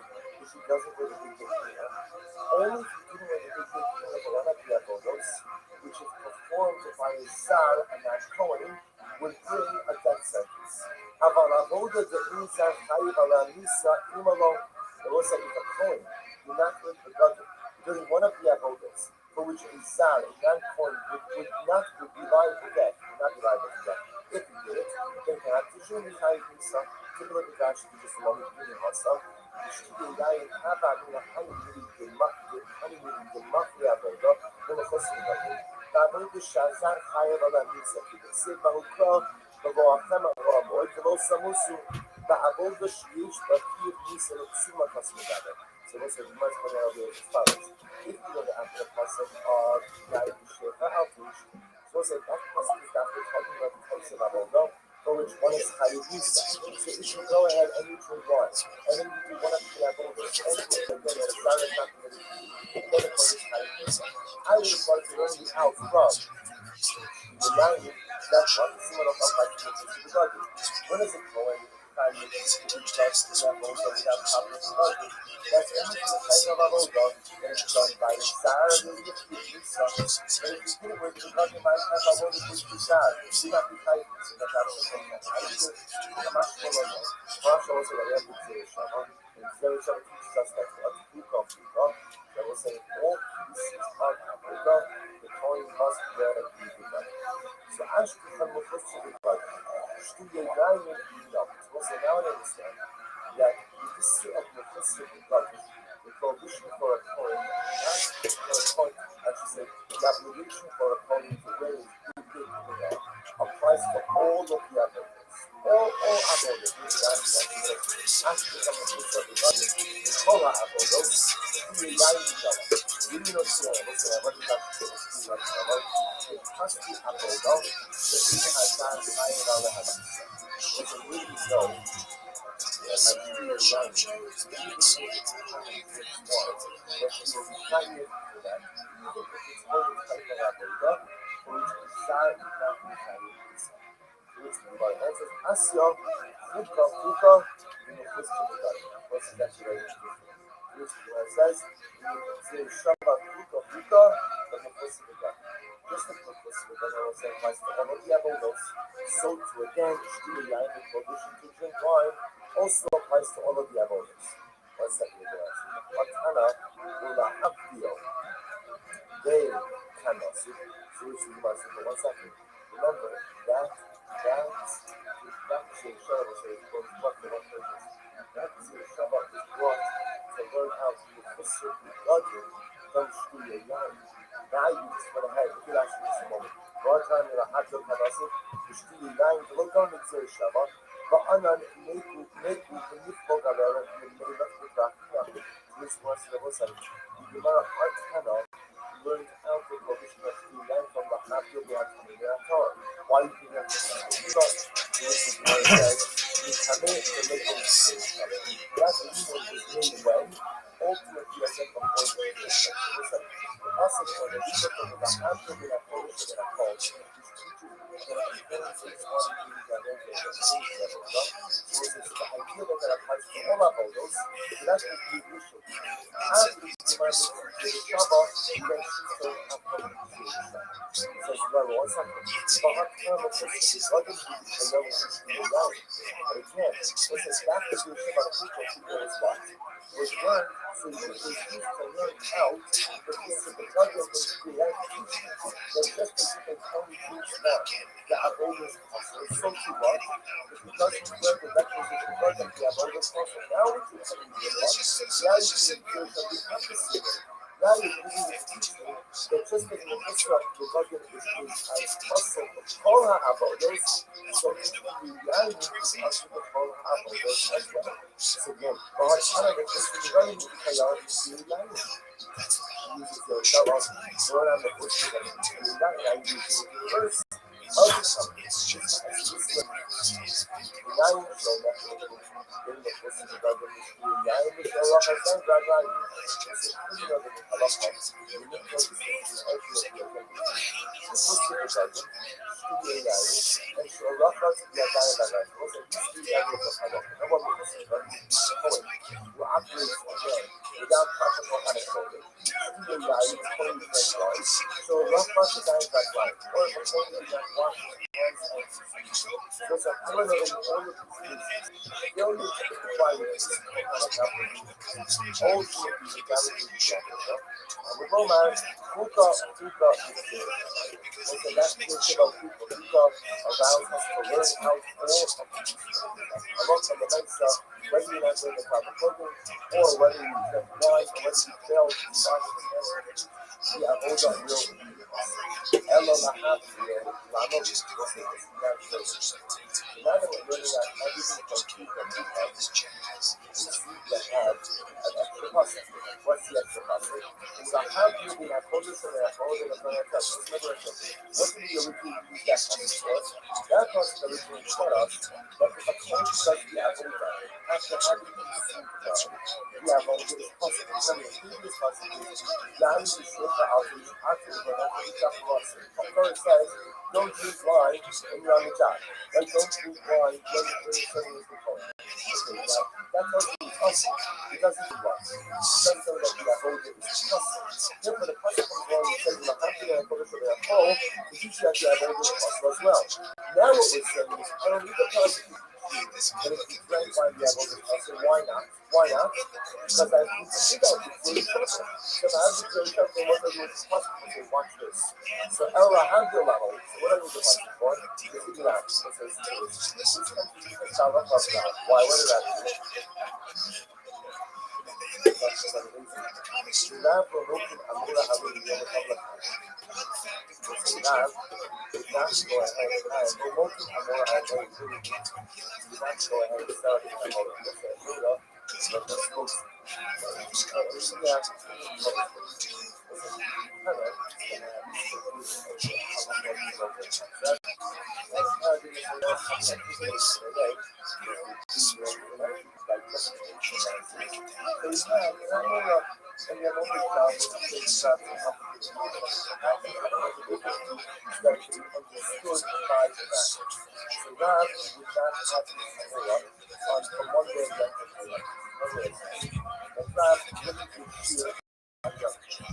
Why would it not be generated? You should ultimately cause why don't we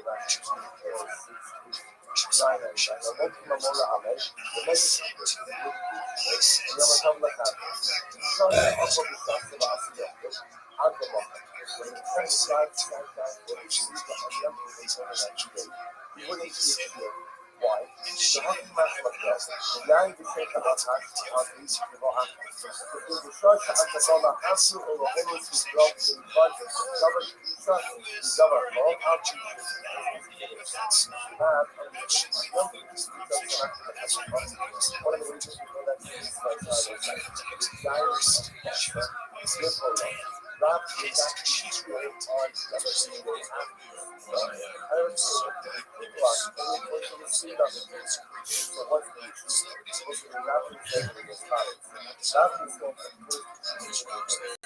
Yani bir şey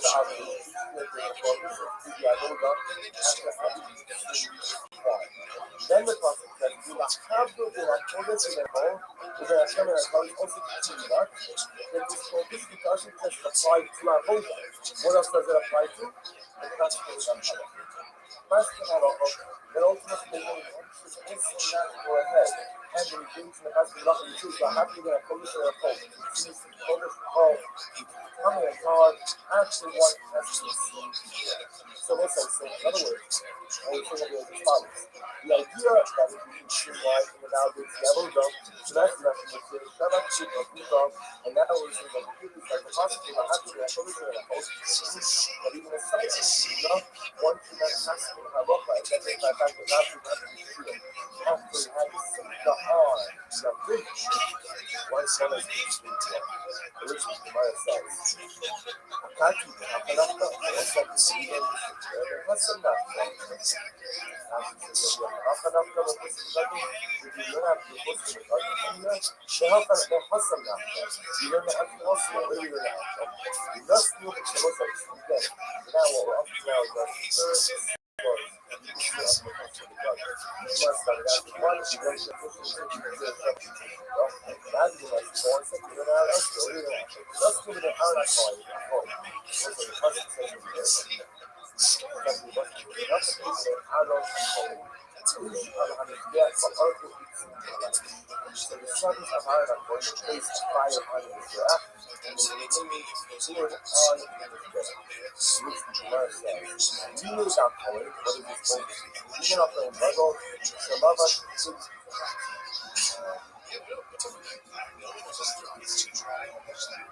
I'm sorry, I must have not put it in the coin. You keep me go. Those are the two things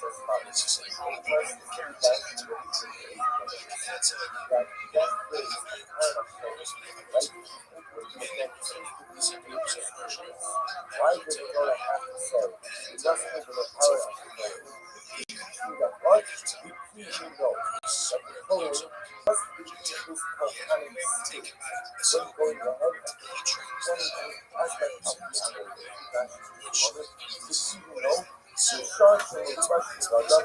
Nuclear iron at home. Low tissue levels when is ultimately of iron at home, the choosing no. When he is dressed properly, and also the power of the structures, that means that the point has to wear. Because remember what? Leeway are point others, the lava is the point head out, the about us of the sea. Also, that means that the point has to wear, remember what? That's where his so, for example, again, when the logo wears, he's looking at the point. I don't know what he was expecting. But if the coin wore, the bottom of the coin, I don't know what the long level is.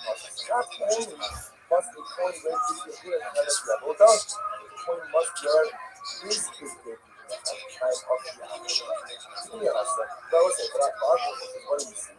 It's actually from the rest of the iron coin is lower than 2 0. According to the opponent, that's the US shape behind the shape of the fire and very quick. So another source is the concept that hoy was good ya hoy no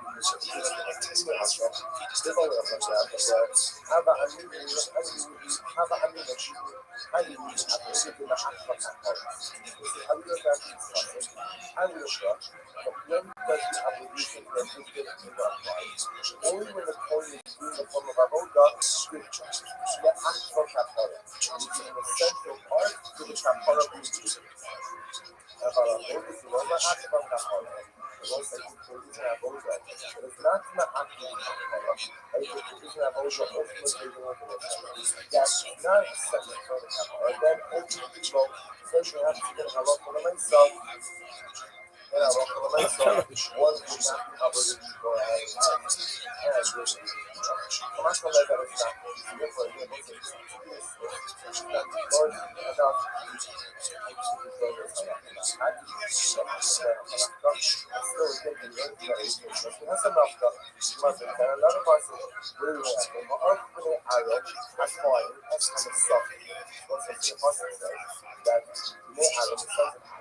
we'll go ahead and we'll remove some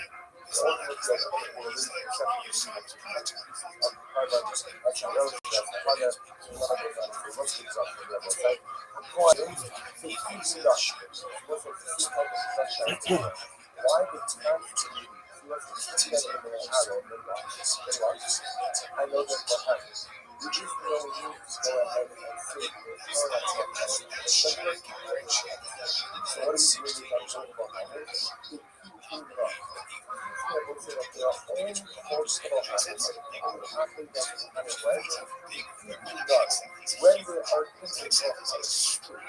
what?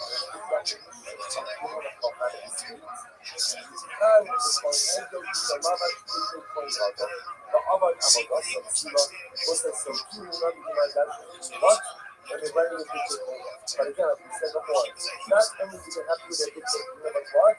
They have to wear the picture that. And the phone picture. Where's the governor of the phone? God, don't say radio, there is the governor of the phone. Also, but other than that, the Abota will be us. So what's it say? Again, but we have to do not do that.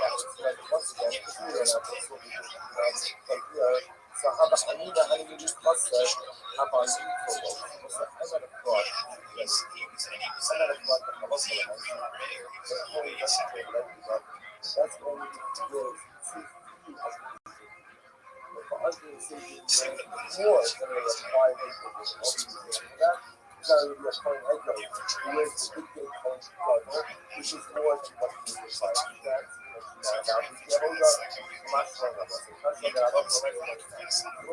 So bottom line for our purposes is the point is that when we talk about the record, ultimately again, yeah, all this cost. If you have a massive dynamic, you have all the muscle, we also kind of so ultimately again, we have all this cost. Really going to help us. We must need to bring down 4 different sources. Although the most important thing among the species is the trouble of the food companies. The difference in the value, the different things like lying. You don't do it anyway. It's too long to drink. Or if you stand like, I don't want to do that, which is possible. Those are the things that not there. You get this already, I will just possible. Now, that, you stand up and point to the what? Just give it contact. I'm not going to make it again.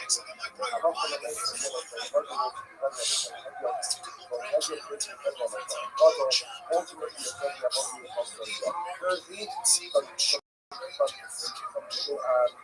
como la gente de la cola sobre la pau, yo soy la papa, it's just a point in that slide, you have all the athletes, one, two, again, how come the last person was a local, we shot it to us, I was saying,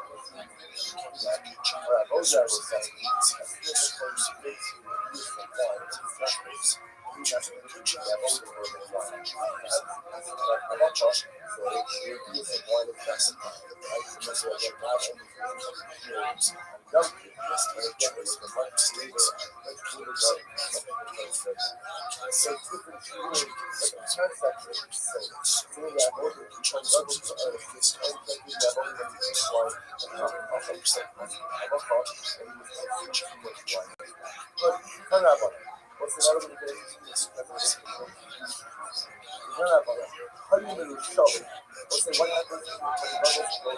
So now you can tell that the coding must be have all these things. Now we're going to speak a little bit about this session. How do you really show? Okay, what happens with the coding when you turn around and say you're going to have that? Coding is too large. Or it's lucky. You should fuck me. Okay, you should fuck me.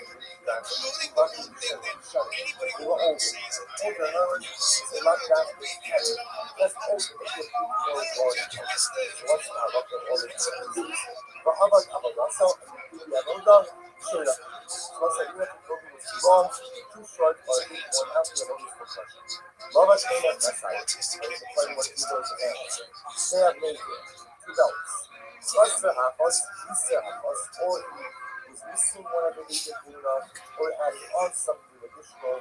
OSHA isolated Yakamaka special application. One was wearing a bandage on his leg. Said the coding wasn't resting directly on his leg. OSHA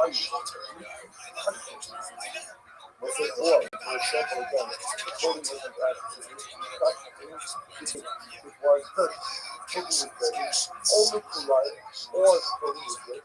But about Amadasa, was an only species about what Arafa is the about it is the secret. So again, if the coding is too long, too short, and too worn out, and if you want too many articles of coding, there's a few articles of coding. Right? Or having something, or if the coding wasn't resting on its or the coding was ready, or the coding was strong, and it did the Aboda, ultimately again the Aboda is lost.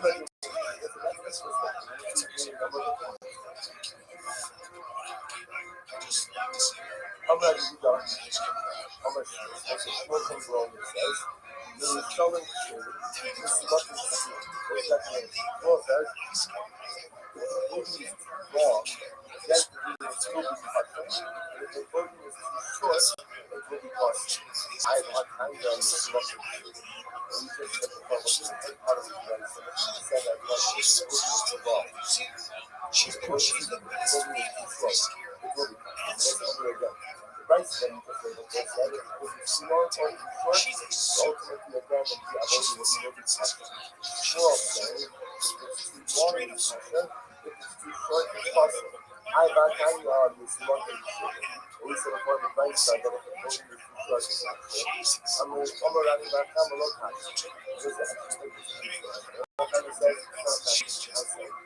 Not just feel like how you do it. Okay, time the rest of the and the vice is said that if the voting is too short, it's costly, or say one of that. That's no Mexico again. Are the right to rest. Especially when they come to the last fight. It turns out that but it looks too short, but it's actually going to have the mechanism. So what I have to have is my plan, and I say, when does the proper size of the system, I think it's the optimal way that punches it up by the couch, and put it short, that's when it's really good. If the nice, again, it's just too short, measurements, correctly, it's just incorrect, then the nice signal would be possible. That's the filter of the athlete. That's the situation.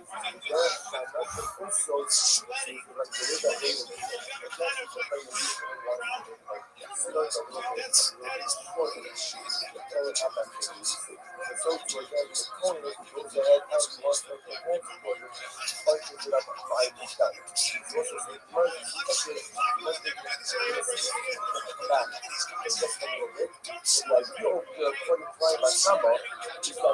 look for is do the plants have the requisite length? Does it have the requisite length or not? It has the requisite length, then even if you wear it short, so it's fine. If it doesn't have the requisite length, then ultimately again it will be that however, that's both of us say whether again it's short, because you must get up at the belt, or whether it's short because the nice again is inherent in the length, it will that says, at the end of the day, people have not only the option on measuring something, but they're also looking at what? How it presents. Right? If it doesn't present as the right result, it ultimately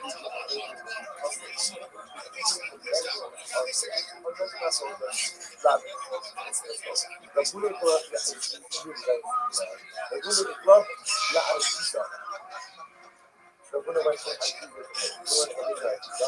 relevant parties was a son of his coach, and Sarah the coach asked him about his life. We how much normally someone stays what sure really so. But if the Mohanic taking is too long because it is too short as possible, but I know the advice that is lucky for it. Like the advice that says, no, the COVID is too long as you start. So I'm going to let you know. There's a new effect in this. Don't worry about this right. So why? It's kind of something that right back from earlier. Like this place in itself, that even if it's too long, it's custom. Like even if it's too inside, even if it's too short, it's custom. That's the only point bunching it up by the belt. But the length is correct. But still, when you say it's too short, it's hustle. That is according to us. With the pants that the shoes itself, racks, requirements. All the last time, what's that? Remember again, vice is that you could know how to close it too long or too short, it's still custom. That said, if it's too long or too short, it's not custom. So what is that? The future now, my name is struggling, what I usually have to this is maybe a person. What do you mean when you talk about clothing? You too long or too short. So maybe that's a function of how you wrap the clothes around your neck. The average Nebra's guys. So maybe the case that it's too long. And then it's still tougher. It's just it's too long. If you punch it up by the belt, punch it up by the belt, then it's too long. The average Nebra's guys. Number 7. You use the punching up of the belt as well. Of the cutting down of the clothes. Or you know what we do is, when you punch something out of the belt, back and cut the clothing down from the clothes. Well, that's the case. And on the slot in fashion, what's the problem with that? The problem with that then is the clothing is too short because you wrap it around the belt, then what? That's also if you cut the clothing down, and if you cut the clothing down, then you also, which is my idea, that habit, that is out for one of us. Look at that. When you shove it so silk and arguably athlete shapes, but rather than make it also as a balance, if you have clothing that is too long, the simple idea application shortened through the belt, which it wasn't easy to go. You're wrapping it underneath the belt. Then there was a And on top of that, you have but on top of that, after so like two that not the same as those problems. Your tongue has that is wrong, and what happens? You wrap them up around the belt, really underneath the belt, and as a result, you shorten them. So now that the right is well shaped. Ultimately, again, that goes to government department. While at the time, that's going to be not to anything wrapped underneath the belt. Cut it down in size. And therefore, again, I want to myself that it doesn't have the requisite. I'm not giving them shit. When you struggle to understand, you're going to get sense of reality. If you have broken walk from little super muscles are not ultimately again that goes with the process using time. And it turns out I was explained over here is that God is not being argued as much as the truth of the way. God is saying that you have to unfold too long. And you have to choose the belt. So for 100 doesn't make sense to why. It's an active rapid implementation of the box. Right? And somebody uses it. Ultimately, it doesn't look good. So actually, this cup it out. That's how you do it. And therefore, we cut it. So really, really, this thing is just if you have to hold it too long, but you do not control it, you have to hold it for that. Watch this. What's the intention of something that is not right? That's what they say. Stand up. How about cancel the step? The bus is available for the tickets. You don't pass them up. How about cancel the spot? I think the pass them up. What's that? On the front corner of your garden, allow the cancel the spot. So what do we got here? How about a little summer? This teaches us that what? Then I look for the nice stuff. Okay. And how is it teaching us that what? You can export it. More in that view. Oh, and I have a little comment. It is 4 and that 5. If you only have to basketball, those are the parts says that you want to run with the company. How do you have us coming? Those are the self that you can find for the coming will be tied in. All man in the high table. Why does it go to the gap? How about below fellows? Using the part, you can make both one of them and then it's one for the number of high up. My lawyers, that was my coming to the whole $2. So why is it? So I have to know, so first off, we have 4 corners now. I know that 4 corners comes. How do I know that? Do it to the most amount of balance coming. She used the crowd coming to my book. But also, I will including 5 corners on it. Why? That's 5. And then I have to do 5. 4. We move some balance coming. Sitting the crowd color sidewalk. And I will still 3 corners coming. There's ultimately another 3 corners coming and another 3 corners. Okay. So try to what's that another place I say this place? Listen, this place I see. Well, this is 4 excludes 3, it doesn't exclude 5. Why doesn't it exclude 5? Because 5 includes 4. So you see by definition that a garment that has more than 4 corners will be higher than scissors, because once it is 4 and above, by definition, the feather is only on this tiny stuff. So I'll have a couple of stuff. Was it on the 400 garment? I'll bubble coming. Was that this price of not only is it 300 garments, but what? With 500 garments as well. Right? So you see the difference. We are thinking about price number 1 of 500 garments is not price number 2 is 500 garments. This is really I love the hard cover. So what are we arguing about? The Marsaba, yes, the Dummy, Marsaba, the man, the rest of the dummy. So what's the funny argument about? And one of the whole that we use that a different color as a I want to put the whole that we use one of the doesn't that's the very first Marsaba. And the cut the Bible color. One says ultimately again that a 5-corner garment is cut against Saba, low and yes, command says that we don't do something extra as if it doesn't exist. However, command to say, or Karina was fast out command in the highest realize, yes, command the listen. Doesn't want this. But many not focus about saying as follows. What do you want to do? Once a garment is 4 corners, We don't care how many components you put on it. It doesn't make a difference. Once you get the rest of it in the four-point garment, you have these things. Any other corners above the board, you see as if they could not exist. Another thing is that no, the application is capture unlocked. It's all corner garment. Once you have one single corner to what, you no longer have one corner garment, and therefore then that's how you see this. So what does that do with us? So what happens if we have a code so we'll say once essentially the same application. One of the things will say, once it reaches the requisite length, then what? You don't really do anything beyond the requisite length, and then get a big interference with one big pressure. Whereas the other thing will say, no, you do everything that's part of the Quranic clothing, and if it's too long, you will be passing. Whereas the ones who go, no, not even comparison. You clearly on the command, you sit down, we'll say, you can't ignore reality, as much as people try. And never again, even in the fifth corner, you can't ignore the fifth corner, just like you can't ignore the additional method of Muhammad.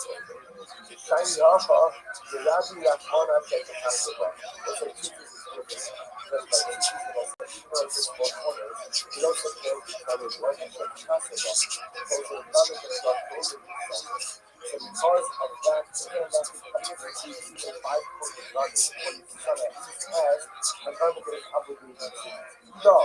Higher than the passive on my operators was like, if you don't know that 5 corner garment is right you need what you need to with this passive on the passive on, which the Gemara says, first by mind, divided into the second. This is the problem.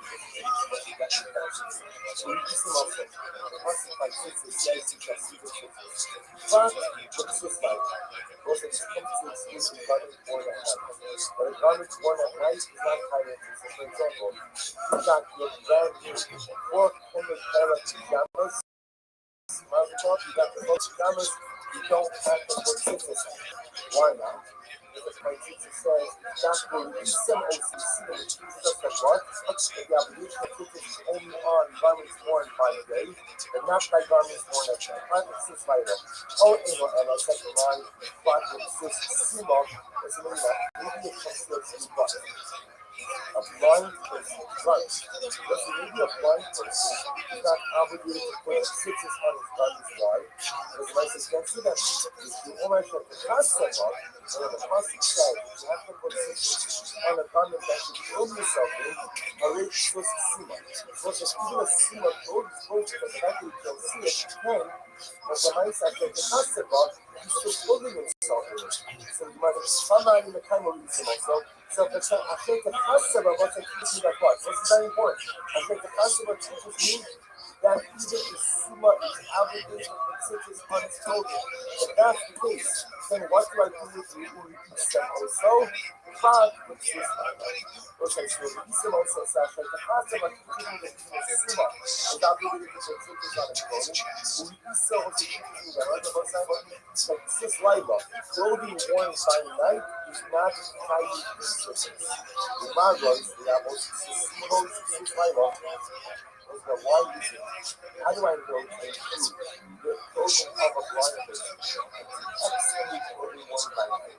Because I'll tell you what, my bag is Suma, yes, and the Libya is on here. Yeah, but so remember again, the clothing of the Suma may not be seen by the Suma, but is seen by the everyone else. The words that we see China also have extremely the ultimate way to see China. Will be one that the India is also no one sees.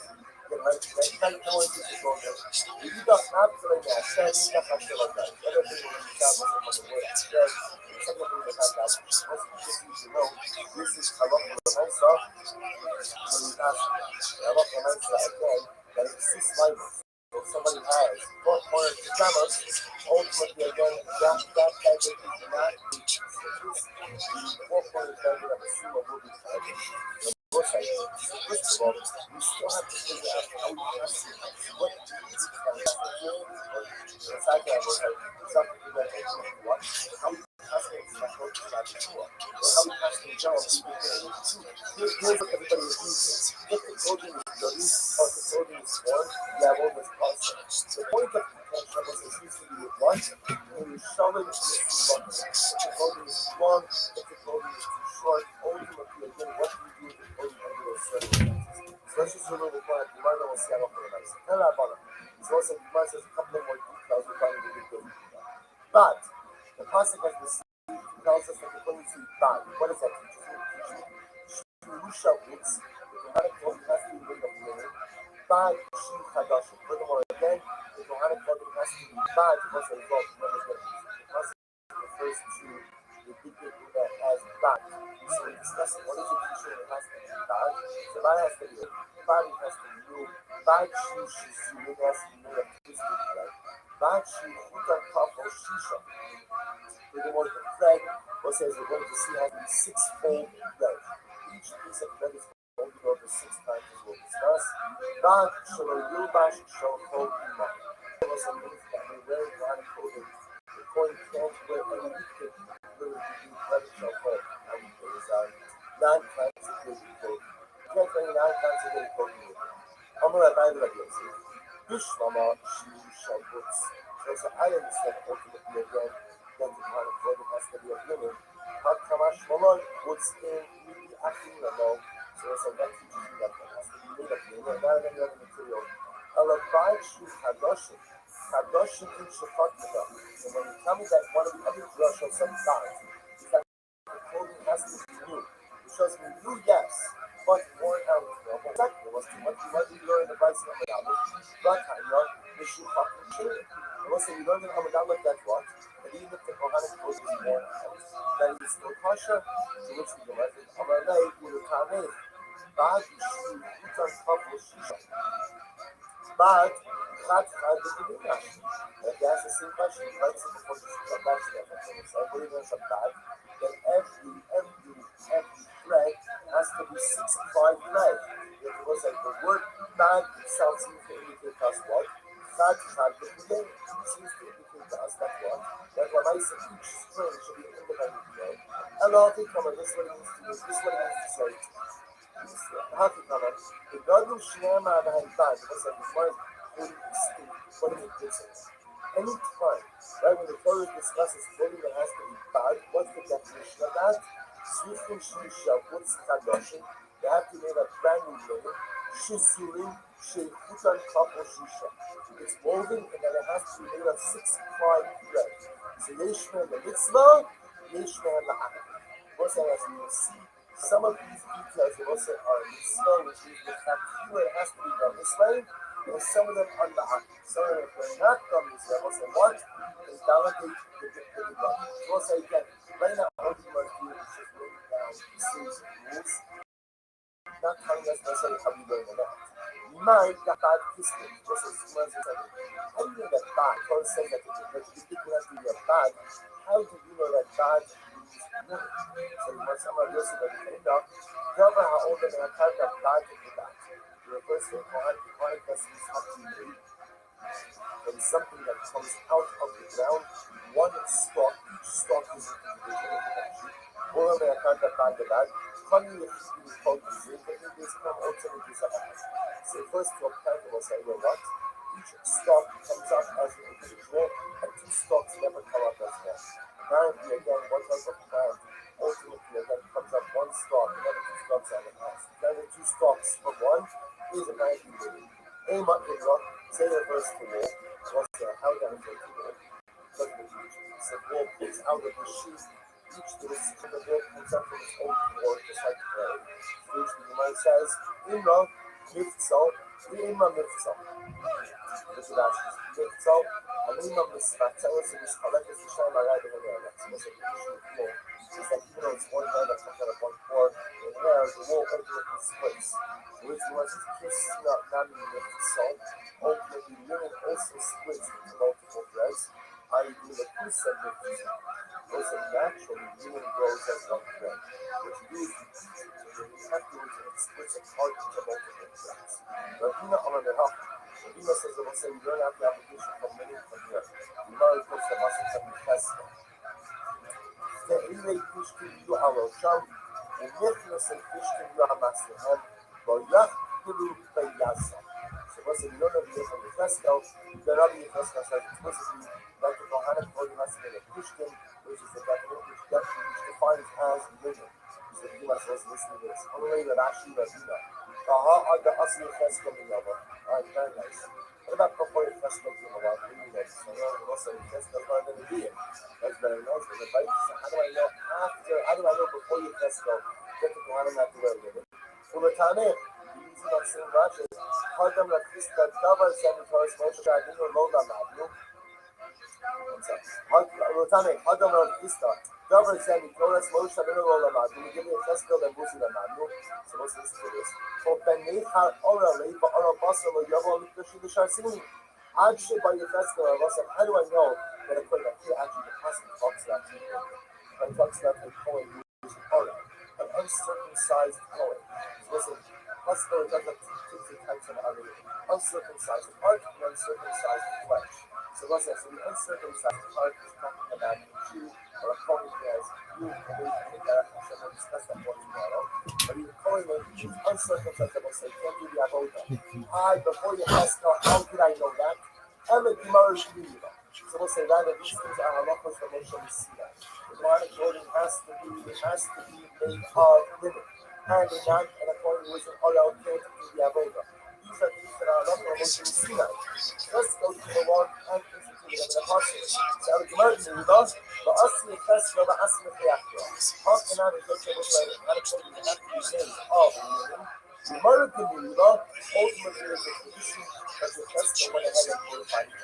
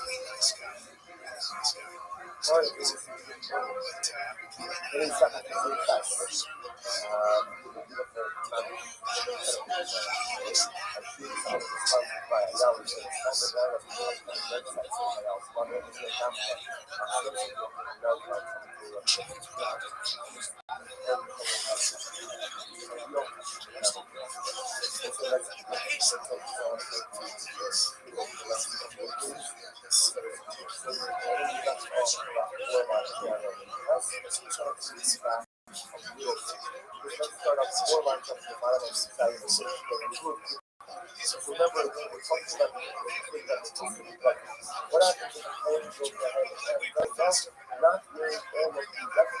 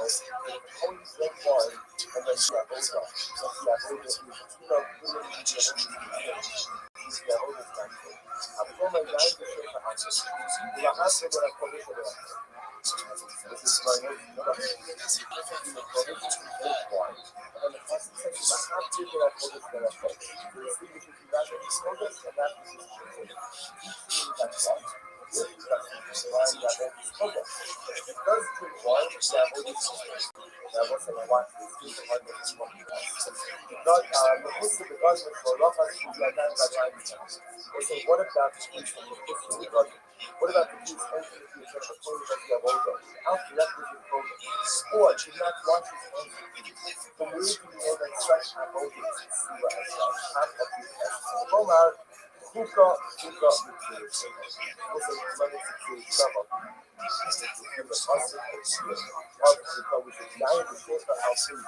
After we got that, the rock come out on what he goes and that's some of those things. What they told you is in the puzzle talking about it like something of wine, but the point consumes wine that we have over this puzzle, and so it uses the same notion of frutas by the Christian community. So this is not just on this, so you said that this community can't play by wine in the point wine that over the puzzle, so to a control, it is not really the subject of the they are both getting also possible. But, short and extended attack. That's literally how everyone is used that box. That box.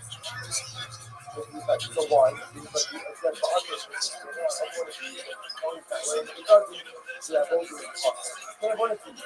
Started with one source. Started out by going to one box. And we have a summer. We'll say, second for us to go. That's just kind of my problem.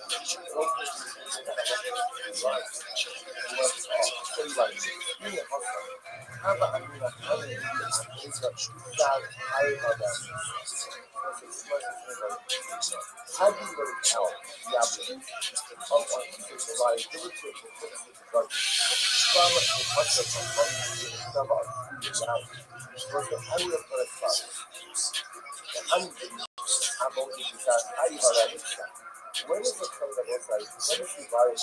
Because it doesn't really only thing that we can do in the rest of this, which is performed by a star and a coin, would bring a death sentence. Aber la Boga the inside Saibala Mixta Imamo, the Rosa coin, do not bring the budget. Bring one of the Abogas, who is the star in that coin, would not divide the death, not divide the death. If you do it, then you have to bring the time to start to do the time to the moment to the master. In nine Chabas, you are much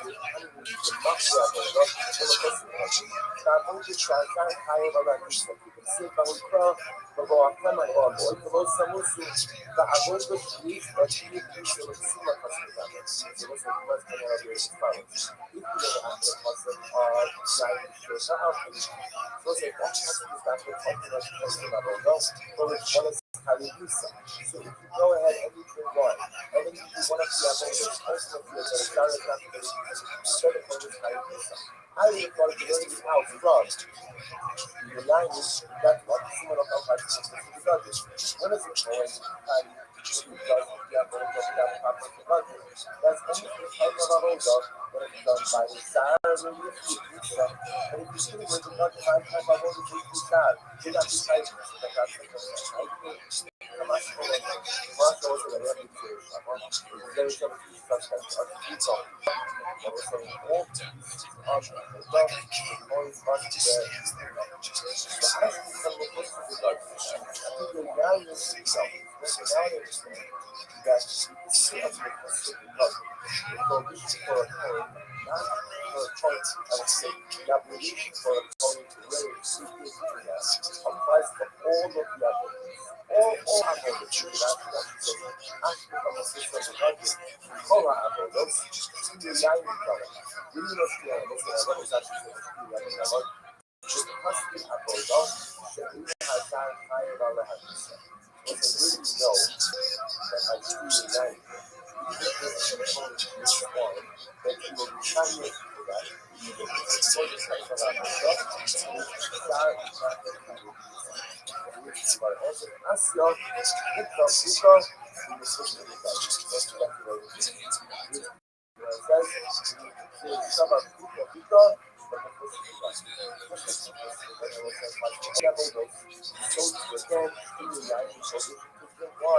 also all of the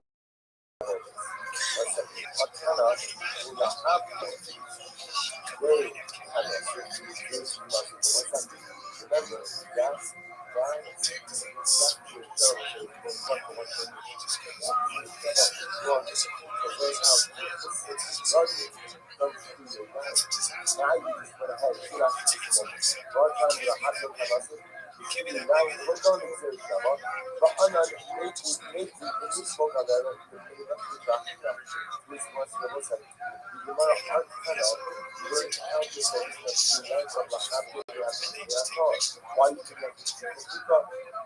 Mother says, that movement was made when ultimately I get the point of the so listen, the essence of the movement from the handle to that commission that I call is teaching the idea that I'm all of those, that's what we wish to as we commanded to do the Shabbat, you then choose to learn how to says God wants us. But how come the person who doesn't do I love you to the land?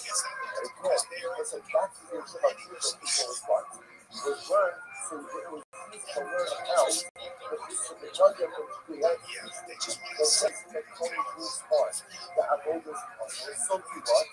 If he doesn't wear the requisite Shabbat of the Avodas muscle, now we can come to the Shabbat. Now you can see something else.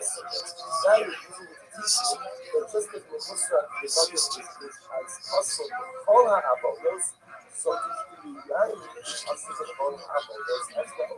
So then, God, kind of a question, the God will tell you out of the school, using your Shabbat, learn on the history of the school, that's why you use the verse of the Torah.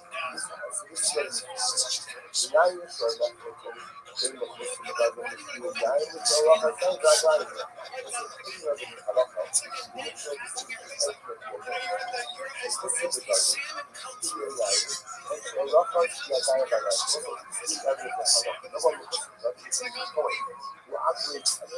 without practical anecdotes.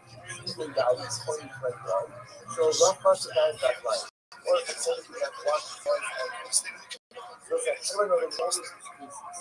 The only supply with this volcanic applications.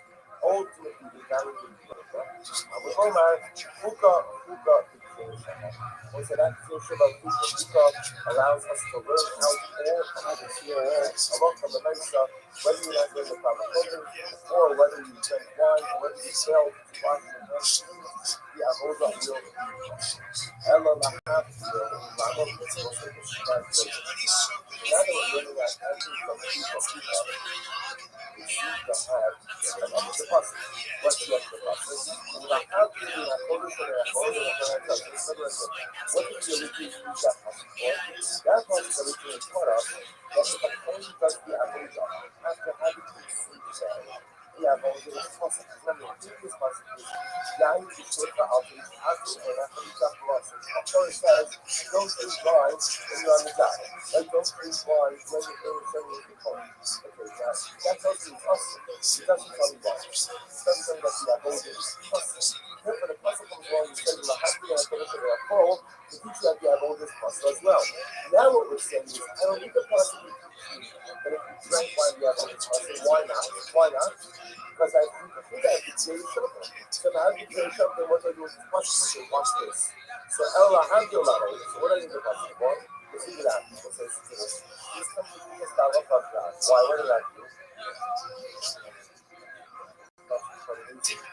And therefore, mungkin Amura Abid Yom al listen, that do not go ahead and for most Amura Abid do not go ahead and sell Amura. Just Amura, like a spokes.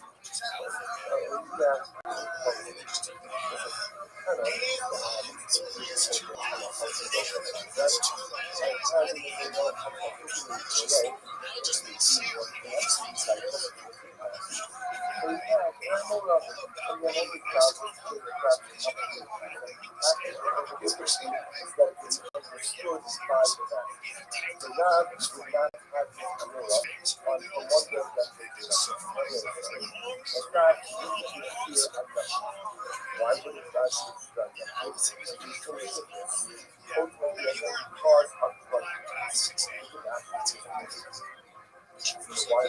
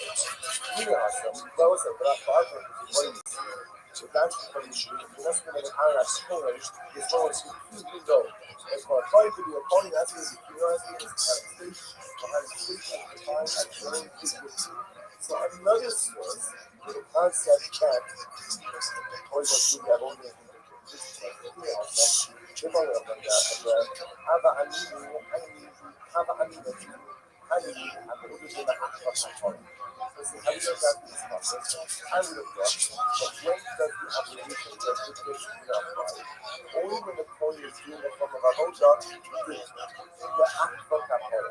It's an essential part to the Kapora religion. Agora, outro problema é a Kapora. It's not an action to the Kapora, but it's a ultimately universal.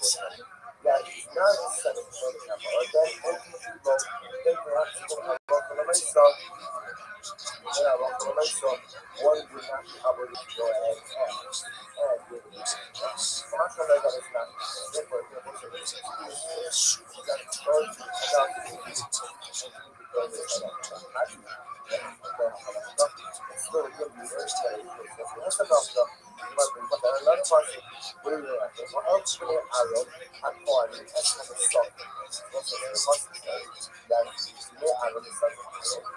ahead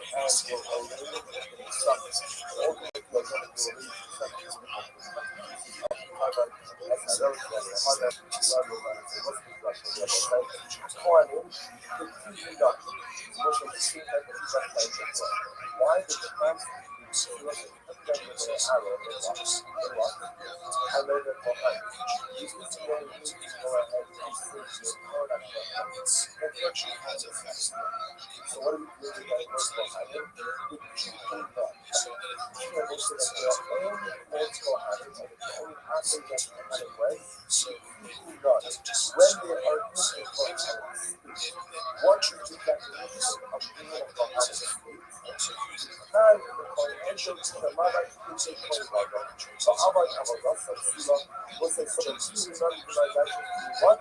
And you're running the picture but again, like you said before, not only do you have to do the picture but God, you have to wear the picture where is the beginning of a choice? Struggle, the regular there is the struggle. All the Abra of Das and the Avoda will be supposed to say, okay.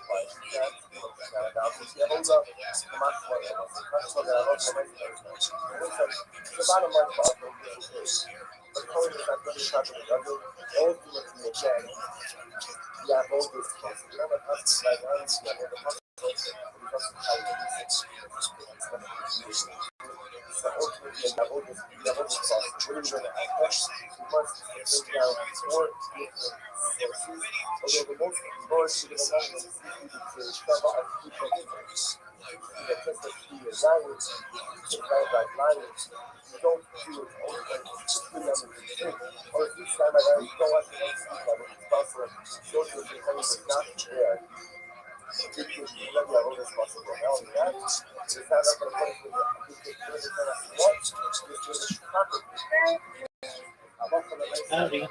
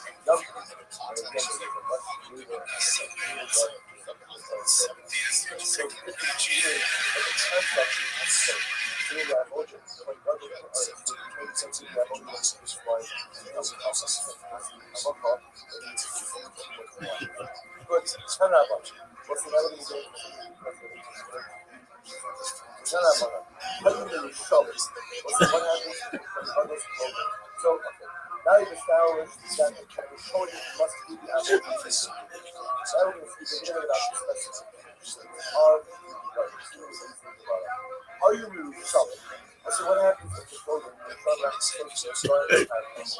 was too long, or mislucky, that is too short. Mishuchaki, also Mishuchaki is they were older. Older, in other words, so not that much older, just older, a bit more worn out. So what's the halakha in all of these cases? But Abad Abadasa, and the Anoda, Sheila. So what's the even if the shoulder was too long, too short, or a bit worn out, the one is too short. Lava Shneya Esai, but if you find one of these pairs of hands. Shneya Bnei, two belts.